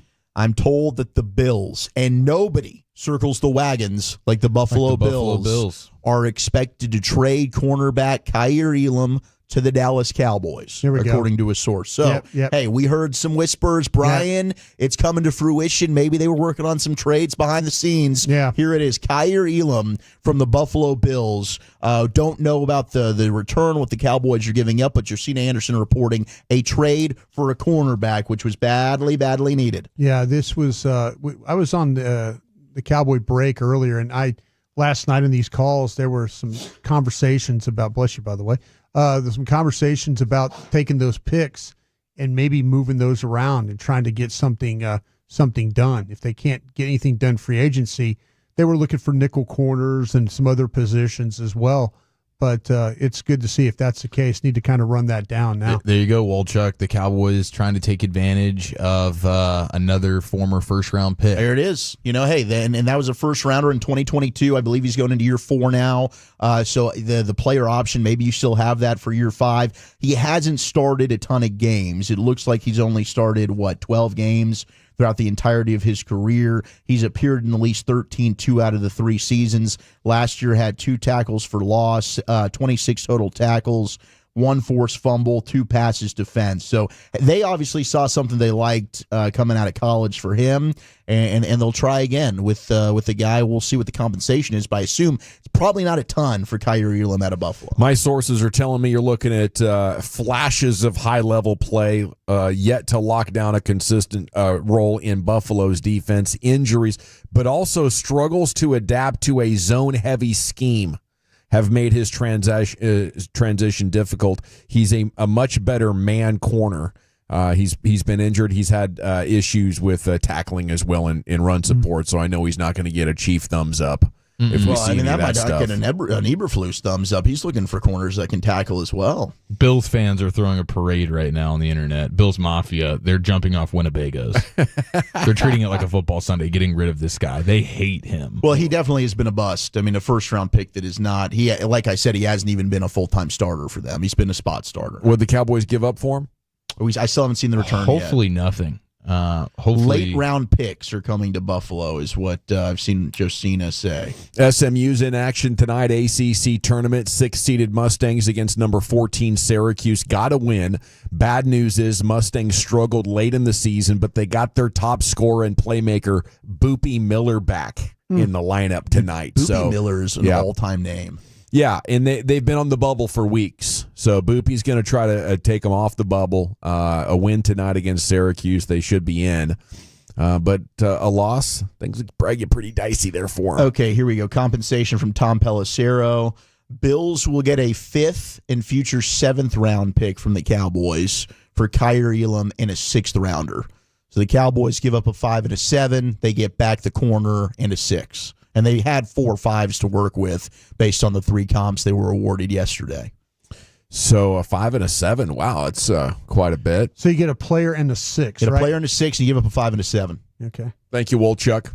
Okay, G-Bag of the Day is coming up at 2:30. A Chuck Wagon is next. What's in store? Have you ever been shot by a dog? That's next. Hey, but first we get you over to Advanced Hair Restoration and advancedhair.com. Sorry, I'm still reeling from that insane question Wolchuk just asked us all and then cut his microphone off. That was ridiculous. I'll tell you what else is ridiculous. Walking around without your natural head of hair on your dome. And if your crown is disappearing and your confidence is low, today I bring great news. This is honestly incredible, and it's very simple. It's a 1-day treatment that starts regrowing your own natural hair the very next day, and it's guaranteed to grow for life. Truly unprecedented stuff. It's the Advanced FUE from Advanced Hair, and we've all seen the pills and lotions that come with monthly subscriptions, and they help retain what you have, of course, but what if you want your own natural hair permanently, and maybe you need it in very specific areas? Well, that's where Advanced Hair's state-of-the-art facilities and their world-class physicians come into play. This is not a maybe your hair will regrow type situation. This is a guarantee that your new hair will grow. You just decide how much you want, how thick you want, and where you need it.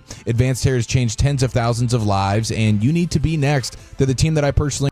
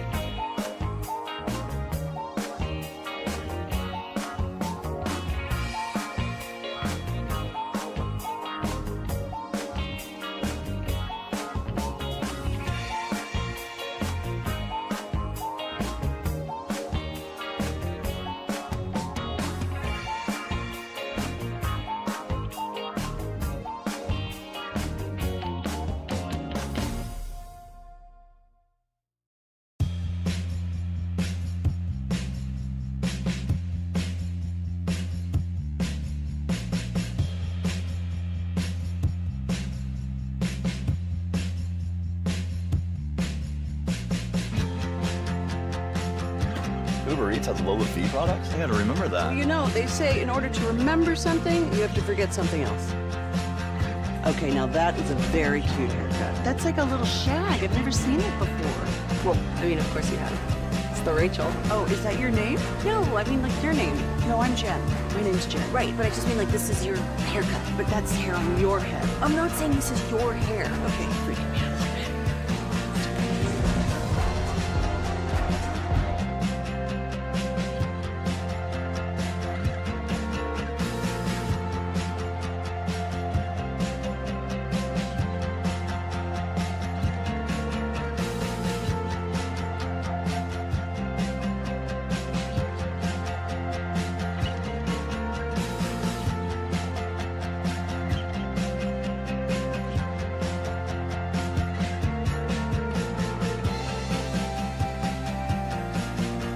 It's true that you've got to forget something else to remember that Uber Eats has groceries. No, that's absurd. Hey, remember when you used to be a, what was it, Pepper Lady? Pepper Lady? Wasn't it Cinnamon Sisters? Basil Babes. Saffron Squad? Nutmeg Maidens? Pre-Curb? No. Nutmeg Maidens. I just said that. Was it Spice Girls? Doesn't sound right. Was it Saffron Squad?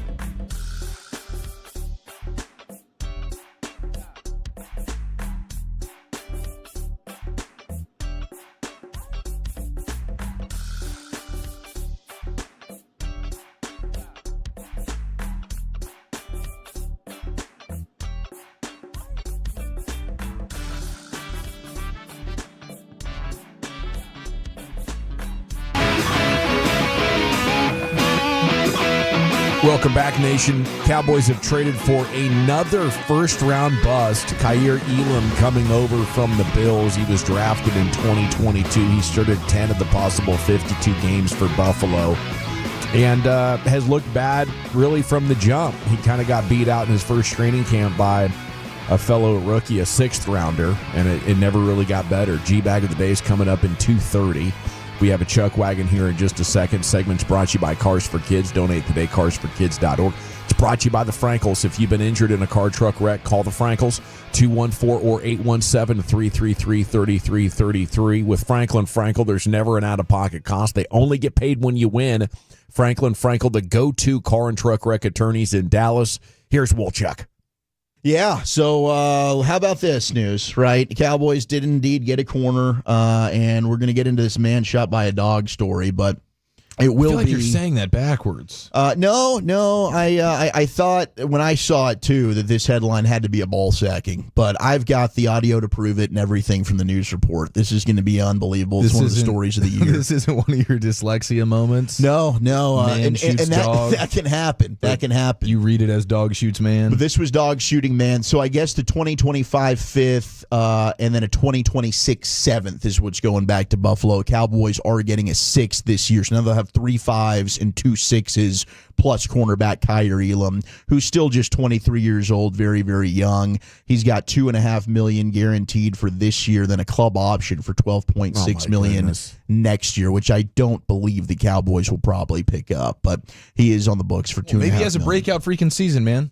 Yeah, that's what's going to happen because you're going to end up winning 10, 11 games, probably win the division. Maybe this guy does something that he hasn't done for a single second in the NFL since he's gotten to the league, and that's live up to expectations. That's what we do. We play with hope here. Every now and then he gets a pick. Every now and then. He just happens to be in somebody's blind spot, I think, and the ball comes flying into an area. But generally what I'm seeing is clueless. And we're going to hope that there's a lot of blind spots when he's playing against Jalen Hurts and Jaden Daniels and maybe Cam Ward and the Giants, or who the hell knows who the Giants are going to be. He was the guy that was getting picked on in the secondary. A secondary that had DeMar Hamlin existing in it. This was the guy that was being picked on. All right, I'm getting sick of this negativity, guys. Can you just $2.5 million of your cap zip space? it? Just zip it. All right. We're going to spin this into a positive. Let's put 4.5 on a guard that's not better than Brock Hoffman and 2.5 on a corner that really shouldn't even be on a depth chart. It's a first-round talent right there at corner that they're getting for a 5th and a 7th, Dawson. Okay? Yeah. Those are just the facts. Come on now. All right, let's get to this story. We're going to go to the state of Tennessee, the fighting Jason Wittens. Memphis Police Department. They respond to the home of Gerald Kirkwood in the 700 block of Whitney Avenue just before 4 a.m. on Monday morning after receiving an accidental injury call. When they arrive, Kirkwood tells the officers that he was in bed relaxing/talking with a female friend when his dog Oreo jumped onto the bed. He says that's when the 1-year-old pit bull terrier stepped on a gun, causing the weapon to discharge. We now go to Channel 3 News in Memphis for more details. You probably heard the expression, when dog bites man, it's not news. When man bites dog, it could be news. But when dog shoots owner, now you got a real story. Yeah. That's reportedly what happened at this address on Whitney Avenue in Fraser early Monday morning. I know what happened. I just know somebody got shot. A disturbing scene for this person who didn't want to be identified. First the police pulled up, and then the fire truck, then the ambulance. According to police, a man and woman at this address were lying in bed, relaxing and talking, when the man's dog jumped on the bed, got its paw stuck in the trigger guard of a weapon, and ended up hitting the trigger. The weapon discharged, a round grazing the top left thigh of the 39-year-old man. Monday, family and friends came by, but did not want to appear on camera, and were still processing what happened. There was a freak incident, and the dog jumped up and caused the gun to discharge. A friend of the victim told me the dog involved is a pit bull, about a year old, named Oreo. Yeah, he's really friendly. He is a pit bull, but he's a very friendly pit bull. This is really odd, isn't it? It is, yes. Is your friend going to be okay? Yes, he's fine. He's fine. This is really odd, isn't it? He is a pit bull, man. Yeah. And apparently this is not the first time that we've had a person being shot by their dog. Yeah, it's no laughing matter. 2023, I'm sorry. Why do you just have your piece just laying in the bed I don't know. willy-nilly like that? And there was no way they were just talking, right? Casual talking when you have a lady friend over. Pillow talk? Maybe you guys don't do pillow talk. Maybe I think the act something was going down here, but yeah, having your loaded gun just like chilling on the bed like that, probably should think, let's not do this. This is a mistake. You know, there's a big debate in firearm safety. Like, are you doing it right if you have the round chambered, ready to go, right? Because you got to be quick enough to get the draw on somebody or whatever. But I think that is inside of some sort of a holstering device that would keep it safe. Even then, I'm not comfortable with it. No, I just feel all. like there's too much room for disaster. A little kid, even a dog, apparently could, take you out. Shout out to the witness who heard it, though. That guy was the star. I just know somebody got shot. And having the bravery to come forward. Yeah. Oreo sounds like a real menace. And nobody, this is kind of sketchy, though, because nobody wanted to be shown. There's no face in this news report at all. And then officers. What about the dog? And we didn't get to see the dog. He wasn't allowed to take pictures of the dog. But apparently the dog's fine. He's behind bars, I would assume. No, dog's still hanging out in the house. Unbelievable. Nope, didn't even arrest the dog. But I guess in cuffs? No, didn't even put him in the back of the squad car. Wow. Yep. Oreo's I'd say Oreo's good to pretty go. lucky there. He is. The female friend, though, took the gun and left. Police had to go find her, get the weapon back. I guess. All right, there it is. She shot him, bro. Right? I'm done. It's been enough of this. You know what I'm saying? He was caping for her earlier. Oh, it was the dog. He jumped and just so happened to the thing sounds hit weird my to me. shotgun right at me. I feel like the lady friend shot him. There it Get the hell is. out of here, man. The Dick Wolf of radio. Got 2.0. Yeah. 2023, we had a Kansas man shot and killed in the front seat of his car after his dog stepped on a hunting rifle laying in the back seat. And in 2018, we had an Iowa man who claimed he was shot by his dog, while playing around on the couch. also a New Mexico man in 2018 shot by his dog when it stepped on a shotgun in the backseat of his truck. Is this the my dog ate my homework, but I accidentally shot myself? I think so. It's crazy. Like, it's in my algorithm, the accidental shootings of people, whether they're doing a gun safety class or they're just dorking around as a kid, the accidental discharge. It's very common, unfortunately. Sad. You would think there's no way this is going to happen, but it does. Clearly, it's happened more than once. Time to go into the Pimp Cup where Lucius Alexander has your G-Bag of the day. Who's investigating that story? You should ask, okay, what were you guys talking about? What was the conversation based on? Sounds like a kind of like you guys get in a fight? Why did you take the gun? Yeah. These are real questions that need answers. These are real questions. Yeah. Nah, man, he caping for her. He doesn't want to see her get in trouble. I understand, I messed up. I was out of line. I'll block her, I promise. He's caping for his bee while he throws his other bee into the bus. Poor Oreo here catching strays. Poor Oreo. Yeah, Pitbull's already got a little tough time out here. Now it's a Pitbull with a gun. Get the hell out of here. He put that on that Pitbull fast, too, right? He did. Oh, it was the Pitbull. Oh, he jumped on the bed and accidentally pulled the trigger. His paw got caught. Jeez. All right, man, this is day 3 for this clip right here. It's a church combo. 3 days. We are saving souls out here. I'm telling you, somebody who hasn't went to church in a long time, gone to church in a long time, are listening to these clips saying, this is how they getting down in church? Yeah. I might pull up. I'm back, baby. Bringing souls back, man. Send the facts. Let this pastor pray for us. We continue to grow spiritually, that you will continue to be the foundation that we build our lives, our marriages, our parenting, our hookups, our habits, our fears, our depressions, our anxieties. He said habits after that. God, that you will help us build those on you. We love you. We're going to sing now and take an offering, and I'm going to be quiet and get off the stage. Take an offering. Did he say habits after that? That's the most offerings he's ever gotten. He slipped twice in a sense. Oh, he did. Yeah. Let me see. Our hookups, our habits. Yeah. Our habits, which is hooking up. Nudie mags. You can't get past me, pimping. I see you, dog. Third eye is blinking on you. All right, we have another pastor right here. He's proud of his wife, very proud. And she takes a shot at men that like to wash dishes. I married a Hispanic Puerto Rican. I was going to help with the dishes. I started the first day we came back from our honeymoon. I thought I'm going to be a good husband. I started doing the dishes, and my wife said to me, and I quote, "What are you, gay?" So that's the one benefit, one of many of marrying. That's the benefit. Into the outside of the white race. Amen. You're not expected to help with the housework. You're expected to not help with the housework. That is so. That is a mess. Great, that is a mess. I like how he didn't stop after he said amen. He knew he wasn't getting a call back for that one. Keep driving, bro. Keep going. Plow on through it. A little awkward silence there. By the way, there, Mr. Eric, pillow talking. Yeah. It's almost like a form of snitching or hating. But you can get good information from pillow talking if you're a single man. I got you. Yeah, there's there's pillow talking, and then there's being intimate with your lady, or whatever. I got you. Pillow talking is nasty. Okay, gotcha. it's I thought it was nasty work. just like we're setting the sked for tomorrow with the wife. Hey, don't forget you got you're taking the girls to school in the morning. Yeah. Don't forget, by the way, You're cooking breakfast in the morning. Okay. Straight business. yeah. The trash comes tomorrow morning. Here's the list of crap you've got to do. The least sexy conversations you've ever heard happen in my bed. Hysterical. When I say John Crook, Fat baseball. Crucky.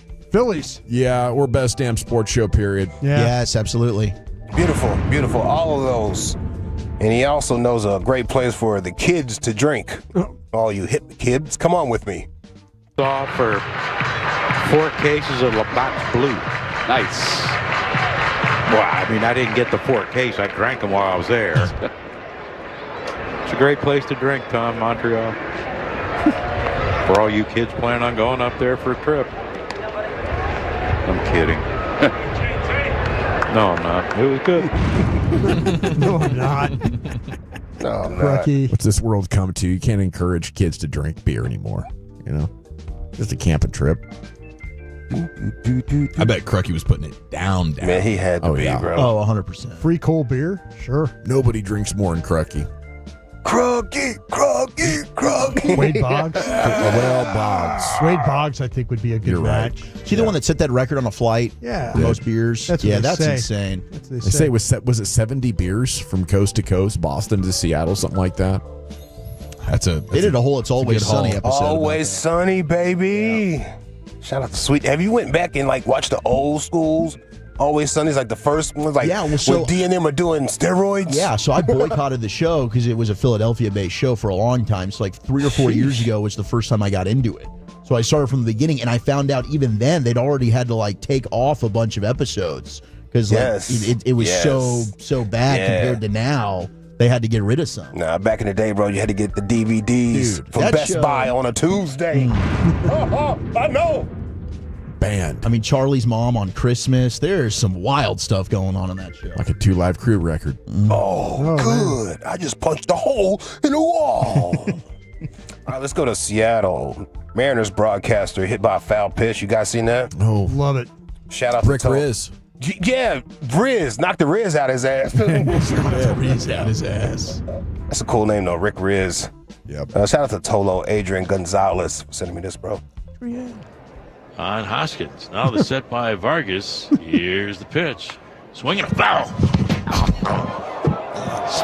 Did it get you? Oh man. Oh man. Did it get you? Yeah. Oh, he's too old to play it off. He was gargling. Yeah, he was. Somebody said it sounded like Kennedy. Yeah, we're going to take a quick break here. We'll come back. We'll come back right after this. Take a quick break. This is not good. This is not medic. Please, somebody sound the jiggles and everything. That was amazing. Swinging foul. Did it get you? Oh, foul. Oh, man. Did he say foul before he got hit? He knew it was coming in hot. Yeah, he Still wanted to get the call in. Nailed him in the throat. Let's run it back again. It's worth it. Hold on. Here's the pitch. Swinging a foul. Did it get you? Did it get you? Did it get? I'm just holding my throat over here, bro. I'm telling you, he's getting hit with the ball while he says foul. He is as he's saying foul, he's getting hit. Did it get you? No, it didn't. Oh. Is there video of this? There's got to be. No, video of this, the video. I mean, the entity I got it from. It was like a recorded off of an That's audio amazing. thing. So if there is, I haven't we seen it need it. circulating yet. That's Swinging a foul. Swinging the foul. Yeah, hockey guy just showed him how it's done. That's what I'm saying. You Hockey just bark dude. out a single F. Yeah. Hockey dude hung in there. No FCC violations to speak of with my guy here just gurgling through it. No. Well, he couldn't speak. He got hit in the throat with a No FCC ball. violation, but lost he did lose everything. his man card. That's for sure. And it may be his job because he can't speak anymore. Sound like our guy at Tampa. Oh, Gene, well, Did I get you? Swinging a foul. He swallowed that ball, stuck in his throat. I don't think I need to hear any more today, Lucius. Do you have any more nominees to play, though? That's it. Okay, is it our champ, incredible. Church Combo, 2-time champ looking for 3? Is it John Kruk telling the kids where they can drink their beer if they're on vacation? I'm just kidding. No, I'm not. Or Rick Riz swinging a foul back? That's my vote, Chief. How about you? Yeah, this is easy, boys. Lucius? Sure. Wolchuk? Yeah, did he get you? Right. Yeah, did he get you? I am going to throw a vote for Crux Way. I like that. By a score of 4-1. Cruckin' A, yo. And your new G-Bag of the Day champion, it's the longtime Mariners play-by-play announcer, Rick Riz. Okay. He's got that Riz. Oh, man. It's time for an NFL Draft Big Board report, the position that might make more sense than ever after the Cowboys moves. But maybe we have to review that question in light of the breaking news from earlier this hour. That's coming up next year to the G-Bag Nation and the Fan.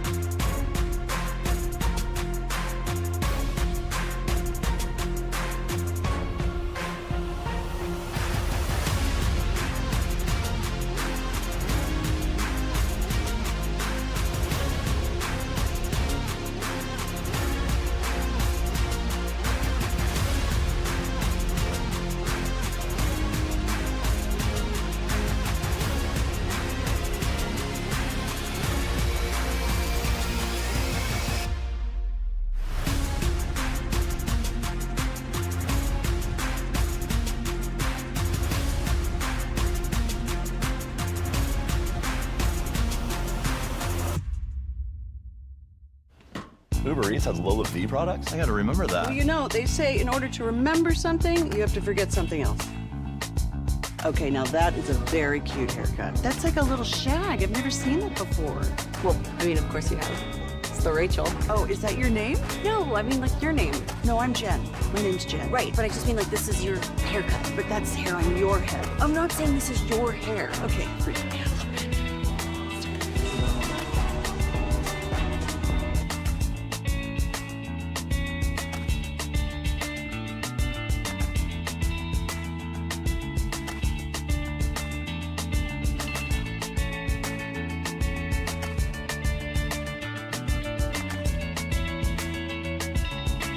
Chevrolet in Grapevine, back-to-back #1 Chevy dealership in the world.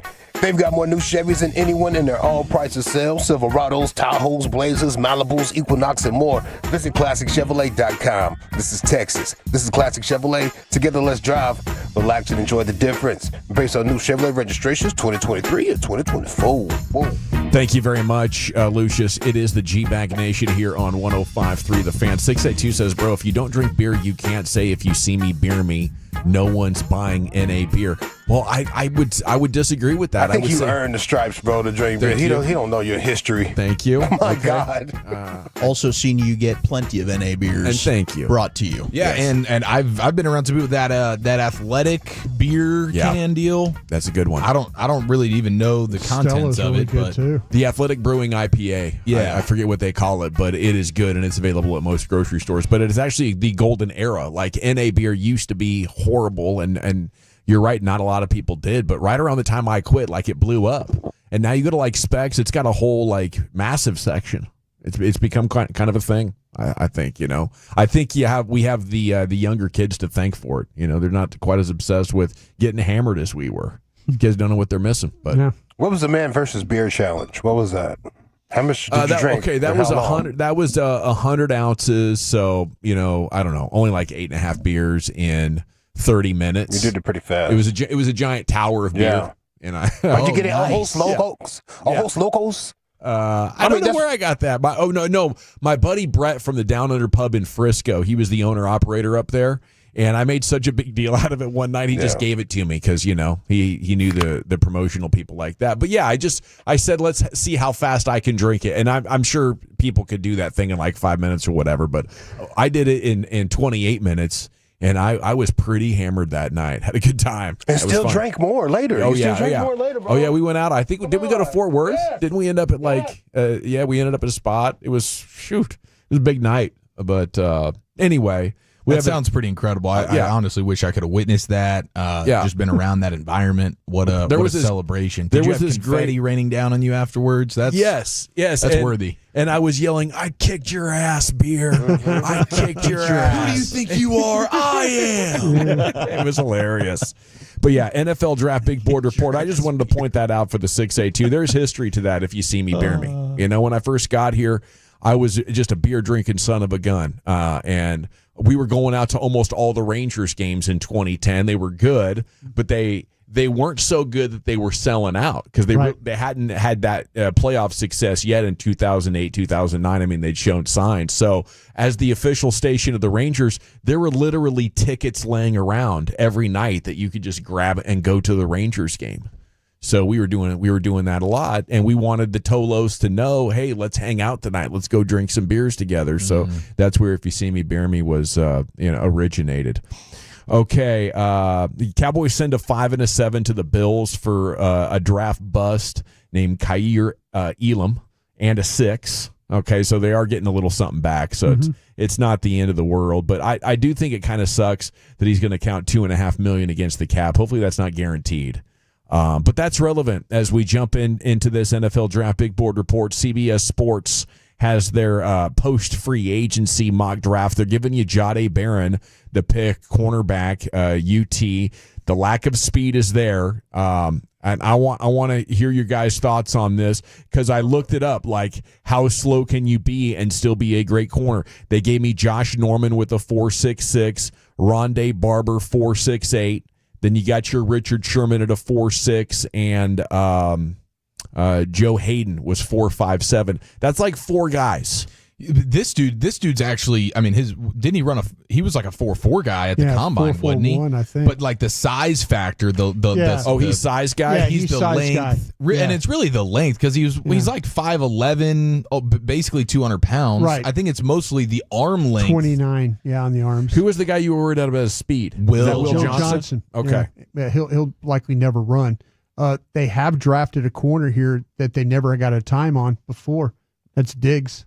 They never got a 40-yard dash time on Diggs coming out of Alabama. But they waited till the second round. Second round pick at the 16th. But he was in play at 17. Like if Lamb hadn't have been there, there's some say Diggs was going to be the pick there. Yeah, Barron doesn't fit their threshold for the length and the size that way. So it's probably that they won't draft. Like we love Barron, but I just for Tolo's just I don't believe he's. They would probably like Will Johnson.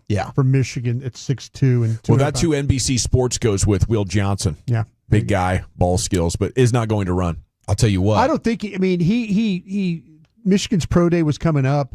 He suffered a hamstring injury. Didn't run at the combine. The question about him was really how fast is he? And then he says, "Oh, I'll run on April 14th." He'll probably get to April 14th, and he'll be like, "Well, I don't feel well enough to run." And then here you go. Then you'll never get a time on him. I would have a hard time drafting him, but the Cowboys have done this. They've done it before. So, don't be surprised if Will Johnson is the pick. He's also got some safety flex. I've heard from some teams they view him like even maybe if it's late in the career, like what Charles Woodson did, where they move him over to safety. But Will if Johnson? with Will Johnson, if things don't work out, he could end up being like a Byron Jones. They could end up shuffling him corner safety a little bit. What does the trade do? Nothing, right? No. To your cornerback approach in the draft? No. Still need corner. Still need multiple corners, probably. USA Today is giving you Shamar Stewart edge from the Aggies. If he's the best player there, you got to take him, right? You need edge long term? Yeah, but that would be a tough one on me. I to be honest with you, even though the kid didn't run very well today at Georgia, there's some talk about Micah Williams being a pick here for the Cowboys. I would take Williams over Stewart if it was me. I think over Shamar. Yeah, I would. Yeah, and I'm not going to let. Is the tape that much better? That it's not. It's the thing about it is, to me, like he does not play like how he works out.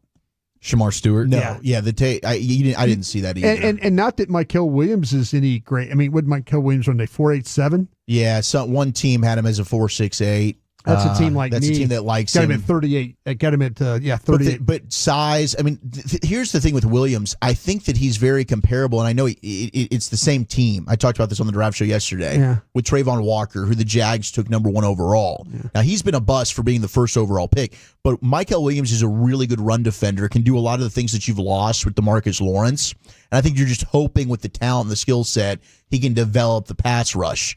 To me, like Shamar Stewart is more of he's either going to completely stink or you could get a 15-sack guy. I mean, he's got that type of talent. Tank hasn't gone anywhere yet, has he? No. Wouldn't be surprised. Maybe hear about him coming back. I think that's why they got Turner, to be honest with you. I think Turner's going to be that. I'll talk about Turner at 3:40 today back at the scouting report, but I think that's a much better run defender than a pass rusher. How you guys looking at defensive tackle now that you have Thomas and Osa back in the mix? This draft's just too good not to take at least one defensive tackle. I still need a one technique, and Grant, Williams from Ohio State, Harmon. What's starting to really bother me is that every name that they're talking about now at 12, I am just not a fan of. Whether it's Micah Williams, whether it's Will Johnson, I just am not a fan of where this thing is going right now. What would you do with the players that will most likely be there? You know what? Me personally, like I say, we mentioned they wouldn't take Barron because of the length. Barron would be the best fit if you were looking for a corner. But I mean, I would take Green from I'd Marshall take Mike Green over any of those before kids. Micah Williams. I mean, a legitimate pass rusher. I would even, I would think about. To me, Green makes a lot of sense. I don't know if they would do that, but because to me, with Green, you're talking about a guy that can affect the game as a pass rusher. Micah Williams, sure, good looking guy, but he's a better run player than he is a pass rusher. And so are we drafting run defenders at 12 overall? No, sir. I mean, that's what and I don't like the fact that they're talking about Will Johnson, and I don't know a speed on him. This is starting to really kind of upset me in that way of the names that are being floated around here. Well, you are seeing a lot of drafts where Genty is off the board already. That trend continues. And that's because every player now that we're looking at 12 is one of these guys like, well, he can do this. Yeah, warts. Yeah, there's something that you're probably like not. I like this, but I don't love this. We did this on the draft show yesterday, and you start to talk about give me the healthiest player, give me the best character player, and give me the best player, skill wise. That's Johnny Barron. At 12, it should be, dude. Like they're overstating the arm length thing. Yeah, well, that's what they. That's less of a wart than they're making it out to be. Genty's that way though too. Genty, if you look at all three, just checks all the boxes. He checks all the boxes. Oh yeah, there's not a single. See, that's what I'm saying. If that, and now people are talking about him going before 12, and that's because everybody else that we're talking about after he gets picked, there's issues with. There are big issues with Williams. There are big issues with Johnson. It's kind of disheartening right now that it's turning into this. They just had to try to win those games right up to week 18. Then all of a sudden it was perfectly fine to not try to win the game. You got to hope. Costly. You got to hope that, and I don't know if they'd look at Simmons, the tackle. I don't think they're taking an offensive lineman. Yeah, and if you're going to take, there's like McMillan. I would even consider taking Burden over Michael Williams and Will Johnson. See, I was going to ask about wide receiver. Why not? I would. I would take Ibuka. Ibuka. Okay, if you told me that you can get McMillan's gone, I would take fine. Give me Ibuka. Give me Burden. Give me Golden at 12. I'll take all those guys over Michael Williams and Will Johnson right now. There it is. The NFL Draft Big Board Report as our countdown to the draft continues. Wolchuk's NFL News of the Day coming up next. Zach, what's in store? We got 40 bets, and the Aaron Rodgers sweepstakes is heating up. That is next in the nation.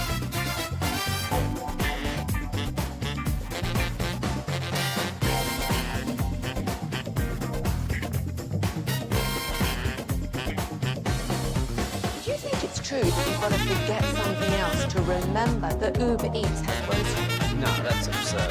Hey, remember when you used to be Pepper Lady? Pepper Lady? Was it Cinnamon Sisters? Basil Babes. Saffron Squad? Nutmeg Maiden? Pre-club? No. Nutmeg Maiden. I just said that. Was it Spice Girls? Doesn't sound right. Was it Saffron Squad?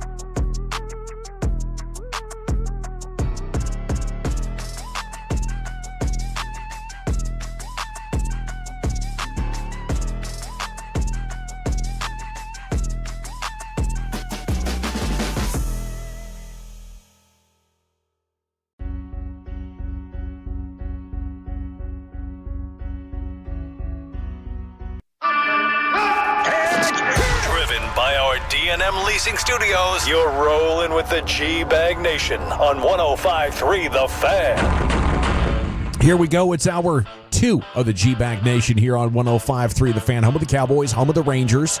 Rangers are about to be in action. Jared Sandler will join us when their game goes final, give you an update on all the big Ranger storylines of the day.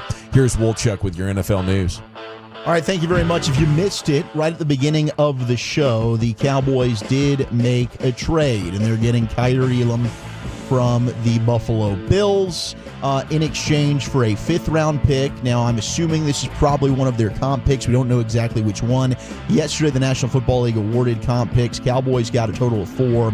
They got 3 in the 5th round and then 1 6th-round pick. So they're sending a 2025 5th, a 2026 7th to Buffalo. In exchange, they get Elam and a 6th-round pick in this year's draft. Now, I saw Kyle Yeomans, who works with us on the draft show and DallasCowboys.com.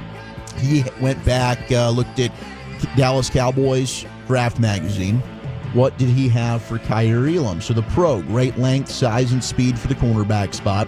Very physical corner at the line of scrimmage and packs a punch to whatever receiver he's battling against.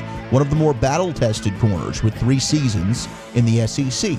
The con, there were plenty of occasions where his physicality got him in trouble. Penalties and wide-open receivers resulted from the plays that he got wrong. Also struggled with a knee injury in his final season in college. He has not been a full-time starter with Buffalo. He started 6 games his rookie year, 2 games in 2023, and just 4 games last year. And if you look at total of interceptions, he's got 2 across 3 years, both of which came in his rookie season. So Cowboys are collecting former first-round picks like sports memorabilia here, and let's just hope they hit for them. You know, I imagine, Wolchuk, that when their scouts bring the Jones boys groups of, potential free agents they could sign, they look at, names they recognize from the draft process, or they look at their draft grades and consider that significantly. It's certainly what it's shaping up to be. Just another reason to believe they want the process that requires the least amount of hard work and due diligence. It's not 24/7, 365. It's, who amongst these guys had the highest draft grade and the best natural athletes? Those are the guys we want. Now, Trey Lance is reportedly struggling to find a team that he can compete for a starting position with. Executives around the NFL are viewing him as a high-upside third-string quarterback. So Trey Lance still out there on the market. Doesn't appear that there's a lot of steam building for him. Now, the one quarterback. There's another one. He was a first-round pick. Let's get that guy. He's a good option, right? Nope, the entire league knows he's got nothing. And that's what they've done, right? So, I mean, Peyton Turner, former first-rounder, signed him for cheap.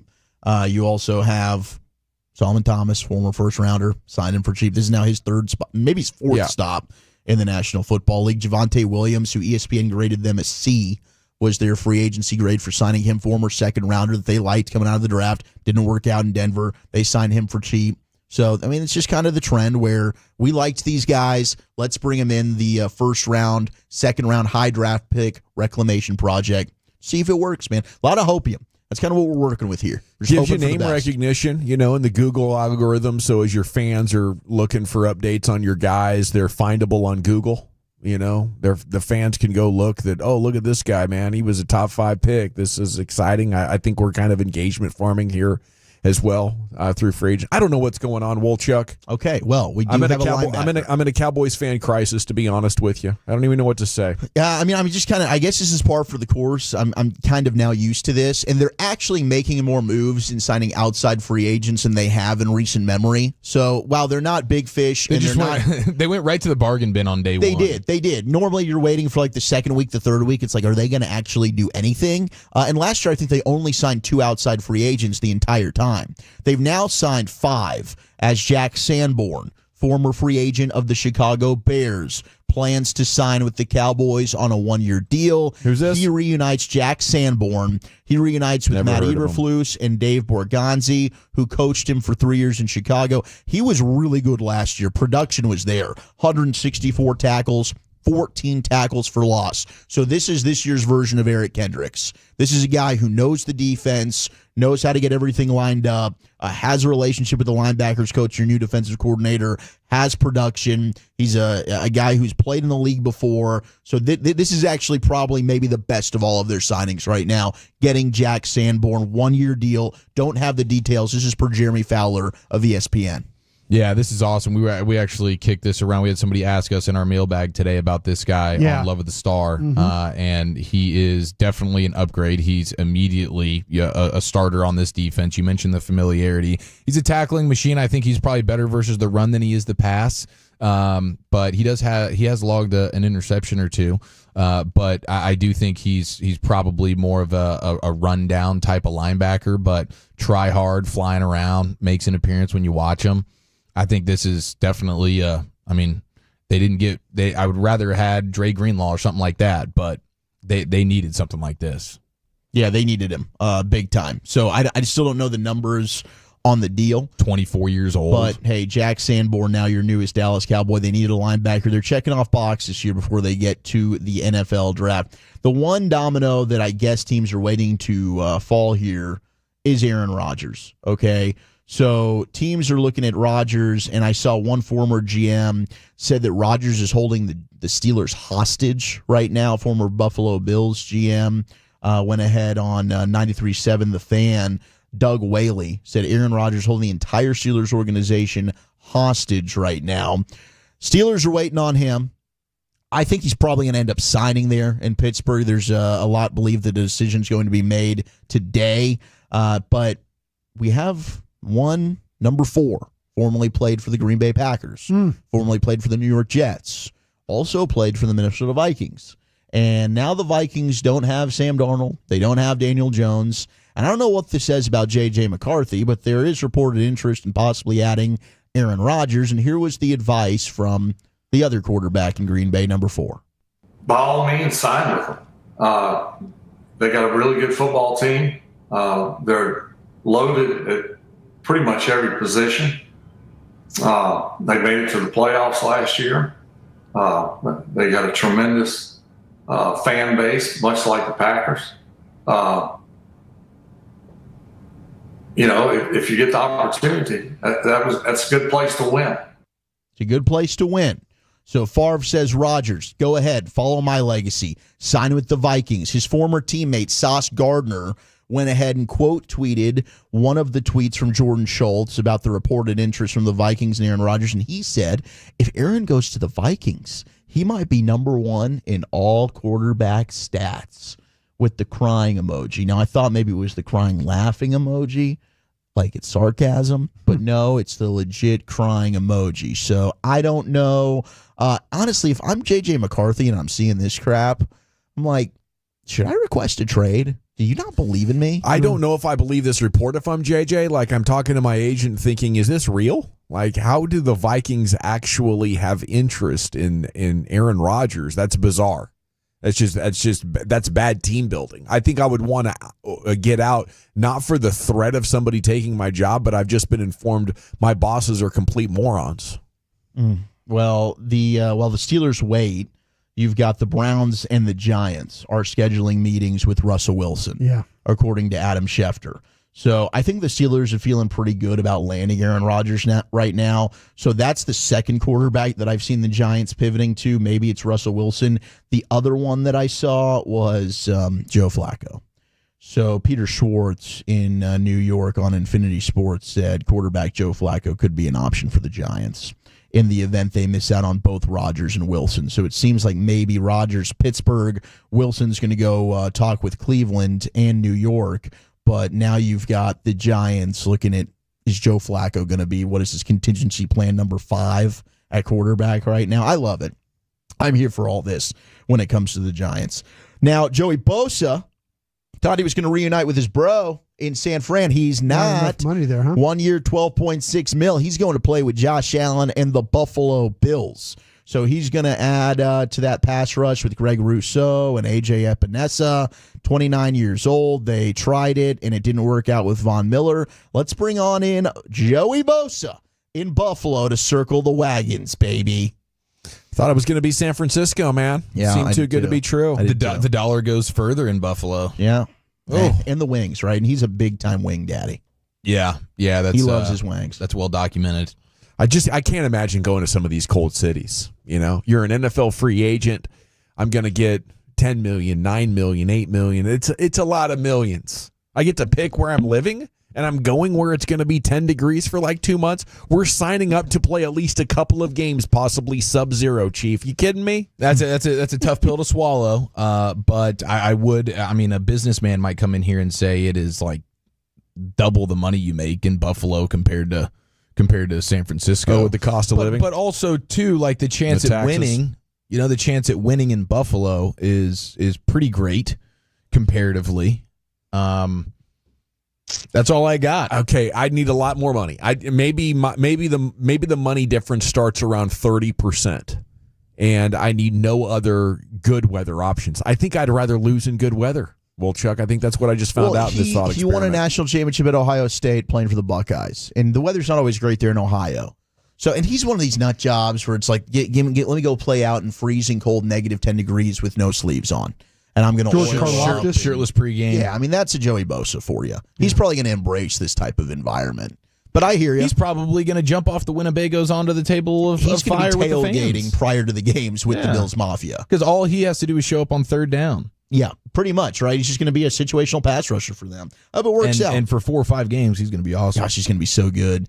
Now, the Browns were expected to land Kirk Cousins if the Falcons released him, which was probably the least surprising thing I've heard of this offseason. Like, I think we could all just close our eyes and imagine Kirk Cousins in a Browns uniform. Yeah, I feel like we've already seen that before. I'm like, is he going back to Cleveland? Yeah, like, why do I feel like this has happened? Right. But Charles Robinson has said that he thought the Falcons were bluffing about keeping Kirk Cousins. I don't think that anymore. They're going to roll through the Sunday deadline to lock in another $10 million in 2026 guaranteed salary. Nobody and see makes where more this money goes. than this guy. So either he's a pricey backup or a trade candidate. Nobody makes more money than this guy. So they're going to put it on their books, eat the hit, and then trade him. They got to hold the trade asset. Unbelievable. I would imagine they think that for that $10 million, they're at least going to get a 2 off somebody, right? It seems steep for a 2. Yeah, it does. I'm trying to figure out with his contract situation if it even makes sense. Like you have the out after next season. Hell no, it doesn't make sense. Like they've just got themselves. No, I'm saying to move on from a him. guy. I know. Let's add 10 million more to it and make it even more. Well, like it just that's just laying the bed like we've made. Beyond bad managing, like even beyond Nico. Maybe Nico. This is Nico level management if it's true, guys. I mean, honestly, and Nico might just trade Michael Penix and say we're rocking with Kirk Cousins. Yes. That might be what they do. Yeah. Steelers have agreed to a deal with Kenneth Gainwell. That's another player off the Eagles Super Bowl team. Nice little signing Kenneth there. Gainwell's gone. He's Dunsky. Justin Simmons, who was with Atlanta, signed with them last year. He's looking at either the Eagles or the Commanders. They're high on his list as he's a free agent and he wants to go to one of these teams that can win. He could also reunite with his defensive coordinator, Dick Fangio, if he were to go to Filthy, whom he played for in Denver. So that's something to monitor within the division. And Washington, who's been the favorite to land Trey Hendrickson, Cameron Wolf was reporting, Bengals are seeking a first-round pick and more for star pass rusher Trey Hendrickson. There we go. So Commanders, Falcons, those are the 2 teams that are reportedly the favorites right now. According to Cameron Wolf, good luck if you're Cincy. First-round pick, plus I got to pay the guy. Maybe some team's crazy enough to do it. I like it. Thank you, Wolchuk. Thank you. NFL News Today every afternoon, 3 o'clock. It's been a busy show for the Cowboys. 2 breaking news items already, and that was on top of the release that happened shortly before the show. We got to update you on that and everything the Cowboys have going on. Krusty's Corner is now right around the corner as well, and all that and more coming up next here. It's the G-Bag Nation and the Fan. It's afternoons with the G-Bag.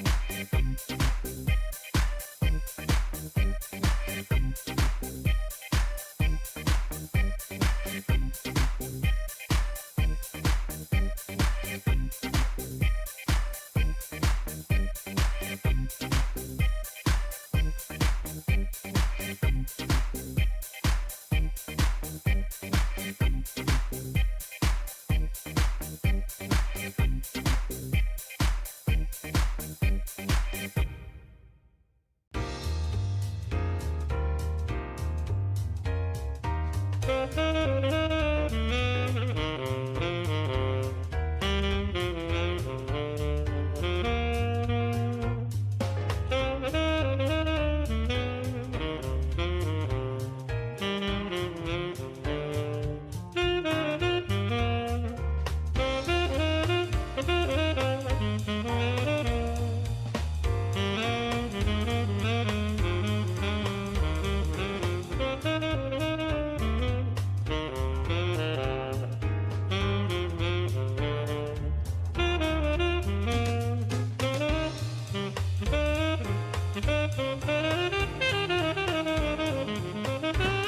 Eats has Lola V products? I gotta remember that. Well, you know, they say in order to remember something, you have to forget something else. Okay, now that is a very cute haircut. That's like a little shag. I've never seen it before. Well, I mean, of course you have. It's the Rachel. Oh, is that your name? No, I mean like your name. No, I'm Jen. My name's Jen. Right, but I just mean like this is your haircut. But that's hair on your head. I'm not saying this is your hair. Okay, forget it.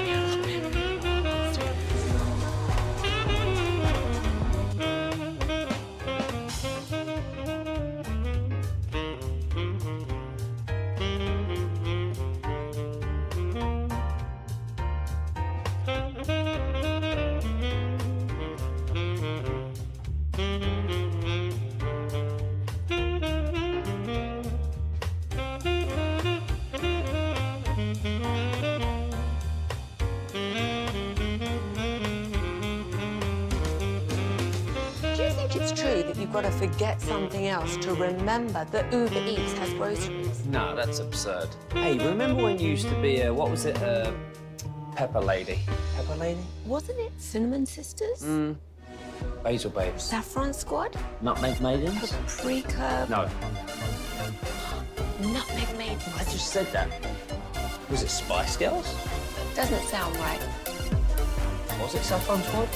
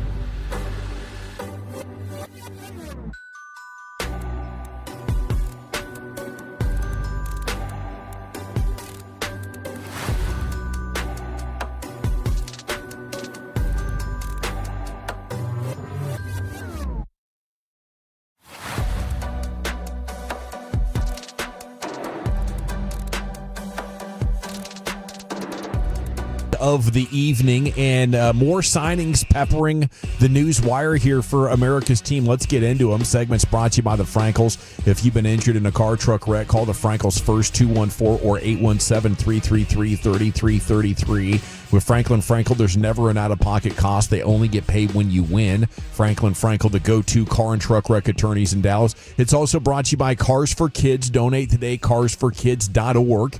Here on your home of the Rangers, we got an eye on the new telecast here as they've launched their new network. Today's the first game. You can watch it on Channel 33 or the Victory app or whatever. But we got a bomb from Jock Peterson. Oppo Taco. Yeah, how about that? Yeah. 3-run shot. Yeah, I'll tell you what. Jock, Jimmy Jack? Yeah. Jimmy Jock. This team, I mean. Jimmy Jock, okay. Team's going to score a lot of runs this year. That's what I'm seeing. They're just going to score a lot of runs and just got to hope that the health of this team holds up because they're going to be a problem for teams with the lineup that they have. AL favorites. Yeah. You know, you got to get some bounces and breaks go your way, but I would not be surprised at all to see this team playing for a World Series again, Chiafalo. Yeah, I'll co-sign everything you guys just said. And shout out to our guy Jared, who has the humility to go ahead in the pregame to stand on that box and give himself a few more inches next to those guys that he's hosting with. Yeah. You know, like he doesn't need to sit there and try and act like he's got some height hubris. No, I don't need the box. You step up on that crate. Yeah. And the balance was impressive. I like what he's done getting the collapsible crate as well. He can kind of pull it up next to him and you just take it on the road. More discreet. Carry it with him. Yeah. He got a little bit of practice with the legends, and I think that he realized after that he can just buy his own box. Yeah, he's got a portable box. Wow. Shouldn't we all be that blessed? Okay, they have signed a linebacker. The Cowboys have Jack Sanborn. He's a guy that's going to tackle, 1-year deal, just gathering what we can so far here in the last 20 minutes or so. It's a 1-year deal. He did have like 164 tackles last year. And Bears fans are bummed because what he does well, and he does with like a blue-collared attitude type. But not great in coverage, not a pass rush guy. He's aggressive. He's physical. He's good at diagnosing run plays and being in the right spot. It's very interesting the Bears wouldn't tender him. I don't know why they don't like him, but Eberflus apparently does, as he is reunited there with his former head coach here, and we're looking forward to learning more about this guy and why they would want to let him go. I imagine if you have those kind of stats, even though it's just a 1-year deal, this is your projected starter at linebacker now. Yeah, probably so. Yeah. He'll start with Marist. Unless they surprise you with a first rounder. They draft Campbell or somebody like that. Or Jalen Walker. Maybe they see Jalen Walker playing a little linebacker. Sure. But yeah, you add a veteran for 1 year. Hopefully you get Overshown healthy and, he stays healthy and he's an absolute beast for the foreseeable future for you there. But I'd still love to see him drafted another linebacker. Cowboys have traded for Kaiir Elam. Now, Wolchuk, you were saying at the break, this is the son of a former Cowboy safety, Abe Elam? Abram Elam, which, just doesn't even seem that long ago that he was playing with the Cowboys, and now his son has just been traded for the one bad, and this is, again, like with all this advanced metrics and stats, you can take it with a grain of salt if you want, but it's not great. The 33rd team just tweeted out that Elam has ranked 127th out of 129 corners that have played 800-plus snaps since 2022. Yeah. So maybe he's not last. Obviously he's not last. We've got room for improvement here. Clearly the talent is there, and let's just hope with the new defensive scheme we can catch lightning in a bottle, boys. He's played 3 years. Yeah. And he's one of the worst in a world where you draft another 210 players or 225 players. You got to transition some of these guys out, and I would imagine he's one of them that's a good candidate for that. But just like Jonathan Mingo, the Cowboys find value in this. This is embarrassing. This is what this has become, and I'm telling you right now, what we're watching in real time, Wolchuk, hopefully this doesn't break your heart, we're watching a disappointing but very respectable football organization transition out from being that to being incompetent. My heart's been broken.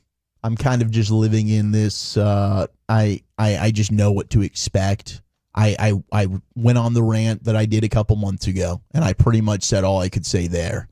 And I can't continue every single show to come out here and just voice like, gosh, we need to have massive change, because it's not going to happen. I do feel like this is a historic time, though. It needs to be marked and recognized with words. No, and I do appreciate, and a lot of the fans now are feeling the same way, where it's just like, this is in one ear, out the other. But, hey, they're being a little bit more aggressive in the first couple of days of free agency than we've seen in the past. But, again, it's for players that are like, are they going to help you? They might not at all. Could they? Sure. But it's basically, we are just relying on hope. We're getting talented players that we thought were good. They haven't proven to be very good, but by golly, we get them here with a star on their helmet, and maybe it can finally work out. You know, the other thing I tell you, though, the reason I feel like this is different, and tell me if you agree or disagree, but it's different because they just demonstrated how bad they actually are. You know, so it's not like, hey, we're going to do nothing, but we just won 12 games, so we're going to keep winning 12 games. Now the illusion of that is gone. Now we know you're about a 500 team if you stay healthy, and if you have some injuries, potentially significantly worse. And we know the front office's reaction to that is to not change anything with what they're doing. You know, so I feel like while the last 15 years, let's say, have been disappointing, you know, they had the championship window open for many of them because of how good the players on their roster were. Now you run your team out. It's not very good. And this is the first time I think we've seen that since probably 2011 and 2012. Okay, so they've traded for Kyer Elam. He was with the Bills, a first rounder in 2022, was outplayed his first training camp by a 6th round pick. And he never got going. Cooper Kupp, the insiders, including Broadus, are saying does not look like the Cowboys are going to be making a move for Cooper Kupp. And I just think that he's probably still too good. We got to find players that are borderline starters. I think around $5 million. Does that probably fit the profile? And maybe Cooper Kupp's still going to get more than that. But I'm not misquoting you, right? Cowboys are not interested in Cooper Kupp. No, I kind of got the vibe, unless things kind of changed, but last night I got the vibe that wasn't going to happen. Headline from David Moore here in the morning news as we go through the C-note here, Cowboys news of the evening. Cowboys have been active in free agency's soft opening. Does that equate to productivity? And he wrote this this morning. This was before Jack Sanborn, 164 tackles. I mean, you can't just gloss over that. That's something. It'll be interesting to see how much money he gets. Is this going to be the highest paid Cowboys free agent? I would think so, $6 or $7 million bucks. But David in here talks about how there are still plenty of holes on the team, although they've kind of addressed at least depth at corner and maybe a starter at linebacker. What are we looking at now? Just wide receiver? As far as holes they have to plug here before we get to the draft, the holes are starting to get plugged here pretty good, even though it's just depth, guys. If you're just talking about bodies, then yes, I guess wide receiver 2 probably in that mix. I mean, you don't have a starting running back. Javonte Williams, you signed him, but he's not a starter. He is a third down back at best. That's the draft, and for sure. Yeah. And would you look at a one technique? I was going to say one technique. Mozzie Smith is a body. I might even look at another linebacker if I could. Yeah. I mean, you've only got Leah Fallon and Nick Vigil. Those are your healthy linebackers right now. To be fair, do you have a nickel corner? I don't think Elam's a nickel guy. I think he's an outside corner. He's that's probably maybe I think in. Carson or Bland. I think Bland. If you had the ability, you'd probably play Bland inside is what you would do. But no, you're right. They don't have one. Carson's work there, but the season kind of went south for him, and then they were just, let's keep him on the outside and see what happens there. But yeah, I think that you need to go and see if you can find a big bodied one technique. I couldn't agree more. Yeah, and obviously the draft will provide some of those options. It's got a bunch, especially like late on day 3. There's a lot of guys that you could get for that. Absolutely. Essentially, what they've done though, if you want to talk about what impact has free agency made, it's raised your floor.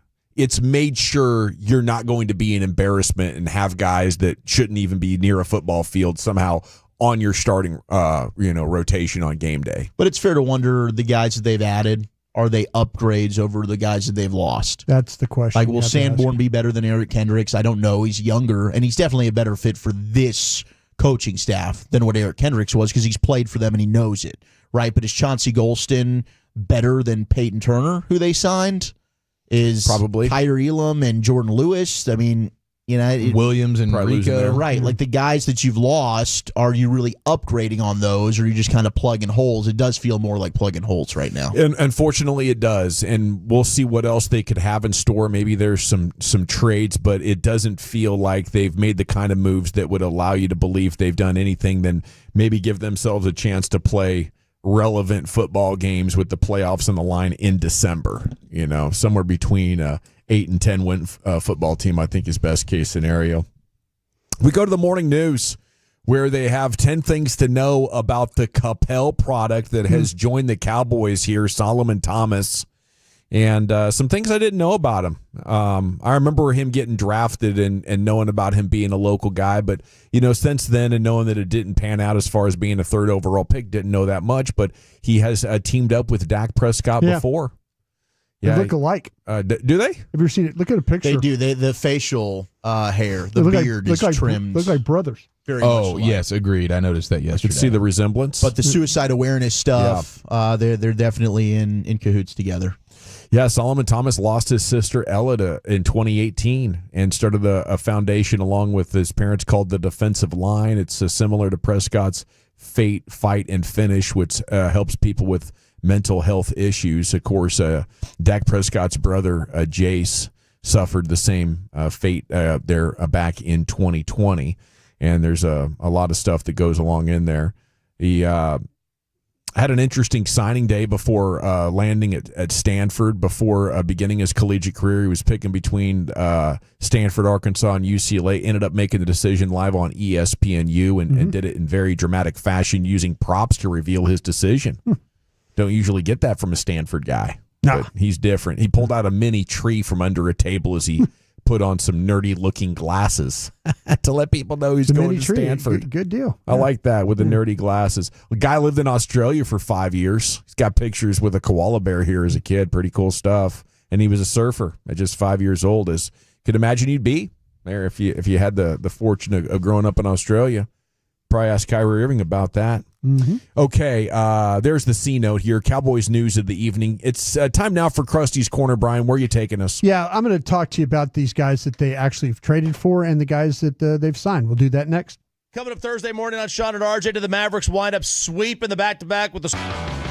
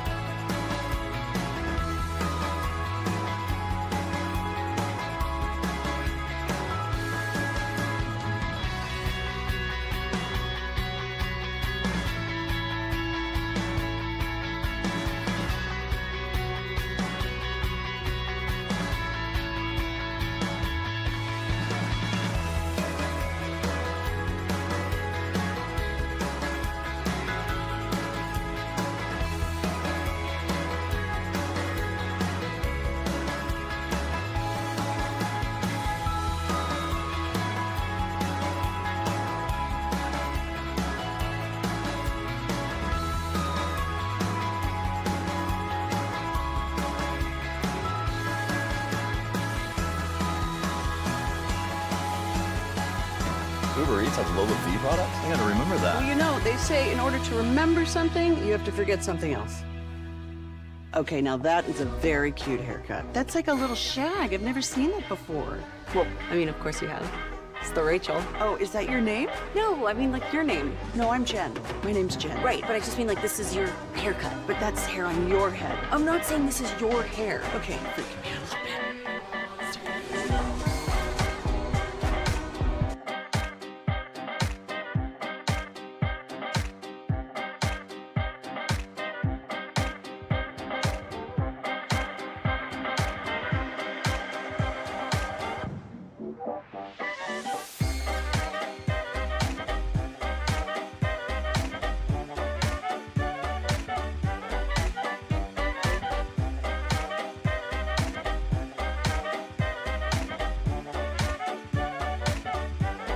It's true that you've got to forget something else to remember that Uber Eats has groceries. No, that's absurd.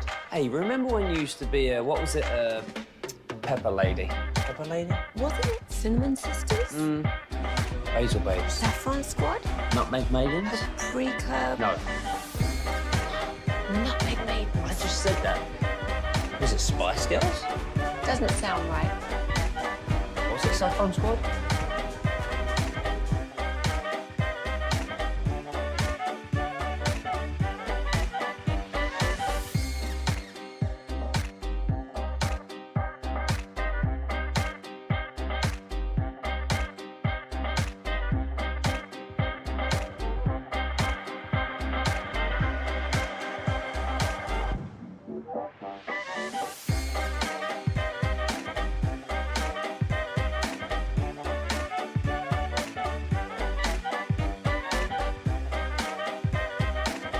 Odyssey and search for your station. If you're in the market to upgrade your vehicle, get to Classic Chevrolet in Grapevine, back-to-back #1 Chevy dealership in the world. They've got more new Chevys than anyone, and they're all priced to sell. Silverados, Tahoes, Blazers, Malibus, Equinox, and more. Visit ClassicChevrolet.com. This is Texas. This is Classic Chevrolet. Together, let's drive, relax, and enjoy the difference. Based on new Chevrolet registrations 2023 and 2024. Thank you, Lucius. Boy, the text is calling me out, getting after me. Tim says, quit raining on my parade. Do you or me make as much as they do? No. Do we get to wear a star? No. Do they sign to fail? No. Tim told. Is that Tim in Carthage? Sounds like a live from the garage Pappy tweet right there. Man, he is just ranting. It doesn't even make sense. I would say that only like 60% makes sense, but I pick up what you're putting down, Tim. It's 5 o'clock at Tim's house. All I can say is I'm sorry. You know, do I want to try to make some sort of chicken soup out of this chicken bleep that the Cowboys continue giving us? Yes, I do, Brian. Can I? Right now, I'm not up to the challenge, and I should be better in that. Yeah, I think that people have a real problem, and I've been kind of dealing with this here the last few days because of going out and saying that I don't think they're going to be as good as they were last year. You know, I think there's a possibility this team might be worse. Yeah. And people are like, listen, they hadn't played a damn game yet. You know, why don't you give them a chance? And there's other moves they can make. And I'm like, okay, I'm just telling you right now what I'm seeing them lose. And then, you know, with what they're having to deal with, a new coaching staff, injuries, guys coming back, some of your best players aren't even going to be available. You know, right off the jump. And then you got, you know, the questions about your quarterback, how, you know, healthy is he going to be?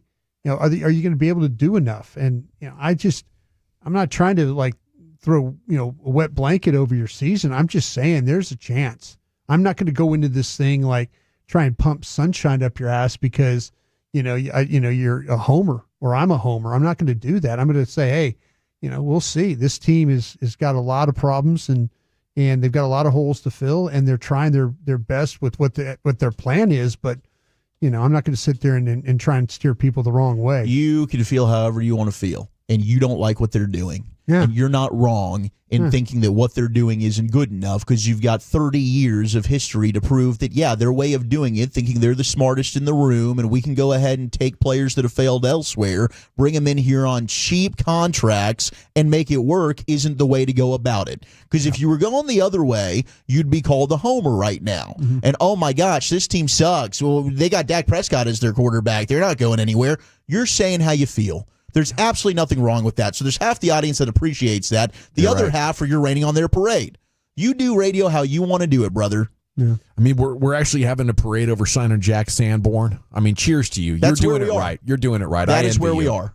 It's time now for Krusty's Corner, brought to you by Reliant Air Conditioning, gimmick-free AC repair and replacement. Here's Broadus. Thank you very much, Sean. Appreciate that. And thank you very much to Reliant as well.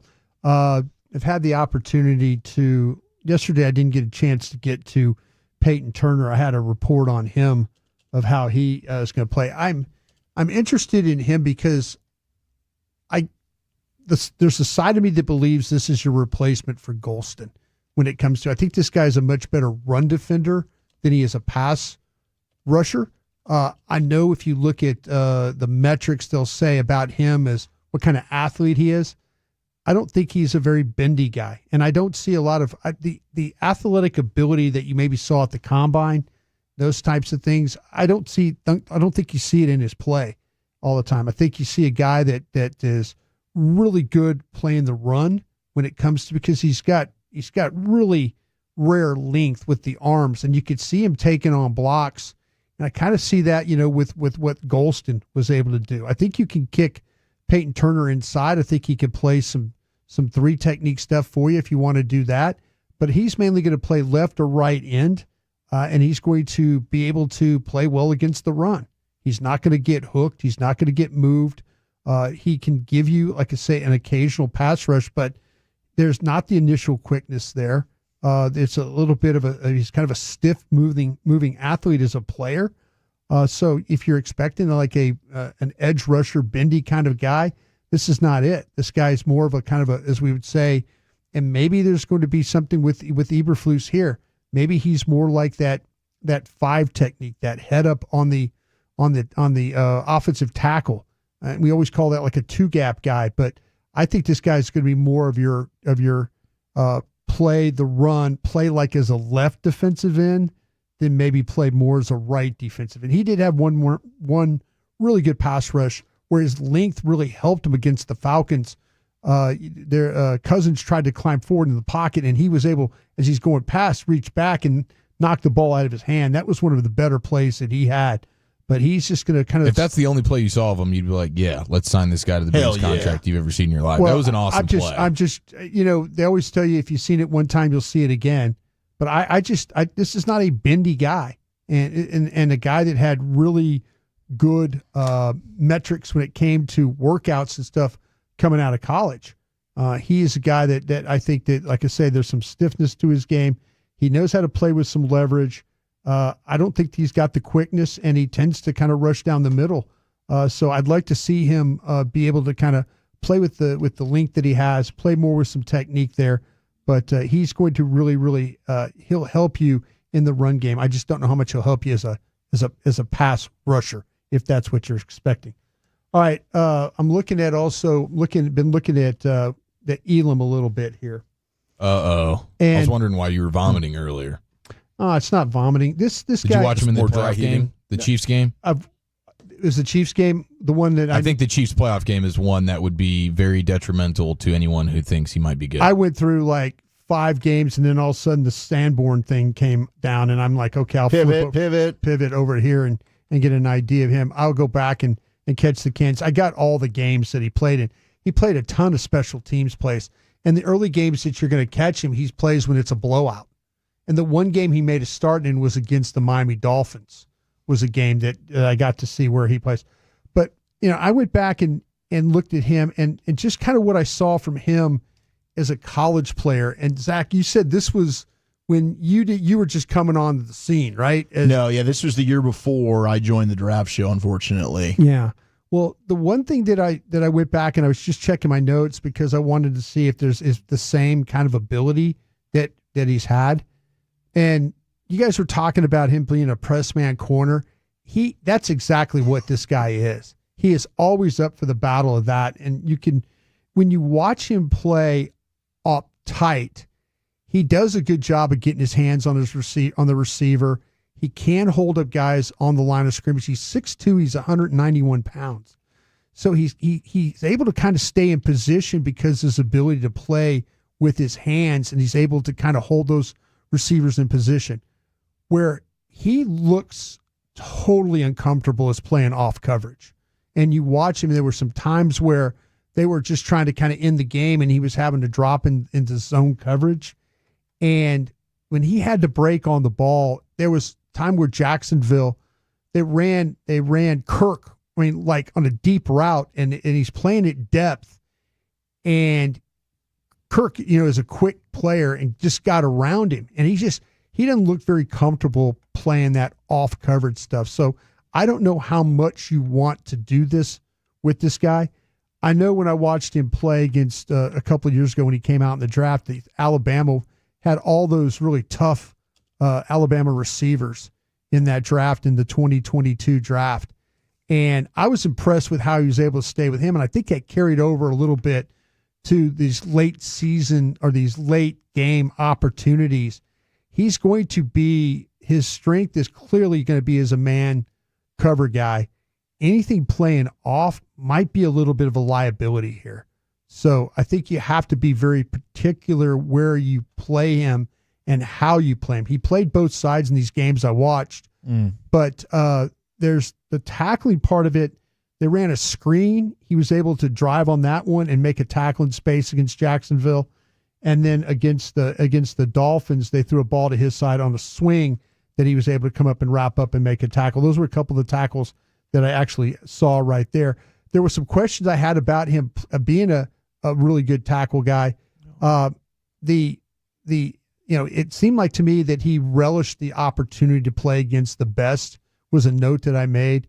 But I said I've seen him have better games tackling than he did against Alabama. So we'll see how that all plays out. But I think a better man cover guy than an off coverage guy for Elam right there. By the way, it looks like DeMarcus Lawrence is heading to Seattle and joining the Seahawks. Reuniting with Aiden Dirty. Aiden Dirty, yeah, absolutely. I'm just getting started on Sanborn, by the way, on him. And he plays more as an outside linebacker than he does an inside linebacker. I was kind of thinking that this was probably going to be a Mike linebacker type of a player. But they've got him playing, Eberflus has him playing as a Sam linebacker. So he's an outside guy. Was for the Bears last year. And this guy does a pretty good job of playing with his hands when it comes to taking on blocks, from what I could see. I think he played with a burst. The one thing that I really liked about him was when he was taking on blocks, he was quick to kind of get rid of those. You could see why he makes tackles, because he doesn't stay blocked. And I thought he did a pretty good job of closing down a couple of plays that I watched there. The initial quickness was good. And sometimes you see guys avoid blocks where they run underneath blocks and they don't get away with it. This guy was able to kind of avoid blocks that way. You don't always want to just undercut blocks, but this guy had the speed to be able to kind of dip underneath the block and then get to the ball. So I was just, again, that's just the early indication that I saw. I got a lot more work to do on him, but at least his tape, as far as, like I say, I was thinking, this is going to be an inside or a Mike linebacker. This guy looked like that they had all those tackles. Yeah, as a Sam linebacker, and you might even consider playing him as a Will linebacker because of his ability to close and kind of run down plays. So I liked the initial look on him. I think has been pretty positive so far. Looks like one of the guys that'll be starting for the Cowboys. I would say so. He does. Yeah. He's got awareness, and he has an understanding. Like you do not see like that. There were a couple of times where Tennessee was trying to get the ball the outside on him, and he was able to kind of play off blocks and get over there. And I like that about him. Sometimes you get linebackers that don't see it very well, but this guy looked like he saw it pretty well. I can't understand why the Bears moved on from him, because he seems like a pretty good piece to have. The thing was, he plays a lot of special teams too. I was having to go through those special teams: the kickoff return, the kickoff, the punt return. So as a starter, he might not be doing all those things, but the games that I was able to watch, though, that looked pretty positive. But yeah, I'm encouraged by how he plays with his hands, and then how he's able to get off blocks. Nice. That was encouraging.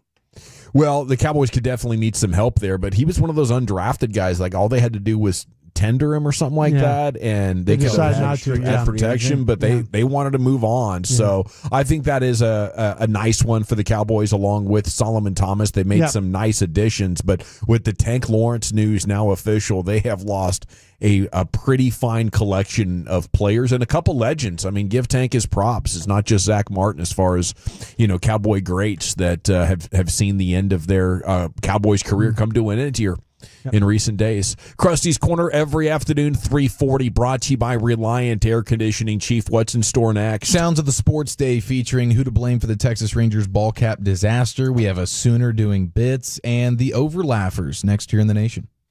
This nation is growing, and it's thanks to you. Let your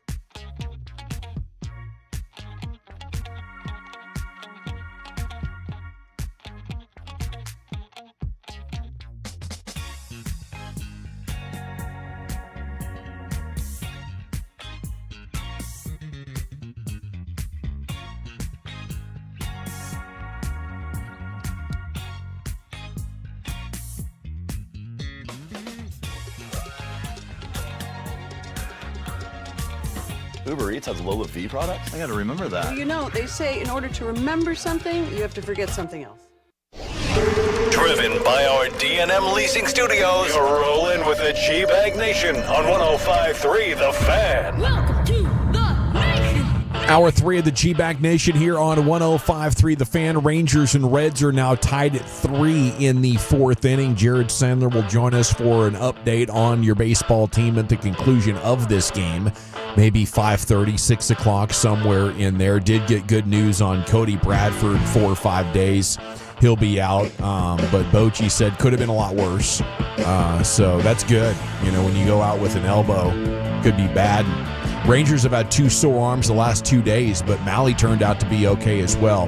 All right, Tank Lawrence has gone to the Seahawks. It's 3 years and $42 million for him, $18 million guaranteed. That is $14 million per season. So that's why. That's why he's not coming back to the Cowboys. Okay, we got to talk about that. We also have to talk about Ian Rappaport's tweet from 60 seconds ago. Uh-oh, what happened? The Cowboys are in the finishing stages of a trade for Titans linebacker Kenneth Murray Jr. as the teams are swapping late-round picks. Is that another first-round pick that has not lived up to expectations? Right? That is Oklahoma. Oklahoma Sooner. That is Oklahoma. Chargers now with the Titans until he puts the star on his helmet here in, I guess, just a few moments. So double-dipping at linebacker. 14 games, 95 tackles last season. So that's a guy, you're kind of remaking your linebacker room there with Kenneth Murray, and you add Sanborn. So, my goodness. I mean, for a late-round pick swap, that's a savvy trade. I'm in on this one for Kenneth Murray. Yeah, I'm going to have to do some reading up on him and what he's been, what type of player he's been. I don't think he's been very good. 95 tackles in 14 games. That's not bad production. How many did he miss? I think it'd be 3. A good question. 3 missed tackles? Oh, missed tackles, I don't know. Just games. Yeah, that's what I'm seeing. You know, my sources. You're looking at missed tackles, bad coverage, and inconsistent play recognition. Plus, he gets hurt. Perfect. But smells like a Cowboy. Athletic guy. Very athletic. Get after it. He can blitz. Only 26 years old. You know, it's not hard to be good enough to start with these Cowboys linebackers, or at least it wasn't a couple of hours ago, but I got 2 now. Yeah, dude. Okay, so I do like the Sanborn move, and we'll get more into that in football's finest. Broadus just had a nice little breakdown there. Seems like he's going to be... Sanborn will be fine, I believe. Yeah. I mean, look, Murray's been available. Started 16 games his rookie year, 16 out of 17 in 22. Started 15 games in 23, 14 in 24. And, I mean, he's a guy that usually gets you around 100 tackles a year, it looks like, for the most part. So he is a productive player, but I'm sure there are warts there if you're just swapping a couple late-round picks. And I don't know what the contract looks like for him either. Well, I mean, that contract is pretty large for DeMarcus Lawrence. I mean, yeah, it is. 3 years, $42 million, $18 million guaranteed. That's a pretty strong deal, and there was no way the Cowboys were going to touch that. But he reunites with former Cowboys defensive line coach Aiden Dirty, and now he's going to be playing in a Mike McDonald defense in Seattle. But that's a bummer to see him go, for sure. He's been a solid player. Wish they could have found a way to bring him back, but at that dollar amount, there was no chance of it. And Walchuk, you had heard that maybe that was just, it was heading that direction for a while now with DeMarcus. Yeah, I mean, now that he's gone, I had some people that were talking about late in the year, like the quit word was thrown around. Like maybe if they were competing to be in the postseason, maybe then it's different for Tank. But the fact that they weren't, I don't think he was super eager to come back and play. And I also don't know how much he got along with another stud player on the defense. So this might be for the best. And shout out to DeMarcus Lawrence. You get $14 million a year, basically. Like, that's a hell of a contract for him. I think he was making $10 million here in Dallas. So Seattle's getting themselves a great player. I mean, I think DeMarcus Lawrence is one of the more underrated Cowboys over the last 10 years. Yeah. I get the sack numbers dropped off, but down in and down out, Tank was very, very consistent and probably the only guy that you could look at on that line and be like, yeah, that dude's good against the run. Everybody else get worked. Yeah, things have turned over from his generation. You know, different guys are around at your last contract. I could see maximizing it, and I think you'd probably have to take about a 40 or 50% pay cut in order to stay with the Cowboys. So totally understandable Tank would want to go, especially because you got to look around now and think we're not playing for a championship right now. You know, if we're coming off another 12-win season, maybe you could find a way to justify it. It's amazing that John Owning just tweeted, I hope this is part of a master plan to improve the special teams because Murray is very, very ungood on defense. Wow, that's the analysis. And I love John Owning. Oh, he knows what he's talking about. He likes Sanborn. I know that. Yeah, he likes Sanborn, but I guess Kenneth Murray Jr. Hey, love him. All three phases, right? Yeah, and at least his contract's only $5.9 million base salary. Yeah, and I guess he's expiring after this year too. So you got all these dudes on 1-year deals. So they're just pick swaps then, right? It's not giving up picks. Just a late round pick swap. Okay. Just the Dallas Cowboys are a melting pot for former first-round picks that have busted in a huge way. Yep. Fantastic. Congratulations to DeMarcus Lawrence, though. Now, let's go ahead and dip into a little bit of sounds of the sports day here. We'll see how many we can get to. I want to start with David Sampson, who is the former president of the Miami Marlins, and his perspective on the Rangers' new era hat debacle that we discussed yesterday. We actually have some that have made it to eBay now, and people are trying to flip them. We can guess those prices, but $69. Here is it's quite a bit more than that. $420. This is David Sampson, former Miami Marlins president, talking about like, how does this happen and who is to blame for the disaster hat of the Rangers? Disaster. It's impossible. So there are so many levels of approval that happen when New Era comes out with a cap. First, the clubhouse manager gets an email that has all of the new designs for the upcoming season for authentic on-field items. But that email goes to the team president, it goes to the head of marketing, it goes to the GM, and then we have to send back an approval that we approve that which baseball has designed. And before baseball sends it to you, they approve it from what New Era sends. So there are multiple levels. So it can't be, and I blame 80% of this on Texas and 20% on MLB and 20% on New Era. And the reason why I'm going 120 is that this mistake is so crazy to me that 100% is simply not enough. To not have the sensitivity or sensibility to proofread or to say out loud, it's almost unreal that these were not paid attention to by anybody. And everybody, including Texas, has bilingual employees. And so we would check, and of course in Miami, you're much more thinking about that, but we would check everything for am I missing something as a non-Spanish speaking team president. I had a consigliere who was completely bilingual and Cuban, and he would check everything for me to make sure I wasn't missing something. So there it is. He just wanted to brag about how attention to detail guy he is. There's no doubt about that. He definitely has some hubris there. That's why he's doing media with us now. For the uninitiated, the Rangers hat was a Spanish word for boobs, basically, but it was the T word version. Yeah. So I mean, it is the first of its kind in terms of like body part hats. We have the ass hat. We know about ass hats. But now the division's got all kinds of crazy hats. We have the first official boob hat. But I think it would be easy to overlook because it's one of those things where it's over the X, and you'd have to, depending on how you were looking at it, a lot of hats there that you're signing off on. Sure, these hats look fine. Let's do it. I mean, it's not like it's the Billy Ripken bat that I'm sure you guys remember from like the 88 Fleers or 90 Fleers. You guys remember that? Billy Ripken? Is it with the thing at the top of it? Yeah, the bleep face there. In the card, right? No, it's on the. Yeah, it was on the end of the bat. But on the baseball card, but the baseball card, it was there. Yes. I mean, that one was obvious. Like, how could somebody not have seen this? Do you think the Texas boob hat came across the desk of? I mean, he's alleging general managers are privy to this. Like CY was just Send it off. See why he's not the GM? He's the president. Oh, you're right. He's the president of baseball. Ross. Now it's Ross Fenstermaker. Yeah, Fenstermaker. Ross might have missed Oh, it. Rossi. Might just not have known what it meant. That's not in their department. New on the job. Not familiar in the Espanol. No odd glass. I'll tell you what, though. It's every Tuesday's a TD Tuesday. Yeah. I mean, there's no blame to go around. It's just a funny mistake, and it's probably a hat that should be in high demand. Definitely not as bad as the Anals of Anaheim hat. That's what I was saying. No. And then did Or you not look, as good. Did you look at the A's hat? Yeah, It was way worse. It was an ass hat. It was. Well, even the Astros were Yeah. The A-hos, I think. the A-hos. Which that fits. Yeah. That's good. I want to applaud. New Era for some quality work. Really, So- they had to have some thought. How did this? Let's make a bunch of joke hats. Somebody's doing bits back there. Yeah.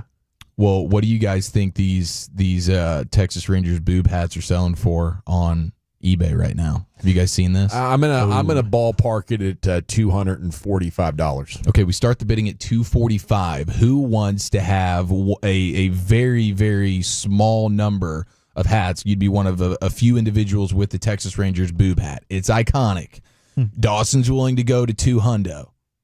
I'm saying it's 138.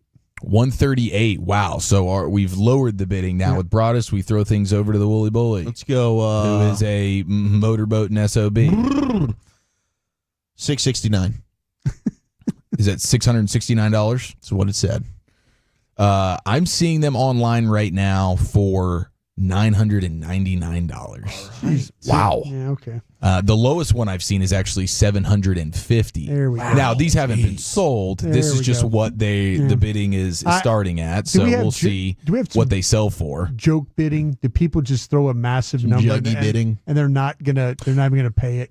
Well, I mean, no, I don't think you can joke bid on eBay. I think if you're putting a bid in, you're locking yourself in for that. These are just the sales price of the people that did actually get the hat, and now they're trying to flip it on the market for, a ridiculous number. I mean, you $1,000. We'll see what they get sold for. Yeah, you can't put a price on sports history, but I think people are going to forget about this in the next couple weeks, Brian. If you had to ask me. 138. Yeah. I don't think this has the staying power where that would appreciate. I think you might. No, this is just you want to be able to wear this, and you want to be the one or two guys at the It's an opening ballpark day flex. that gets to.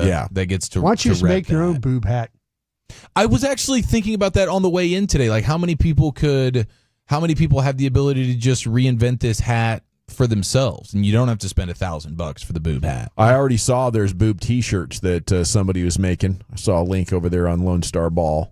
Some boob tees, just a copy and paste of what the hat was, but on a T-shirt. Yeah, basically, there on the chest plate. We need 5 of those. Yeah, we do need. We should get those. Yeah. That'd be fun. Opening day attire. Yeah. You could get a pink version and wear it for the breast cancer awareness. All October. That shirt, I'll wear that every day. I don't know why we have to treat it like it's something bad. Watch me. I think these are things that should be celebrated. Yes. Yeah. Celebrate absolutely. them. Why would you want to be ashamed of a word like that? You know what? No, embrace them, free them. I'm glad you said that. Let's head to Oklahoma, where the Sooners have a gentleman who is switching positions. He's going from a linebacker to tight end. Kenneth Murray? No, this is not. This is actually Jared Kanak, I believe is how you say his name. The Kanak man. Look, Is this where you're number 12 now? count up how many bits this guy is doing. He's the bits guy. And keep the boob hat in mind towards the end. But how many bits is this guy doing throughout the course of this this presser moment? Getting back into the swing of things, and so right now my biggest thing is trying to get that technique back down, and that's why I'm up here all day trying to study tape. When I'm done watching our guys and some of the Wazoo stuff in the past, I like to go through and watch some NFL teach tapes and really get into the technician of it and the technique, and so I can get that part down and come out in the field, and that's probably my biggest focus right now. What's the biggest adjustment?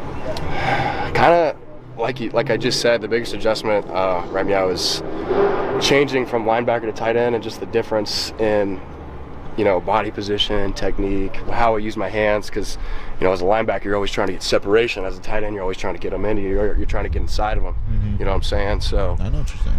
Probably just the technique and becoming a technician, and that's the biggest adjustment. You know what I mean? And obviously running forwards instead of running backwards. I gotta really roll up my hamstrings, so I don't pull those. How has the receiving aspect of playing tight end come back to you? Yeah, I mean, I've been on those jugs like a baby on milk, so it's one of those things where I got a lot of work to do and I got a lot of catching up to make. Okay, how many bits did you count in the midst of that? How many right meows were there? He says I wasn't picking up those. He says right meow 3 times. Then he does the inside. Want to get on the inside? You know what I'm saying? Yeah. And then he hits him with the milk jugs on the back end. Wow, went Super Troopers on us. Yeah, I don't know how many dudes are actually saying right meow like that, but he said it 3 times in the midst of that. Pretty strong. Hopefully he's got some good bits on the field. Next thing you know, he'll be asking who wants a mustache ride. Yeah, that's that is right around the corner for a guy Gardner here. Minshew. But that's a dude who's probably going to bid $1,000 on the boob hat. I could see it. Thank you, Chief. Yes, sir. An edition is in the books once again. Football's finest coming up at 5:00. But up next, it's time for Wolchuk's Top 10 at 4:20. Zach, what's it looking like? Have you ever tried to fight a mascot? We've got the top 10 worst mascots in sports because one guy tried to fight Sharky. That's next in the nation. It's a very cute haircut. That's like a little shag. I've never seen it before. Well, I mean, of course you have. It's the Rachel. Oh, is that your name? No, I mean like your name. No, I'm Jen. My name's Jen. Right, but I just mean like this is your haircut. But that's hair on your head. I'm not saying this is your hair. Okay, freaking me out a little bit.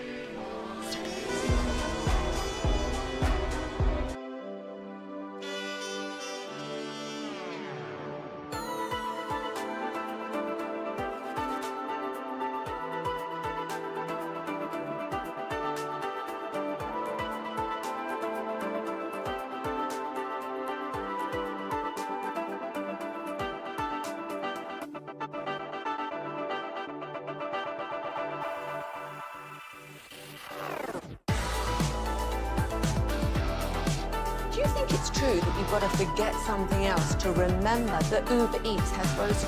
No, that's absurd. Hey, remember when you used to be a, what was it, Pepper Lady? Pepper Lady? Wasn't it Cinnamon Sisters? Basil Babes. Saffron Squad? Nutmeg Maidens? Pre-curve? No, Nutmeg Maiden? I just said that. Was it Spice Girls? Doesn't sound right. Was it Saffron Squad?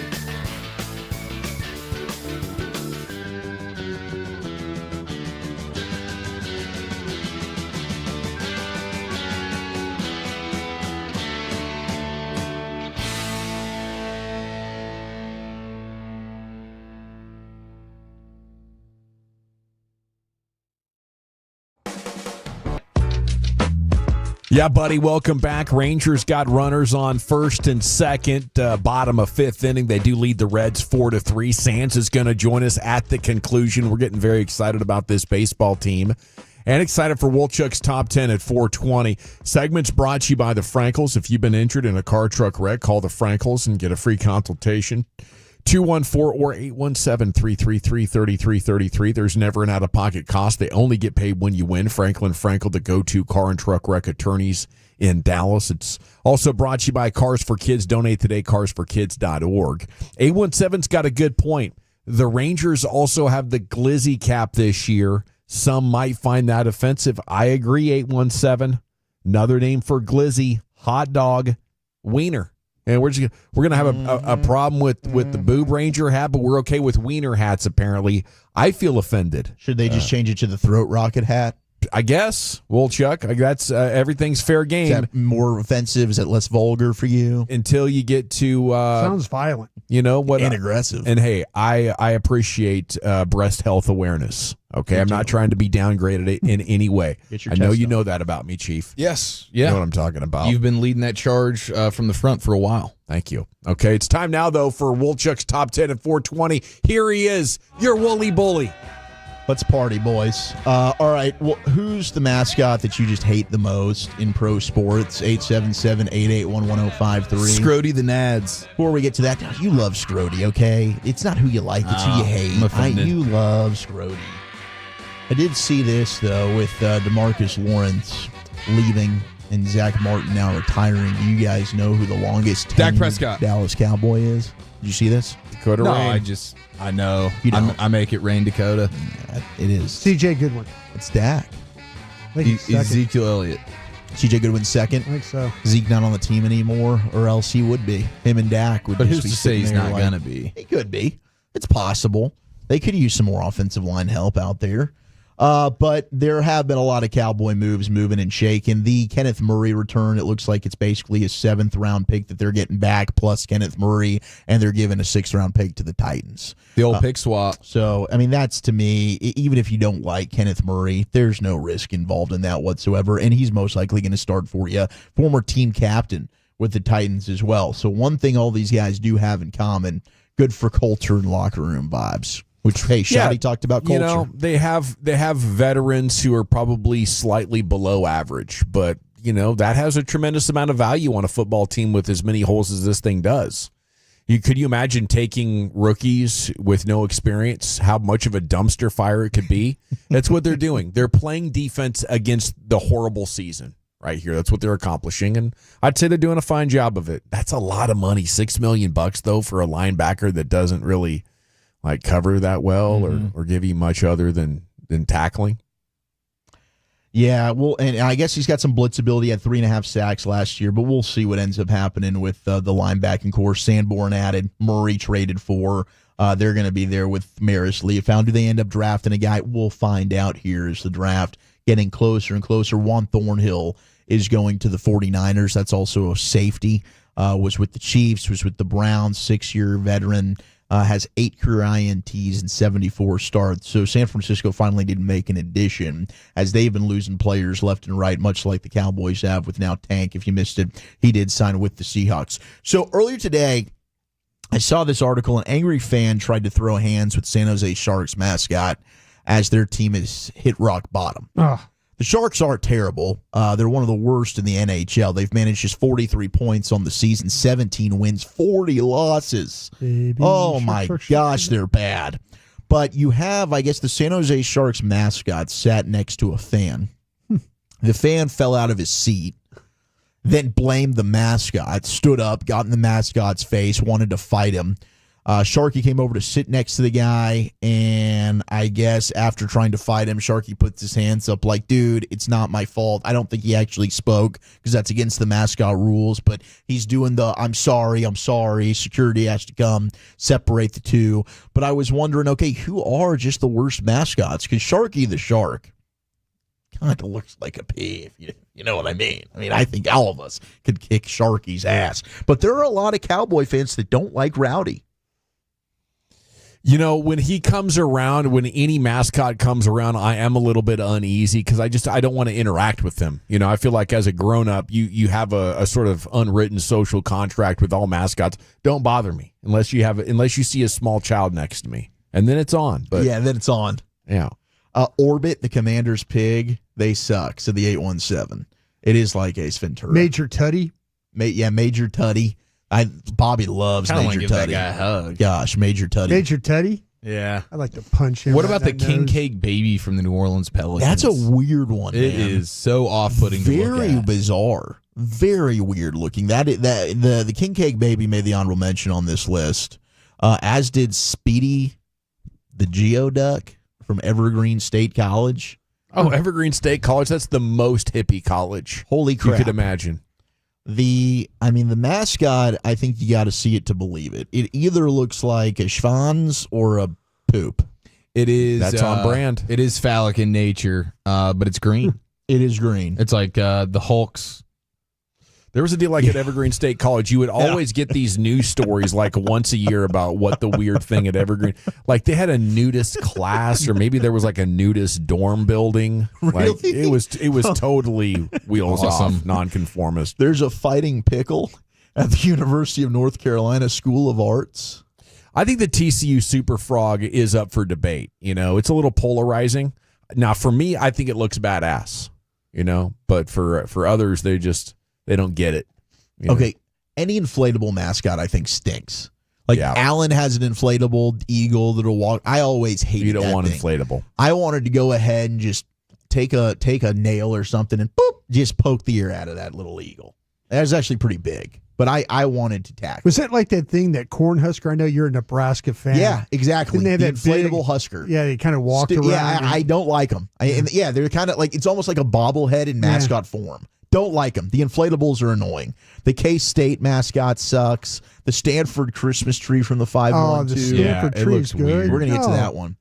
How about Brutus from Ohio State? Brutus does too much. The one Ohio State game I went to, Brutus is all over the place. We should track the steps that Brutus has during a game. It's unbelievable. Brutus and the Oregon Duck might be the two fittest of all the mascots in the country. It's unbelievable. The Duck's doing the push-ups. That Miami one. What's the Miami? Sebastian the Ibis? Ibis. Sebastian the Ibis. Sebastian the Ibis. That one's a punchable one. Yeah, Ibis. If your name's Ibis, No, his name's Sebastian. He is an Ibis. He's an Ibis. He's an Ibis. Is that what a cane is? Punchable. What the hell is an Ibis? The Ibis it's a pulls, hurricane man. bird, I Ladies think. love the The Ibis. Ibis pulls. Is it a Ibis hurricane pulls. bird? Is that what it did? What the hell is an Ibis? Yeah, it is. It's like an ocean bird. Yeah, it's a tropical bird of sorts. Sounds stupid. Mr. Met, because we should only have Mrs. Met from the 817. Shout out to Mrs. Met. Busty as hell. How about the fighting okra from Delta State University? Look at the schnoz on that Fighting thing. okra is absolutely incredible. Other honorable mentions, we have Sammy the Shrimp from United FC. Yeah, and that one doesn't even look as much like a shrimp as you would think a shrimp. Like it doesn't look like a shrimp. If you just look at it, you're like, that's not a shrimp. No, like that is Their kind of the head mascot's of a shrimp? shrimps. Yeah, basically just wears a shrimp head. Sammy the Shrimp. It's got bug eyes. It's got gross. a giant mouth, and I don't know. It doesn't look like it comes to a point. Like a shrimp's face doesn't come to the point like that. Artie the Artichoke from Scottsdale Community College. When we're doing artichoke mascots, what are we doing? The Sammy the Shrimp. You don't even look at it and think like, where's my cocktail sauce? No, you just think, I don't want to dip. Get that away from me. How about Sammy the Banana Slug from the University of California, Santa Cruz? This is stupid. The banana slug? Silly. That's there. It's a banana slug. Gritty from the Philadelphia Flyers. Now, Gritty is a scary looking one. If I was a kid, Gritty would scare the crap out of me. The bug eyes. The Flyer one's scarier. That's Philadelphia Flyers mascot. That's Gritty. Oh, is that? I'm sorry. You're thinking of the Philly Maniac. No, the Fanatic is cool. Yeah, that's number 10 on here. Oh, the big hairy green guy. The big you orange like the guy. Philly is Fanatic, Gritty, right? The orange Fanatic guy's is Gritty. good. Yeah. The hockey dude's scary. The green guy is the Fanatic. So you like the green guy. You I don't think like Gritty. the orange Yeah, guy. Gritty guy's awesome. Dawson, You like remember Gritty. San You like the Diego orange Chicken? one. Oh, come on. Remember the San Diego Chicken? Oh yeah. Yeah, that guy was famous. I think he was the first. Yeah, he's all right, but Gritty he seems like he'd be the bad guy in like Fraggle Rock or something. You know, like there's something about my childhood that Gritty speaks to, and I like. You know, I want to see the kid show that Gritty's in. Okay, I think Gritty looks. Maybe he's scary. a Sesame Street guy. Like he's Oscar the Grouch's friend. Yeah, I could see him being in Sesame Street. That's fair. Number 9 is the Fighting Okra from Delta State University.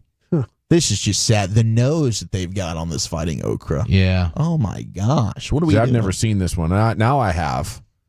That's unique, at least.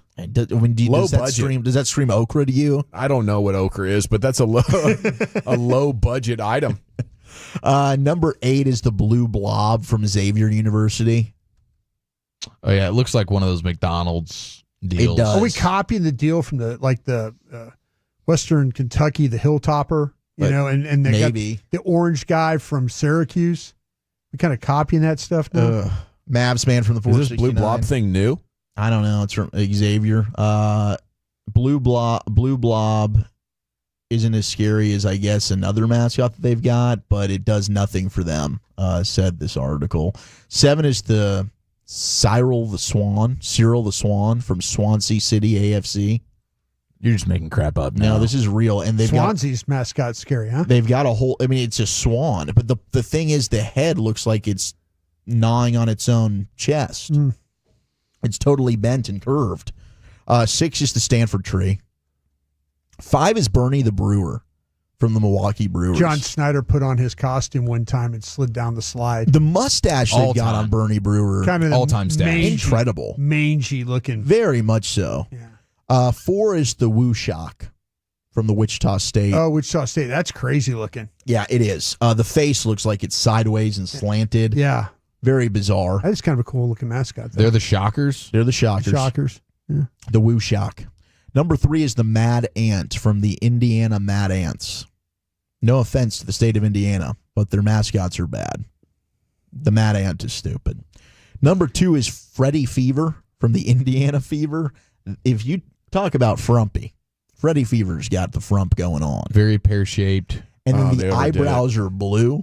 Yeah. And we're in like a rainbow suit. So this is our Lady NBA team? That's our Lady NBA team. Trying to be family friendly, a little too hard there. But number 1 worst mascot, Friar Dom from Providence College. Oh. And I get it.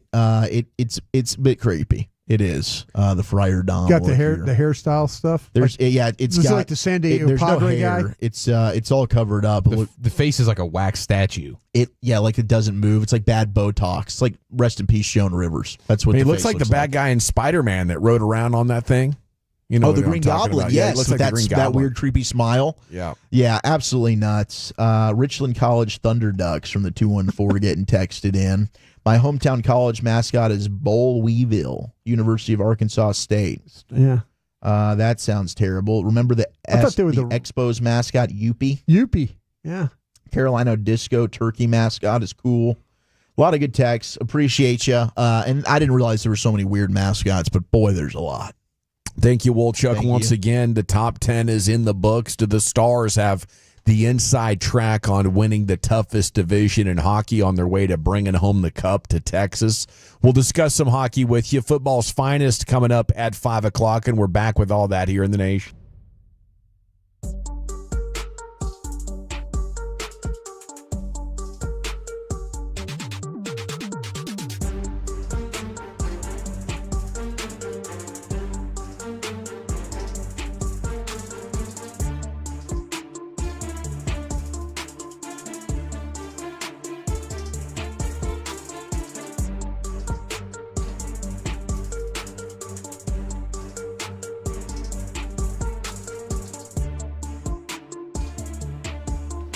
Uber Eats has Lola V products? I gotta remember that. Well, you know, they say in order to remember something, you have to forget something else. Okay, now that is a very cute haircut. That's like a little shag. I've never seen it before. Well, I mean, of course you have. It's the Rachel. Oh, is that your name? No, I mean like your name. No, I'm Jen. My name's Jen. Right, but I just mean like this is your haircut. But that's hair on your head. I'm not saying this is your hair. Okay, freaking me out a little bit.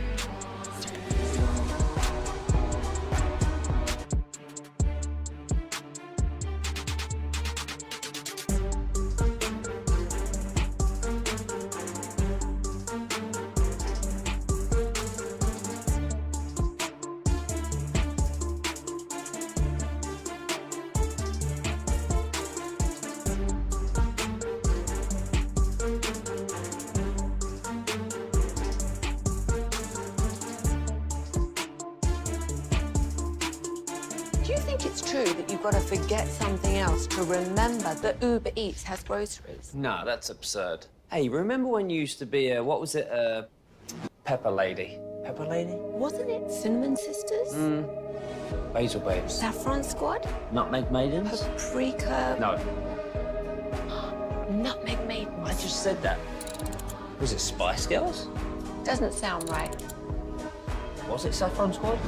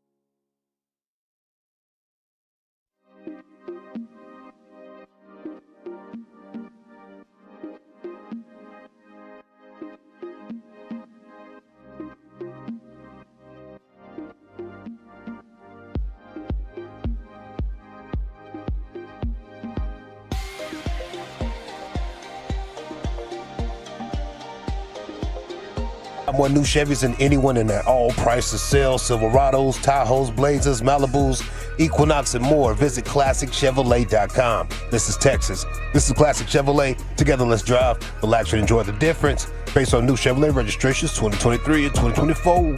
Thank you very much, Lucius. It's the G-Bag Nation here on the Fan. Rangers and Reds are now in the 7th inning. Good guys lead 4-3. Sands is going to join us when it goes final here on your home of the Rangers.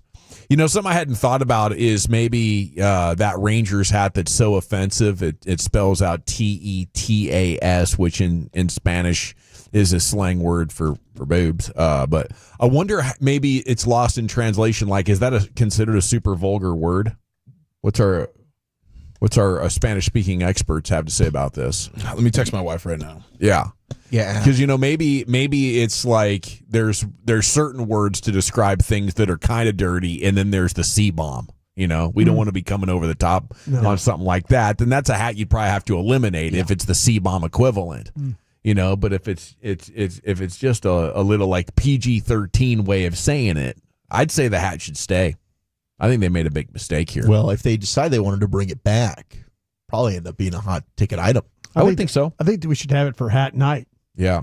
You know, first 15,000, get the boob hat. Yeah, the band boob hat. that would be a good bit. Maybe we need to talk with our guy, the chief revenue officer, and see what we might have. As far as a marketing opportunity here, what it's worth. I mean, does Ray know what the bottom line on this means? Not only do you have to destroy the hats. Jim about it. Yeah, I think it's like if you translated it into English, you're looking at, and I haven't gotten a response from my wife yet, but it's like it's our own version of the T word, right? Yeah. That's what I was thinking. And we're not making T word hats. No, we're not. I mean, we didn't. Was the I love big? Was that always just boobs, or was that the T word when it was the breast cancer awareness? Remember, like that was the whole campaign. I don't remember that. I heart big. Yeah, I'll have to see. It was but probably I mean, clean. I think it equals T word, and we can't say T word on the air. Yeah, I mean, if it's you're not going to buy your kid a T word ball cap at the park. No, I'm not. You're right about that. Not again after that last time. He by himself. Your wife hated the that. wife got mad. I mean, it doesn't seem like a bomb of a curse word, but if you put it that way, I have to agree with you. That would not be appropriate, especially with the family environment they have going on out there at the Globe. Okay, do your Dallas Stars have the edge in the best division in hockey? This is The Athletic. We go to The Athletic / New York Times headline, which team has the edge in the NHL's ultra-competitive Central Division, noting that while Winnipeg is on top by 6 points, very impressive, it's because they had a blazing hot start, and their depth has sort of allowed them to withstand and be consistent, but it's not like they're lighting the league on fire. But they've just kind of, stayed on top and managed to hold a fairly healthy lead. But if you zoom in on what's been going on and more recent trends, it's a little bit of a different story. They use a checklist of 10 factors that you need on your team in order to win the cup. It's basically like, do you have 12 amazing players? And they sort through the Central Division and the powerhouse teams that we have here. It's the Athletics Stanley Cup contender checklist. I'd never heard about this. Me either. And that surprises me, Wolchuk, because you're a hockey guy. You and brought us. Mm-hmm. But Dallas projects to have more better than cup-winning players on its roster than either Winnipeg or Colorado, and that's even without Heiskanen and Sagan. That reflects an astonishing amount of high-end depth. The downside is the Stars also have more players who miss the mark completely when it comes to being cup-winning players. That's how they sort of define this. Johnston actually falls below the cut for elite first-line center, and Granlund could use a smaller role overall when you look at where these players fit in the context of being championship-level guys. But in the end, as it all sorts out, they have the most good players, and it's by a significant margin. I think it's like 7-4 compared to Colorado and Winnipeg. So, pretty good spot here that the Stars are in. And either way you look at it, just watching the game, listening to analysts, or going deep inside the analytics and this way of measuring players, this should be the Stars' year. And you got to have the hot goaltender. Yes. Yeah, the one thing that Winnipeg plays very well away from their arena, and that helps them a lot. And their goal differential is really big too. So they get really outstanding net minding, and then they score goals. That's big. But the fact they're 21-12-0 on the road, that's a pretty salty. But they're 24-5-4 at home. Dallas is 24-7-1 at home. So the big difference is Winnipeg has been able to kind of get a few more road wins as opposed to the Stars. Okay, so they have the rest of the week off until the return to action Friday. They play Winnipeg. Yeah, and then they'll be back home a lot next week. So I know a lot of people are fired up for the return of their hockey team. Tank Lawrence is gone though, as it's been a season of saying goodbye to some iconic Cowboys. I mean, it started with Tyron Smith last year. This year, Zach. I mean, to a lesser extent, Zeke. Even though people were ready to move on from him and had already said their goodbyes. That's there. But I guess this also means it's the official end of the Hot Boys. Yep. It is. And an iconic nickname for their pass rushers. You probably got to go back, 7-8 years to the genesis of the Hot Boys. I still have a Hot Boys T-shirt there with the cat. Remember the cat Hot Boys T-shirt? That's more offensive than the boob hat. Yeah. Did you get that shirt for free? Did somebody just? No, I think I paid $20 or something off the internet. Real American dollars. You get on these blogs the day after big viral events happen, and they have a T-shirt for you to buy. You just thought it was a really good idea to get a Hot Boys T-shirt? I thought so. Yeah, it was cool. It hangs up in my closet. I don't ever see you collecting dust breaking out T-shirts all the time. No, it's I've more. worked with you now almost 5 years. And you're a hoodie guy. It's a pretty much hoodie guy. every day. Even at like 90 degrees, you're a hoodie guy. Yeah, I have summer hoodies. Yeah, Are you Summer hoodies? do They're you- just lighter. I'll go T-shirts Were you though. drink when you bought the T-shirt? around coaching. Around the house. when you for instance, you're wearing a hoodie right now. Yeah. Are you wearing a shirt underneath that hoodie? Yeah, Or a okay, T-shirt. yeah. In the summer, all right. would you be? But usually it's a blank T-shirt. This one happens to have a logo on it. In the summer, yeah, T-shirts in the summer around the game. I've seen you in a Around the T-shirt. house. I've never seen your legs. No, you probably never will. That's actually on the G-Bag It is a Nation bet bet payoff. payoff board. Yeah. It's just Dawson wearing shorts to work. I thought about Simply, doing that that's at all he Radio has to Row. do. I couldn't suffer the humiliation. Oh, that would have been incredible. Is it the paleness or just the general frailty? The general frailty more than the paleness. Okay. Yeah, I wouldn't mind the paleness. Does but the old Heggie man not legs. wear shorts either? He is an Yeah, anti-shorts guy. I've never seen him in shorts either. And he's got strong legs. I bet Hagee's got calves on him. Oh yeah, Like I've heard we that. marvel at Choppy's calves. I bet Hagee's got sneaky giant calves. Big men, sneaky calves. A lot of people are informing me the breast cancer awareness I Heart Big was boobies. Okay. Quite simply. Well, I love them all. Not the T word. But it has become clear over the text here that a number of people were offended by that, Brian. So your suggestion that we order some of those T-shirts, I think, offended a lot of our audience. I mean, Tolo D said that she doesn't consider it vulgar. It's a nickname in Spanish for breasts. And my wife texted back and said that she said, What are you depends on the talking about? context, but not very vulgar. But she does say it would be probably more vulgar than Chi-Chi's, which is another Spanish. Oh, more vulgar. More, yeah. Okay. We call you Cheech, right? Let's make it Chi-Chi's. Yeah. It's funny because people called me Cheech. Chi-Chi a lot growing up. Yeah, I had no idea. I always call you Cheech. Cheech. I had no Cheech idea. and Cheech. Let's go. Yeah. Okay. The Texas Chi-Chi's would be a nice nickname, when you're doing your Spanish-speaking week. Yeah. Appreciation and all that, respecting it. Yeah, so we can get these T-shirts, and that's offending people. I don't know. How do you order these? It offends some people. How about you just have some freaking class for once, Brian, and just not be suggesting that we wear a vulgar. Well, Broadus was on eBay in the commercial break putting bids on T-word booby hats. I was. If you decide to not, Came up with $1,000 to do it. I'll take a size large. He met the man at his price, dude. I said, do you take Discover? Do you take Discover? I want to get the points.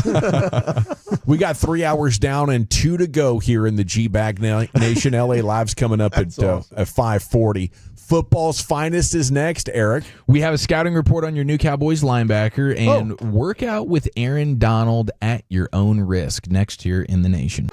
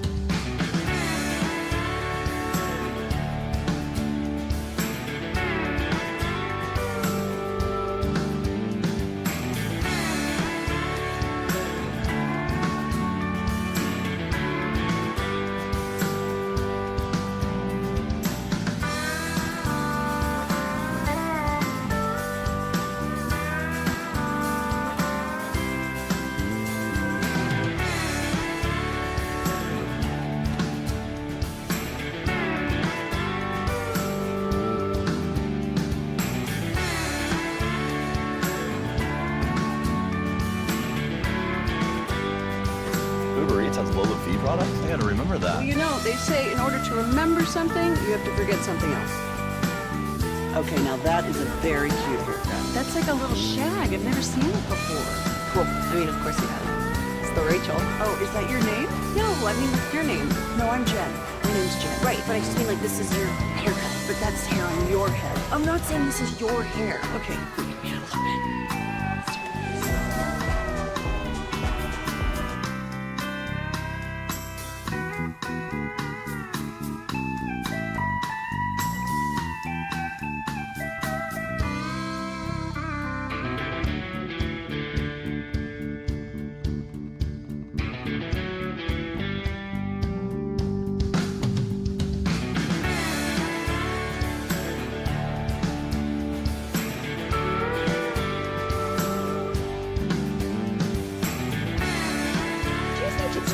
Got to forget something else to remember that Uber Eats has groceries. No, that's absurd.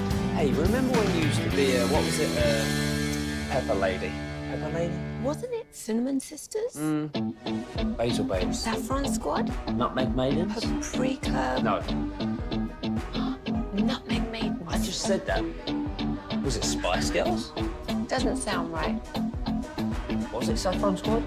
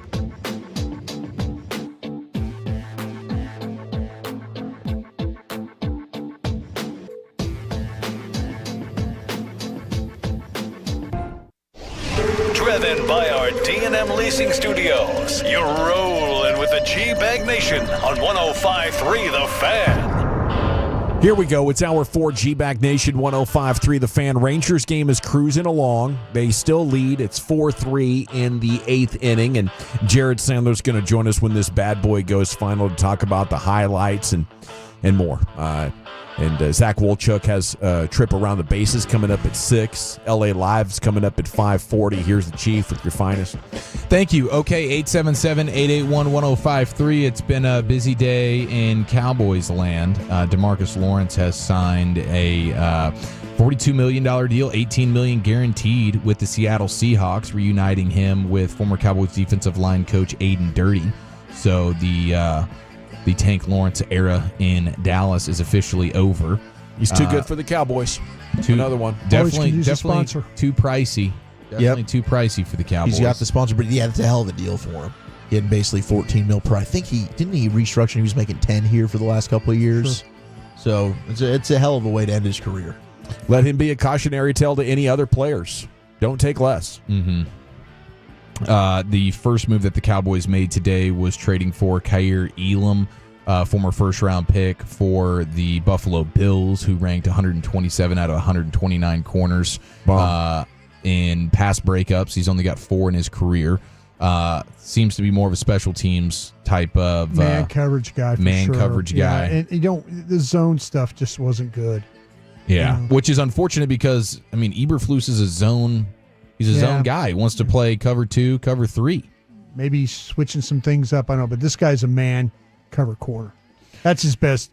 The best plays he had where he looked connected to the receiver. He looked really uncomfortable, like unsure playing in off coverage when those guys were running at him and he had to like turn and adjust to that. He didn't really know how to stop a guy's momentum that way. When he plays press, he can get up on you and redirect you and then run with you because he's got that kind of ability. But the off coverage stuff is, oof. I didn't like that very much. Not good. Bills fans are rejoicing on the internet. They can't believe they got anything in return for that guy. So they're excited about it, if that means anything.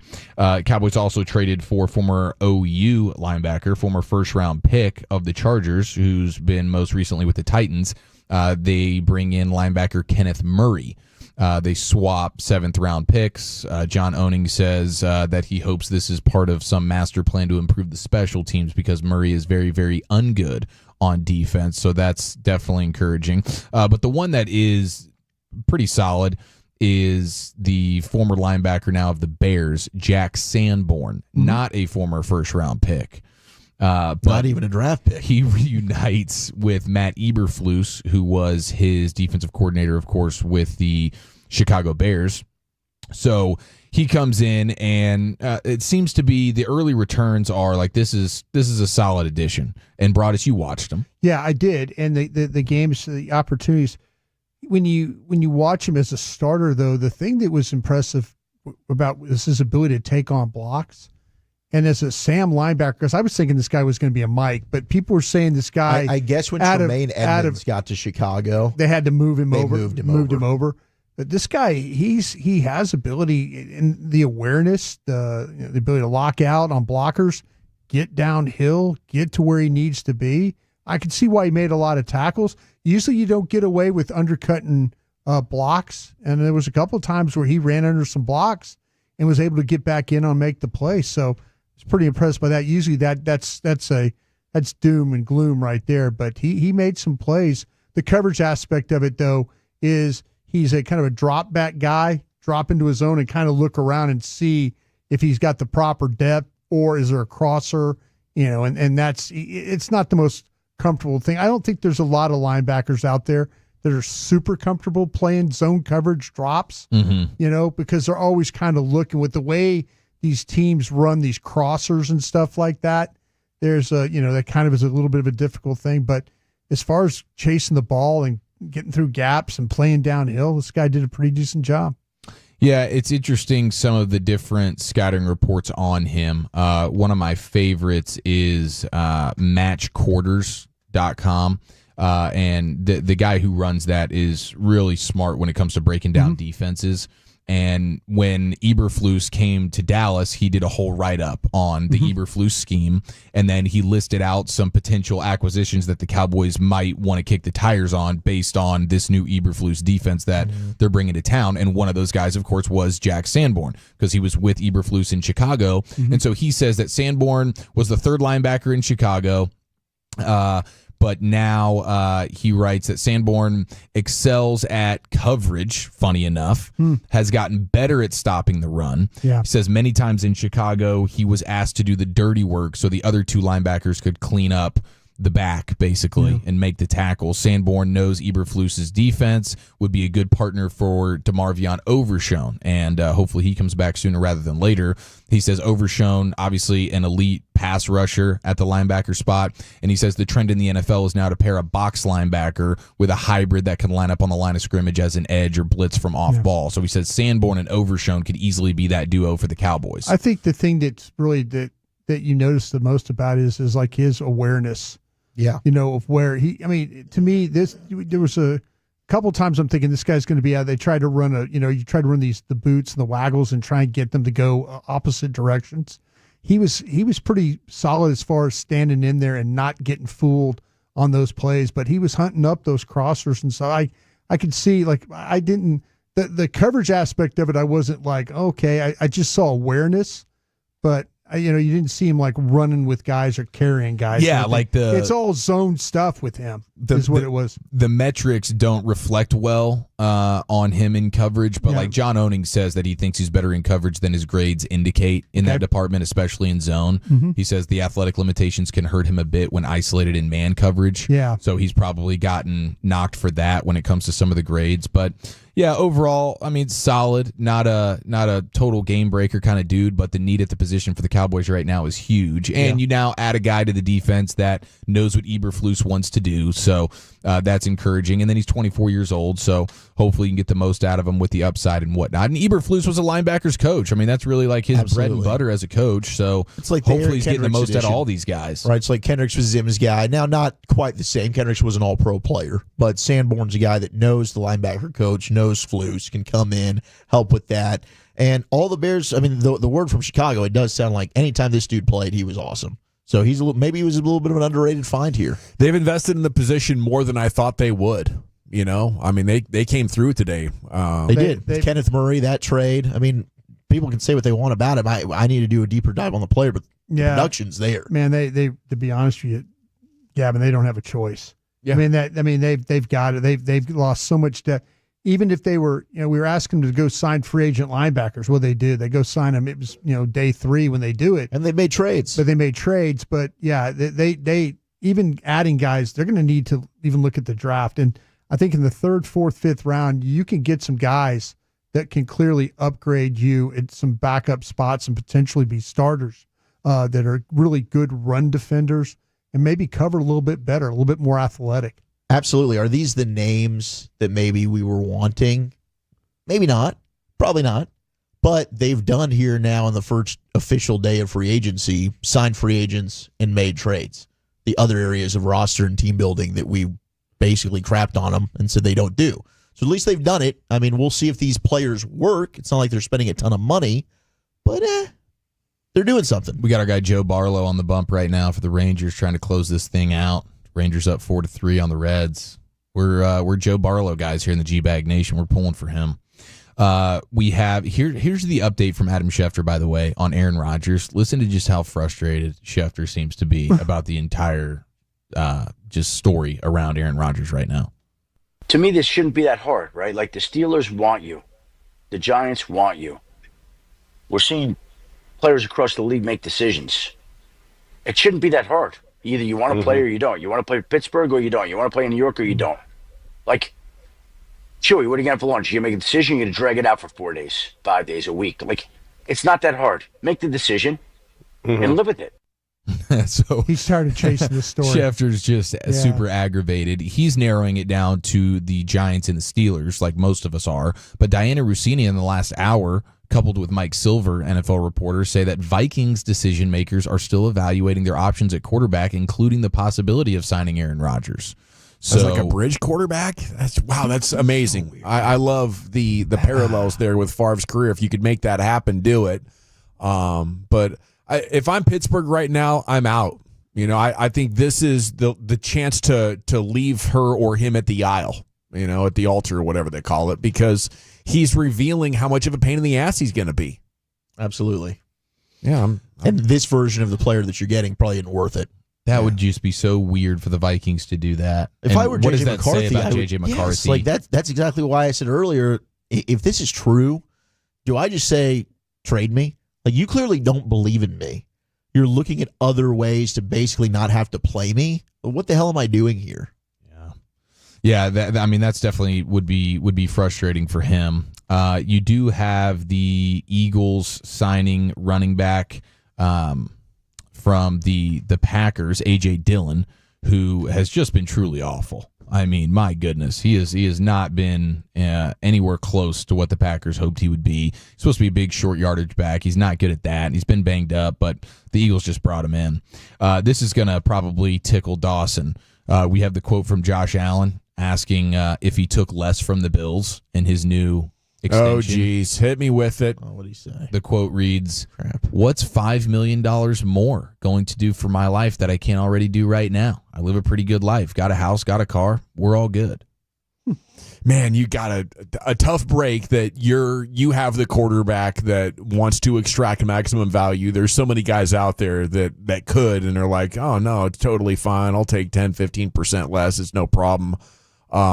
I think this comes down to the willingness to walk away from your own guys, which the Cowboys don't have. My belief is that they feel like you get drafted by the Cowboys, you have success with the Cowboys, you're building a brand and name recognition for the most popular TV show in America. It's the Dallas Cowboys on TV, and they don't want to lose you, your ability to be a co-star in their TV show, right? Until they have to. And I think that's why they insist on bringing back their guys so much. I think they give Kevontae Turpin $6 million a year to be a return man because of how exciting that play is. Everybody remembers when you see a kick return for a touchdown. They want to give you that experience, even if it's only a couple of times a year that it's even possible. And sometimes he goes a full year without giving you one.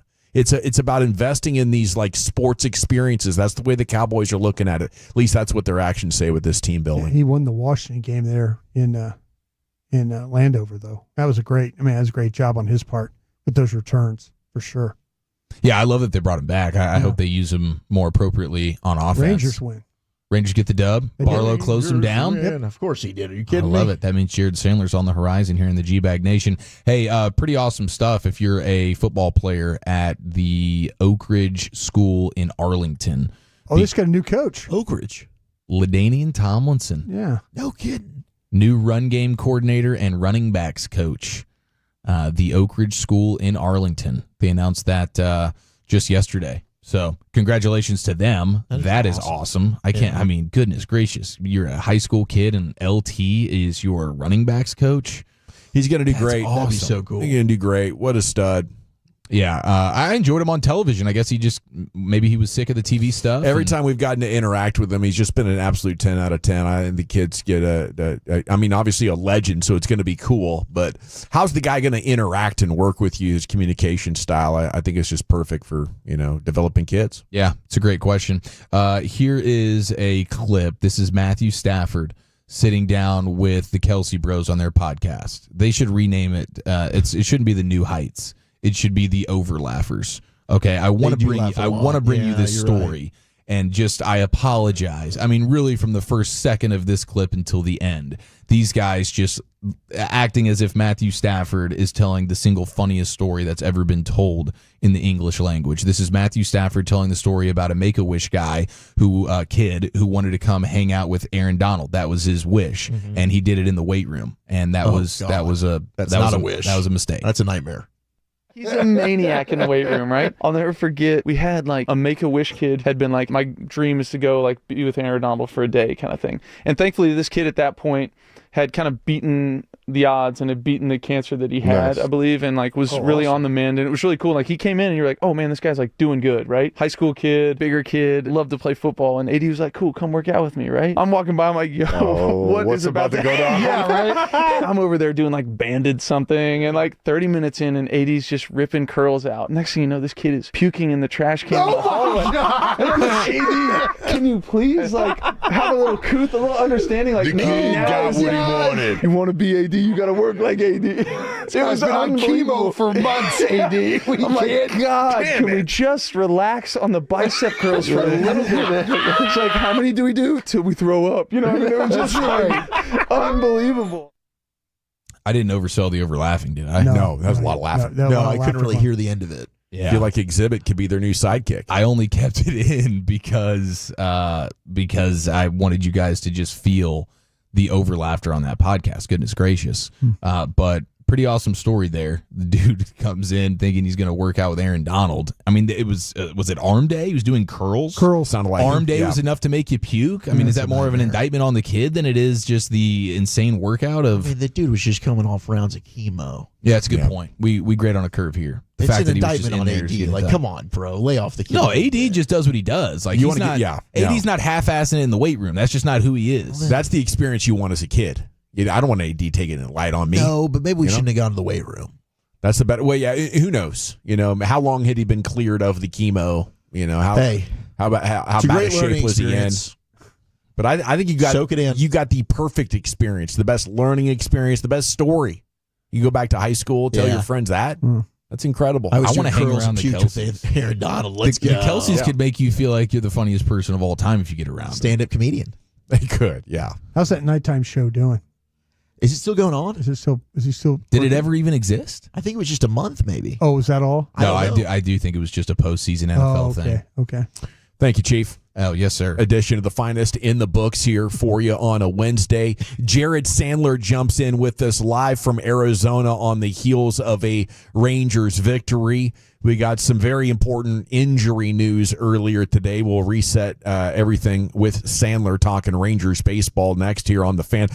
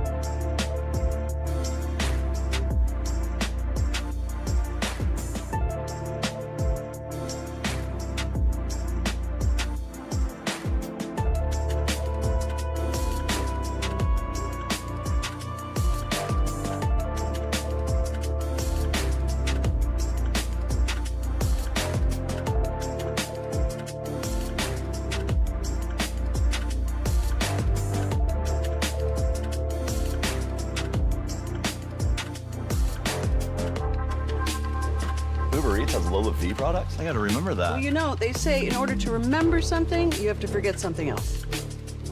Okay, now that is a very cute haircut. That's like a little shag. I've never seen it before. Well, I mean, of course you have. It's the Rachel. Oh, is that your name? No, I mean like your name. No, I'm Jen. My name's Jen. Right, but I just mean like this is your haircut. But that's hair on your head. I'm not saying this is your hair. Okay.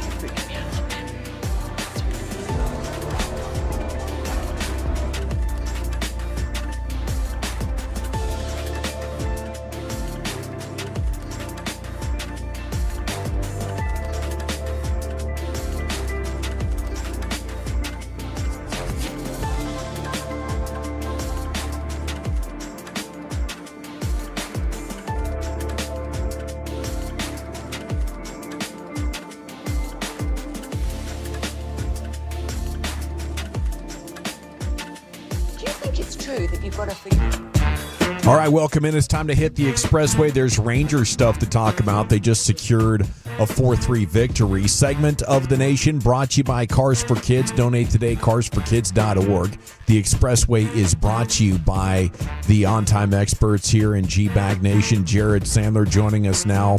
Brought to you by Advanced Hair Restoration. Go to advancedhair.com. And a good afternoon, Jared. How we doing? Hey, what's up, fellas? Doing great. Nice 2-hour, 7-minute ball game, and the Rangers get the win. Clipping along nicely. Now, I did notice Bangford wasn't in the lineup today. Is everything okay with our guy? Oh, yeah. I think they're at a point of the season or spring for some guys back-to-back games, but for someone like Wyatt, he's still kind of early on where I don't think they're feeling the need to have him out there every day right now. So he's totally fine. I think he should be in the lineup tomorrow when the Rangers play the Giants. Malley scratched yesterday. Bradford today. Bochy, I guess, says it's good news compared to how bad it could have been. How bad is it, Sandler? Where are these going? Well, I'll start with Malley. I guess the good news there is that he's supposed to pitch tomorrow, which I don't think that's ever the expectation 48 hours after someone gets scratched for an arm issue. But if in fact he does pitch tomorrow, that would be a good sign, and we'll see how he looks. With Bradford, he got an MRI and there was no structural damage, so that's great. But I've learned enough, that when it's a pitcher and an elbow, I don't care if the MRI shows no structural damage or not, until that guy is able to throw and begin ramping back up. You're not quite out of the woods. And you also worry about, all right, is this the precursor to something else? Maybe he's okay now, but is this something that's going to linger? And so, we'll have to wait and see. I mean, it definitely stinks to hear that, and hopefully Cody's going to be okay. And maybe it is just a minor thing, right? Maybe it's a minor, hey, it's spring training, he's sore, we're going to be cautious. The MRI, no structural damage. Give it a handful of days, and he's going to be just fine. But I'm not going to sit here and tell you just because there's no structural damage that this is definitely 110% going to result in Cody being able to throw in 5 days and, business as usual. We're going to have to wait and see and just hope that everything's going to be okay. Makes sense because he throws with so much gas, Oh, he's got the gas. So much gas. Lots of gas. Well, speaking of throwing with gas, were you surprised, or was this all part of the plan of Emiliano Teodo being reassigned to the minor league camp? No, I mean, I think this was a part of the plan. He's not throwing a pitch above Double-A in season. And I just think that procedurally, it probably makes sense for them to not put him on the opening day roster so they can, play the gymnastics game a little bit more. But, I think at the end of the day, that guy's healthy. He's going to be up and pitching at the big league level and pitching, I think, meaningful innings more than what he'll do in the minor league level. So not a surprise that he's not going to start the season with the big league team.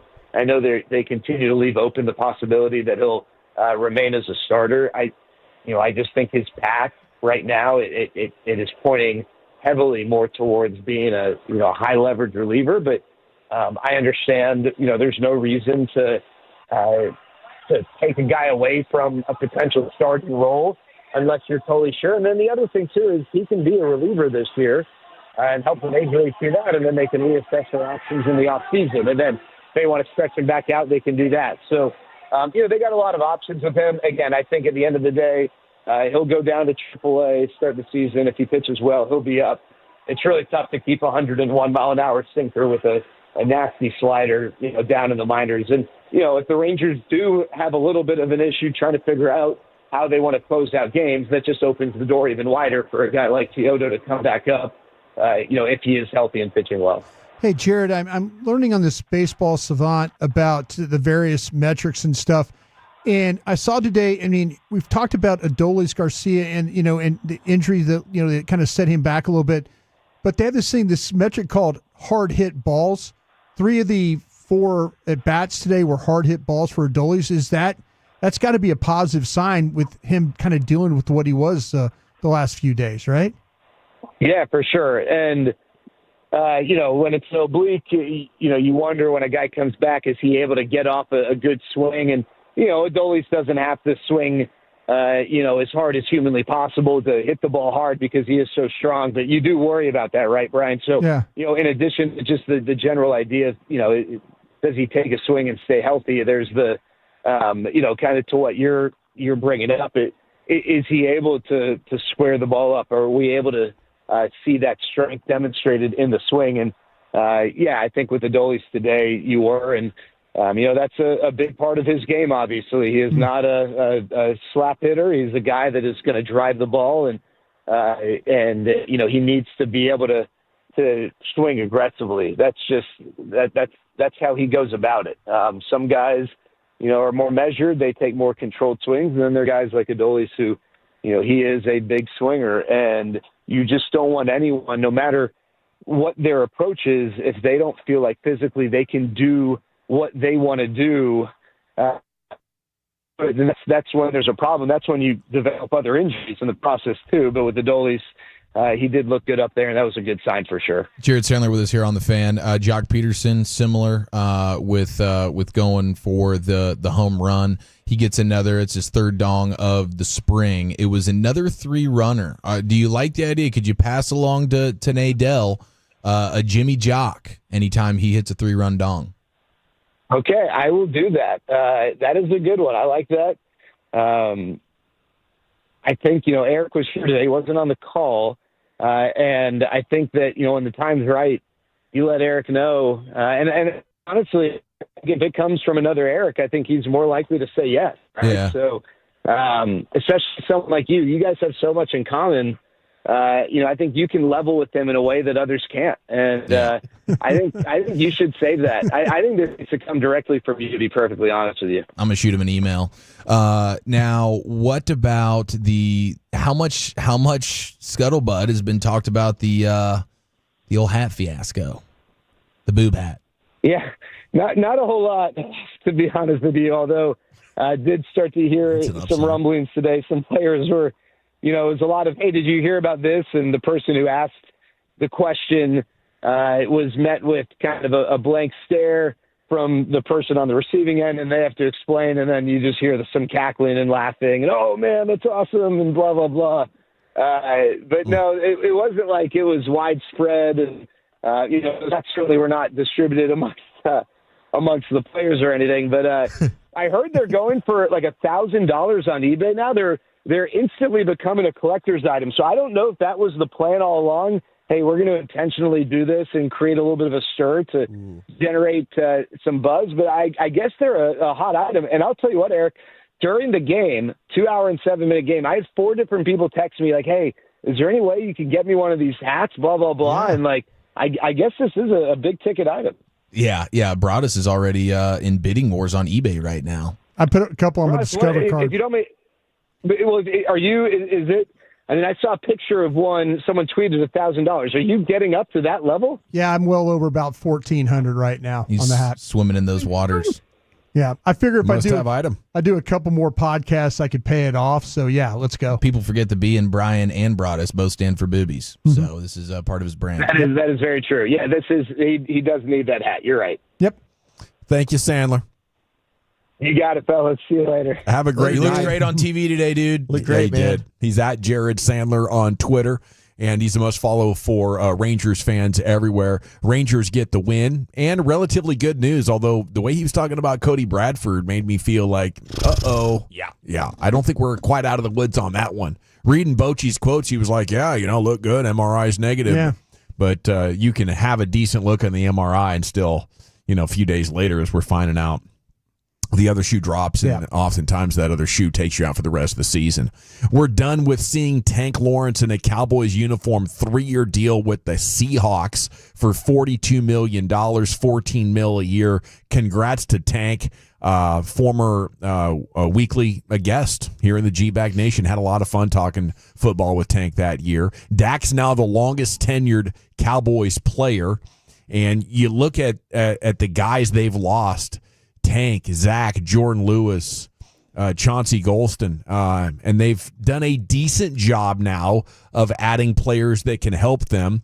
Maybe their linebackers could be better than next year, especially if they get Overshown back at some point. Kenneth Murray is in a trade basically of pick swaps. You have Kyer Elam, the cornerback. Cowboys have traded for him, and they've signed Jack Sanborn, a free agent, previously undrafted linebacker for the Chicago Bears. Led them in tackles last year with like 165 tackles. They left him totally unprotected, just let him go. Do we have numbers on him yet? Do we have number on Sanborn yet? Seems like about $7 million a year to me. On the price, no, I mean, just knowing the Cowboys' track record of not wanting to go over like maybe 5, they might have gotten him on an even better deal than $7 million. Yeah, 1 for 4 or something. It's crazy. These guys, like Kendricks is another one, 150 tackles, $4 million a year. Yeah, it's wild. 3. Yeah. But if you cannot impact the passing game in a big way, be a coverage guy, be able to pass rush a little bit, the value's just not there.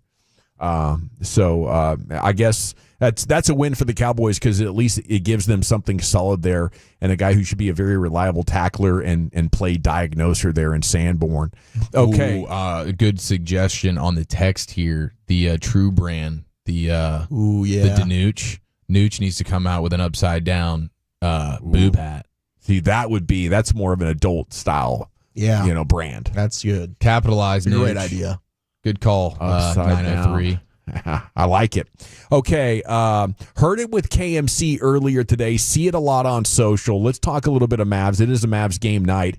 What do you think about the topic of it's time to move on, guy? Now, 2-3 weeks ago, it obviously was not time. We've come up on, 5-6 weeks out now from the trade. What do you think about the guys that are beating that kind of drum? Like they're annoyed that you're still annoyed. I don't think it's going away. And if you ever thought that it would be a time to move on at some point, I understand because that's what we do in sports. Like things stink and then you move on. But I don't think we should move on from this one until Nico's gone. And I think the Fire Nico chants are going to continue to echo for the foreseeable future.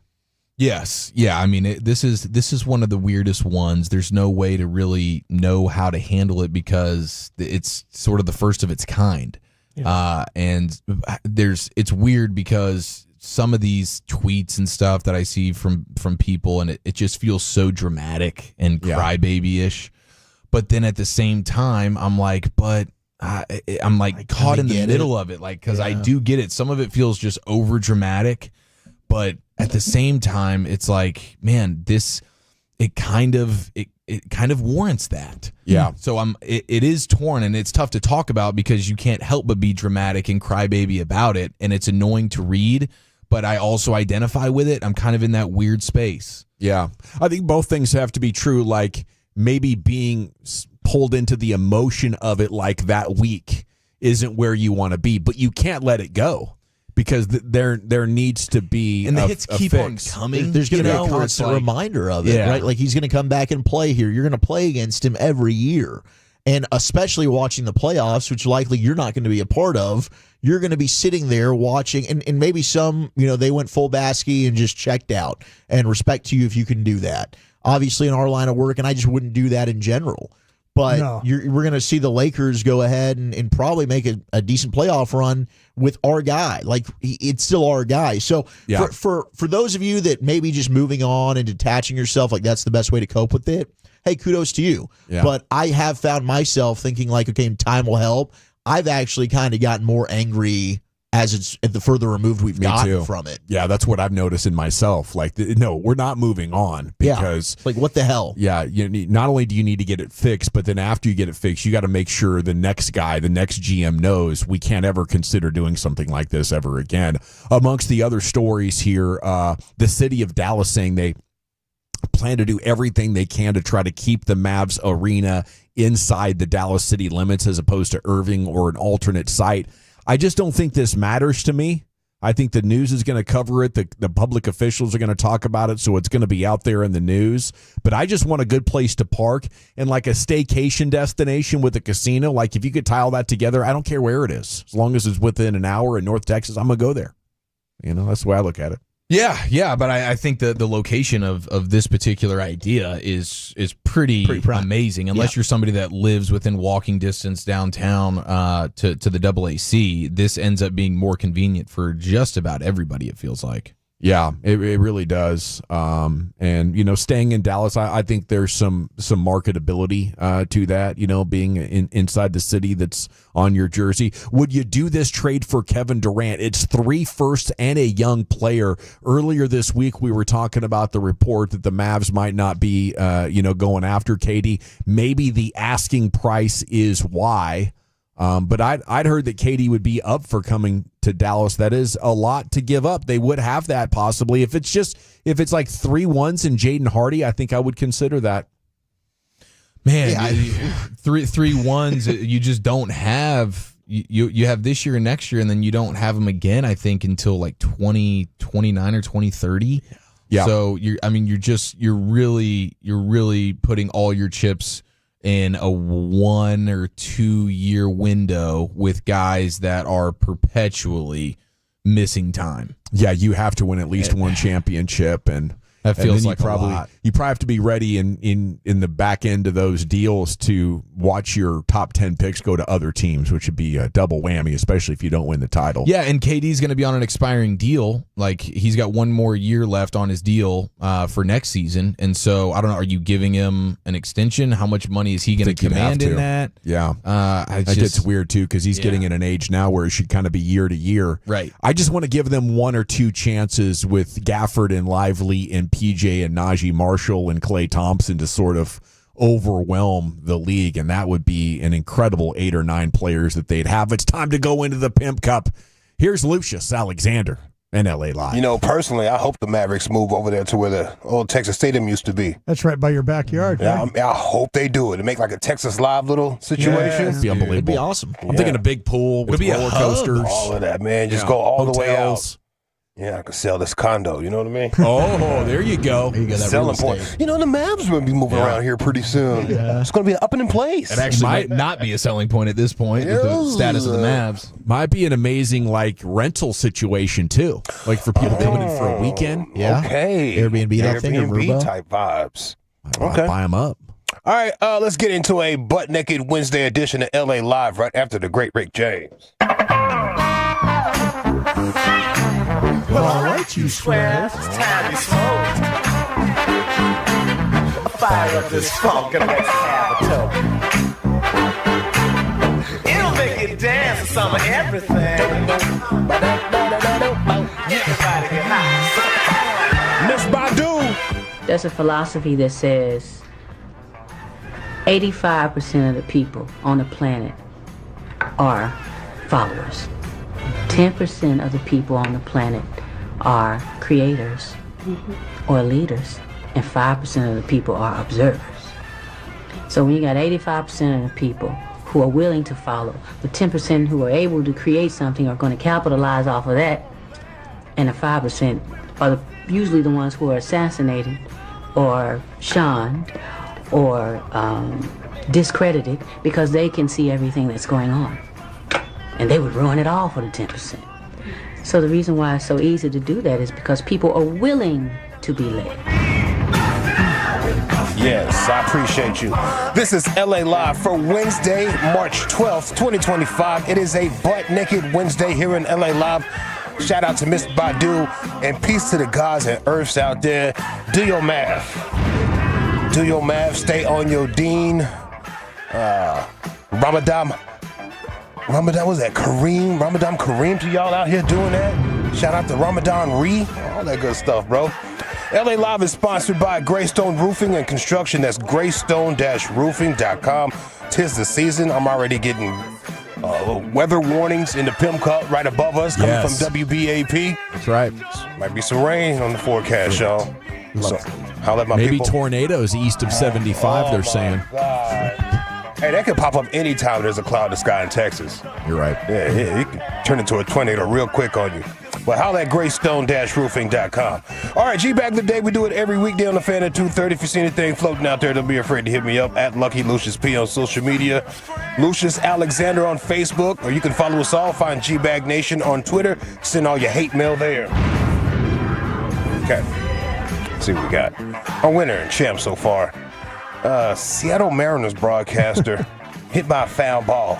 This man's name is Rick Riz, the Rizzler. Riz. Shout out to Tolo, Adrian Gonzalez sending this to me.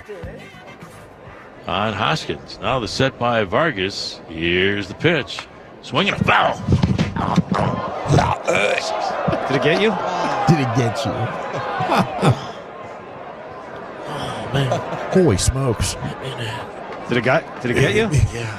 Yeah. Like on his deathbed, dude.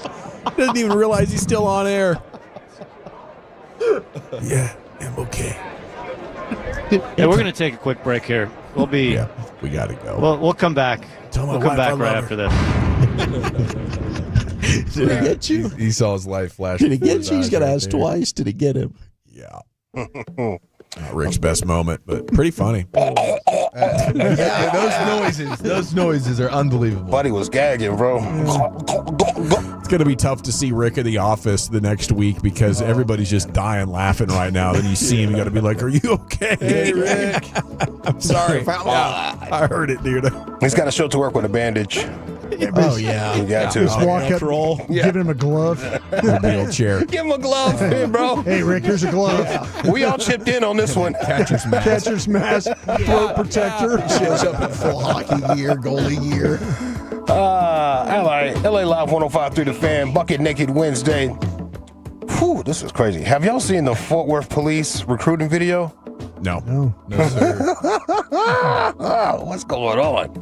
All right, Fort Worth police are recruiting, trying to find some new cops. So is Dallas police.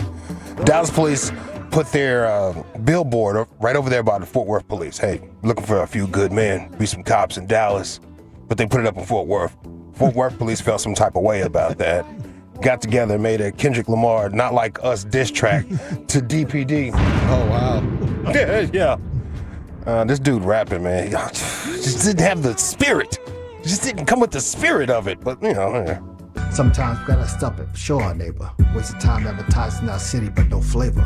Fort Worth, Funky Town, F-Dub. Why you wasting with your hate when all we got is love? Safety, I see you like a city, throwing up perk stuff, that's a real pity. Numbers don't lie, why you throwing up a board? Last time I checked, we took 14 of yours. Wop, wop, wop, wop, wop, from the big D. Wop, wop, wop, wop, wop, now the Lil D. What you thinking, Lil D? Aren't you tired? Every time we open up, we fill up when we hire. There we go. They not like us. They not like us. They Lil D. They not like us. Yeah, he didn't bring the Just didn't have the passion. vigor. You know what I mean? Yeah. I like the lyrics and everything, but the delivery. Let's get take two going. Yeah. With somebody else. Yeah. What's that guy from American Idol? I like it, dog, but you know. Randall Jackson. Yeah. It's just not for me. Not for me. It's going to be a no for me. It's going to be a no for Bless me, you, dog. though. Good luck. Bless you, though. But You you're my got guy. talented. Yeah. Seem like you'd be a good producer. You'd be a good producer. Lyrics are good. We'll just stick to songwriting. Yeah, I thought that was kind of wild, man. Shooting back and forth. Hey, DPD, that dropped like this past weekend. You only got a week. This is diss track days. You don't have much time, bro. Just saying, somebody in there's got some type of creativity. Y'all can get to work. Yeah. Which Drake instrumental should they jump on to rebut? It's like a Meet the Grams 0 to deal, 100. Or I guess Meet the Grams was the Kendrick one. I don't even know which ones were Drake's. Yeah, 0 to 100 would be pretty good. Yeah, thank you. Next subject. What's next in LA Live? That's cool. Keeping it with the coppers Got an NYPD detective. She's under review for twerking in a music video. Yep. She had a G-string on. She did. She looked pretty good. She didn't have a uniform on, anything like that. A Mrs. Officer situation? She was in the video. Yeah. Let the woman twerk. It's her day off. She's performing well. That's what I'm saying. Okay, Detective Melissa Mercado. Yeah. NYPD sex crimes investigator. Uh-oh.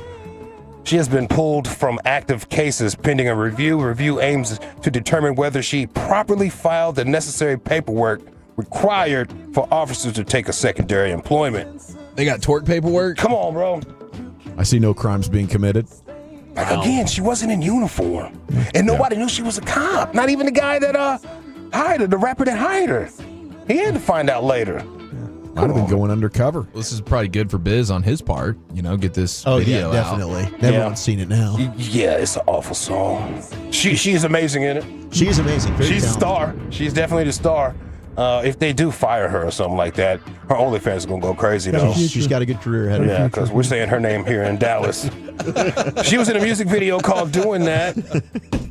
In the video, she's seen twerking in the club, twerking in the VIP room, and also posing on a bed in lingerie. Oh. You got a future. You got a future. Her and the Hooters waitress that got pulled over. They're the big winners of 2025 so far. Yeah, that Hooters waitress. My God.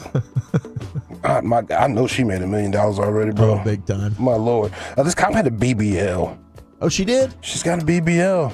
I wonder if you could be a cop with a BBL. You got to run and do things. You know what I'm saying? Holds her police jump belt the up. fence. It's over. You got all that wagon dragging back there. Definitely can't be a motorcycle cop. Slow down. Yeah, can't do that. Could you help me get my cuffs out of the back of my belt? Reach around. Oh, no. Mikado's a third-grade detective with the Bronx Special Victims Unit. Oh. It's a Special Victims Unit. Dick Wolf. Yeah, your boy. She was earning $144,000 annually. She's been with the police since 2018. So she's under review. Hope they don't take a job away from her for that. No, they should. That Get review you a process. studio apartment in New York. They just like what they're showing in the review. Yeah. We're going to need to review this. Yeah, what are y'all reviewing? We'll get back to you. Yeah, it's 3 twerks right here, and that's just a little too much. Did you guys leave You see anything out how of it's this video? waving? Oh, that's offensive how it's waving. It's just so offensive. Hold up. Rewind that. Hold on, Rewind Sean. that. Bring it You back. zoom in here, please. Man, I ran into my homegirl from back in the day. I ain't seen her in maybe before the pandemic. And she was like, "What happened to your abs?" Oh, no. She could tell? Yeah, I guess. Wow. I guess it's exposing itself. Oh, man. Meanwhile, she has a whole BBL though. Wow.